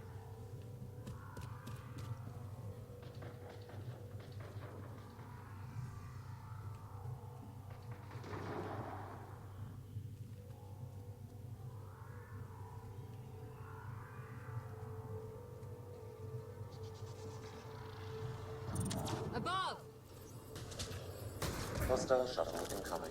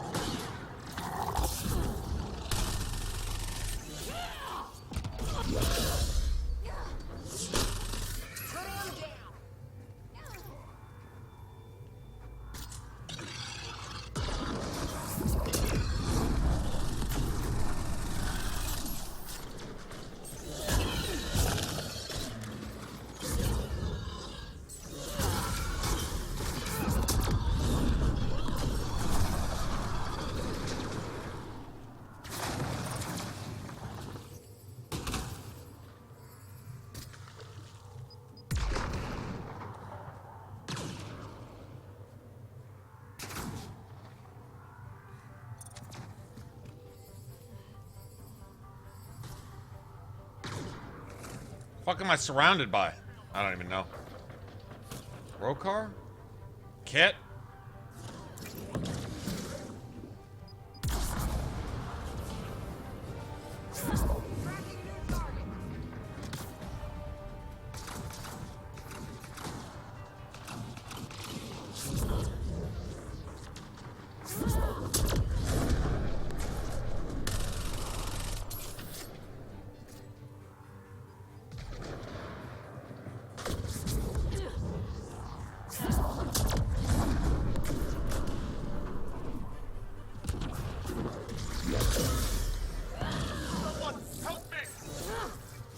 Hey, shut the fuck up.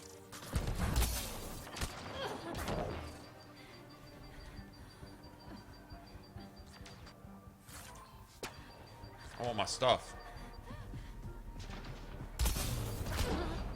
God damn, you're a nice shot. Pre-firing. They gotta patch that pre-firing bullshit.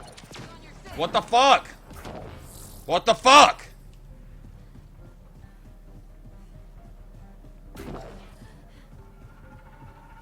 I don't even know what I'm getting shot from. I guess I'm completely surrounded with no cover. Okay, so there.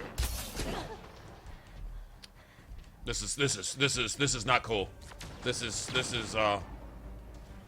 janky, unfair shit.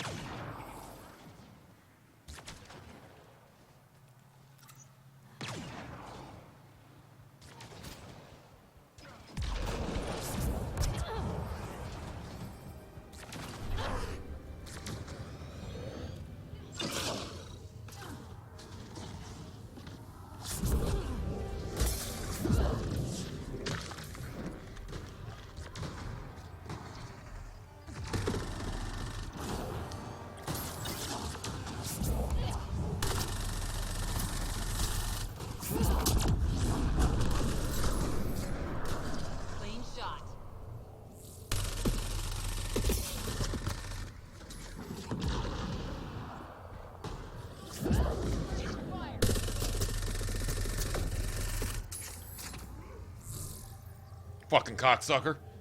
Cheating fucking cocksucker. Cheating fucking cocksucker.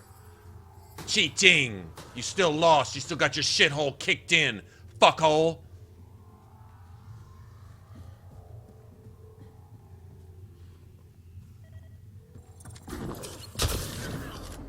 Oh, nice pre-firing. Yeah, you can't miss. Yeah, he couldn't. That was unavoidable damage. Right. All right, so pre-firing with the sniper in motion, that whatever button I press, wherever my character's going to be, the bullet meets me there no matter what. Unavoidable damage in a game where you have dodge mechanics and stuff that only apply to the enemies and don't work for you. Something new from what you found. We should take it for further analysis. Kind of not cool, man. Kind of not cool. I know that's fair to say that that's not cool.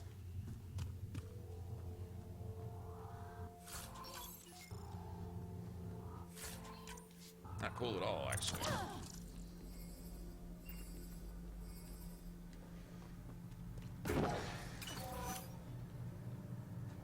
I win.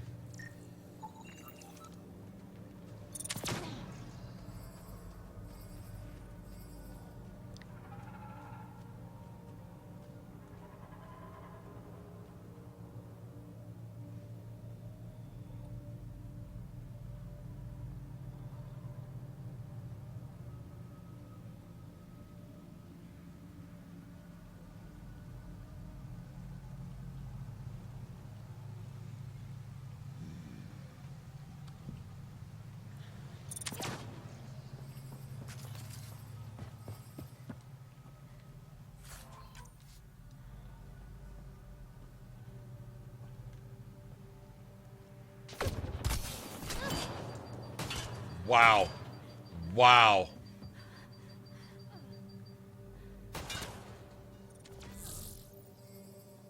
Two shot from 500 yards away, pre-firing with an assault rifle.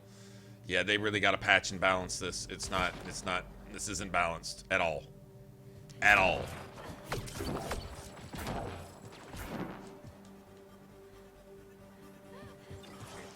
So I've got an army of these motherfuckers waiting for me who can't miss.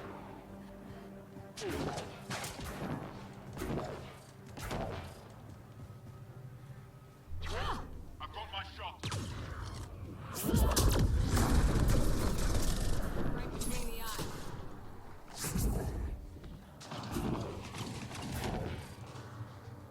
The fuck is this?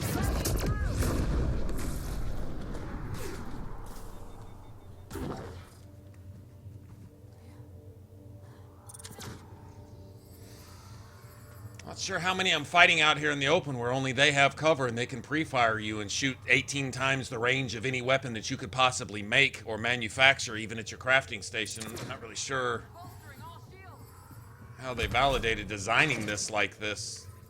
The overall combat, just in general, this is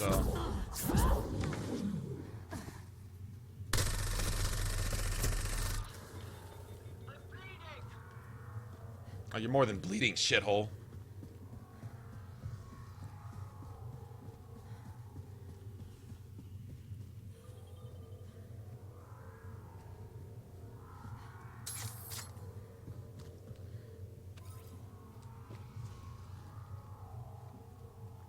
Why does everyone say that they barely scratch? Why your most powerful thing you can do in the game is combos and biotics?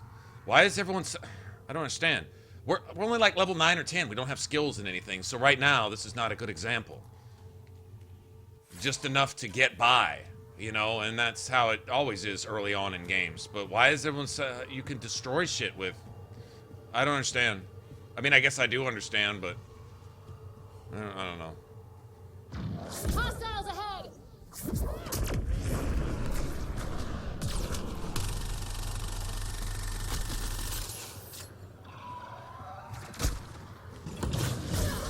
Breaking their line!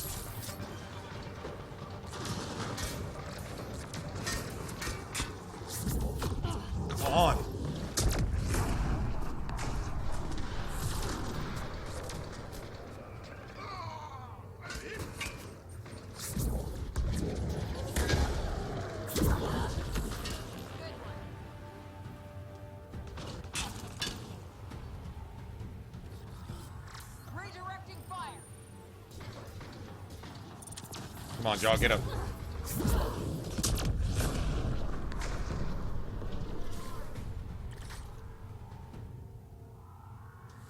I gotta get my cooldowns up. It's just a little bit.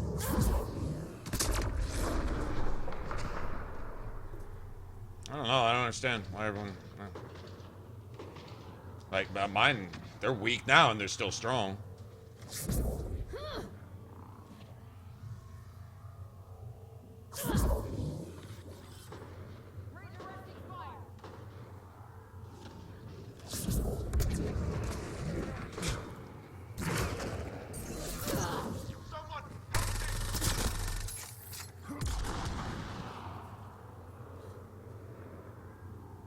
Cover. Is he up in the tower?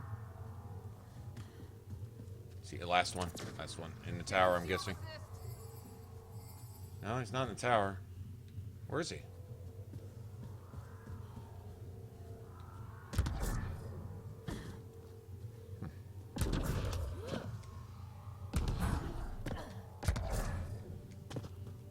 Is he in the rocks? I think he's in the rock.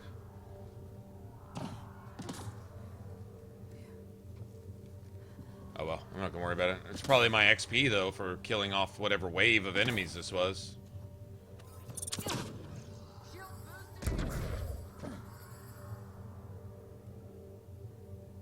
I don't have any way to lift him out of there, I don't think.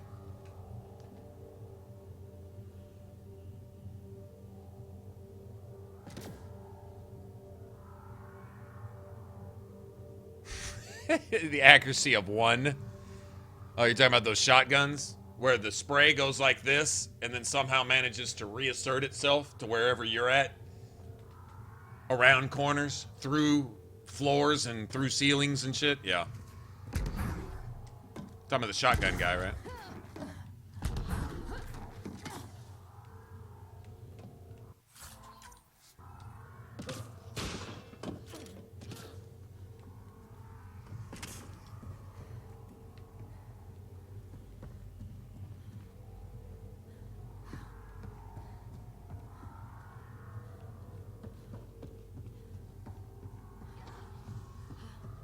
Okay, enough stairs now.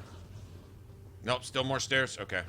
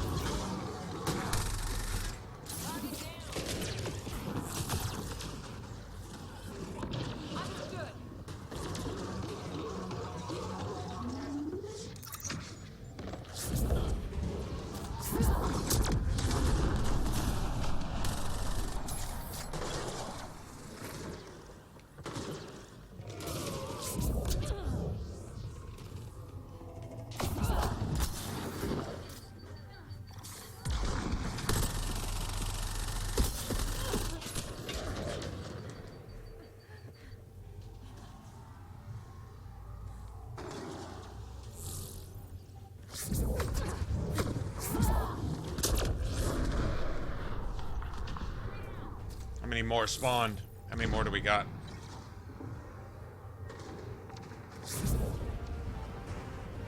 A nice dodge.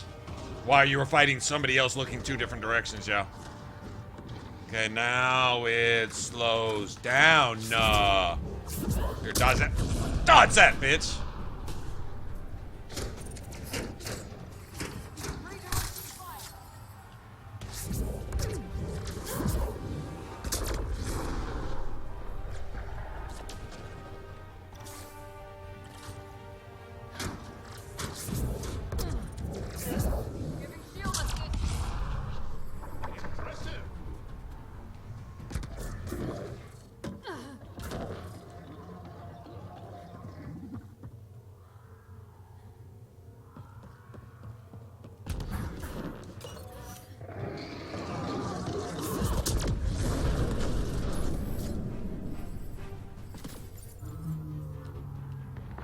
This thing's wrecked. Vines and computers don't mix. Pathfinder, we might be able to reconnect power.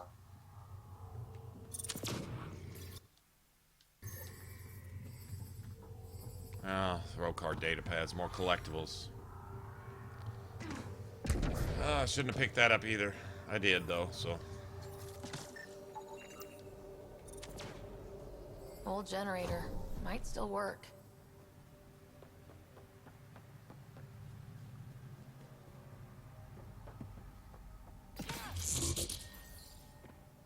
Barely got away with shit that time, huh? This is it. Amara Dosen. This must be her. They moved her across the planet. Downloading information. Let's get this to a Murd.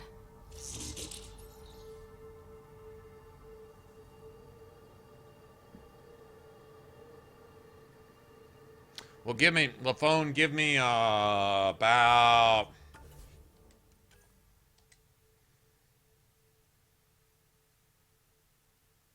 about 5 more levels. I mean, it's there. I mean, there's survivability now, but being able to actually just go in and just go, you know, all YOLO on everything. Not quite. Cooldowns are a little slow right now. That's really more affecting it more than anything else. I'm having to wait on my stuff, so I'm having to rely on cover and things more than I would like to. I mean, any self-respecting RPG is going to have you down on the riverbank with a wooden stick stabbing mud crabs to level up early on, right? I mean, any RPG is going to have that. You get your one little skill and you try to make it count against big baddies who can damn near one-shot you early on, and then you kind of grow into it, and later on, you're getting your payback, you know? That's usually how it goes. Some variation of that, right? So, we're not quite there yet.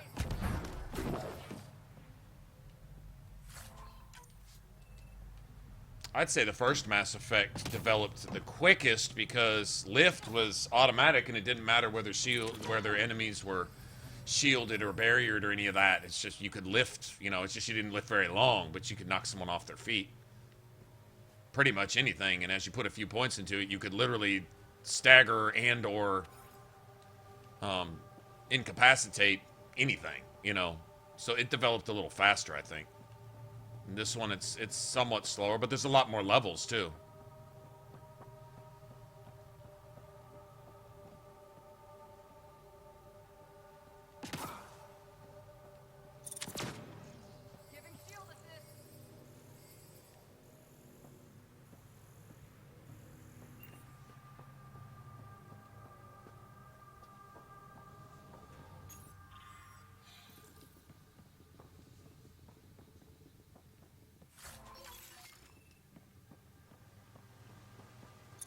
I hope that one glitched enemy doesn't affect me completing this.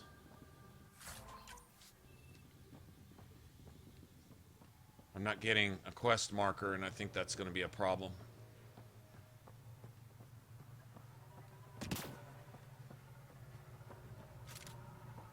Yeah, I think it's going to be a problem.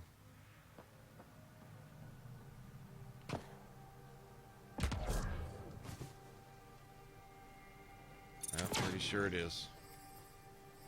I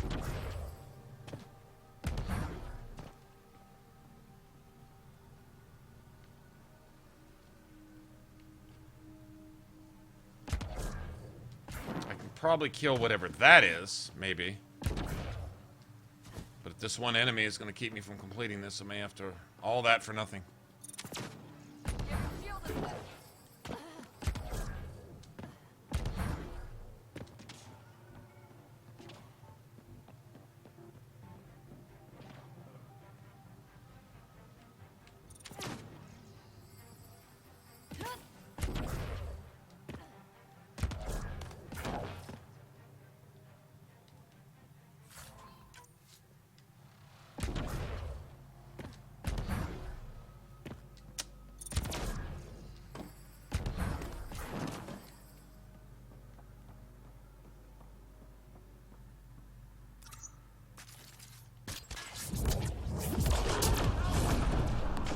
Got him.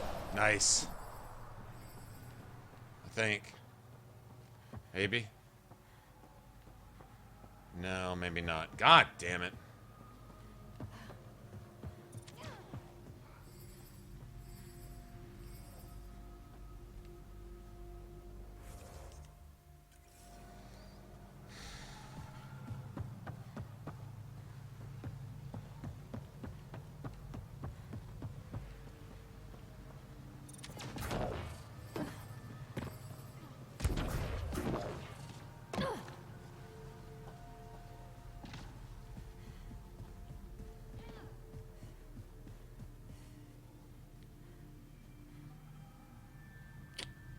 Try one thing. I hate to waste this, but oh, damn it.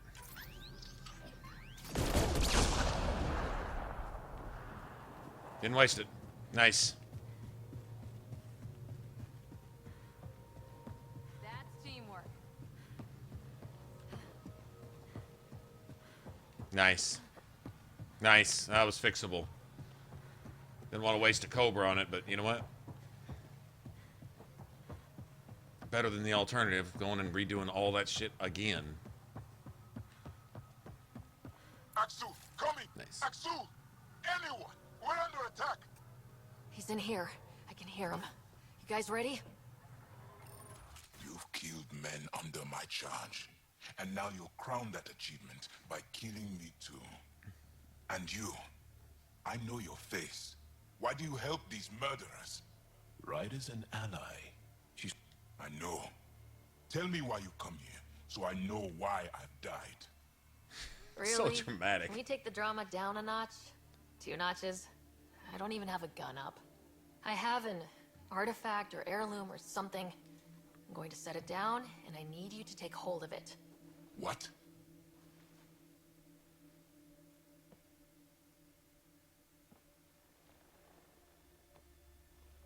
And?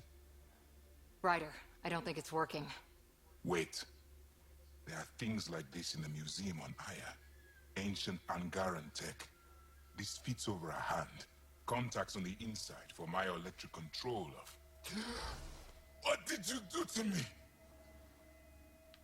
Are you alright? I know things. I know things. I remember pain, desperation. I need you to take me there. Please. If you do this, we can save Havarl. Together. You're an alien. I can't trust... Then let me try to earn your trust. Please. Deep beneath the surface, but not far. Meet me here. These coordinates. I will guide you the rest of the way. Just let me compose myself first.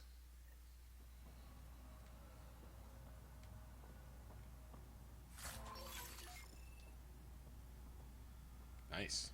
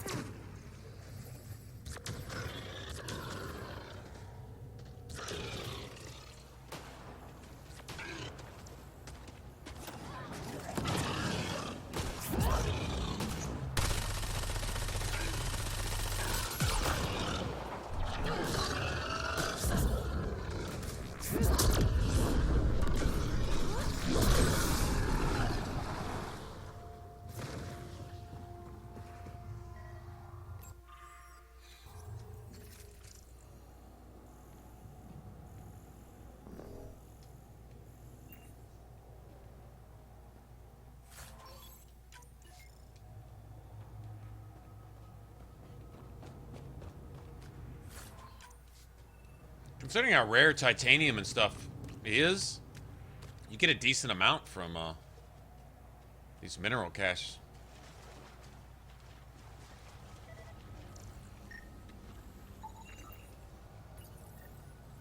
Historians believe much of our progress was spurred by such finds. We might benefit from collecting these artifacts.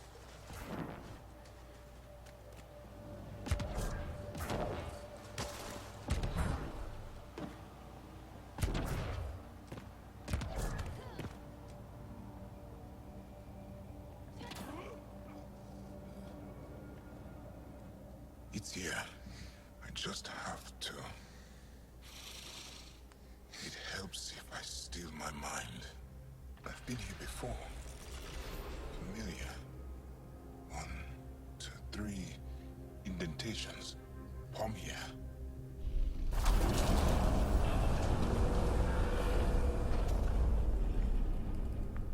Cool. It worked. Wow. Wow. It was so close to the others and no one ever found it. The rest of the remnant in the area may have prevented scans from detecting it.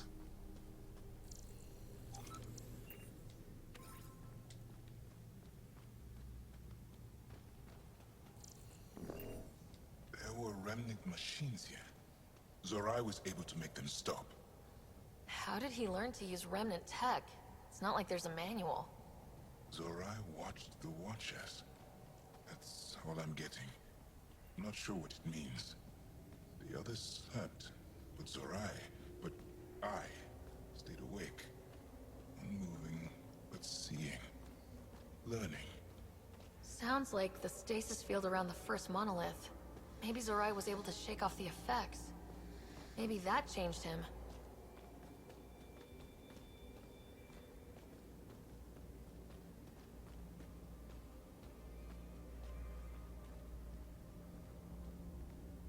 Here. There's something here. I remember.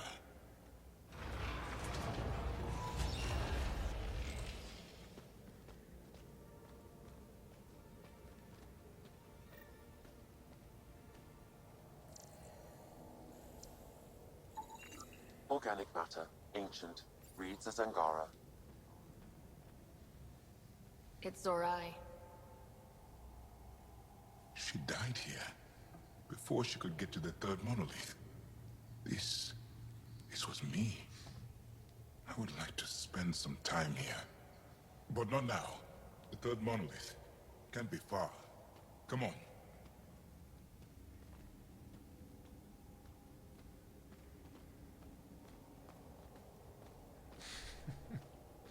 These Angarans, though. This way? Yes. This is all feeling familiar. At least I think it is.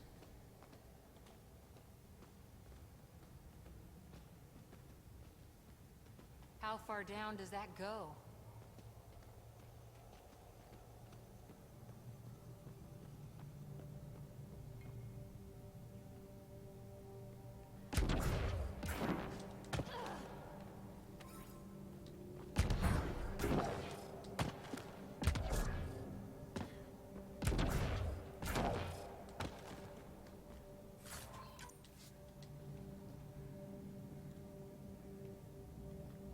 Damn.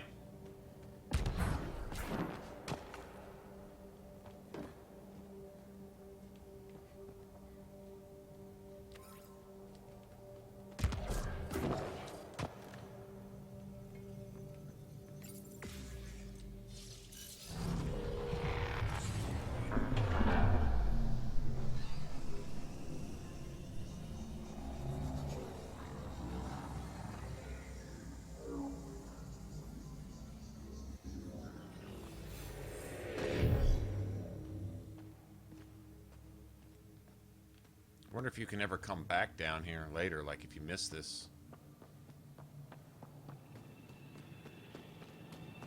This memory here.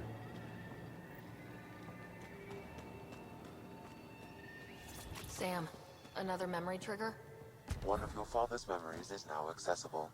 Return to Sam Node on the Hyperion to investigate further. Okay, so I should have 2 memories available now. Oh, yes.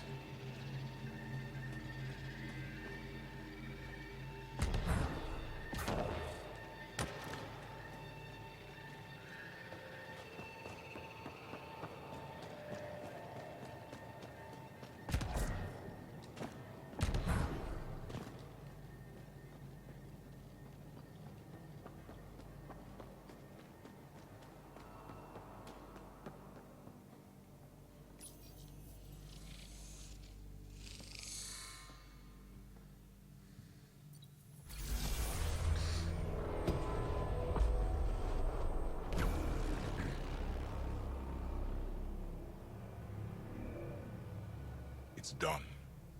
You finished what Zorai could not so long ago. I'm sorry, Tavos. No, there's nothing to be sorry about. She didn't complete what she set out to do, but she didn't fail. The 2 monoliths she reactivated kept Haval going. Without them, the planet would have died. Go on to the vault, Pathfinder. I think I'll stay here a moment. I have a lot to think about.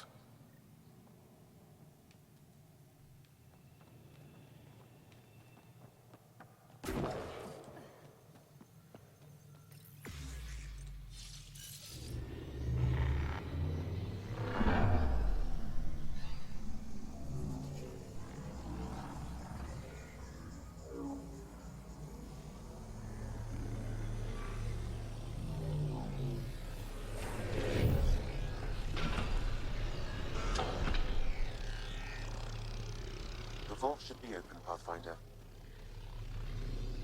Yay!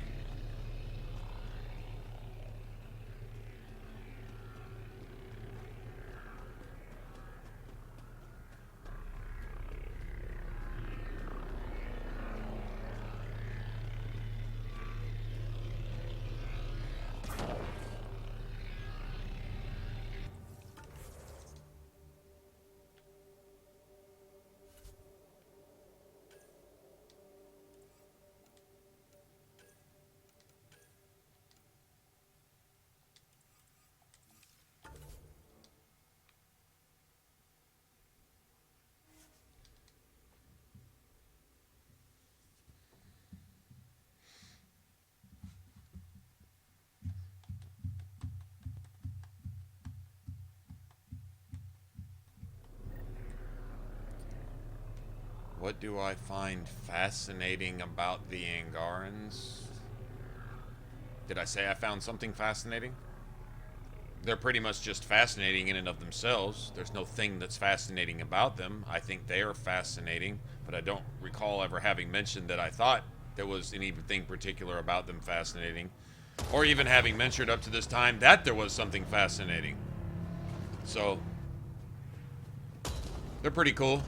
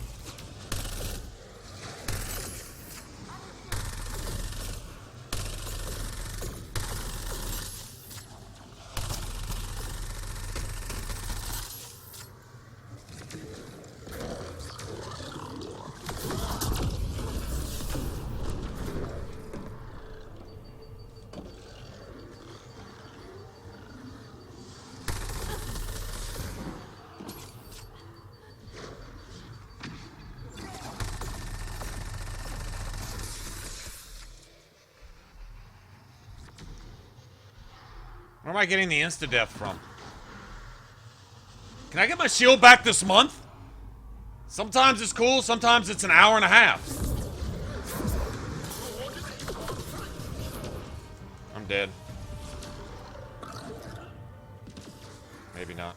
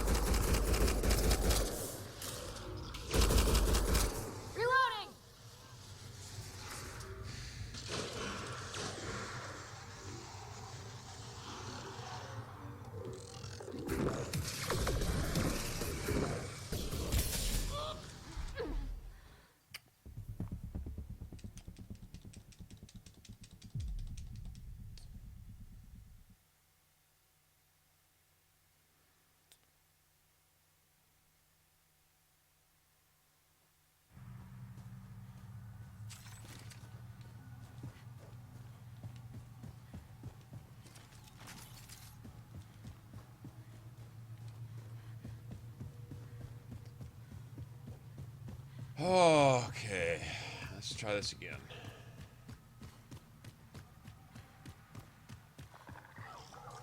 Okay, just to get a little payback. Oh, nice, nice, nice, nice.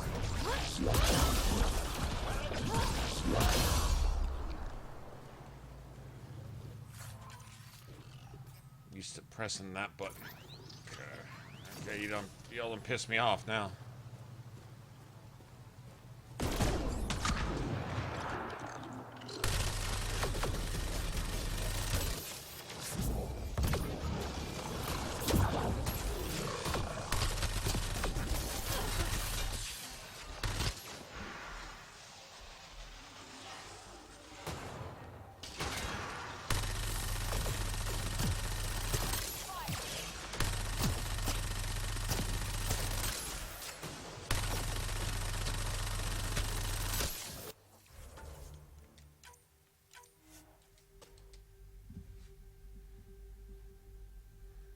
No, Cobra missile doesn't even take down its shields. Nobody's shields are that strong. That's just cheat glitch bug right there. Cheat bug broken glitch. Crap right there. I'm gonna waste a Cobra on one thing's shields. Apparently that shield is 20,000 HP strong or something, which it isn't. So if you're gonna cheat, then yeah, I'm not fixed to spend my shit on that. Enemies!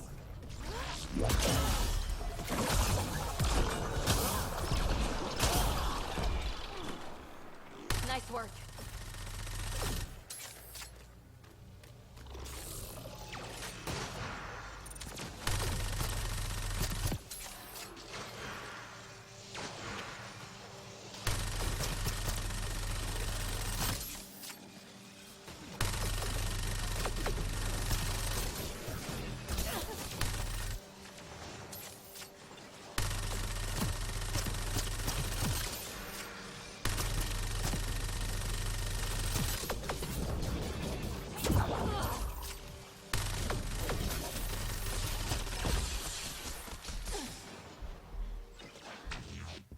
Just turn to kill me while you're attacking them because there's no threat system in the game. It's just completely this game say broken. It's just non-existent.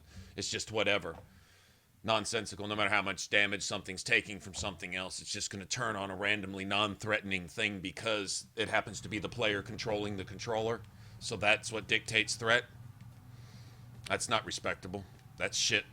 They could go back to the drawing board and completely redesign that and put that in the next game, something other than this, because that's bad. Got to be some kind of threat management. Got to be some kind of something. It doesn't make sense. Oh, this thing's shooting me in the face over here, but I think there might be something around the corner over there. So I'm just going to ignore this, and I'm just going to run way the fuck over there to that thing that hasn't even been in the fight yet, and I'm just going to attack it because I think it's pressing buttons on a controller. That's the combat? Really?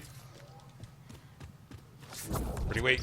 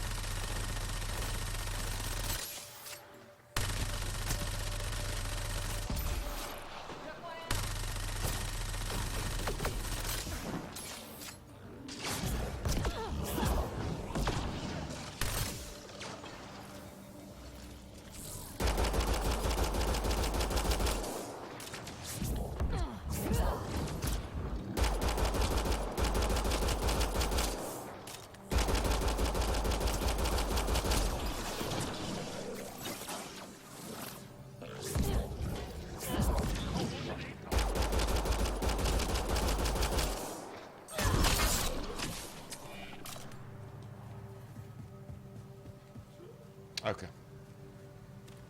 Answer took a whole lot more than it should have taken.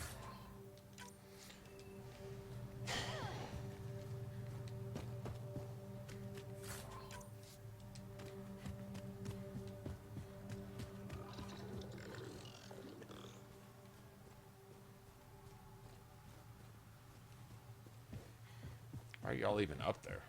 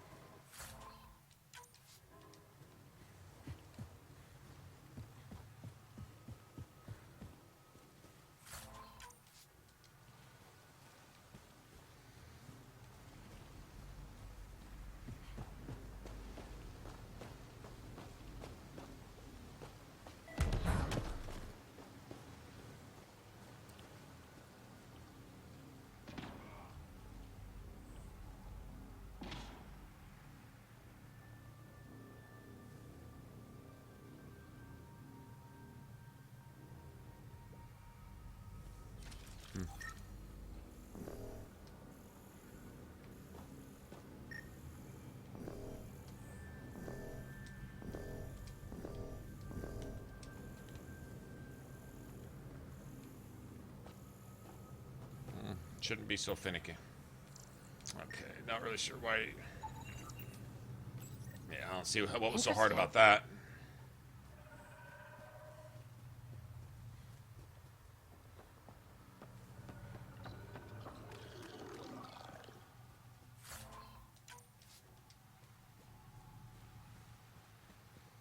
A lot of stuff just laying around here.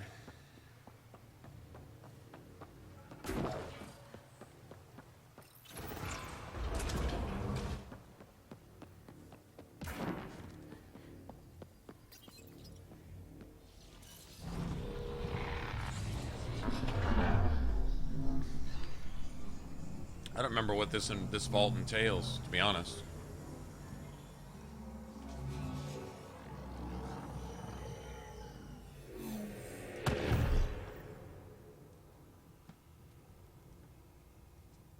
Okay, Remnant Vault. Let's get this place up and running.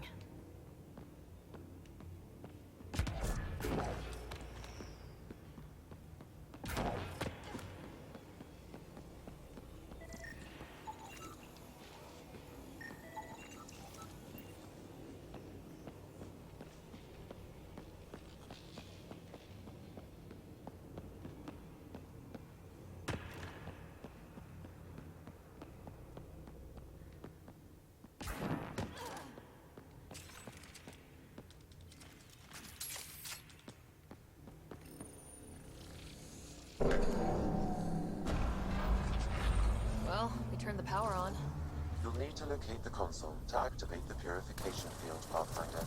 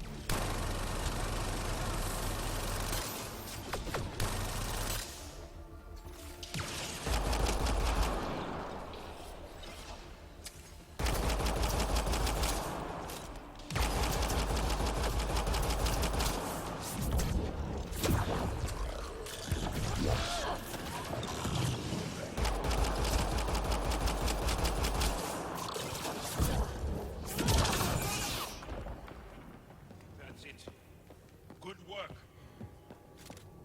What a shitty ass fucking ambush. Several interface connections converge here. I will highlight the ones you need.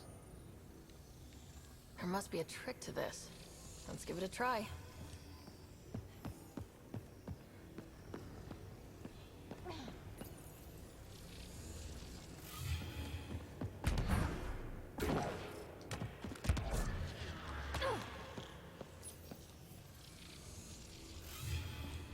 I feel like I've been fighting observers for about 6 hours now. That's how I feel. Like non-stop, endlessly.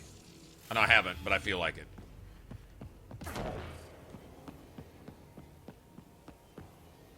Well, that gets us a step closer.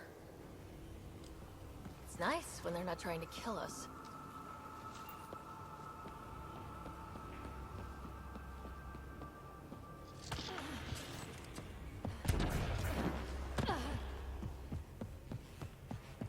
I think this is it. I don't think there's really any side stuff or anything on this one.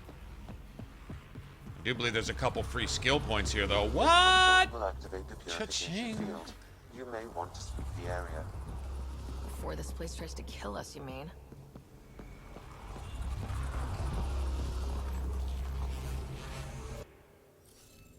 Oh, yes.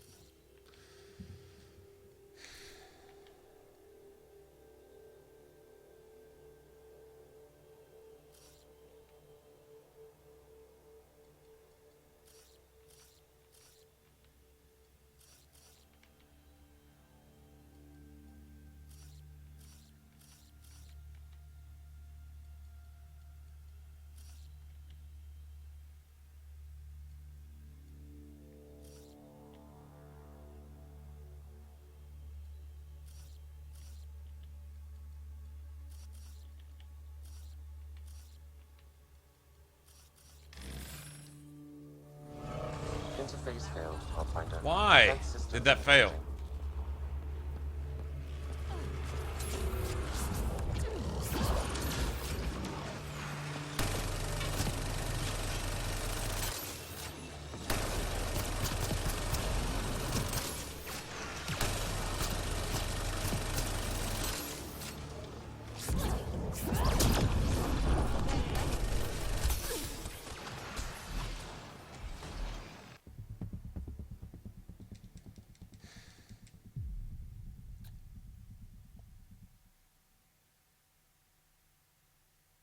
Okay. Yeah. Okay. Uh-huh. It'll be alright. Don't panic. Turret nearby, Pathfinder. It's nice when they're not trying to kill us.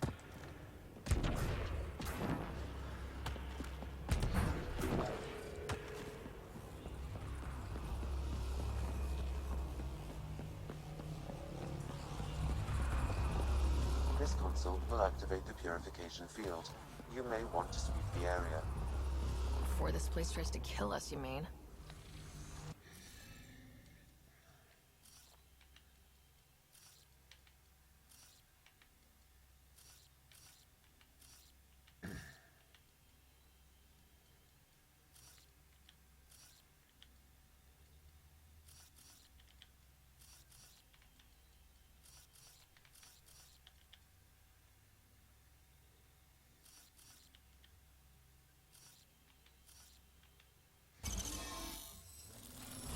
Interface accepted. There we go.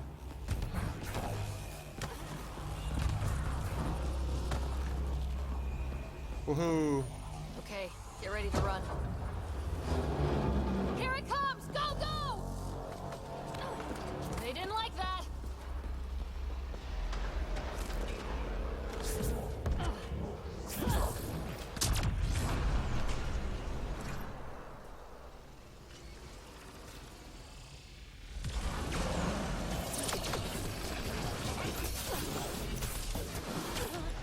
Oh, open!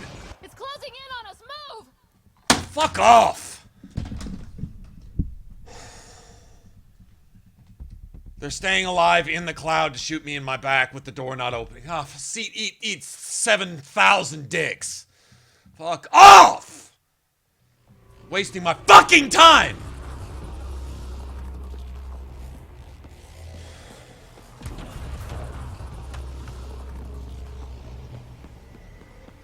This console will activate Bitch! the purification field. You may want to sweep the area. Before this place tries to kill us, you mean? Okay, get ready to run.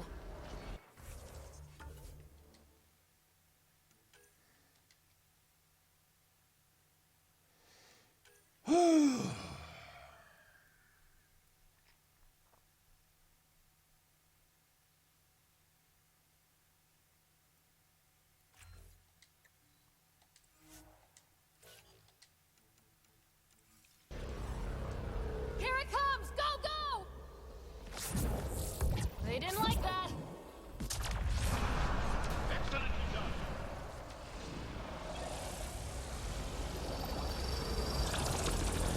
It's closing in on us! Move! Just keep coming.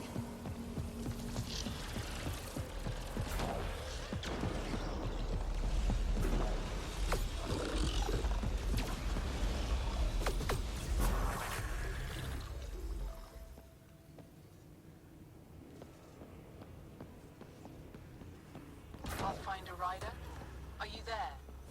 All our instruments just recorded a surge. What happened? That's just Back up. ridiculous, man. We did it. That's a jest. It can't be. That's not a jest. The vault going through a reset would explain all the readings.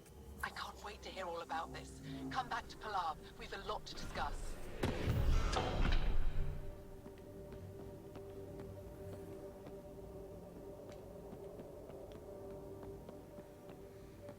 Ooh-wee, man. What time is it? 8 o'clock? Pathfinder, the organic life on Havarl has begun to stabilize. It appears the vault is performing biological repairs. Uh-huh. That's great, Sam. That's just awesome. I think it's about that time.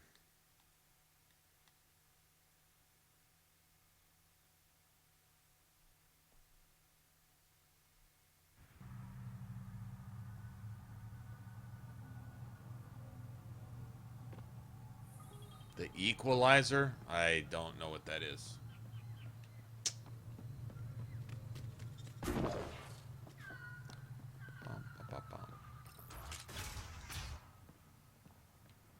An alien, able to use Remnant. Nothing's coming to you. Never thought. Pathfinder Rider, you have done something remarkable here today. Esmos? Talking to you was enlightening. I saw an alien working for us when we had given up. We have isolated ourselves for too long. Perhaps there is a balance we can find. We all need to find balance, I think. Apparently, I just walked into a party. I've learned a lot in a short time. The Rokar wants simple solutions, but nothing is ever simple or certain, is it? I wish those that were killed could have realized this. But after everything I've seen, I have to hope I don't know what the Equalizer is. Is that a nickname for a weapon, or is that an actual weapon? I've never seen one called the Equalizer. Whatever it might be, I aim to devote resources to studying it. Maybe one day we'll find the truth buried deep within our superstitions. That was kind of...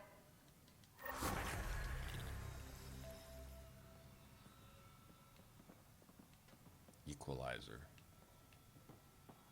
Not sure what you're talking about.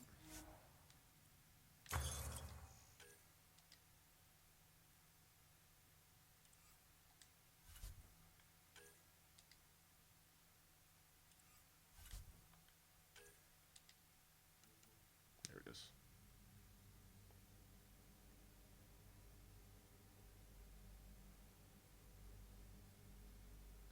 Oh no, I wouldn't use that. It doesn't have a clip, right?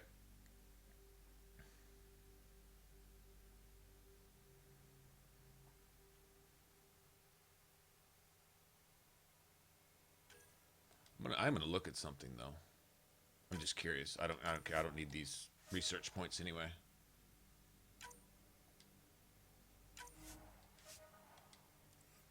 That's fine. I'm just curious.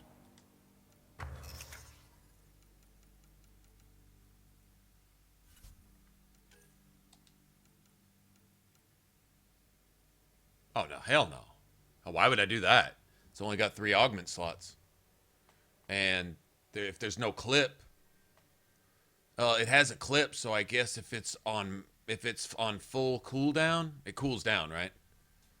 If it's on full cooldown, then I guess that would count as the clip being full, because I get a 20% power damage for a clip being full, and the Hurricane has 4 augment slots. I'm not using the Hurricane for anything other than its augment slots, and it's just a gun. It's a gun to compensate for powers I don't have right now, which I will, but I don't at the moment.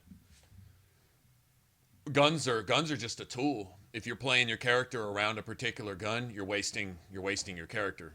Don't bother build, just play a soldier. If you're going to play a character around a gun, do not play anything but a soldier, or maybe an infiltrator. That makes no sense. Why would you sacrifice your combos and your powers, which are 25,000 times more powerful than your gun, and do AoE damage and all this other stuff? And the more augment slots your gun has, the more you can enhance either your powers or your combos or your cooldowns. And if you're not doing that, well, you're wasting. I don't give a fuck about 5 rounds or 5,000 rounds. If I run out of ammo, that means I don't have ammo, whatever. I mean, right now, with a weak-ass level 2 gun and little powers, not a whole lot I'm going to do one way or the other as far as that goes. I mean, something to use early on for convenience, I guess. I don't know. Not really worried about it. But having the augment slots for combo damage and stuff like that, that's more important. The guns are irrelevant. I wish people would get that through their heads in multiplayer. Multiplayer would go a lot easier, and you'd find teams that can actually wipe maps in something under 30 minutes. Trying to use their gun, just me and my gun, shooting Call of Duty in Mass Effect multiplayer. You know, that type of mentality. It's a shame. It's a waste. It was like that on ME3 too, pretty much. Players coming in and wondering where their bush in the corner was, where they could set up claymores and snipe from a corner, looking for that little counter that they could hide behind where nothing could touch them and they could just shoot with their gun. You might see them use 5 powers the whole match. Maybe 5 times. If they remembered they had grenades or something. If they remembered they had overload.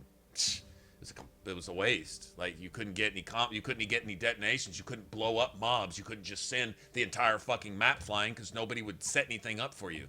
So you're around there trying to prime and detonate yourself, and the game multiplayer is designed for teamwork. It's literally, from the ground up, it's designed specifically to have teamwork. And they give you all these powers to work with in coordinations. This primes for a reason. That detonates for a reason. You're able to sink all your stuff into damage for a reason. You're able to cool down your powers for a motherfucking reason. And everyone says, it's just me and my gun. And that's all you get. And so you hear 5 detonations the entire fucking round, and you wonder why everyone's going down. And it takes an hour and a half to kill all the enemies. And the objectives don't get done in under 5 minutes. So you get 1, maybe 2-star bonus on your objectives. Why? Because it's just you and your gun.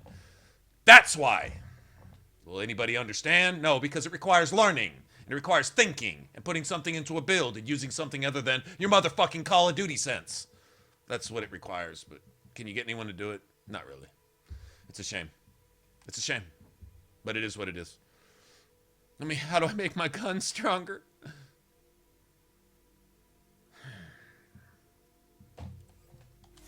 No, I don't want to use that.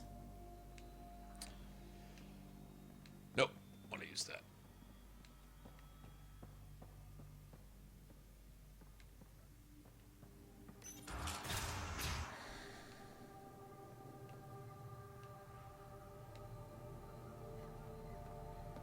Now, an infiltrator, it is all about your gun. It's about your sniper. How do you get 1 shot, 1 kill? How do you do that? How do you maximize the damage of your bullets? How do you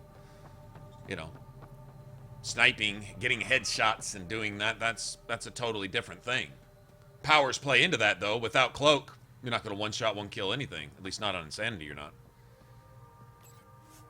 I doubt you can 1 shot, 1 kill a regular kit without cloak. Even if you are pulling off 1,500, 1,800 damage with your sniper. By the time you got a sniper that'll do that, those Ket have about, I don't know, what, 2,500, 3,000 just in hit points, not counting shields. So. Leaving Avaril. Bridge is yours, Pathfinder.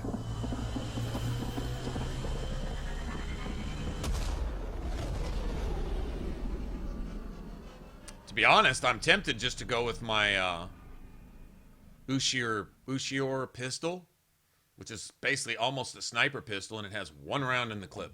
1 round. And that's it. It's a sniper pistol is all it is. For your call, Pathfinder. And as long as the clip is full, you get a 20% power damage bonus. Don't know if that applies to those remnant weapons. I'm sure I'm guessing it does, because it said clip size, meaning that it had the equivalent of 37 rounds. It just cools down, right? Doesn't have ammo, but it requires a cooldown. Is that how it goes?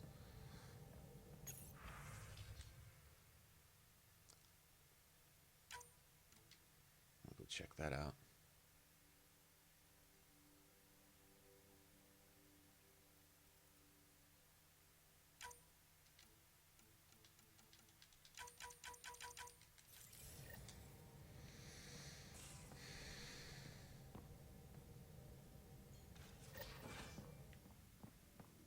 You have AVP outstanding, Pathfinder. Should have seen it. Perfect drift.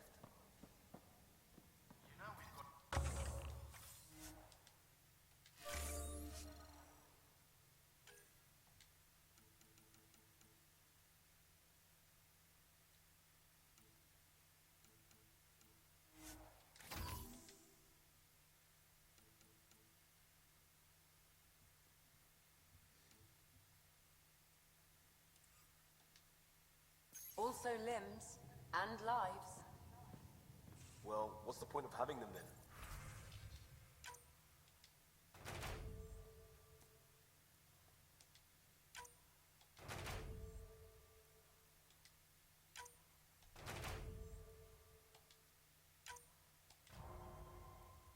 Somebody had to fail, right?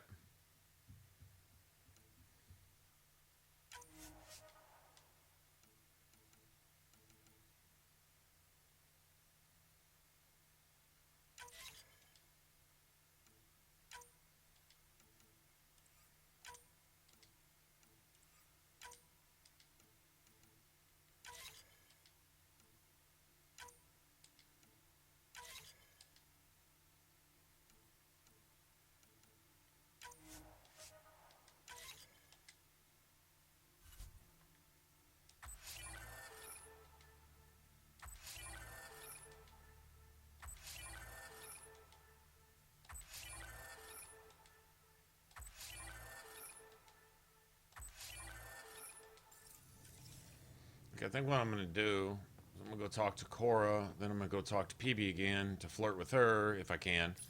Then we're going to go down to Havarl and get that. Did you hear the news from Eos? Asari refugees showed up at the outpost. Only a few, but that's better than none. Bradley says there's an officer in charge, Hidaria. She... Apparently, Sarissa's acting as bodyguard.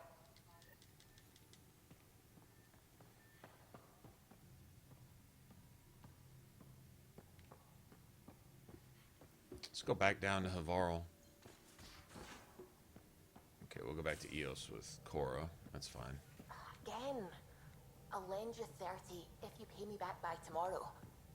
Never mind. Thank you, Subi. Someday I'll find out why you're always strapped for credits.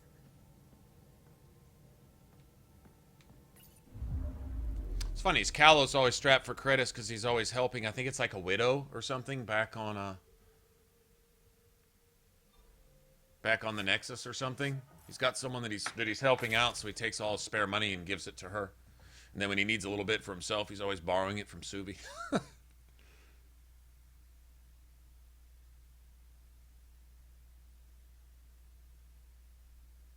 No, it's cool, Alien. No, I went and looked. That's why I researched it, just to see the augments on it. That was the main thing. If it had 4 augments too, it would be viable. I'd go try it out just to see if with a full clip if it made any difference with power damage. If there's even a way to really even test that, you know, I would go check it out. But the reason I picked I actually like the other one a little better. Not the Hurricane, but the one the normal one that you start with, the Charger. I like the Charger a little better. I like the way it fires, and it's got the same, if not better, damage, but a little slower fire rate. But it's a little more accurate, I think. But it only has 2 augment slots, 3 when you unlock the cryopod. This one has 5 when you unlock the cryopod. So that's literally a 40% power or combo damage buff. 40%. That's pretty significant, you know. 35% with that remnant weapon, you know, that's something. But anyway, that's why, just so you know.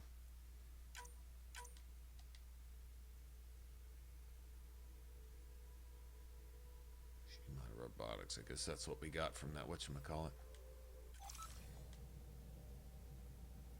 Need to do the one on Vold, is what we need to do.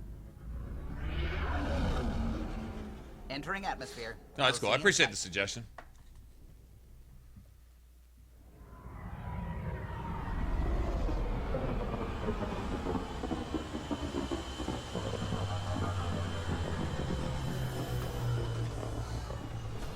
There may be a tier 4. It doesn't have to be an SMG. It could be a pistol too. It just needs to have max armor slots. That's all I honestly really care about. The Ushior is an amazing pistol. It's got about the same damage as the Black Widow, but it's only 1 round per clip. But it's the same damage as the Black Widow in a pistol, with 4 augment slots. Now the Black Widow. Hold on, I want to go look at something. The Black Widow starts with. I need to go see something because somebody told me something earlier and it didn't sound right, and now I'm going to go check it out for myself because they were trying to argue me down, saying that the Black Widow was better than the Ishire. Kieran says Zabal would have blasted another cycle. Because you could essentially spray and pray with it with 3 rounds per clip instead of 1 round. All 3 rounds put together are probably more than the single bullet damage of an Ishire, barely. But, let me see something.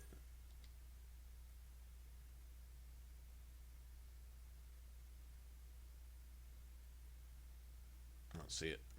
It's not there yet. I guess we'll have to wait till something.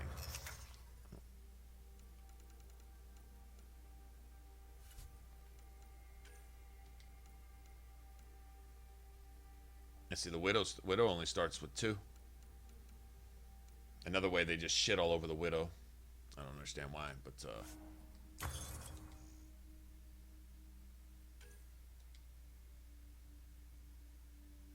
yeah, I don't see it. Speaking of that.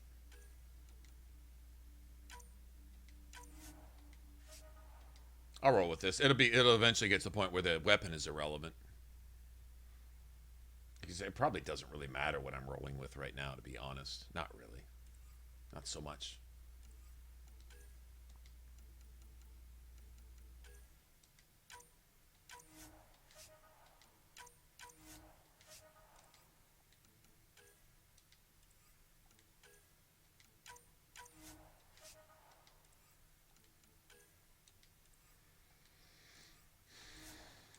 I could believe it.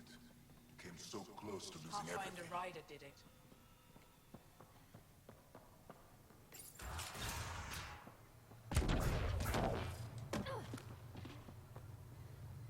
Cluster analysis alone. Pathfinder Rider, Dr. Tsana Rila, xenobotanist for the Initiative, and my colleague, Dr. Eric Baumgarten. Xenogenetics. Pleasure to meet you.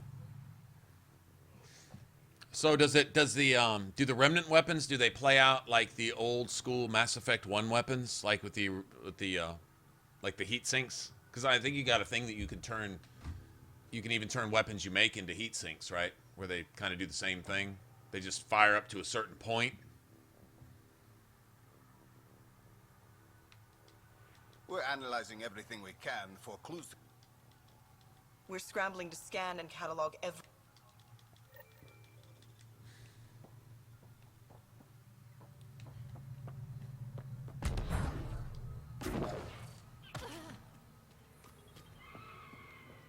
How do you get upstairs? Where's the... Okay, I'm not seeing the... Who else are we talking to here? This? Tempest.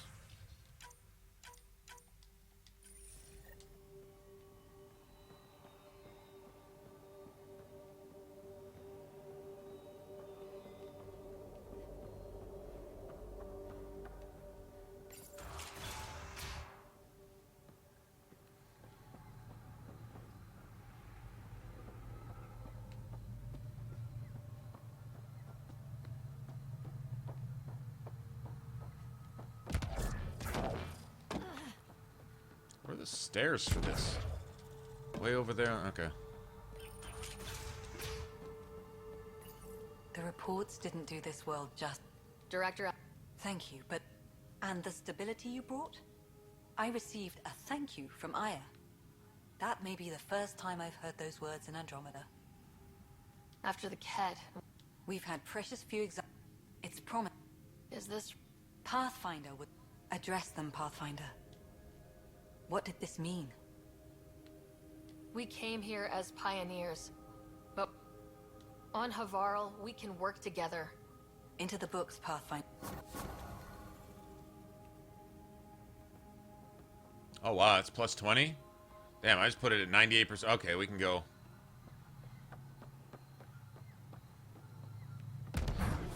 Wonder just how much of the like side companion stuff we're gonna do. Doesn't matter, we'll do it as we go.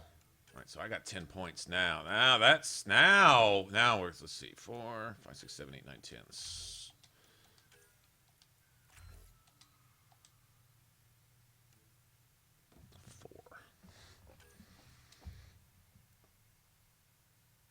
Okay, recharge would be nice. That would pretty much cancel out Annihilate, but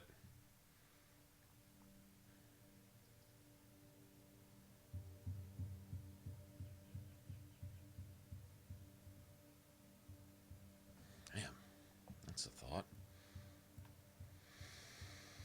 Detonators.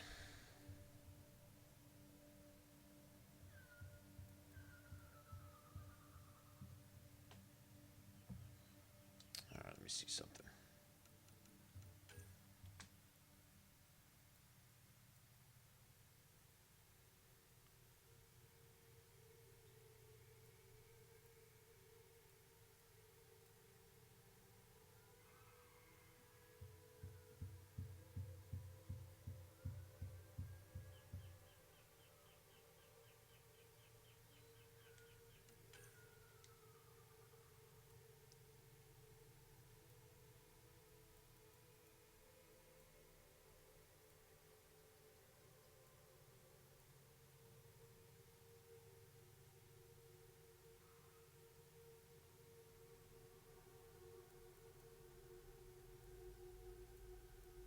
Only knocked down that down to about 8 seconds. Interesting.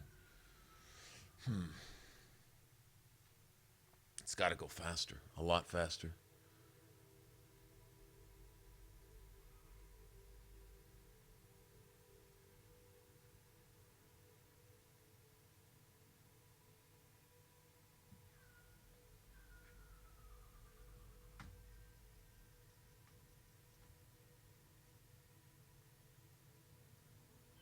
Yeah, Vanguard on Insanity, the first, God, what, about 20, 25 levels are just, they can tend to be brutal.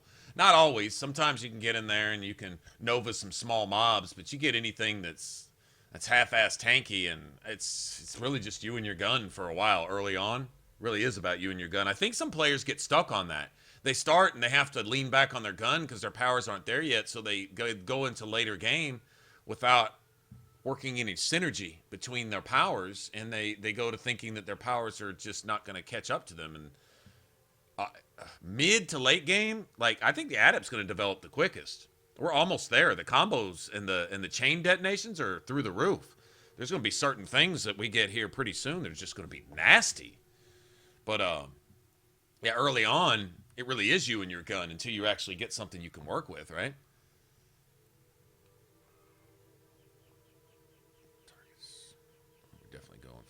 Debuff.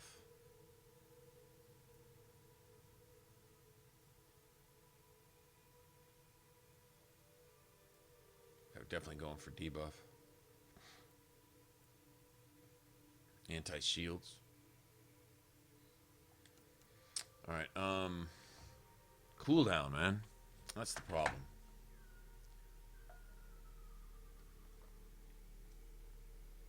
Looks like I can get throw on almost instant cooldown. Almost instant. Starts at 10 seconds. 9, 8, 7, 6.5, 5, 4, 3 second recharge without any other bonuses. It gets down to 3. You can turn that into a half second. Like you'll see the gauge do this. You'll use it and the gauge will do this. And you can just throw. You get into a rhythm. But you want to be able to pull, throw, maybe throw twice, pull, throw. At least get pull where it's every 2 seconds. Throw where it's every second. And every time you do it, it's a chain detonation that nukes the field. And so you're just setting them up. And now all of a sudden you can start pulling farther enemies. You can bring them into you, and you bring them in to annihilate. And once they're there, you can hit them, and then anything around you, chain explosions, and knocks it back, and you can just become a wall of biotics. That's the idea. It's already showing signs of that. Like, those chains are nasty, man. And that's just going to get better.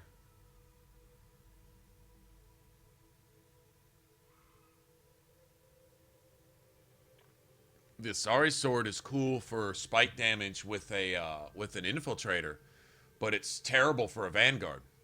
Horrible for a Vanguard, because a Vanguard gets shields back per hit, and your attack rate with an Asari sword is about 4 times slower than anything else. Like a Biotic Fist, you can punch, and you watch your shields just do this, as well as charging and everything else. So you literally can hit faster, and plus you can occasionally prime and detonate targets with a Biotic Fist.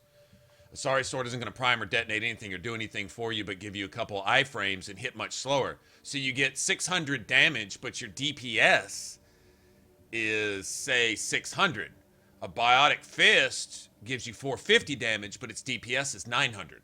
It's actually higher than the Asari sword, and it gets you shields back faster, because you're going to be able to hit twice for every time you hit once with the Asari sword, which essentially effectively increases your damage by about 50%.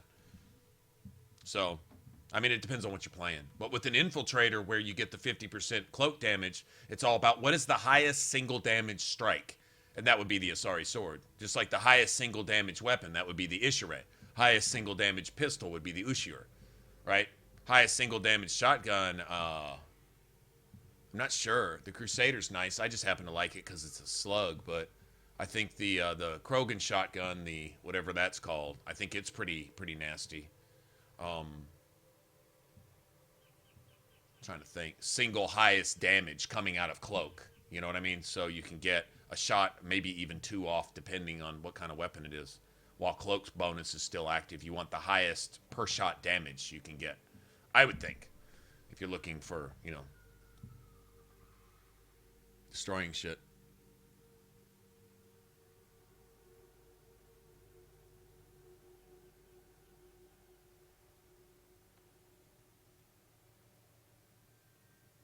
Well, no, I mean, go with what you're comfortable. I'm saying damage-wise and, what would you say, utility-wise for a Vanguard. That's what I'm basically saying is if you get shield back per hit, then you gain much more shields back with, say, a Biotic Fist.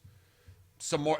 The Omni Blade is a little slower than the Biotic Fist, but it can set enemies on fire, and you can prime targets with that. In fact, if you're a tech, if you're playing a Sentinel, the Omni Blade I think is ideal for a Sentinel because there is a passive.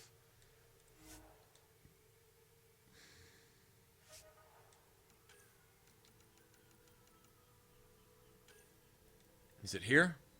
No. Is it here? No. There it is.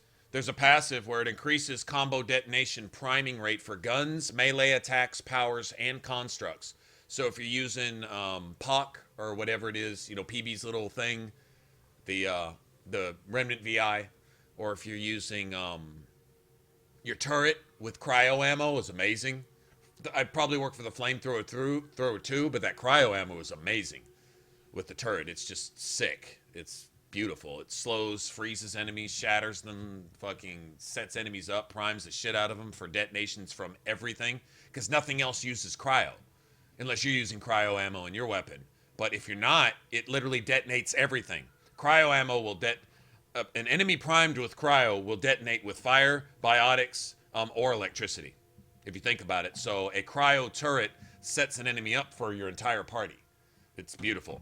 But this increases the priming rate for all that. So if you're running a Sentinel, odds are you already have points in engineering, in tech. And so if you've gotten this and you take the priming, it's amazing because your Omniblade will actually hit them 2 or 3 times, and just about every time you hit them 2 or 3 times, you set an enemy on fire. I guess it's like a chance to set them on fire, and you prime them. And then you can hit them with whatever else you're using, you know. Or you can detonate them if they're already frozen by your turret, or depending on how you're playing, depending what you're actually using. Like my favorite Sentinel was Cloak and Nova and Charge. So I basically played a Sentinel Vanguard. But I used Cloak to double the damage of my Nova. You could, I found that Cloaked, once I got everything, once I hit about 50-ish, and I had my full N7 set of armor, and I was augmented for power damage, I could take one of those assholes with the shotguns, those Ket bitches with the shotguns, and almost one-shot them with the Nova. Almost. I could charge into them. Charge, it depended. Charge more set up the Nova for even more damage, because you can set charge to where it increases your biotic power damage by 25% for 5 seconds. And so if you cloaked and charged, you get double damage with your charge, but then your Nova hit for like almost 3,000. It was stupid. It was ridiculous. And it sent everything flying. If you killed something shields, they went flying. You killed everything shields. There wasn't a single shield in the game that could withstand a Nova coming out of charge with Cloak, because basically you set Cloak up to where you get the 2-second window of double damage, and so you get the double damage bonus for charge, and then if you immediately pull off your Nova, you get essentially double damage bonus for Nova. And if you've got it set up for nothing but damage, it was just stupid. It was like ridiculous. But running with an Omniblade 2 is in between. If you meleeed, you would set enemies on fire, and then if you charge them, you could detonate them that way too. Or somebody else could, you know, like Cora or PB or whoever you got rolling with you. So that was pretty cool. That worked. It worked for me. Anyway, all right, I'm just sitting here blabbing. I don't know if I want cooldown or not.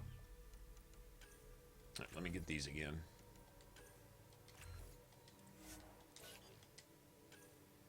Now, cooldown effectively removes the penalty from Annihilate. But I'm using quick abilities as it is. Quicker. I'm not getting any cooldown from my profile though. That's one downside of the Adept. It's great with those biotic chains, but it doesn't give you any cooldown. But we will have a 30% cooldown once our skill tree is maxed from offensive biotics. Once you get all the skills filled, this goes into 30%. Detonators go to 30 and power damage goes to 30. So we will eventually effectively have a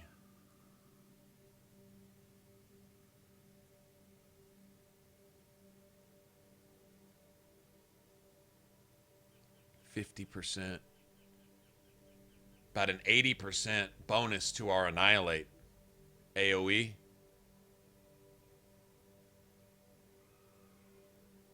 And then whatever detonation bonuses I can get.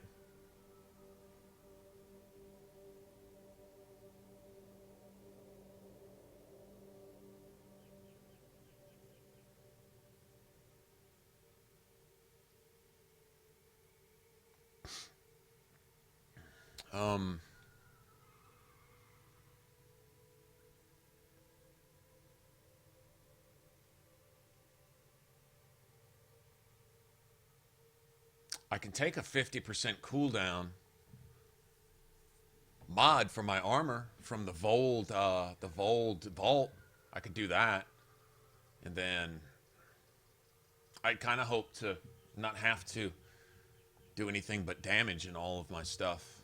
But power damage isn't near as important, I don't think, as detonation damage. Combos?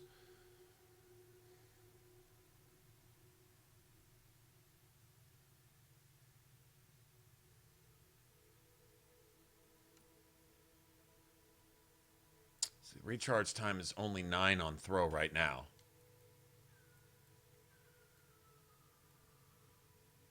It's going to go down to about 4 or 3. Right now it's just 10%. So it shows you the recharge time on this is 8, but that's where it's stuck on 8. There is no more cooldown. It's stuck on 8. 15% of that is only 7. I think I'm going to go with damage, and I'll find cooldown somewhere else.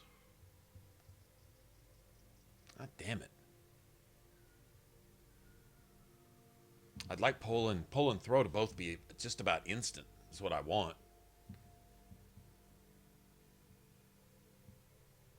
Let's see, it's at 8. I can get it down to 4. Get it down to about 2.5. I can get this down to about 1.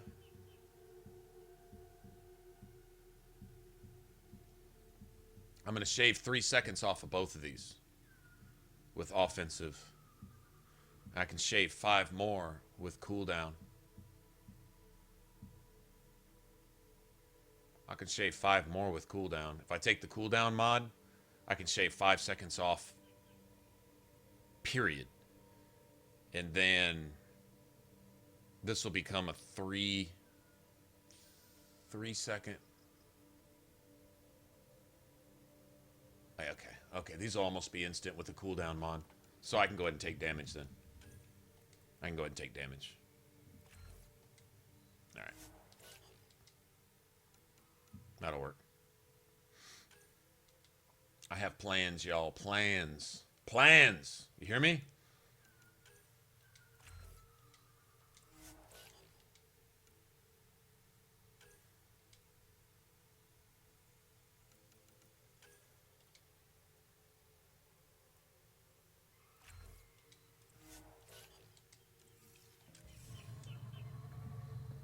Okay, cool. Like here, let me go find something to kill real quick.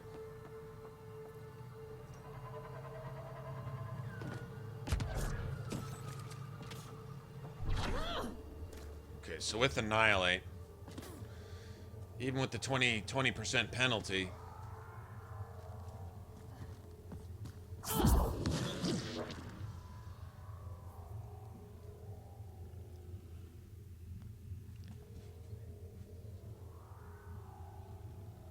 see, that cooldown is not acceptable.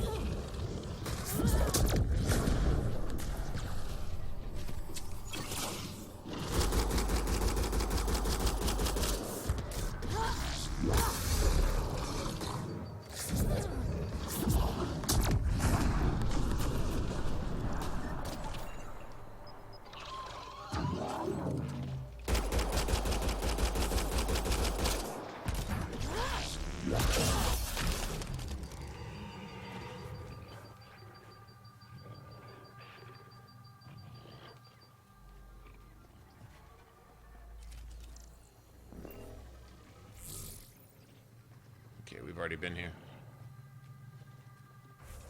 Mutated real core, y'all. Gotta go get those mutated real core, yeah.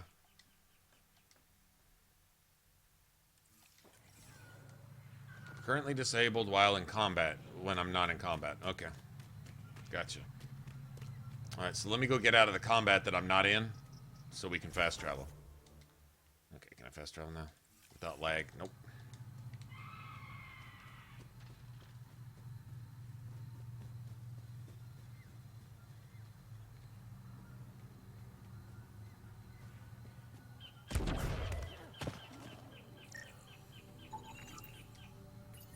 Good find, Pathfinder.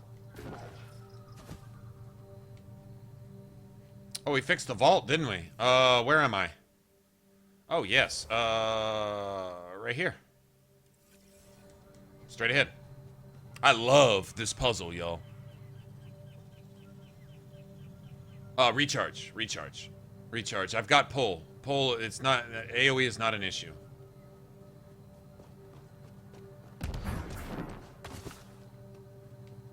If I can't use my abilities, then I'm lowering my damage, and that makes no sense to me.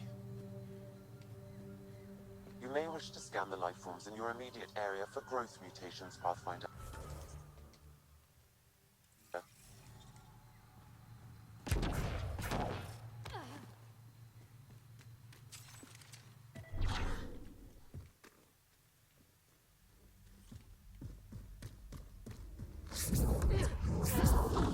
Let's do this! Wonder what this does.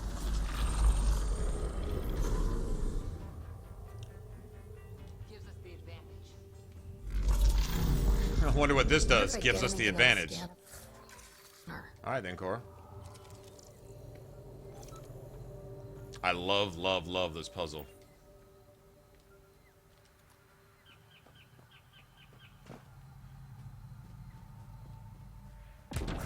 Looks like we'll have to jump.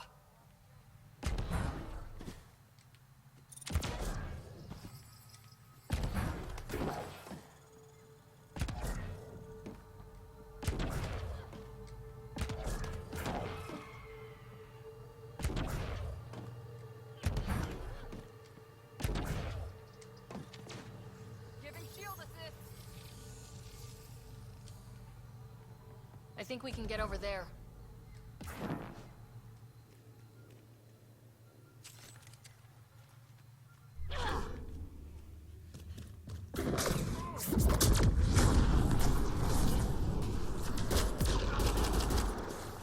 Clean shot.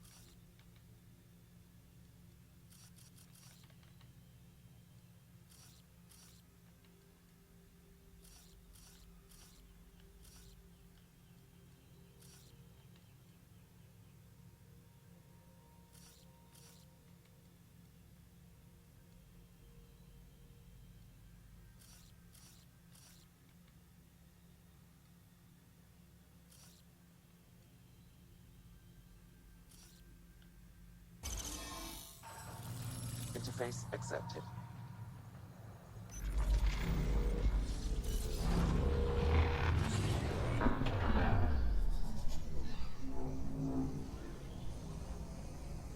Whoa.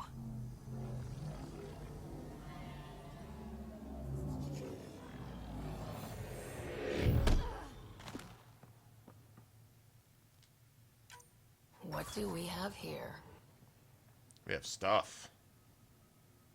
Fusion mod of adrenaline. Well, y'all are just badass. Cora and Jawl showing off their badassery right there. What is this? Fusion mod of adrenaline. I think I know what that is. I think it on kill it cuts. You take a huge cooldown penalty, but on kill it automatically cools down all your stuff or something. So if you're not getting one-shot kills, this thing will kill you.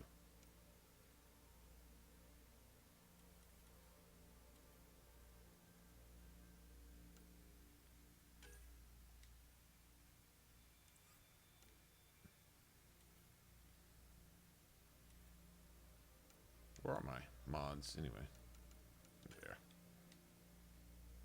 Yeah, minus 50 all power recharge speeds, but 100% on kill, recharge all active powers. On kill.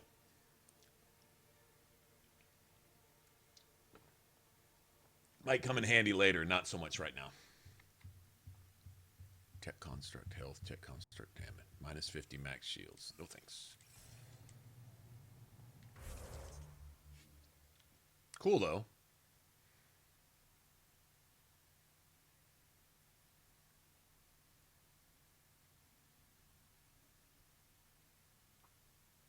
Hey Jay, what's going on? Okay, let me go do this. This ought to get Havarl to 100% too.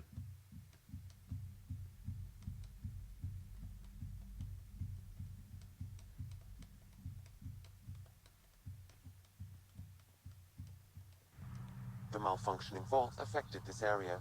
I recommend scanning for accelerated growth. Why? Because Lance is weak. Lance is weak. Lance doesn't track.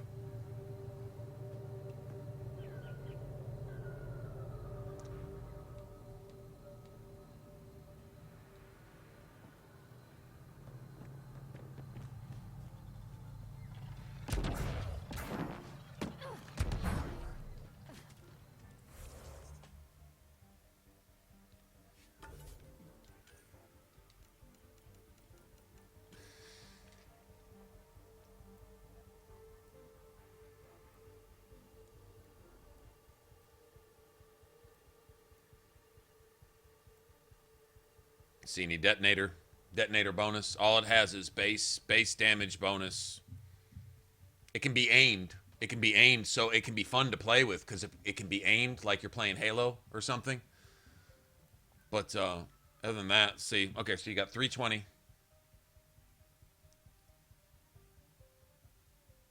368.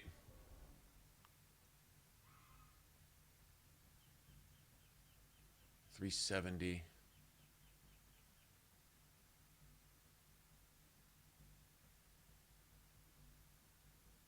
430. Let's see, headshot weak point bonus. Okay, so if you took that, if you hit a weak shot, we'll just figure out what our total is later. It's 25% of your base, not 25% of your total anyway, so it's only about 60. No, 80? 80. So that'd make it about 400. And then another 20%. Which is 3264. Almost 500. Almost 500 damage. Base damage with no detonator bonus. It's weak. People complaining about why their biotics are weak and using this with an Adept. Might be the reason why. Early on, it's probably strong early in the game. Something to hit. If I shoot this by itself, will it kill an enemy by itself? And I know it can detonate. But your detonator bonus is through the roof with throw. First of all, it's got a nasty force plus whatever that enemy hits. It hits the world collision is its base damage. And it starts out lower. Instead of 320, it's only 250. But then it goes up to... Okay, it goes up to 300. 30% of 250 is 75. So 375. And then it's got a 30% combo detonation damage, which is what an Adept is all about. If you look at your Adept, we figured this out earlier. If you look at your Adept, you get no power damage bonus. It's just not there. Now, your biotic area of effect, radius and damage, your biotic effect duration, and your combo radius, and the ability to chain combos to multiple enemies. Your combos are where your damage comes from. So if you're playing an Adept and looking at Lance to do your damage, you're taking one of the weakest skills in the tree. So that's why I'm not using it. Because I'd rather use something strong instead of something weak. But, and if everybody using biotics is all going with Lance this, Lance that, Maybe it's because they hadn't given it any thought. I guess. I don't know.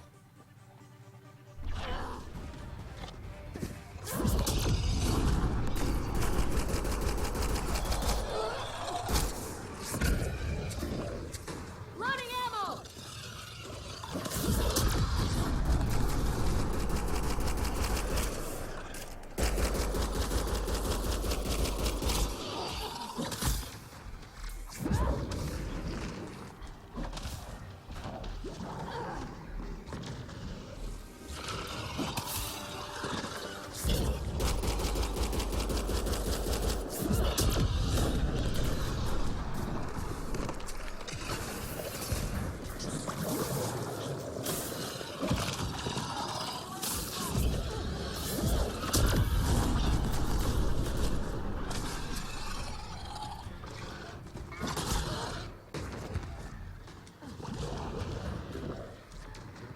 I don't want to get flanked by Rokar with guns.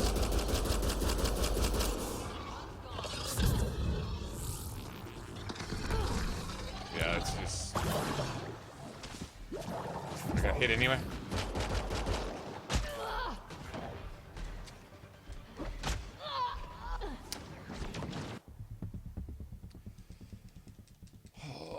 Okay, I got something for that.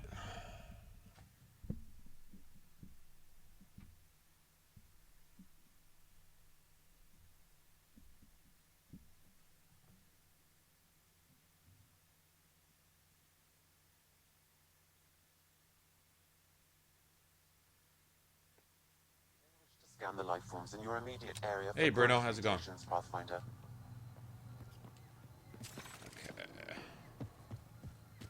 Okay, they kind of pissed me off with that right there, so now I'm mad. Okay, so...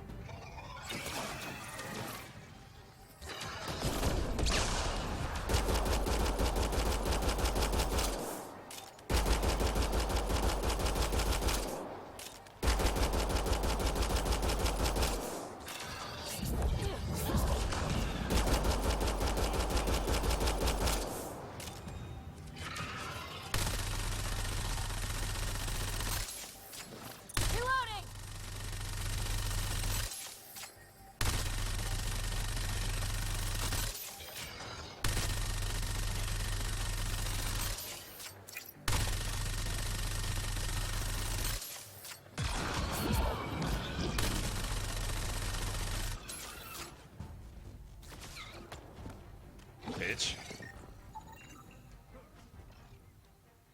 Asshole. Fucking Cobra only took down half its health. That is ridiculous.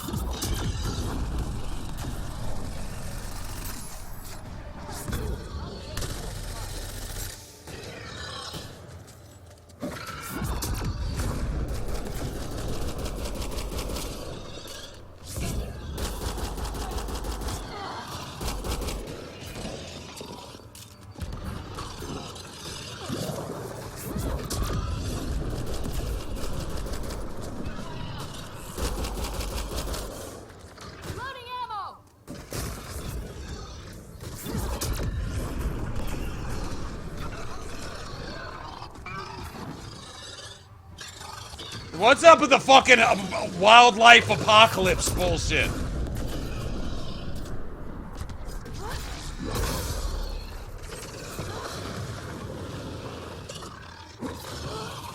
What the fuck is the spam?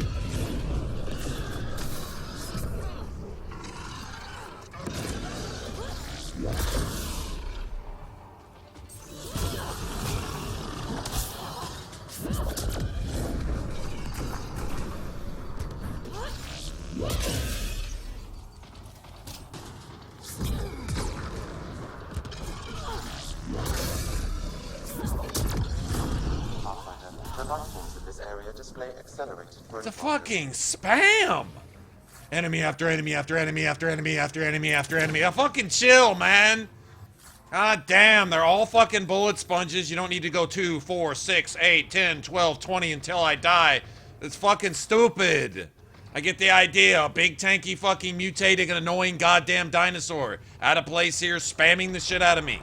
Don't spam me with the fucking extra shit and then start throwing some other shit in the game and then start randomly selecting just whatever enemy you can find from the game and throwing that in there too just to make it fucking stupid. God damn, let me do the little quest thing and go on.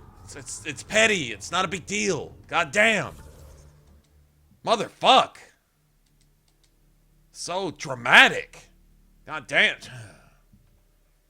Uber in-game boss battle to kill one fucking dinosaur, or 2, or 8, or 30, or 90, or 600, or 7 million. Fucking chill. It's not the end of the game yet. No need to heap every goddamn dinosaur you can think of, give it double health and double damage, and put them all in a fucking matchbox and say, here's Dark Souls 2. We don't know how to design a level, so we'll just spam a bunch of shit on you in as small an area as we can find and make you fucking just pound away at it with all of your ammo for 10 minutes. How about just don't do that so the game can stay good? Seriously. It's not necessary. That's just bad. Stop it. Quit it.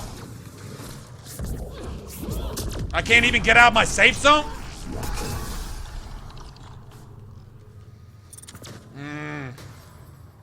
They're attacking me on my little base here now. Fucking wildlife apocalypse bullshit. Stop it. Just stop. Stop. Quit it. It's not necessary. Quit it. God damn.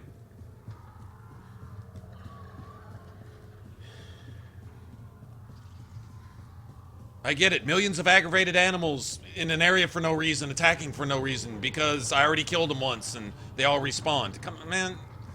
Stop. Stop with the Hafter's Woods bullshit. It's just not necessary.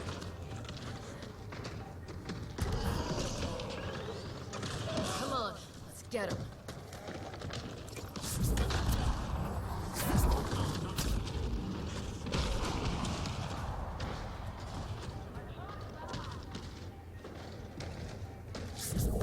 This cooldown is brutal.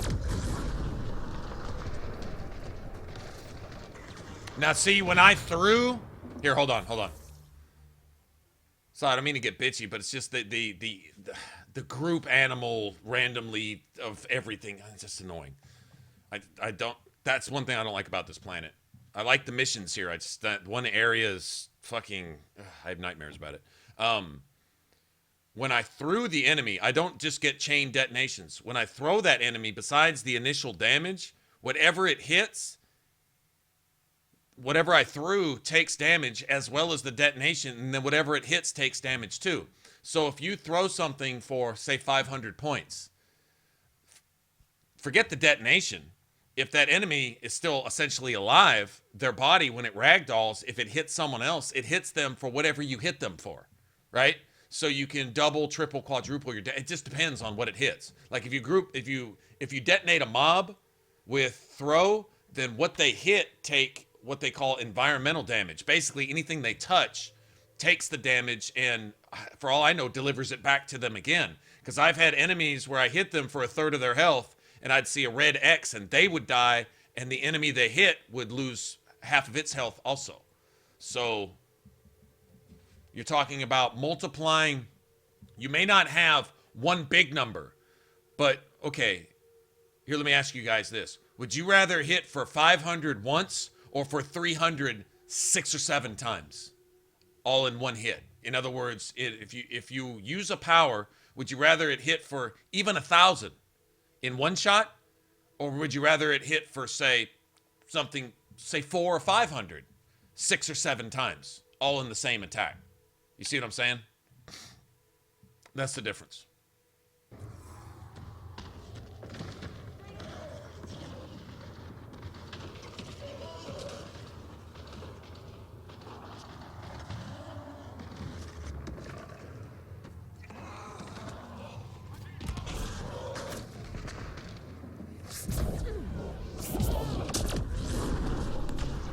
See, when he hit the back wall, he died.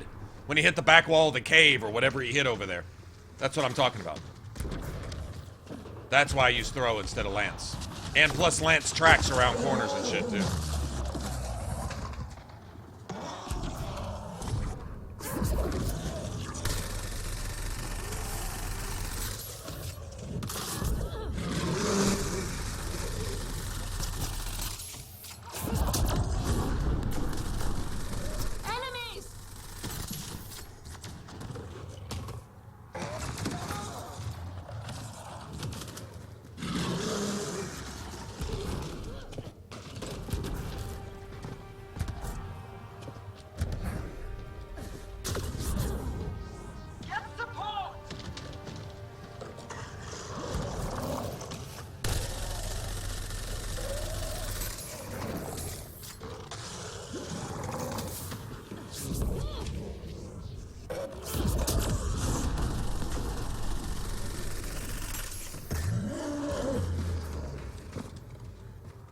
And plus, throw stagger is enough to even knock one of those assholes on their ass.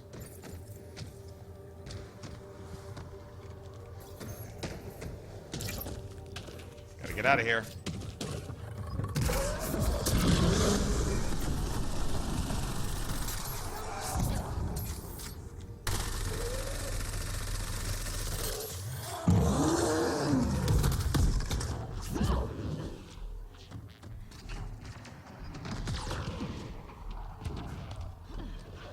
Dodge only works sometimes. She dead again?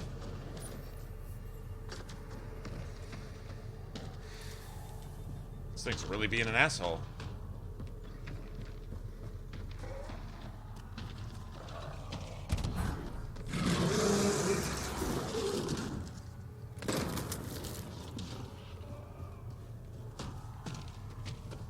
I don't have any ammo, do I? Guess not.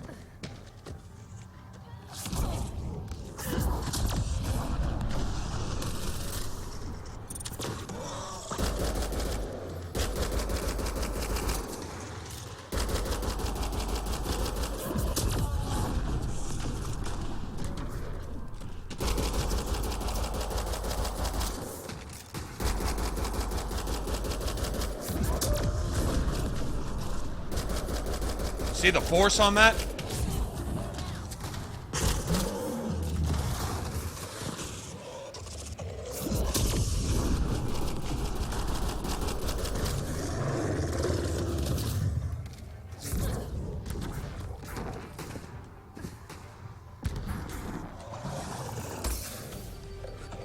Oh my god. Oh, you can spam it, bitch?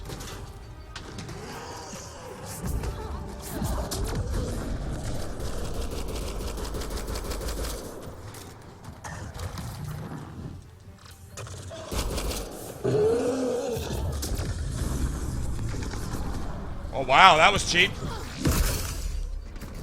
Bitch, I can hit too. These Angara Fuck you. carried more than weapons. They had research tech, data pads. Let's find out why. Ooh man, did you see what I got off him?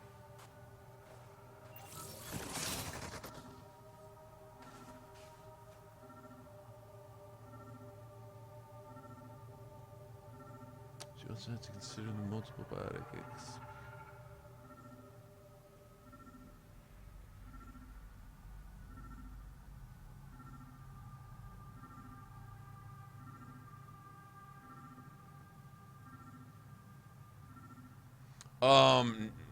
Well, okay, so situational 3 to 4 BioTech explosions versus combo explosion damage. No, you still get your combo detonations, but you also get multiple detonations, and you capitalize on your combos. Not only AoE, but then triggering multiple detonations and then taking advantage of your power bonus, which when you stack up the bonuses that throw gets, equal lance, plus track, plus have better range, plus have force, plus have the opportunity to hit multiple enemies and cause the enemy that you throw to take damage multiple times, and can provide chain detonations faster without the expense of your shield. So, you see what I'm saying?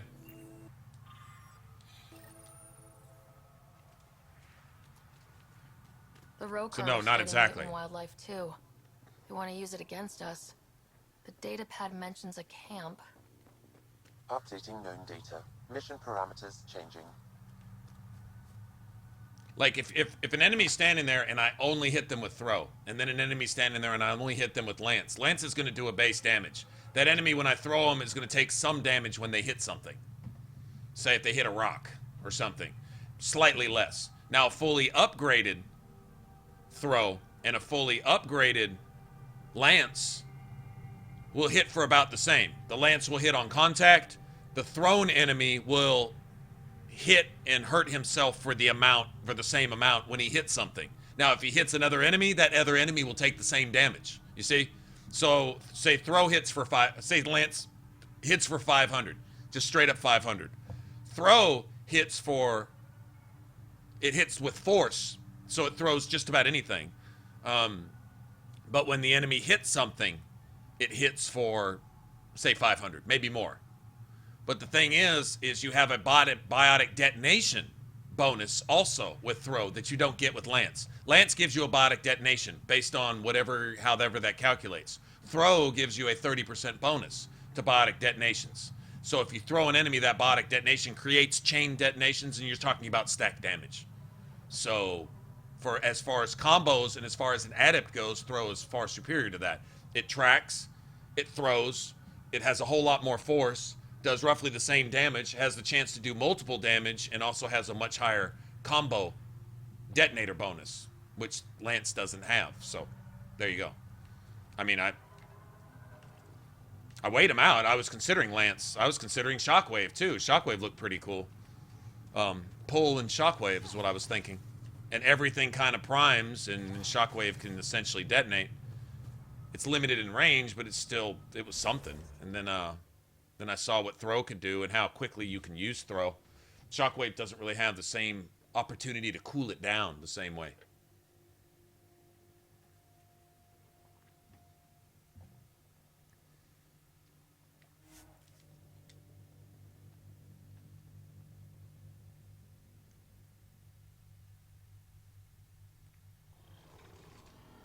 Oh, is that? Oh, is that what you were getting at? Okay, well, yeah.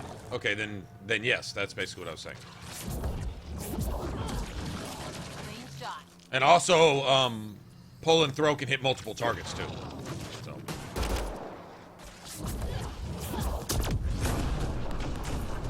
See, whatever it hits, you see what I'm saying?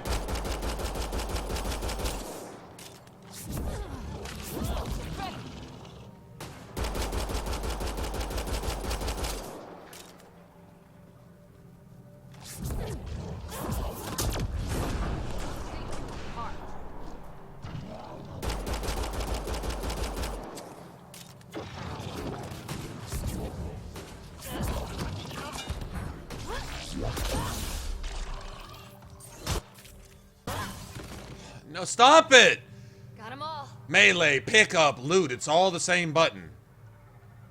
Don't have people attack me in my fucking base where my melee button is also my everything else. Ugh.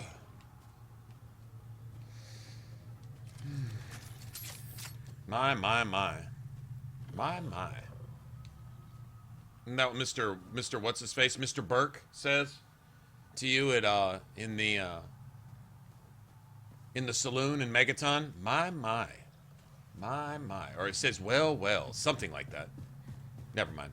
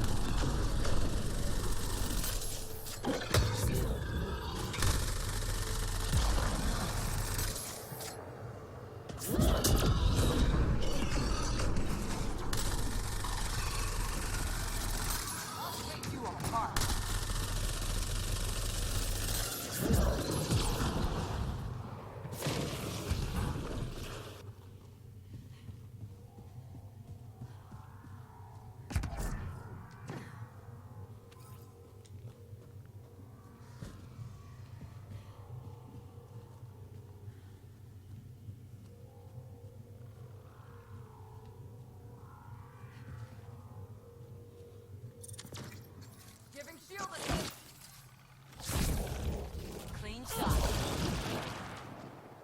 That's it. Good work.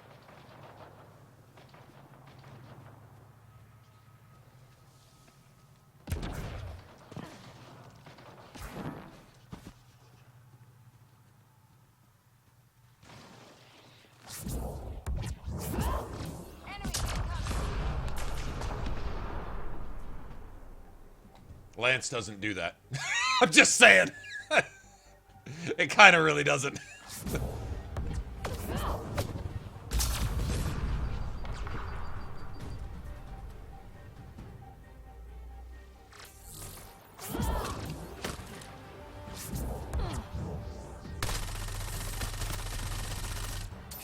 That's teamwork.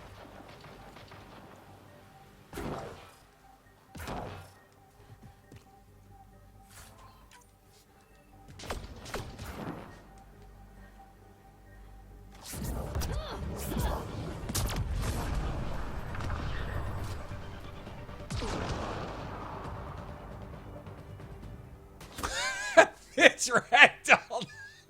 Oh, that's a lot of fucking... Oh, shit. I'm laughing. That's a lot of fucking Rokar. Okay, I'm going over here somewhere. Where's this asshole at?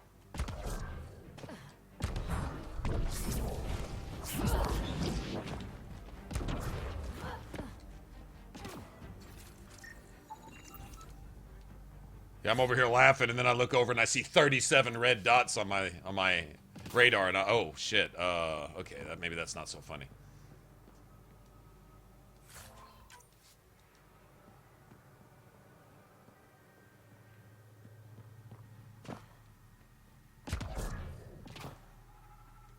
You know those stupid unearthed artifact thingies over here? No.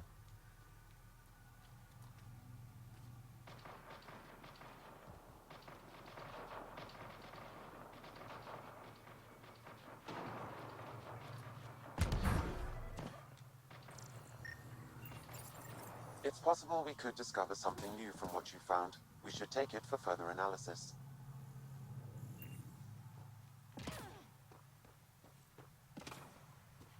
I honestly don't believe Lance is his strongest throw anyway. Not directly or indirectly. I don't believe it's as strong anyway, regardless. Even if it did track, even if it did do this and that, even if it acted essentially the same, just provided some other kind of, it's just not as strong. It's the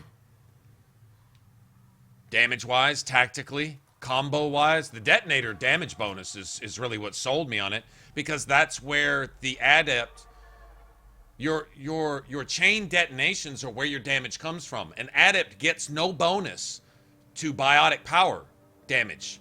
Base biotic power damage, in fact, I think only, what, Sentinels, maybe? Oh, so hold on. Who gets biotic power damage? I think the Vanguard does. No, it gets recharge speed. Sentinel get biotic power damage? No, Sentinel gets some combo damage. Now, Sentinel would be good for base combo damage. Not chain combos, but base combo to do something like shield drain charge, shield drain lance, or something like that, right? Sure.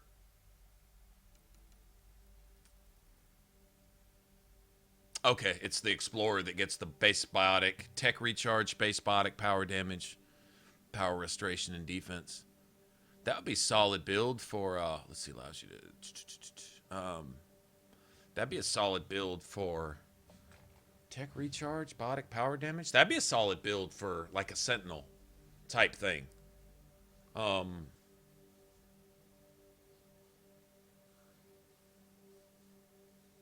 Cloak, charge, Nova. That wouldn't be a bad profile either for that, to be honest. 15, 20, 25, 30, 35, 40. 40% power damage, 40% tech recharge. 30% 30 damage resistance. A flat 30 damage resistance. That's not bad. That's nice.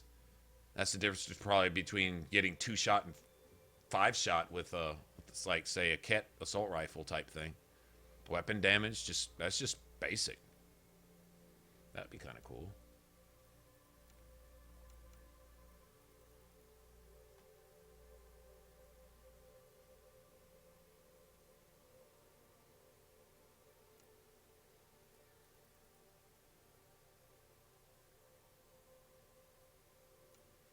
Now, interestingly enough, you think that the combos aren't the bread and butter of the Adept because you get no combo damage bonus or biotic. It's funny.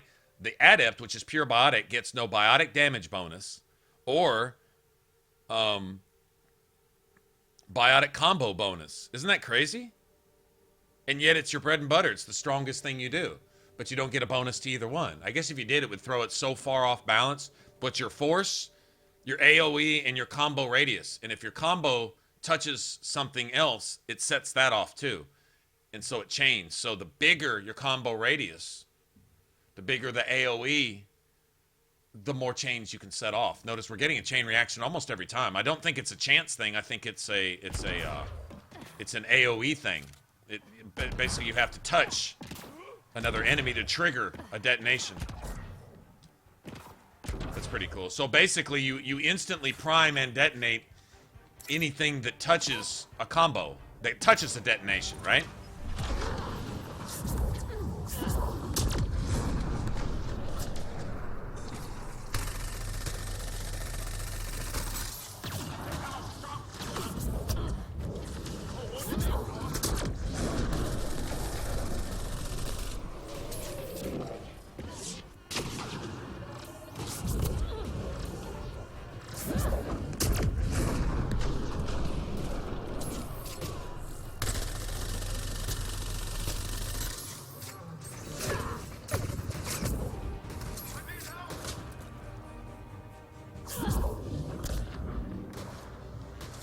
See the damage he took when he hit something? That's how that... I love it. I don't know.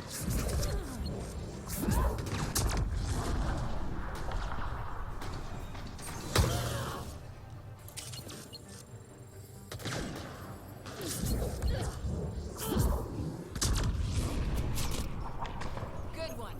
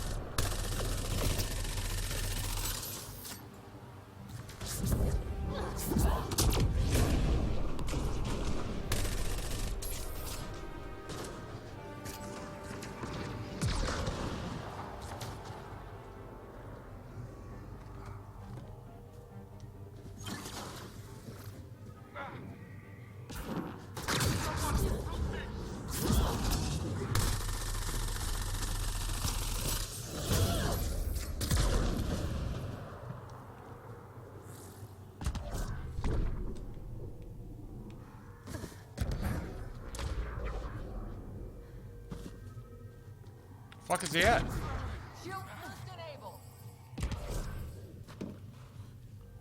Is he dead? Guess he's dead. So what do we got here? Stuff? Guess we cleared everything out. Let's loot the place. It's like, so what do we have here? Stuff? We get stuff here?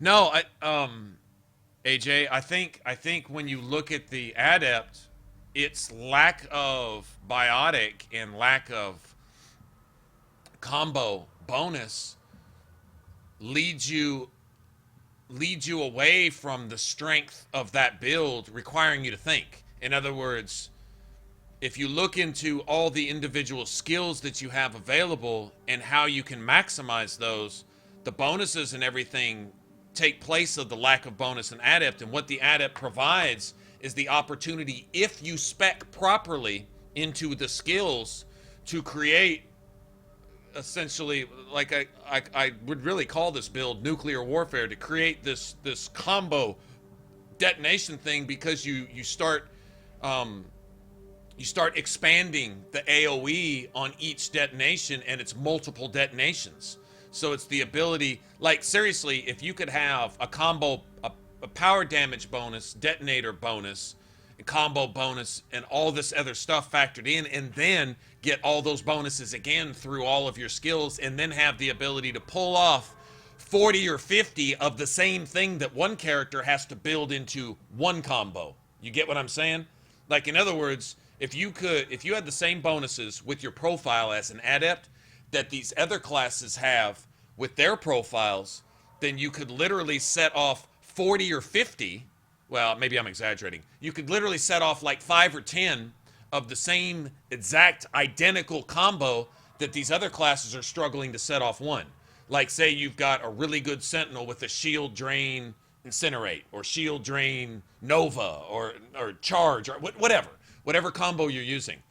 Sets off one really good one, and then you have the Adept coming along saying, I can set off 37 of those in the same amount of time, because you can chain those combos. So the benefit of the Adept is the ability to not maybe make one big combo, but half a dozen slightly smaller ones just as effective twice as often. So you're still really OP, but you have to dedicate your build to combos and detonations. That's where your strength lies. Your strength doesn't lie in your basic just detonator by itself. It's the ability to expand those. So AoE becomes important, area of effect, combo radiuses, and things like that. So when you're speccing it, I mean, all those things are listed in your skills. But if you don't spec into those, it'll underperform.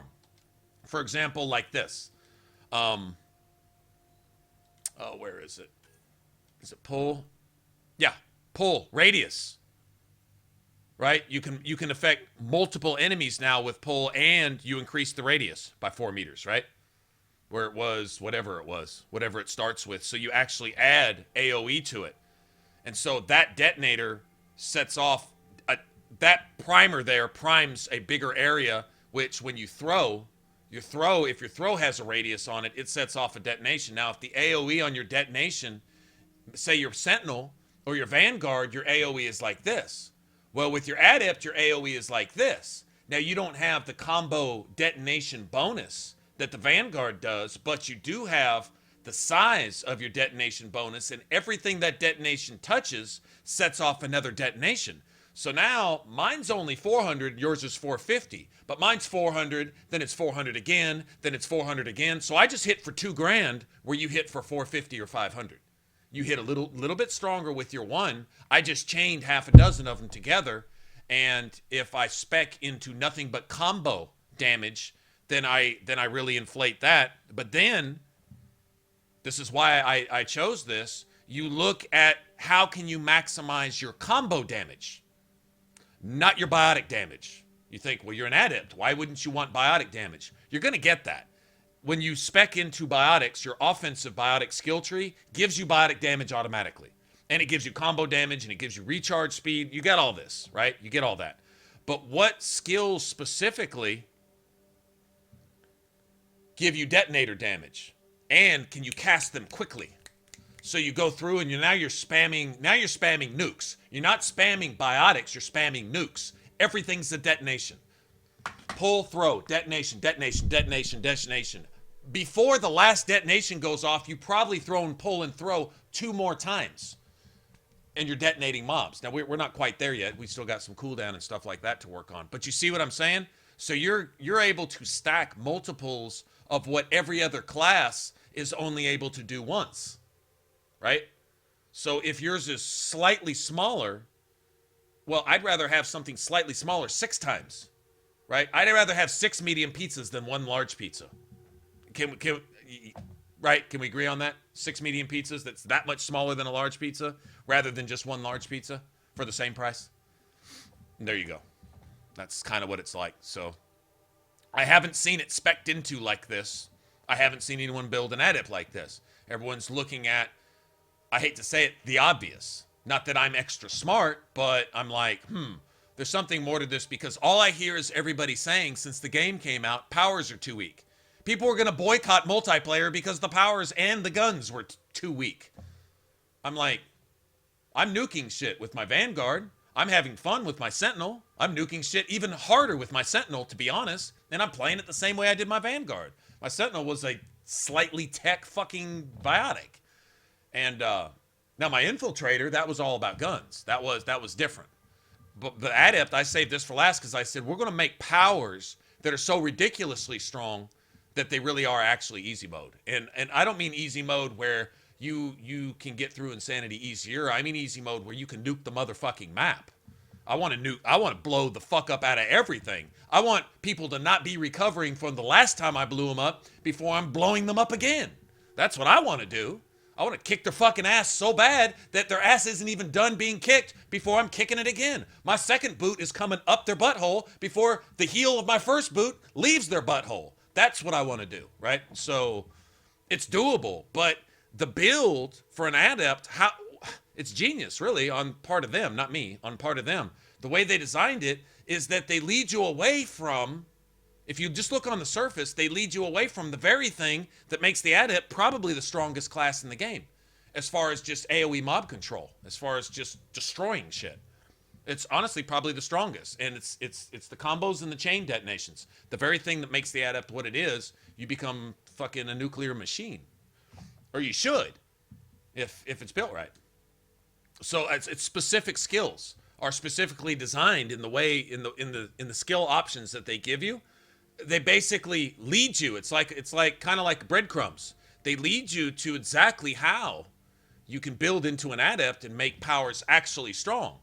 Weak powers are because you're saying, oh, this power only does 200 damage, so it's 200 damage, so it's weak. What does it go with? What does it work with? How can you detonate? What's the AoE on the detonation? How can you chain that? What's the cooldown time on it? How often can you use it? You know, are you asking any of that? No, it's 200 damage, so it's weak because it's only 200 damage, and that's it. And I'm not thinking any farther than that because I don't want to lose a brain cell. My very last one. Seriously? So, putting a little thought into this, I think it's going to be kind of ridiculous. I'm kind of looking a little down the road, though, personally. Like, right now, I'm still wearing the armor and using the guns I started the game with. We're not worried about that right now. Although I was actually going to pay more attention to the build. I really don't have the materials to go make a bunch of shit right now anyway. So it's going to be a little while before we can actually equip for what we're doing here. But when we do, that shit ain't even going to be funny. That Sentinel wasn't funny. That thing hit hard as fuck. I've never seen Nova one-shot something like that. That was pretty ridiculous. That was nice. I'm not going to lie. So I hope we can repeat something like that again.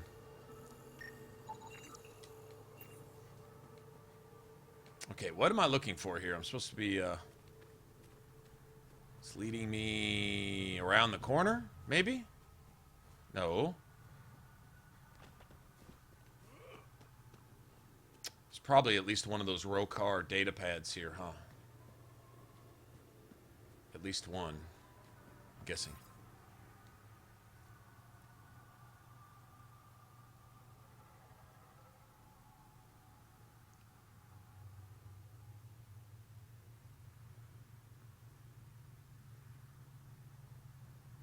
Hey, Wixie, what's up? Wixie Wix, how are you?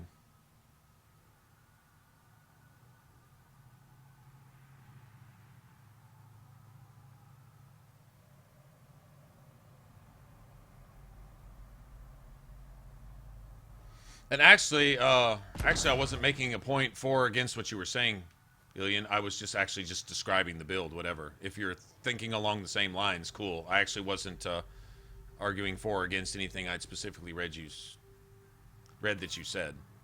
That wasn't the point. I was just explaining how pull works in. I think it's overlooked. I think it's considered underpowered when it's actually overpowered. When spec'd properly. With another profile or another build, I don't think it would be. I think pull would be useless in some circumstances, but for the Adept, I think it really actually kind of or throw, I meant to say. Throw actually kind of really ties it together, to be honest. Sam. What are your instructions for this data part?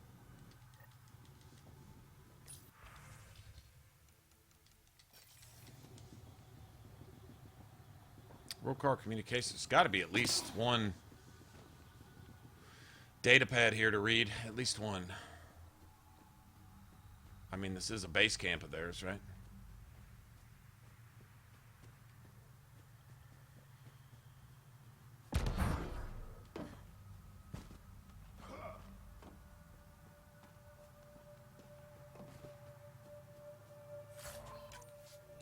There it is. It's right there. There it is. I'm about to say there's got to be one here somewhere.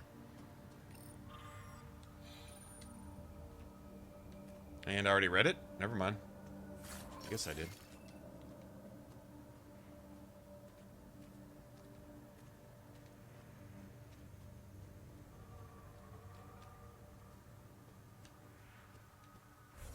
Well, there's still more out there, apparently. I wonder if they come up on the... What if they come up on this?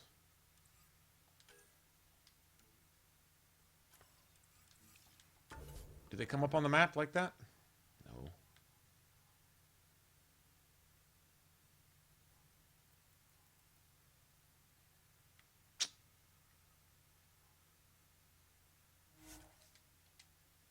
Oh well.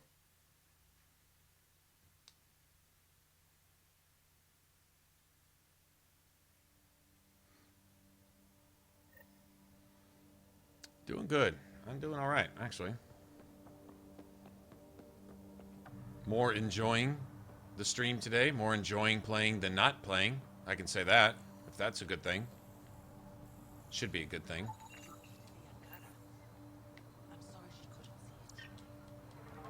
This is my home.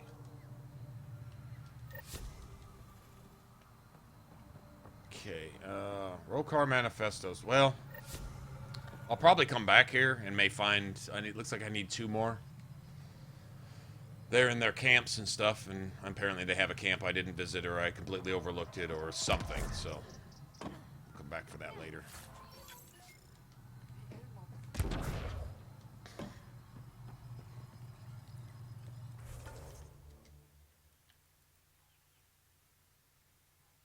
Alright. But I think when we tell them this, we'll be at 100% on Havarl, at least for now. It's my favorite planet? I don't know. My favorite planet to actually just play on?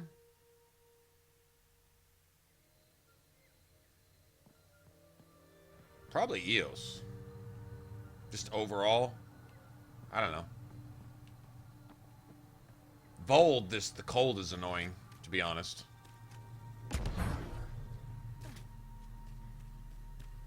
We need to experience some more of the post-game stuff, though, too. Kind of see what else some of these worlds have to offer after everything's all said and done.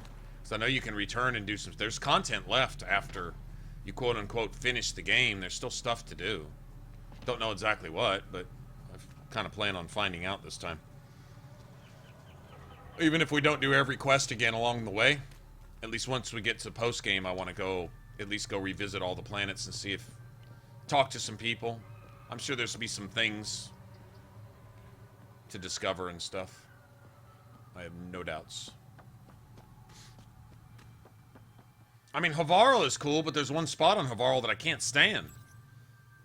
What have you Gives me the blues every I time. got jumped by Rokar.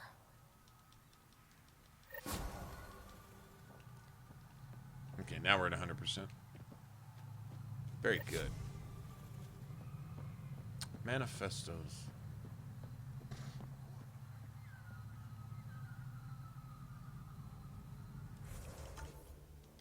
I'm not gonna lie, I wouldn't mind having those. I just don't know where to go look. I don't know where I've already been and haven't been. Shit. Well. Oh well.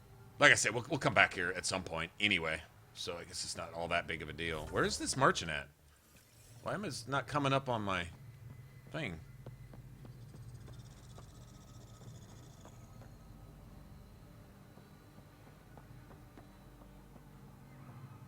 It's not that person.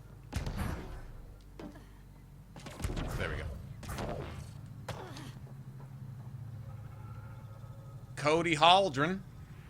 Oh, welcome. Pure taxes. Fresh from the Nexus, and a few from my secret partners. Plan to build the first Angara Nexus trading company, Lone Star Enterprises. Gotta remember where I started, you know. Hey, you want to be an early investor? What do I get for investing?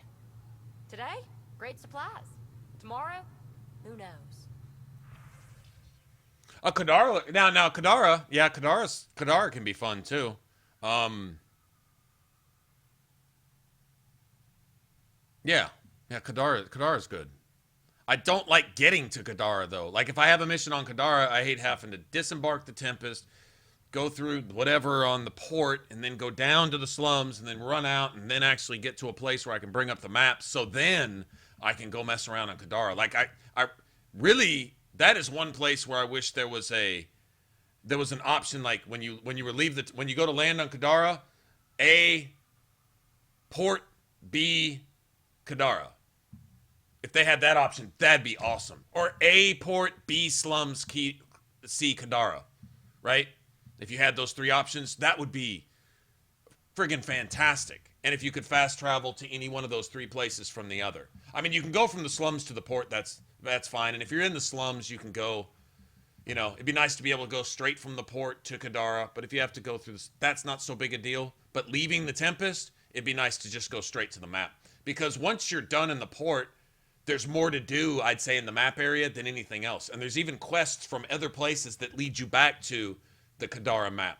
So when you come off your ship, why can't you just, like, drop off in the Nomad at your fucking settlement? I don't believe you can land at your settlement once you make a settlement in Kadara. I think you have to go to the port and then literally manually go through all that bullshit just to get to the map to go to your settlement. You should be able to land on your settlement directly, I think. Unless you can. If that's a thing, but I don't remember that being a thing. I'm pretty sure you had to go through 9 miles of bullshit just to get to the map stuff. And is it maybe it's an oversight? I don't know. I think what killed me on Kadara was the Contagion quest, because it's like the worst quest I've ever done in a game ever, period, ever. And once the bitch who was trying to avoid all people because she carried a incurable contagious disease, she went and found the only inhabited planet, which was Kadara. So not only did she have to find the only inhabited planet after traveling through 15 solar systems to get there, but then she picked the one that requires 9 loading screens to get down to the map, so I can track the little footprints to find her through 75 more checkpoints. And so now I associate that quest with that particular map. Aside from that, it's got a cool vault, and everything else that you do there is cool. I like curing people of the bacterial infections, and helping people deal with the water supply and all the crime and the underhanded and the shiftiness on the part of everybody there and stuff. Dealing with all that stuff, that's cool. In fact, it probably makes it the most interesting planet on that respect. But then there's some stuff associated with the planet itself from outside that make it annoying. Does that make sense? So, like, I'd really like to like it, but there's some certain quests involved with that planet that make me want to strangle my game. So to be fair, I guess it's a little of both, really. Okay, I'm, like, totally not going to be using this, or I'll save that. You know what? I'm going to hang on to that. I'm going to sell the rest of these. Well, I'm not going to sell all that. I take that back. I'm going to break these down into parts. Ooh, yes. I'll take 13 grand and stuff from my old Texan merchant here. I'm going to sell you this 12,000 credits worth of stuff. Go and give me that money, honey. I love you. Sorry. I don't need that. I don't need that. I don't need the force. How about that combo damage, though? What? I'm going to have about 13 of those. And I'm going to put them in everything.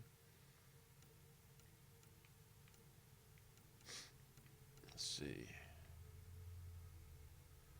I don't need that. Here, let me sell this trash. Let me sell this trash. This garbage.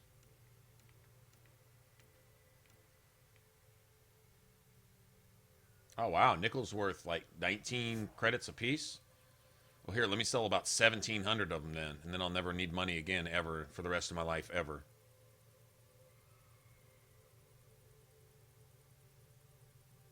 Actually, let me sell about 1,000. God, this is going to take forever. Is there a way to, like, drop it, like, take off, like, thousands and hundreds at a time instead of one at a time? I haven't figured out any kind of combination of button presses that makes this go any faster.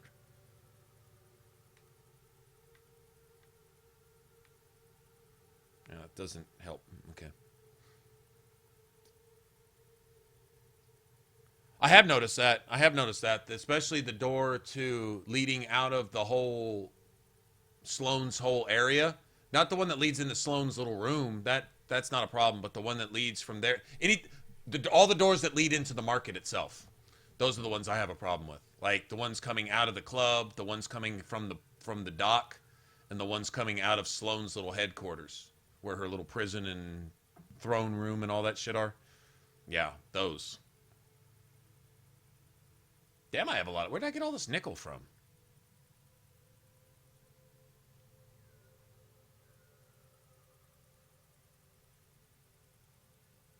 That's a lot. Oh, yes. Oh, I got money now, bitches.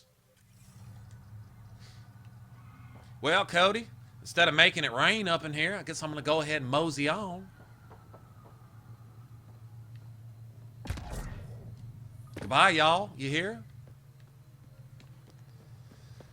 Okay, I'm done here. I'm done. We got this to 100%, so they ought to be happy for a while. We restored their planet. They fixed their bridge, so all is good in the world, right?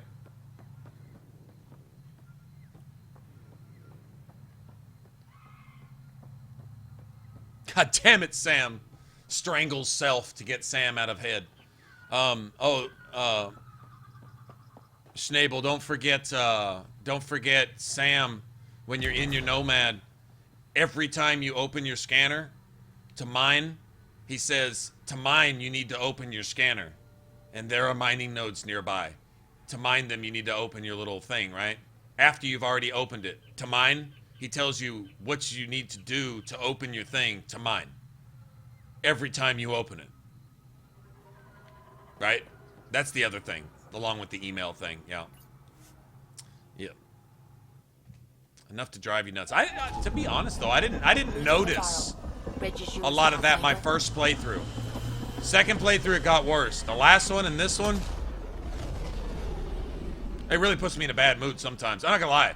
I start getting bitchy. I'll be like, the next thing that goes wrong in the game, I just take it out on that. Because I can't do anything about Sam, because he won't stop. Corda's looking for you. At least he doesn't say that when you don't have AVP. To be fair, Sam only says that when you actually have AVP. So there is that. That's something. To be fair. We need to go to EOS is what we need to do.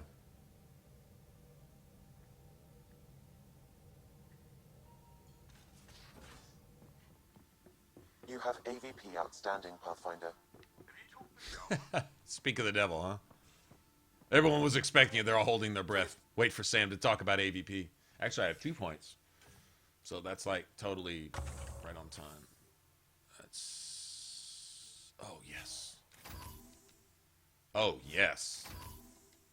See, this is when the badassery commences right here. When you can get that extra augment slot. And then we'll go down to... I think it's commerce, and eventually get that one that halves the penalties from armor mods, so you don't take only half the penalty with all the bonus. And then when we get the Vold vault, when we complete the Vold vault, this character's gonna be strong as fuck. From then on out, it's gonna be nasty. Oh, I see why my character's just dying inside. I have no shields. Okay, I gotta invest in barrier. Like, yeah. That's why.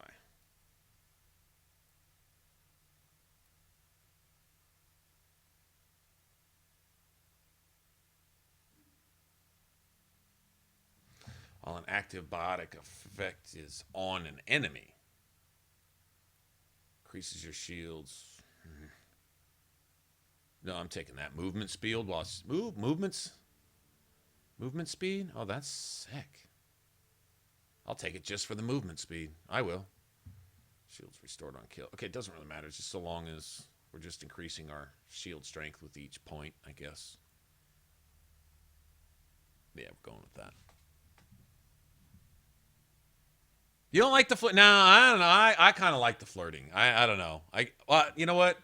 I mean, isn't that what makes everyone unique? What turns you on and what doesn't? What you like and what you don't? What's sexy and what's not. You know, there's something that some people consider sexy, and I look at that and I go, I'm like, almost lost my breakfast right there. You know what I'm saying? Some people it just drives them nuts, and I'm like, wow, that's nasty. And then vice versa. There's probably some things that I like that would make other people not cringe, right? Yeah. So I'm not too adverse to the. I like the flirting with PB. I think it's great. The whole romance with PB though, I'm just a fan. Suvi has a good one, although there's one cheesy moment, slightly cheesy, but it's like intentionally. It's supposed to be cheesy. It's supposed to be a little overly, embarrassingly cheesy, right? Like you really hope no one else heard y'all just say that, you know, type of thing. But I don't know. I think they're pretty well written, to be honest. But I guess each to their own.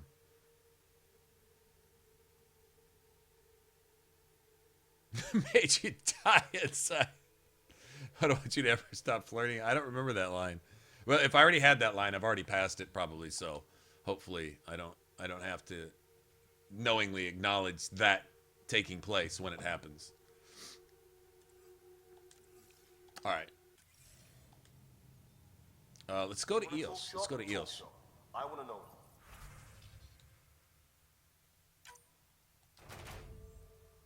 Oh, yay.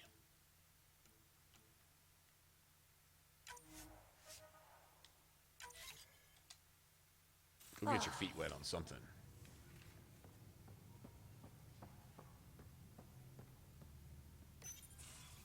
Pathfinder, you have new...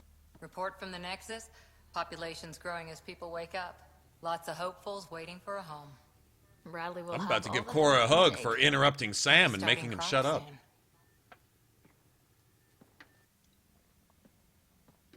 Can't tell You know if one they thing I have really enough like? water or too much. Love or hate the romance, right? Like I say, I I think grew that's a up on a matter of little taste. cargo I don't think it'd be possible Only saw to gardens create and romantic But I always loved them. sequences with I anybody that everybody Daydream likes. About planting a big rose garden. I mean, that's literally got not here not and realistic, Still right? imagine it sometimes. Roses I- and I- Helios. I personally kind of like the obvious cringe moments for what they are. They're specifically supposed to be obvious cringe moments. Like they made them cheese, extra cheese on top of your nachos, cheesy, that type of thing.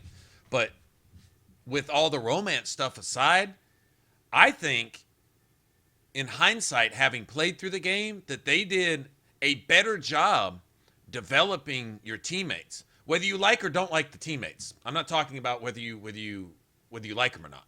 You know, I mean, that's not the point. The development of their characters in the game, I thought was exceptional because it was subtle and it was over time, and it shows that they're going to carry this over through future games. Like PB doesn't go from raw PB to finished PB in this game. PB goes from raw PB to starting to come out of her shell and starting to grow up a little bit and starting to take some consequences for her action and starting to learning to trust and at least venture out and explore what it means to be part of a team at the risk of being hurt, but knowing that there's some benefits to having friends. You know, she learns this over the course of the game, and you actually see it. And by the end of the game, you can see her taking that one step. She's not there yet. She's got several games to go. Liara didn't become the mature shadow broker threatening to flay people alive with her mind in one game. It took her some time to develop into the librarian Asari assassin, right? So like their characters here, you see how they are when you meet them, and they start to grow. Except Drac. Drac kind of, well, he's too old anyway. He's not going to change. But everyone else, like Liam from the wild, fuck the rules, let's just get to the point of what the rules are about and have it done with already. Why isn't everybody going according to the plan yesterday type thing, and cutting the corners and realizing that creates disasters, you know? But he learns.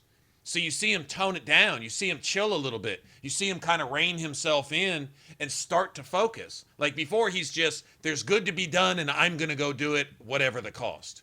And then he becomes this focused, okay, team with a purpose, not just whatever the team does, that's what we're doing, but there are things for the team to do. We need to do them in order and have some, you know, discipline, an order. But he learns this. You actually see it.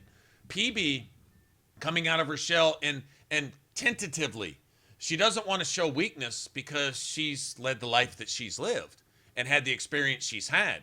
And she's mature in some ways. But where she's immature, she's trying to... Where she's weak is getting out of her shell, tearing the walls down and stepping out of herself and trusting herself to someone else. She's been hurt once and she's like, well, that'll never happen again. And you convince her to try again, to try to be part of the team, to try to commit to a relationship, to trust, to this and that. And you see it happen. Like when you do her personal quest, she puts the entire everything at risk. She essentially you and everything else, all for an object, and then her sympathies and her priorities are so fucked up that she's willing to save the people trying to kill you to sacrifice the very things she risked your life to get.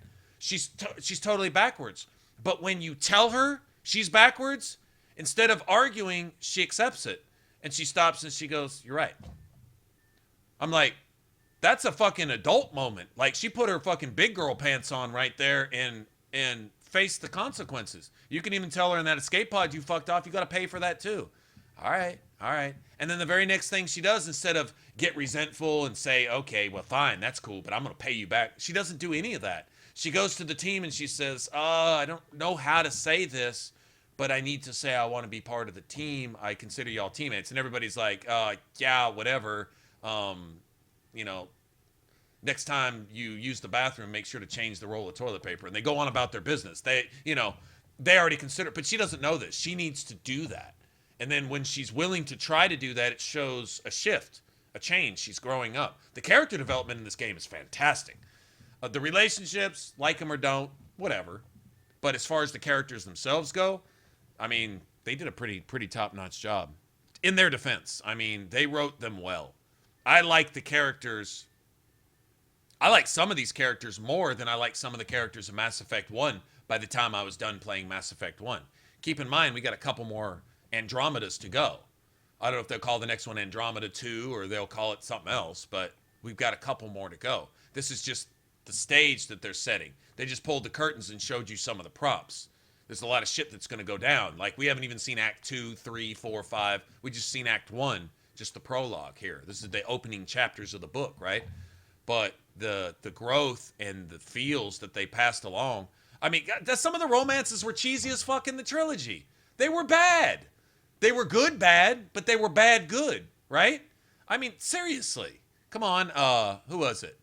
Now, Samantha Trainer actually had one of the better romances. But who had just Liara's in Mass Effect 1. You know what? I'll just leave it there. That was some cheesy shit. That was worse. That was worse than 3-Day-Old Nachos. That was some cheesy shit. It really, really was. I mean, the heartfelt, meaningless platitudes that you it was embarrassing. It's looking back on it, it was embarrassing, you know. And I may have romanced Liara more than I should have because, you know, I mean, she had a pretty cool scene as far as that goes. Who doesn't like Blooty? You know, blue booty, right? But still, it was pretty damn cheesy, right? But in a good way, sort of. Kinda, not really.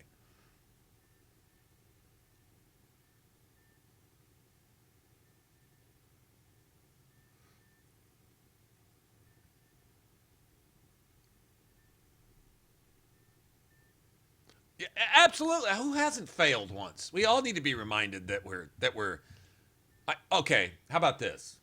I don't know about you guys, but when I wake up most mornings, the first thing I tell myself is to remember that I should expect to embarrass myself at least once today.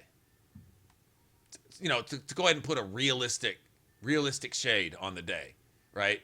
In light of all the good or bad that might happen. The one thing it's just about guaranteed is I'm going to embarrass myself at least once. Hell, I can't stream for 8 hours without doing something embarrassing at least about 20 times, right? I mean, come on, seriously? So, I mean, we all have cringe moments. We all look back and we go, did I really say that?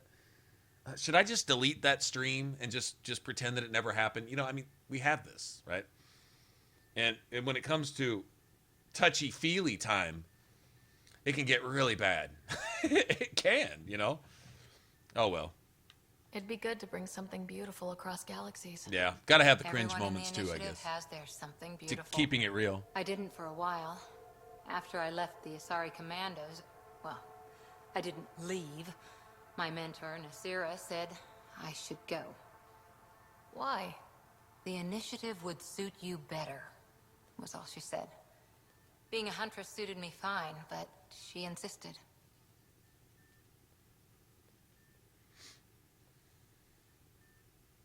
Wow, you fight side by side, then she gives you the brush off? It hurt. One big kick out of the nest. Still, that's familiar. When your biotics are honed into Huntress-grade weapons, people can be weird about it. The initiative seemed better. Just didn't see how I'd fit into their brave new galaxy. I never fit anywhere before. Then I met some jerk named Ryder. Talked about traveling to Andromeda like he was teaching you how to see it. Yeah, the hate was totally uncalled for, Schnabel. Totally uncalled for. None of the hate heaped on this game even applied. And honestly, one of the things that it got the most hate for, it was a graphical thing, which I think they fixed, mainly having to do with the eyes. I think, honestly, was a bit of sabotage by a disgruntled employee in the BioWare. Because we've talked about this at length from an artist perspective. It's impossible that the eyes would have passed as a finished product from anybody, even somebody who wasn't an artist. There's no artist that they could have hired that could have said, this is the eyes that I'm putting on this face. Because considering the amount of detail they put into skin texture, everything, the shape and the gloss and the highlights and the shadows and the hair physics and the way it naturally falls around the face and all of the creases and textures and imperfections and pores in the skin and freckles and I mean everything in each individual. You've got all this detail, you've got all this artistic rendering that showed that you have the college degree art skills, and then you put some kindergarten I'm just playing around and the bell rang before class finished so I didn't get to finish my project eyeballs on that shit, which is exactly what they did. It's impossible. It's impossible for any artist to have thought that that was acceptable and pass that off as his or her work. That was intentionally done. I believe it was done to sabotage the project. There's one or two other things that we've talked about too that are almost obviously intentional sabotage. This was easily fixable. The eyes, all they had to do was put a drop shadow under the top lid. That's all they did. And it fixed it. That's all that needed to be done. But that's such a basic art tool that's not even a technique that you'd necessarily have to have taught. That's something you can gather just from looking at other people's drawings. It's the obvious of the obvious. It's like saying that the artist thought that was acceptable is saying that you've got a mechanic who knows how to build a race car from scratch but doesn't know how to use a wrench. Doesn't even know what a wrench is. It's not possible. It's just not possible. Especially the guy holding the wrench says he doesn't know what a wrench is. As he's holding a wrench, saying I've got a wrench in my hand, but I don't know what a wrench is like saying that the artist who passed off the eyes when this game first came out for what they were, that wasn't an oversight. That wasn't an error. That wasn't a mistake. That wasn't bad rendering. That wasn't bad art. That wasn't lazy development. That wasn't any of that. That was sabotage. I'm just calling it for what it is. It can't be anything but. I know that. It can't be anything but. Because it couldn't have been accidental. It couldn't have been just a flaw. Maybe someone at BioWare says it is or whatever, but they need to look inside, deep in their desk drawers and find where that out-of-place person is that did that. And if not bring them up on charges, at least make sure that they don't have their hands on any future projects because they don't mean it well. Because Andromeda, I wouldn't doubt that it affected sales. The hate that it was getting, the bad critic rating, and that was a huge... Because it was easy, it was obvious, it was something to point out. It was to say, if this is bad, then everything else is bad too. And some people went with that. They actually believed that shit. This is one of the best RPGs I've played in years. As far as an RPG goes, with skill build systems and story and dialogue and voice acting and music and ambience and atmosphere and artwork and graphics and beauty and all this other shit and fantastic combat 99% of the time, 95% of the time.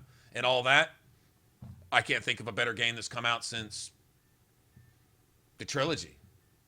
Since Dragon Age 2. I'm not counting Inquisition. So the last RPGs, Kingdoms of Amalur was, you know, the guy that was over Kingdoms of Amalur is what is the lead on this project. Did you know that? Ian Fraser. It's a big reason we got a lot of the crafting systems and things like that in place here, which is what RPG fans have been asking for in Mass Effect, and they added it without taking away from anything else. They didn't say you can have this, but we're going to take away all the rest of the content, what makes Mass Effect good. They left all that in place and then added this shit too. All the skill trees and crafting and stuff and gathering of resources and material and all this other RPG stuff. It's there. There was no reason to hate. There was absolutely no reason to hate it like they did. If any of them want to call themselves a self-respective game critic or reviewer, they could have criticized that point with the eyes and said it's amazing that this flaw is present in this game, considering the quality of the game as a whole. That why this is even a thing is beyond us. That would have been a fair criticism, and I would have stood by that. But hearing the people just hate on the game and say this and that, who I don't know what game they were playing that they were basing their criticisms on, but it wasn't this one. And if it was this one, then they're just fucking idiots. Well, you know what? They're fucking idiots anyway for saying what they said, how they said it 2 weeks before this game was even released. They tried to crush this game before it even hit the shelves. I've never seen a game hated like that before. It didn't even have a chance to show anything to hate before they were hating on it.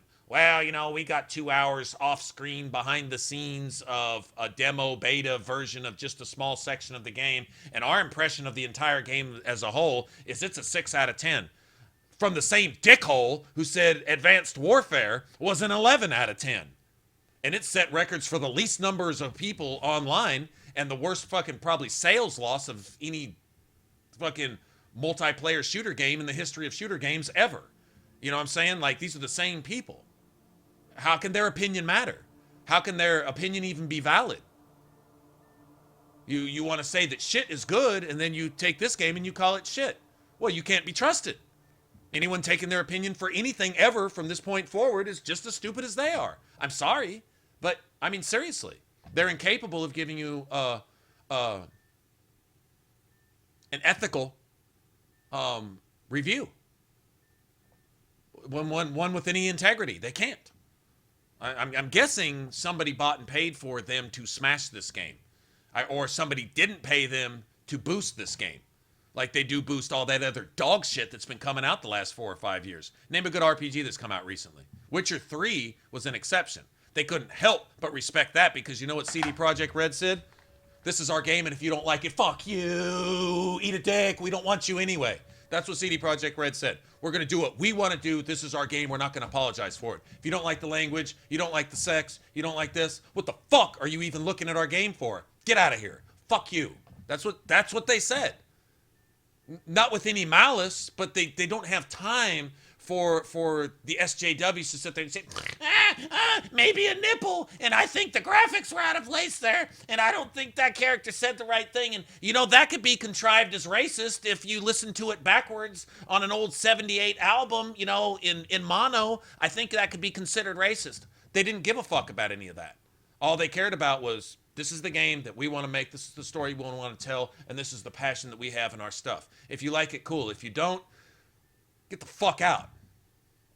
Wow, okay. I went and bought the game and didn't even play it yet. Honestly, I'm not the biggest fan of Witcher 3. Honestly, I played it and it just didn't draw me in. But I bought it just to support CD Projekt Red. That was the only reason, to be honest. I didn't really see anything that drew. One day maybe I'll get back to it and find some private time to just play the game and try to get into it or something. But whether I do or don't, doesn't matter. I supported them. And I didn't buy a used copy. I bought a new copy specifically for that reason. Used one was only like $5 or $10 less at the time anyway. But that was specifically why, just because of that. Aside from The Witcher 3, just about everything else that's coming out in the last several years. Oh, look what happened with Fallout 4. It's not even an RPG. It's just a shooter. It's Rage 2 in Boston. That's all it is, with no story whatsoever. And if the story did have a story, it has so many holes in it that it is a hole with a little bit of story threaded through it here and there, sort of. Not really, though. You know, that type of thing. So considering the amount of trash that's getting these huge reviews, because I guess these critics and reviewers are paid to give good reviews because they don't actually have any sense, any ability to actually give a review with any integrity. Apparently BioWare didn't pay off the right people or something, because this is the first actual game where they went back to making a game. I mean, they put their ass into this game. Like, there's a lot of stuff in here that they didn't have to include just to make the game great. I get the impression from playing Andromeda that this is the game that the developers would have liked to have played for themselves. Besides some of the few errors and stuff, which are almost mind-boggling how they're even in this game whatsoever. Aside from that, this game seems like the type of game that they wanted to play. Like, this is what we'd like to do. We'd like to craft this and do that and have all these different builds and have an excuse to play the game 50 times. The replayability of this game is through the roof.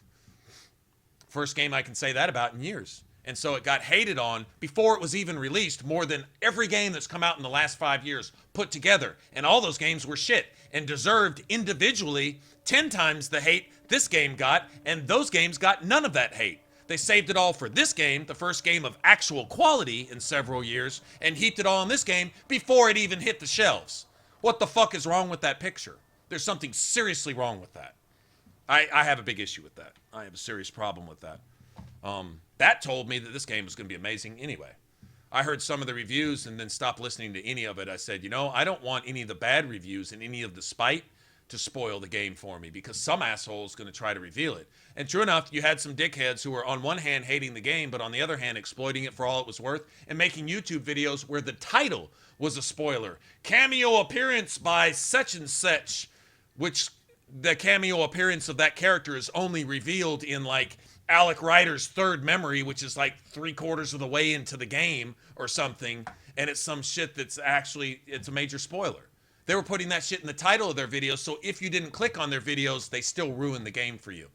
I unsubscribed to at least 4 channels that did that, where the title itself, I looked at it and I said, wow, A, you titled your video so there's no clickbait. You don't say cameo appearance by mysterious trilogy character in Andromeda. Oh, that would get everybody to click on it if they're interested, but it wouldn't spoil it for anybody if they didn't. They couldn't do that.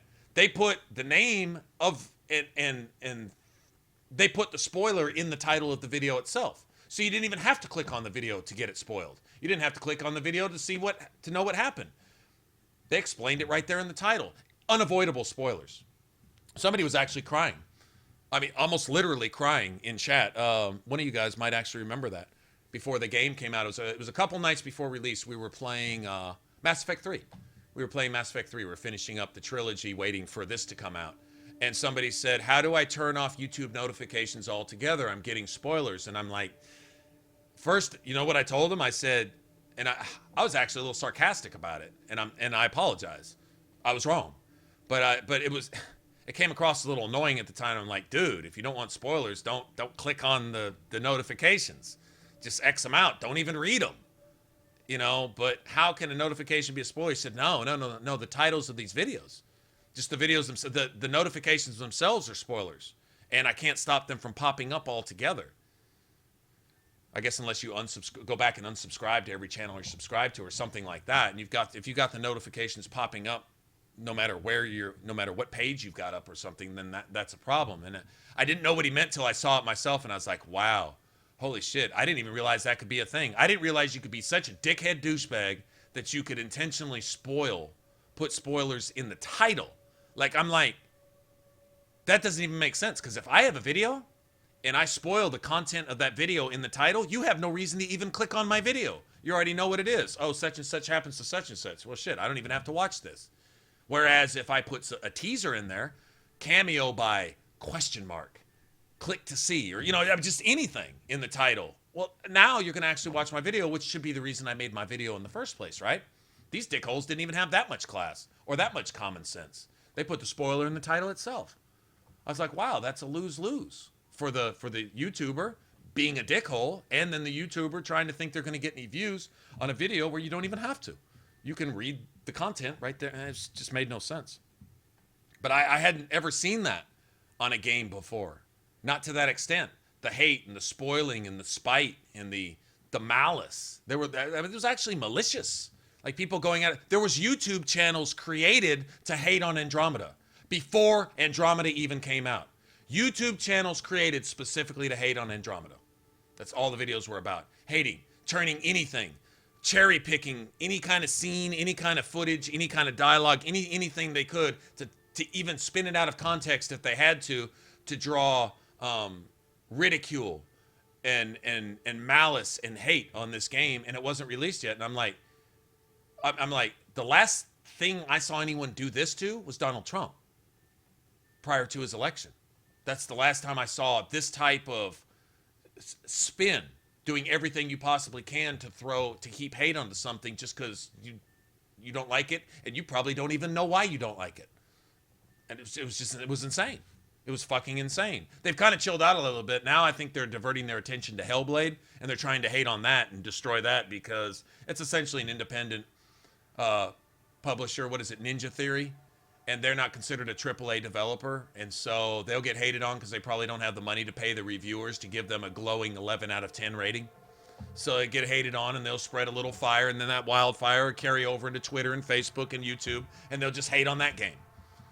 Although I don't think that game carries the weight that Mass Effect would, leaving in the trail of the trilogy, leading up to it. So it won't draw necessarily the same type of attention, but I already see it getting some of the hate. And no one's I don't even think, played a demo yet. And they're already hating it. Because I guess Ninja Theory didn't pay the reviewers to tell people not to hate it. How fucking sick and stupid and backwards is that? It's just ridiculous. It's ridiculous. I don't like any of it. I love this game. As much as I may bitch about it, I love it. So, we'll just leave it at that. When I was 13... Let me get out of this. Didn't think it would still sting. Nasira, your father, even my parents. They leave, I'm left without answers. Nowhere to stand. I get that. We've all had a lot of You're doing well.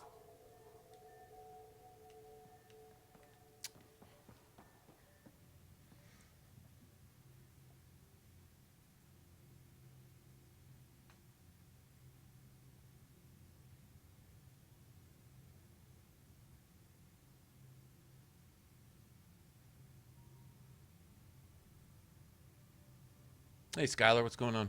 Didn't see you in here. Yeah, it took them a little bit to come up with an update, but when they did, they fixed some major stuff. There's still a few things. There's some things that I'd like just simply corrected. They could reduce Sam's dialogue rate quite a bit. That would help. That would help shit ton right there. That's an easy fix.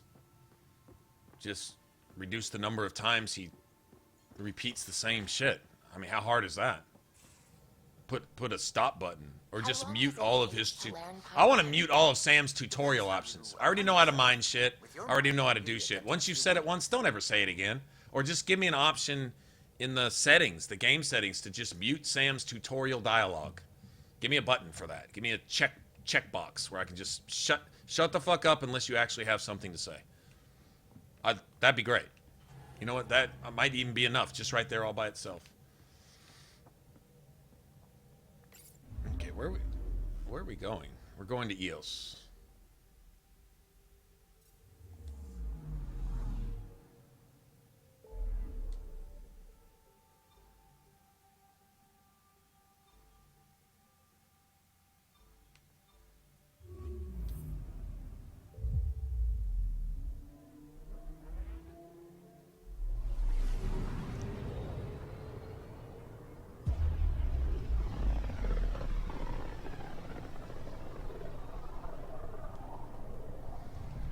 System, home of Eos and Prodromos.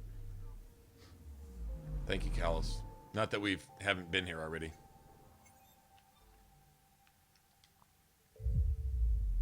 But it's always nice to be reminded by our friendly, shifty Solarian of places where we've been.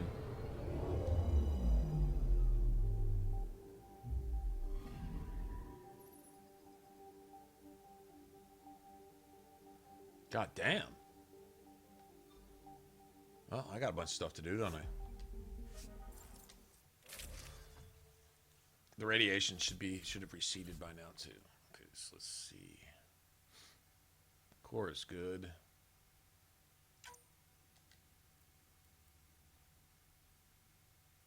PB.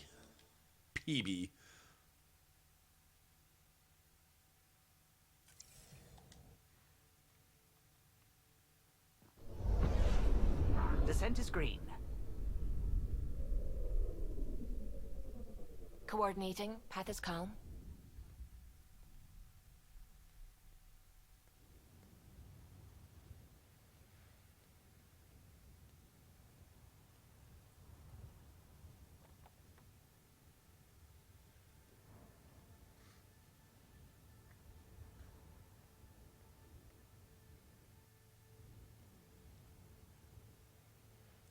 Yeah, I think there was a bit of the Hollywood curse on gaming here lately, too, is the just being out of material. If you can't rehash an old game, not being able to come up with anything new, just trying to put a new spin on the other shit. Let's throw in a few extra explosions and some fancy graphics and special effects and hope that it gets by for its complete lack of content, you know? Back where we really start. Oh, the only time you can actually fast forward through Sam. Oh, I love it. Okay, shut up, Sam. I've Thank you. located a suitable site for an HNS receiver, Pathfinder. Nav point is set. Okay, let's do that.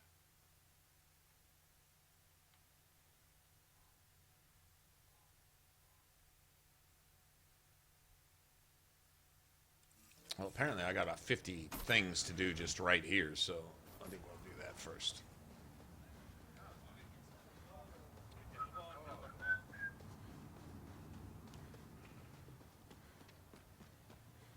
Hippie was definitely cool for AI. An AI with good logic.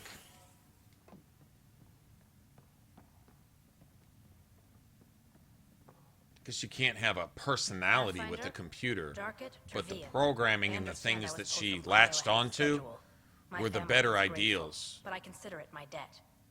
Everyone gets out eventually. The Reapers and even the Geth tended to copy that which was the worst that anyone had to offer. Nav points of lost supplies noted, Pathfinder. Not busting our tails in viability to let resources go so easy.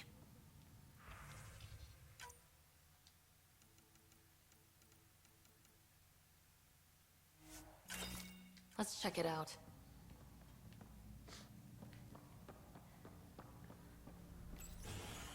Let's check it out.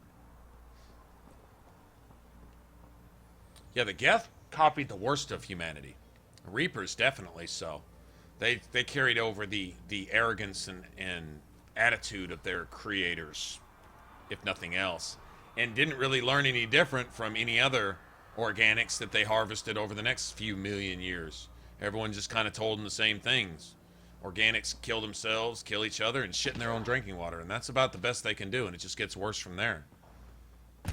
And, Edie, I think, used feedback from Shepard one way or the other. If Shepard gave something of a pessimistic view or a negative view, Edie still took the positive from it. Either way. Choosing to find the logic and reason that doing good results in good. And taking that as kind of pretty much the status quo. And she kind of ran with that. So even for a computer, at least, even though she wasn't capable of motives, at least her logic and reasoning was positive. She wasn't going to go rogue and hurt people at some point, type of thing. She wasn't going to go all Hal on everybody. Just who I was looking. Path. But new galaxy, new world. But the storms Bradley were carried. We need to study There, did you? But I don't know what's causing it. Our seismic survey hammers. The hammers give good geophysics. Just be careful. The tremors are getting worse. Seismic hammers is the architect. I don't quite have enough punch to just kick that architect's ass without even using any bullets. Which is kind of like what I want to do, to be honest. Hope those rookie soldiers don't poke the remnant.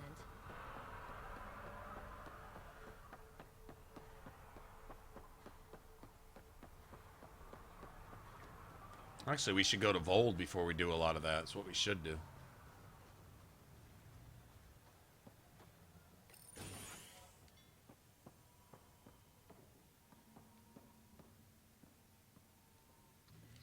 Okay, we got Cora with us.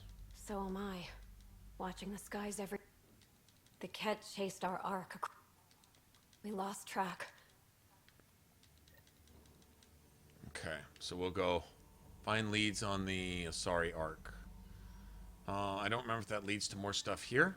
I think we got to go to Vold for that. And then from there...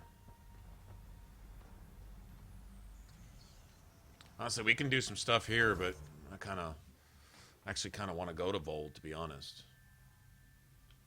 Okay, where can we put that transponder? Here, let me go here first. I'll be back in a second.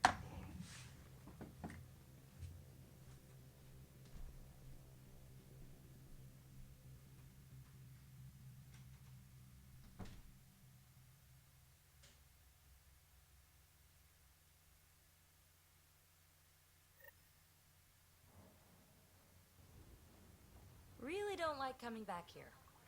Hard lessons we can't forget. Recovery's a long-term process.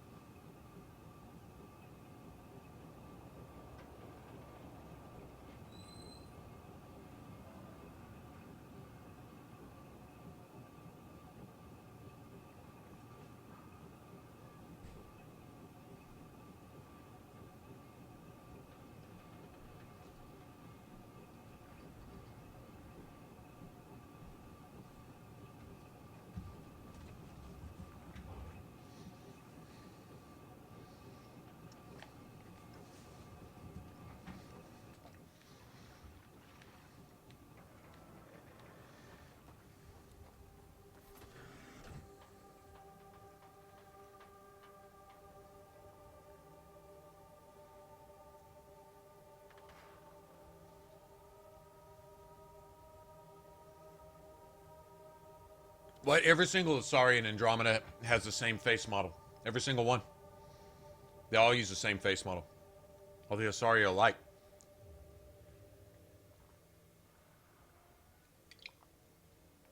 Except PB. They have different face paint and markings and tattoos and stuff, but other than that, it's the same face. They even have the same facial. It's after an actress, and I don't remember her name. She starred in a movie with, what was it called?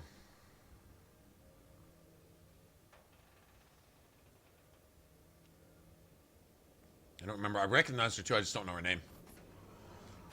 They're all modeled. Even the way they talk and the way the mouth moves and stuff, there's an actress. Looks just identical. They had to have used her for a model. Yeah, all the Asari are the same, except for PB.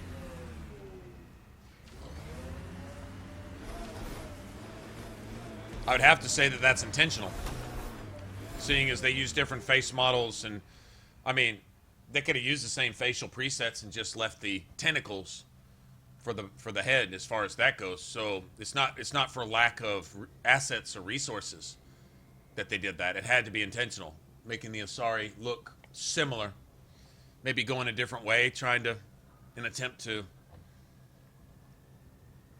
encompass the lore a little more, seeing as Asari all essentially meld from, they absorb different species into themselves. But aside from that, I think that's what they're leaning towards. Not really sure.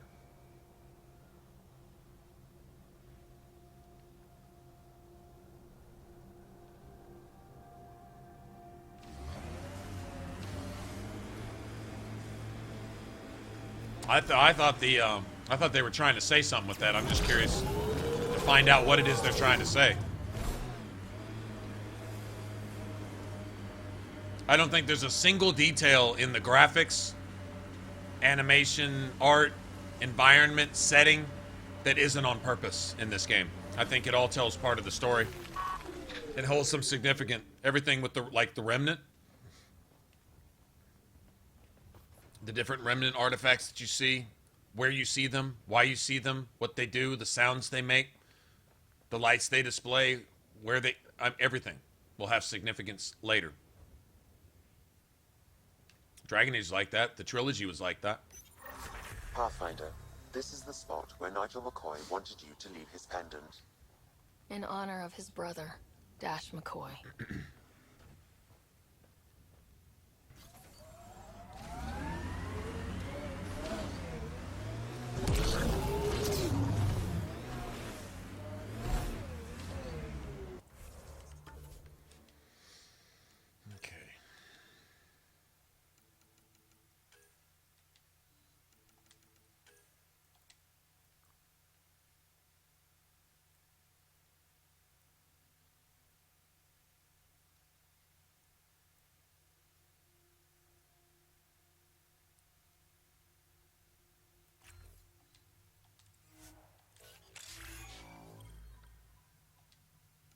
Oh, yes.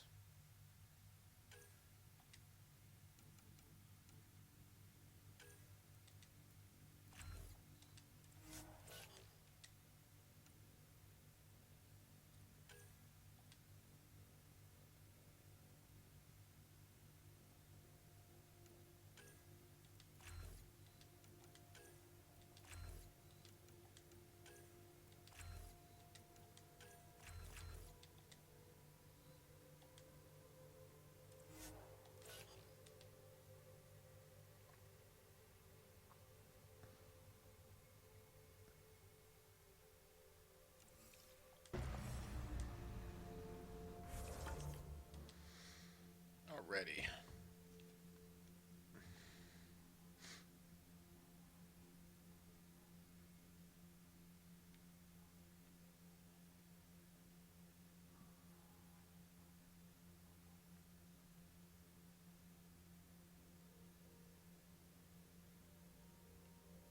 I could kind of do that as I go.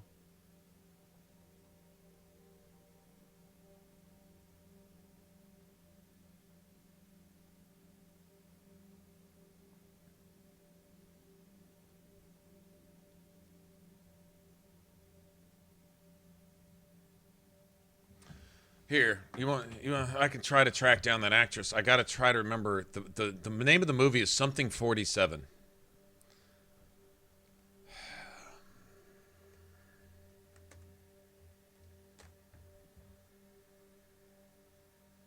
It's not Agent 47. No.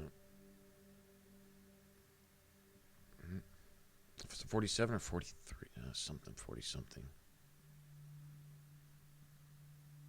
No, that's not it. Maybe it's 43.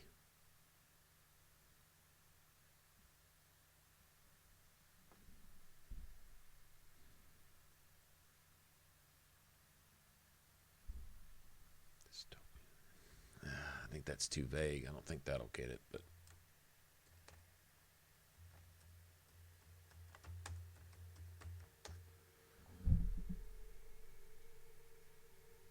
okay.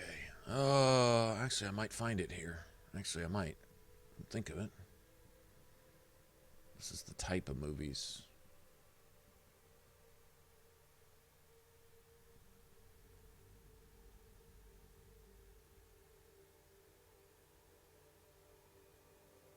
That's not it.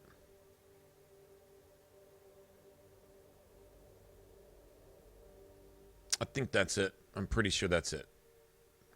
Code 46? Is that right? Is that her? She's the one coming to mind. Let me go see. Is that her? No, that's not her. God damn it. I don't think. Hold on. Samantha Morton? That's the actress, but maybe younger Samantha.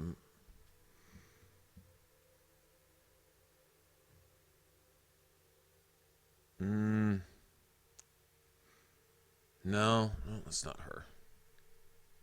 No, that's the wrong actress. Anyway, it's an actress. That's not the one. That's an actress I was thinking of, but it's not the right actress.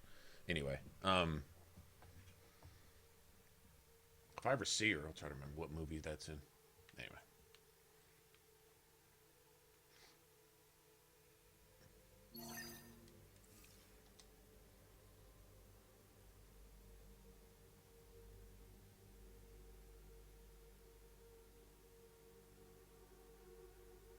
Oh, it's code like Code 46 or something. It's kind of a dystopian film, I guess.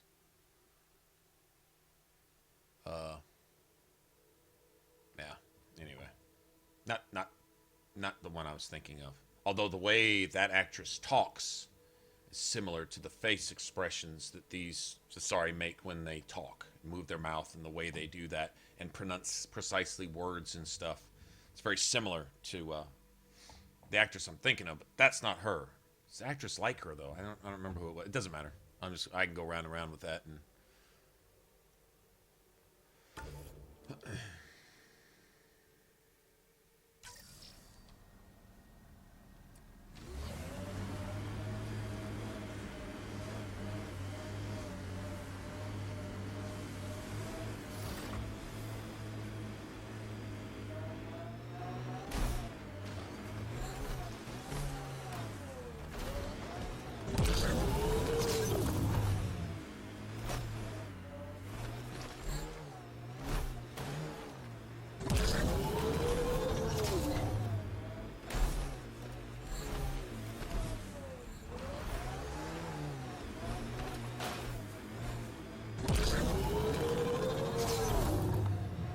Site 2, Resilience.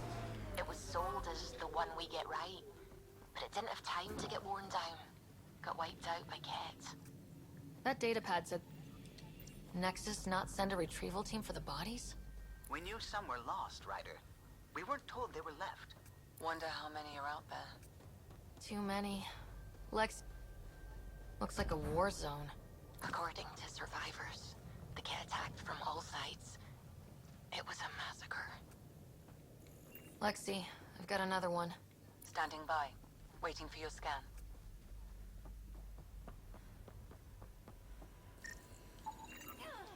Y'all are Thysa. Records updated, Pathfinder. You'd think there'd be more bodies. Not that I'm complaining. What the? Pathfinder, that body. A scan might help us figure that out. West, Porter M. Get that, Lexi? Yes, Pathfinder. Records updated.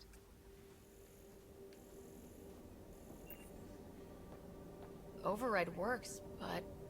Sam, the door was sealed from the outside? Yes, Pathfinder. It appears lockdown was manual before the power restrictions. Pathfinder, I have enough sensory data to reconstruct an image of the past. Maybe we can push Not the creepy at all, Sam. Not creepy at all. Army, can you even find the safety on your pistol? I'm just going through the options. Evacuate or die. Those are the options. Those are some shitty options. Those are some shitty options.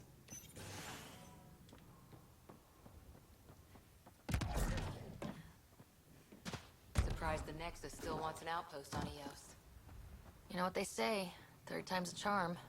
We'll make this right.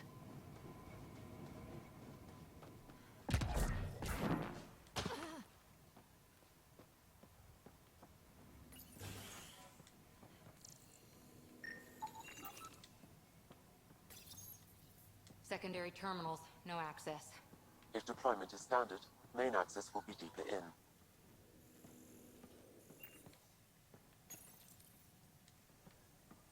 Looks like they left in a hurry. Report said the evac was cut off by Ket. Mort! Override, close it! Tempest, bitch. we have an unknown enemy. Evac the Pathfinder. Whoa, hold on. No go, Harper. We have to lay low. Ket are inbound to your location. Ket and that thing? Son of a... Look sharp. That thing is out there. And the Ket?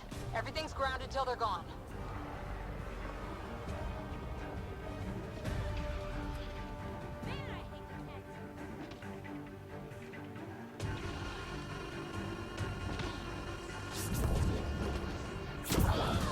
Get your fucking ass out of my bitch. Got Ket.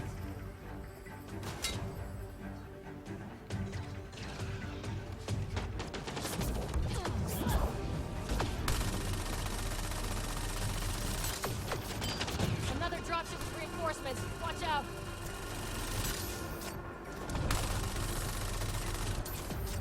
Bitch. Loading ammo.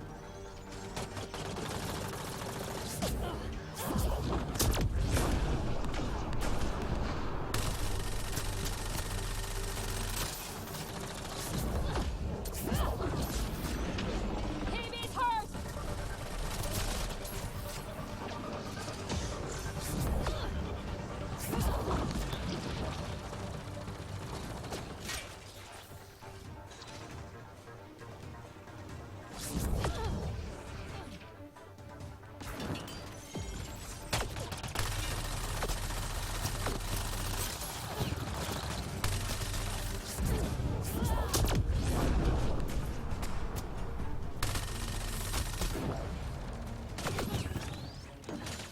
Cora's hurt.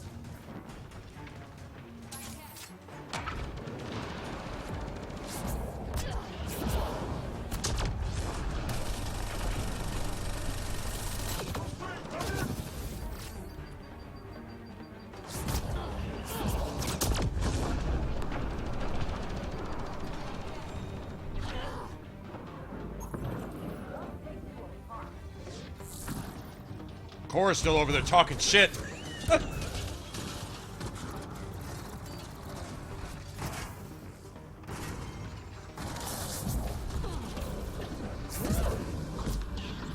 Hippie's hurt.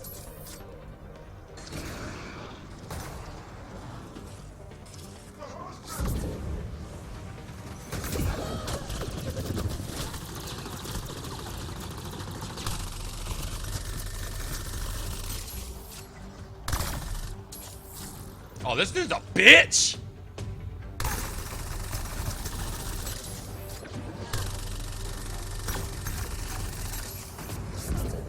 Reload. Get your fucking ass out of here, ho.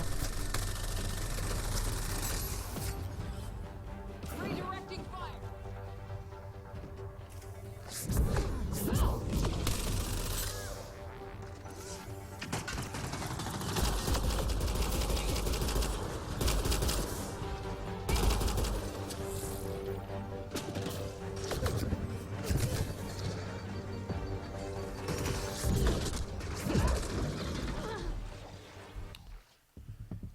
Where's the...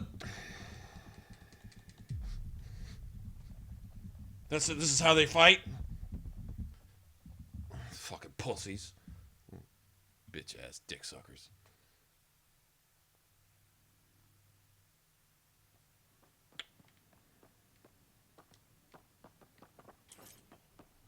Way too quiet.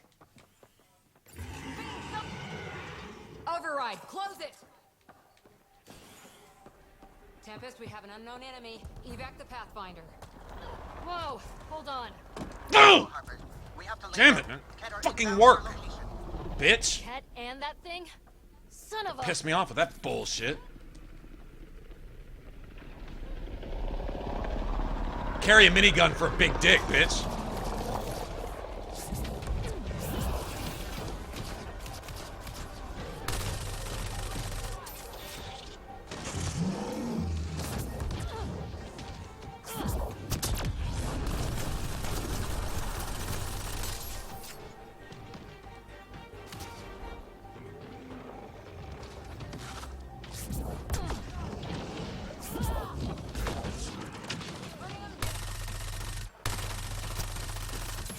Oh, you can run. You can sprint backwards and sideways faster than I can sprint.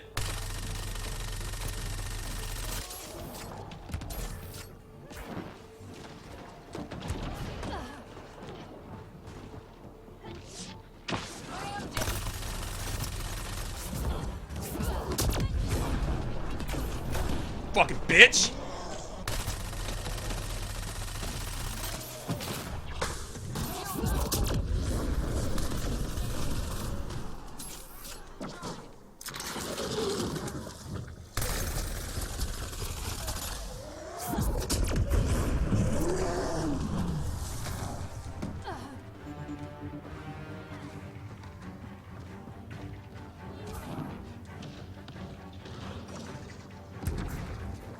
Look sharp. That thing is out there. And the Ket? Everything's grounded till they're gone. What is this jump up and down bull?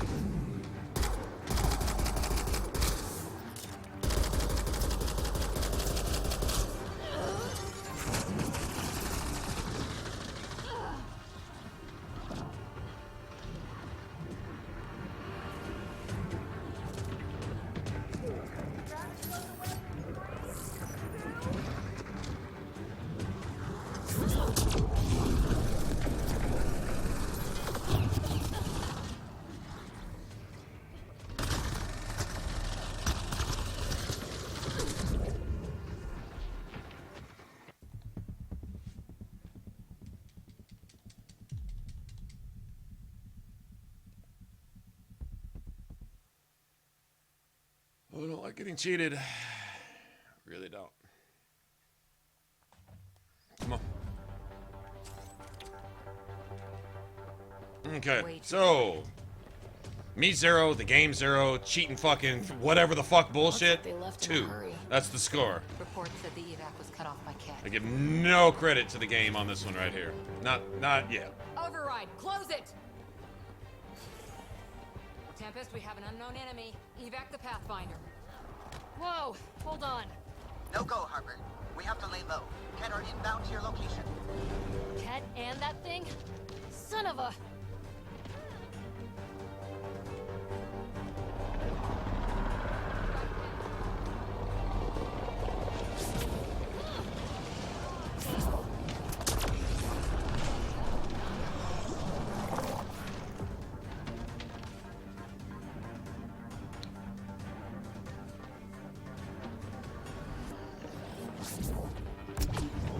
How the fuck do you take 1 step and move 9 steps? They literally took 3 steps from this fucking truck all the way over there to that antenna. 3 steps. 1, 2. What the fuck is this shit? Another dropship with reinforcements. Watch out.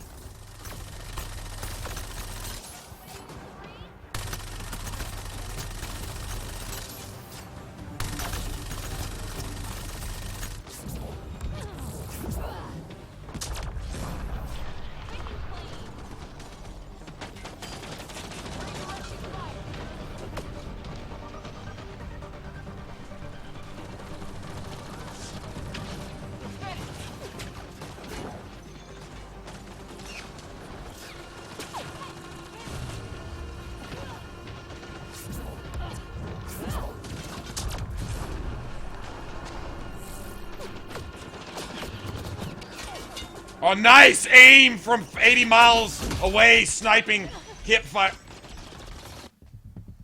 Oh, yo, you got 90 dudes with miniguns, so you decided to send a wave of mini bosses this time, but next time you won't. So it's just random, just whatever. Okay. Okay. Me 0, the game 0, cheating fucking dog shit bullshit 3. Now that's the score. Okay. Can't say you win until you win straight up, because this is yeah, this is bullshit. This is bullshit. Okay. Pathfinder, a maintenance bulletin was issued at the time of shutdown. What does it say? Run. Yeah. Override, close it! Tempest, we have an unknown enemy. Evac the Pathfinder. Whoa, hold on. No go, Harper. We have to lay low. Ket are inbound to your location. Ket and that thing? Son of a...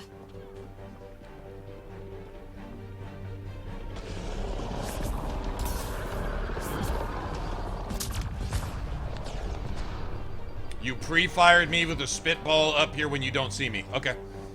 Right.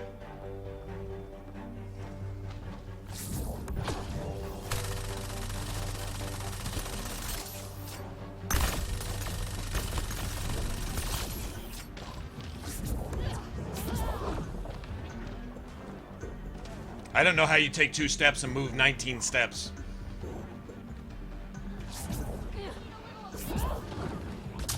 Another dropship with reinforcements. Watch out. What, 18 more minigun guys? That can run 7,000 miles an hour only taking 2 steps? I don't know how the fuck you walk. I don't know how you sprint sideways 10 times faster than I can sprint straight forward.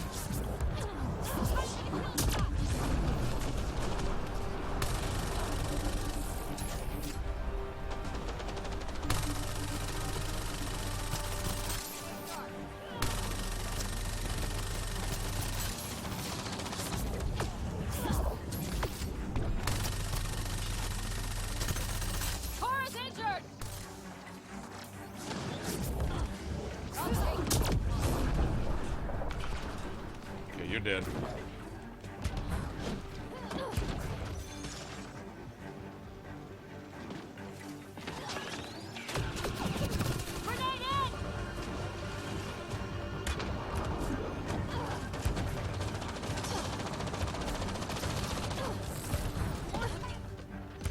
Can't jump. Can't jump.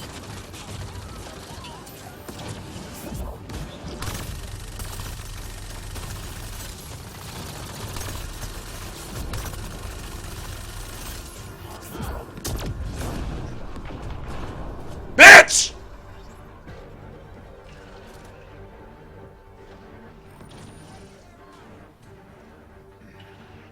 I win.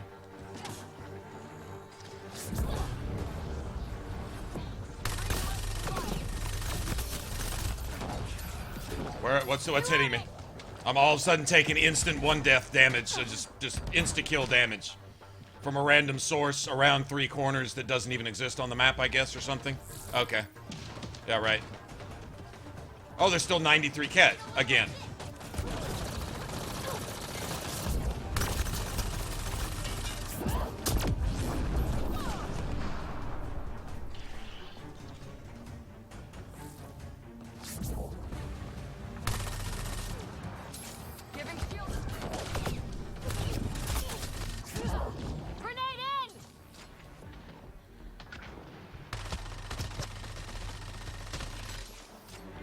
Dodge that, bitch!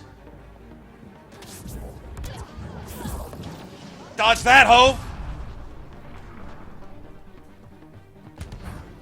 With your cheap-ass bullshit. With your insta pre-dodge. No matter whether you got shot or not, you take no damage because of that magic bullshit. No, fuck you! That's the last from the dropships. The big thing is still standing.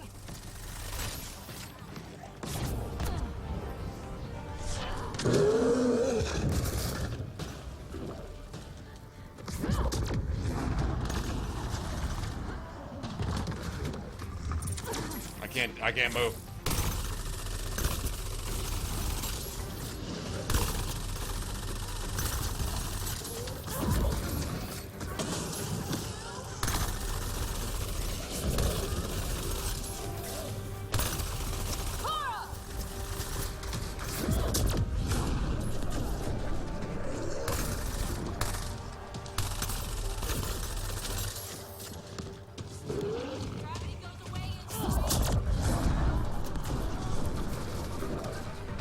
Okay, they got that magic 20 feet per step shit too. Randomly.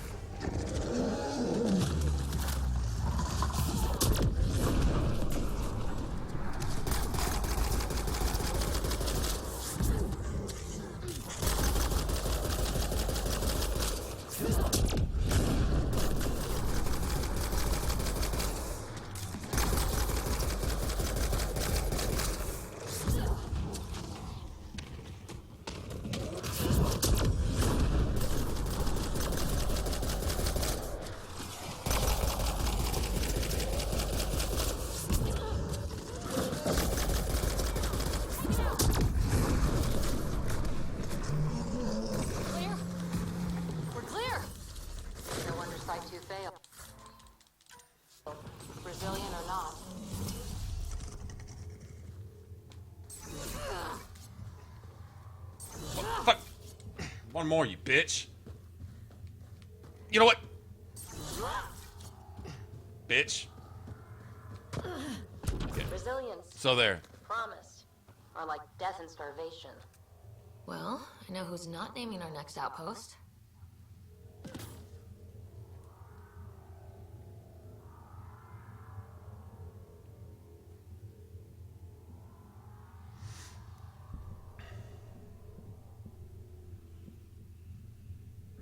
I really don't like these Ket assholes. They really did a good job in making me hate the enemy. Like, not just dislike them, like, not just, no, hate. Like maliciously enjoy any pain and suffering they might endure, and no matter how bad their life is, it's not bad enough. Like, that kind of hate, you know?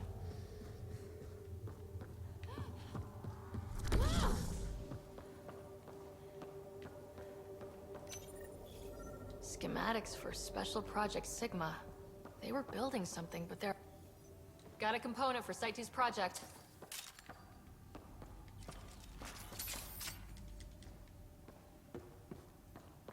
I guess Cora's permadead, so I'm gonna have to back out to the dashboard and reload the game and, you know, all that.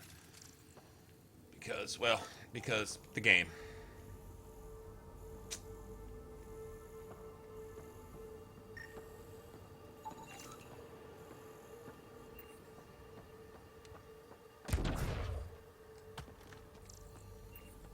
This is annoying. Not quite as annoying as Sam, but annoying. Permadeath. Maybe not. Maybe not. Oh, that's a first. Portable That's a cover first. of Ket design. Didn't bother to take it with them. It never gives me the option to revive. It always just makes me reload the game because, I don't know. Huh, that's a first.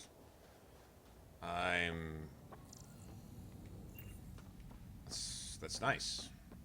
There hasn't been a patch, so I'm assuming they haven't fixed it, but... weird. Okay,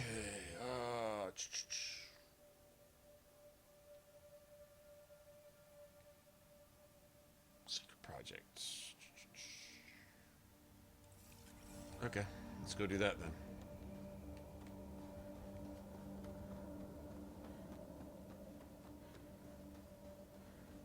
I gotta get pole where it's stripping shields, at least a little bit.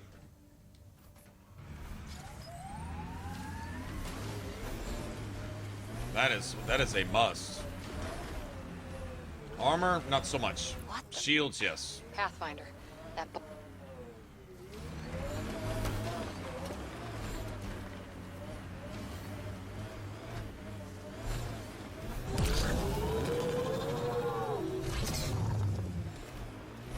Come on, seriously? Every soldier has tattoos. Not where you'll ever. Ammo, disruptor ammo.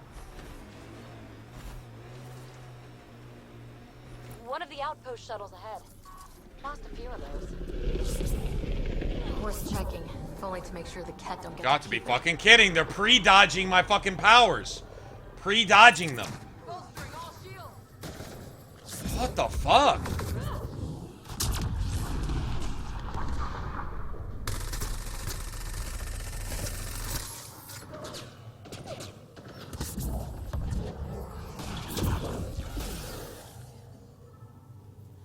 Go skipping across the lake, bitch.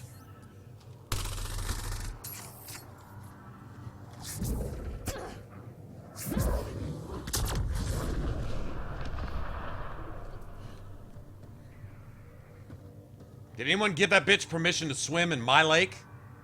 Yeah. Skip your ass across the water. Fuck you.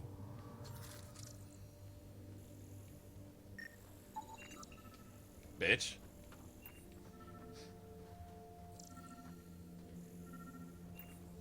What are we looking for here? Looking for something. Parts for the Site 2 project. Check. Check.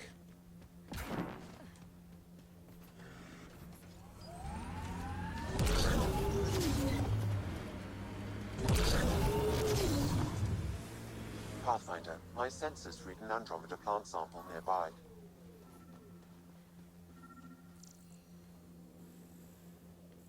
Oh, yes. That looks scrumptious. I need some of those. Whatever that is right there. I want those on top of my salad. How about you guys? Or on my pizza? Let's get some of those on our pizza. Flugelhorn pizza. That's right. Mmm.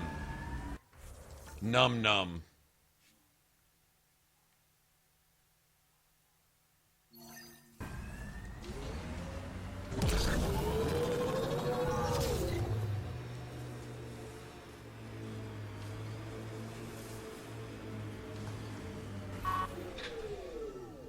This is where Chief Reynolds died. Soundstorms would have buried the body long ago. I suggest scanning.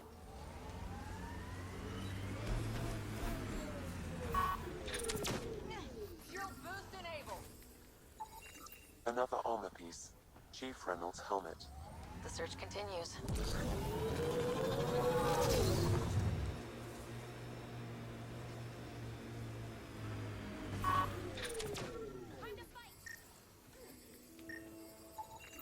Pathfinder. The scanners picked up Chief Reynolds' chest piece, confirming single shot. Unable to determine weapon type, but entry point was at the back. Exit blast through the chest. By all accounts, Nilken was in front of the Chief when he fired. So it wasn't his shot that killed him. The Chief's Omni tool might shed some light. Picking up additional armor scraps. I believe it's a trail leading to a cave nearby. Could be where the nest is located. It's a Karkin nest, all right. Fan out.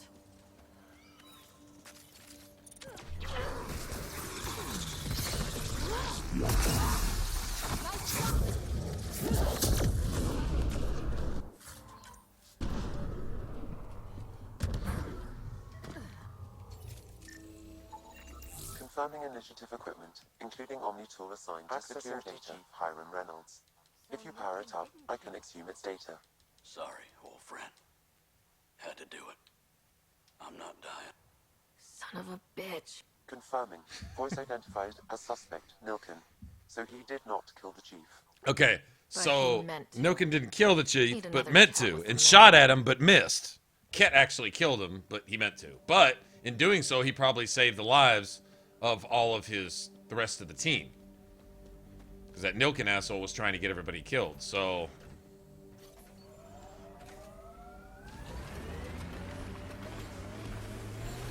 Pathfinder, this area can be mined for resources. Can You don't say. Minerals via your mining interface. You don't say. You mean the mining face I just opened to trigger your dialogue to tell me the mining interface to scan materials that I opened because I was scanning materials by opening my mining interface?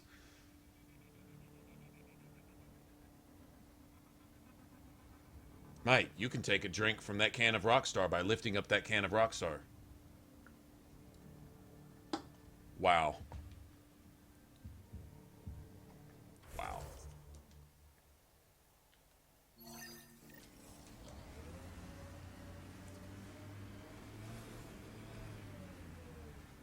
Is that on the other side? How did...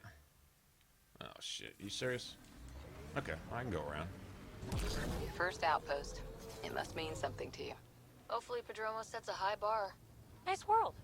You know, with a little help from massive tech.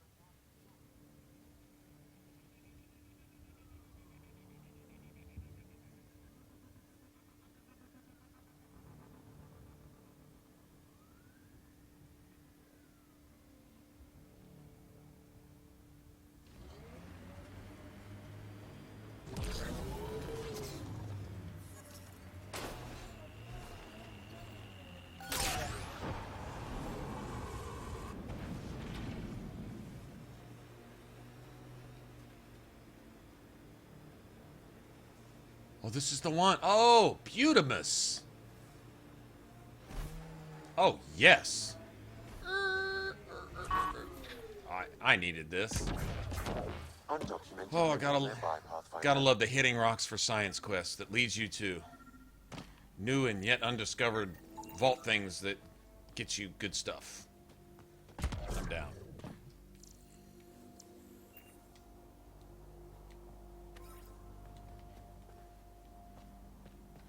I think that's the one that gives you 2 skill points, isn't it? Or is this the treasure chest? It's either a loot chest or 2 skill points. One of the two. I think this is skill points. I don't care. I'm getting it. Whatever it is.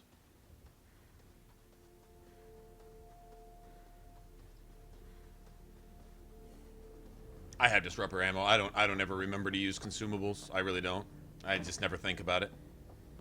I use an RPG every once in a while when I think about it. That's about it.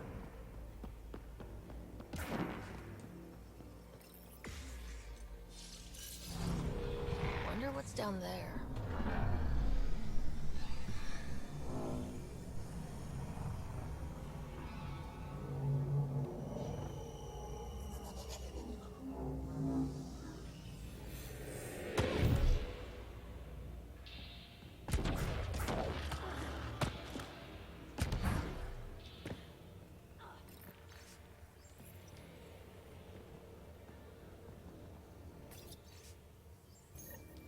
I knew it was a long shot, but I still held hope she was alive. All we can do is turn this into Padromos, like she wanted.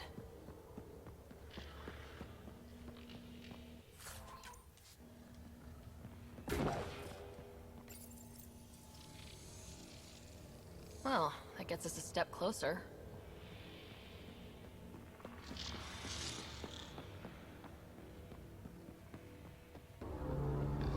This could get ugly.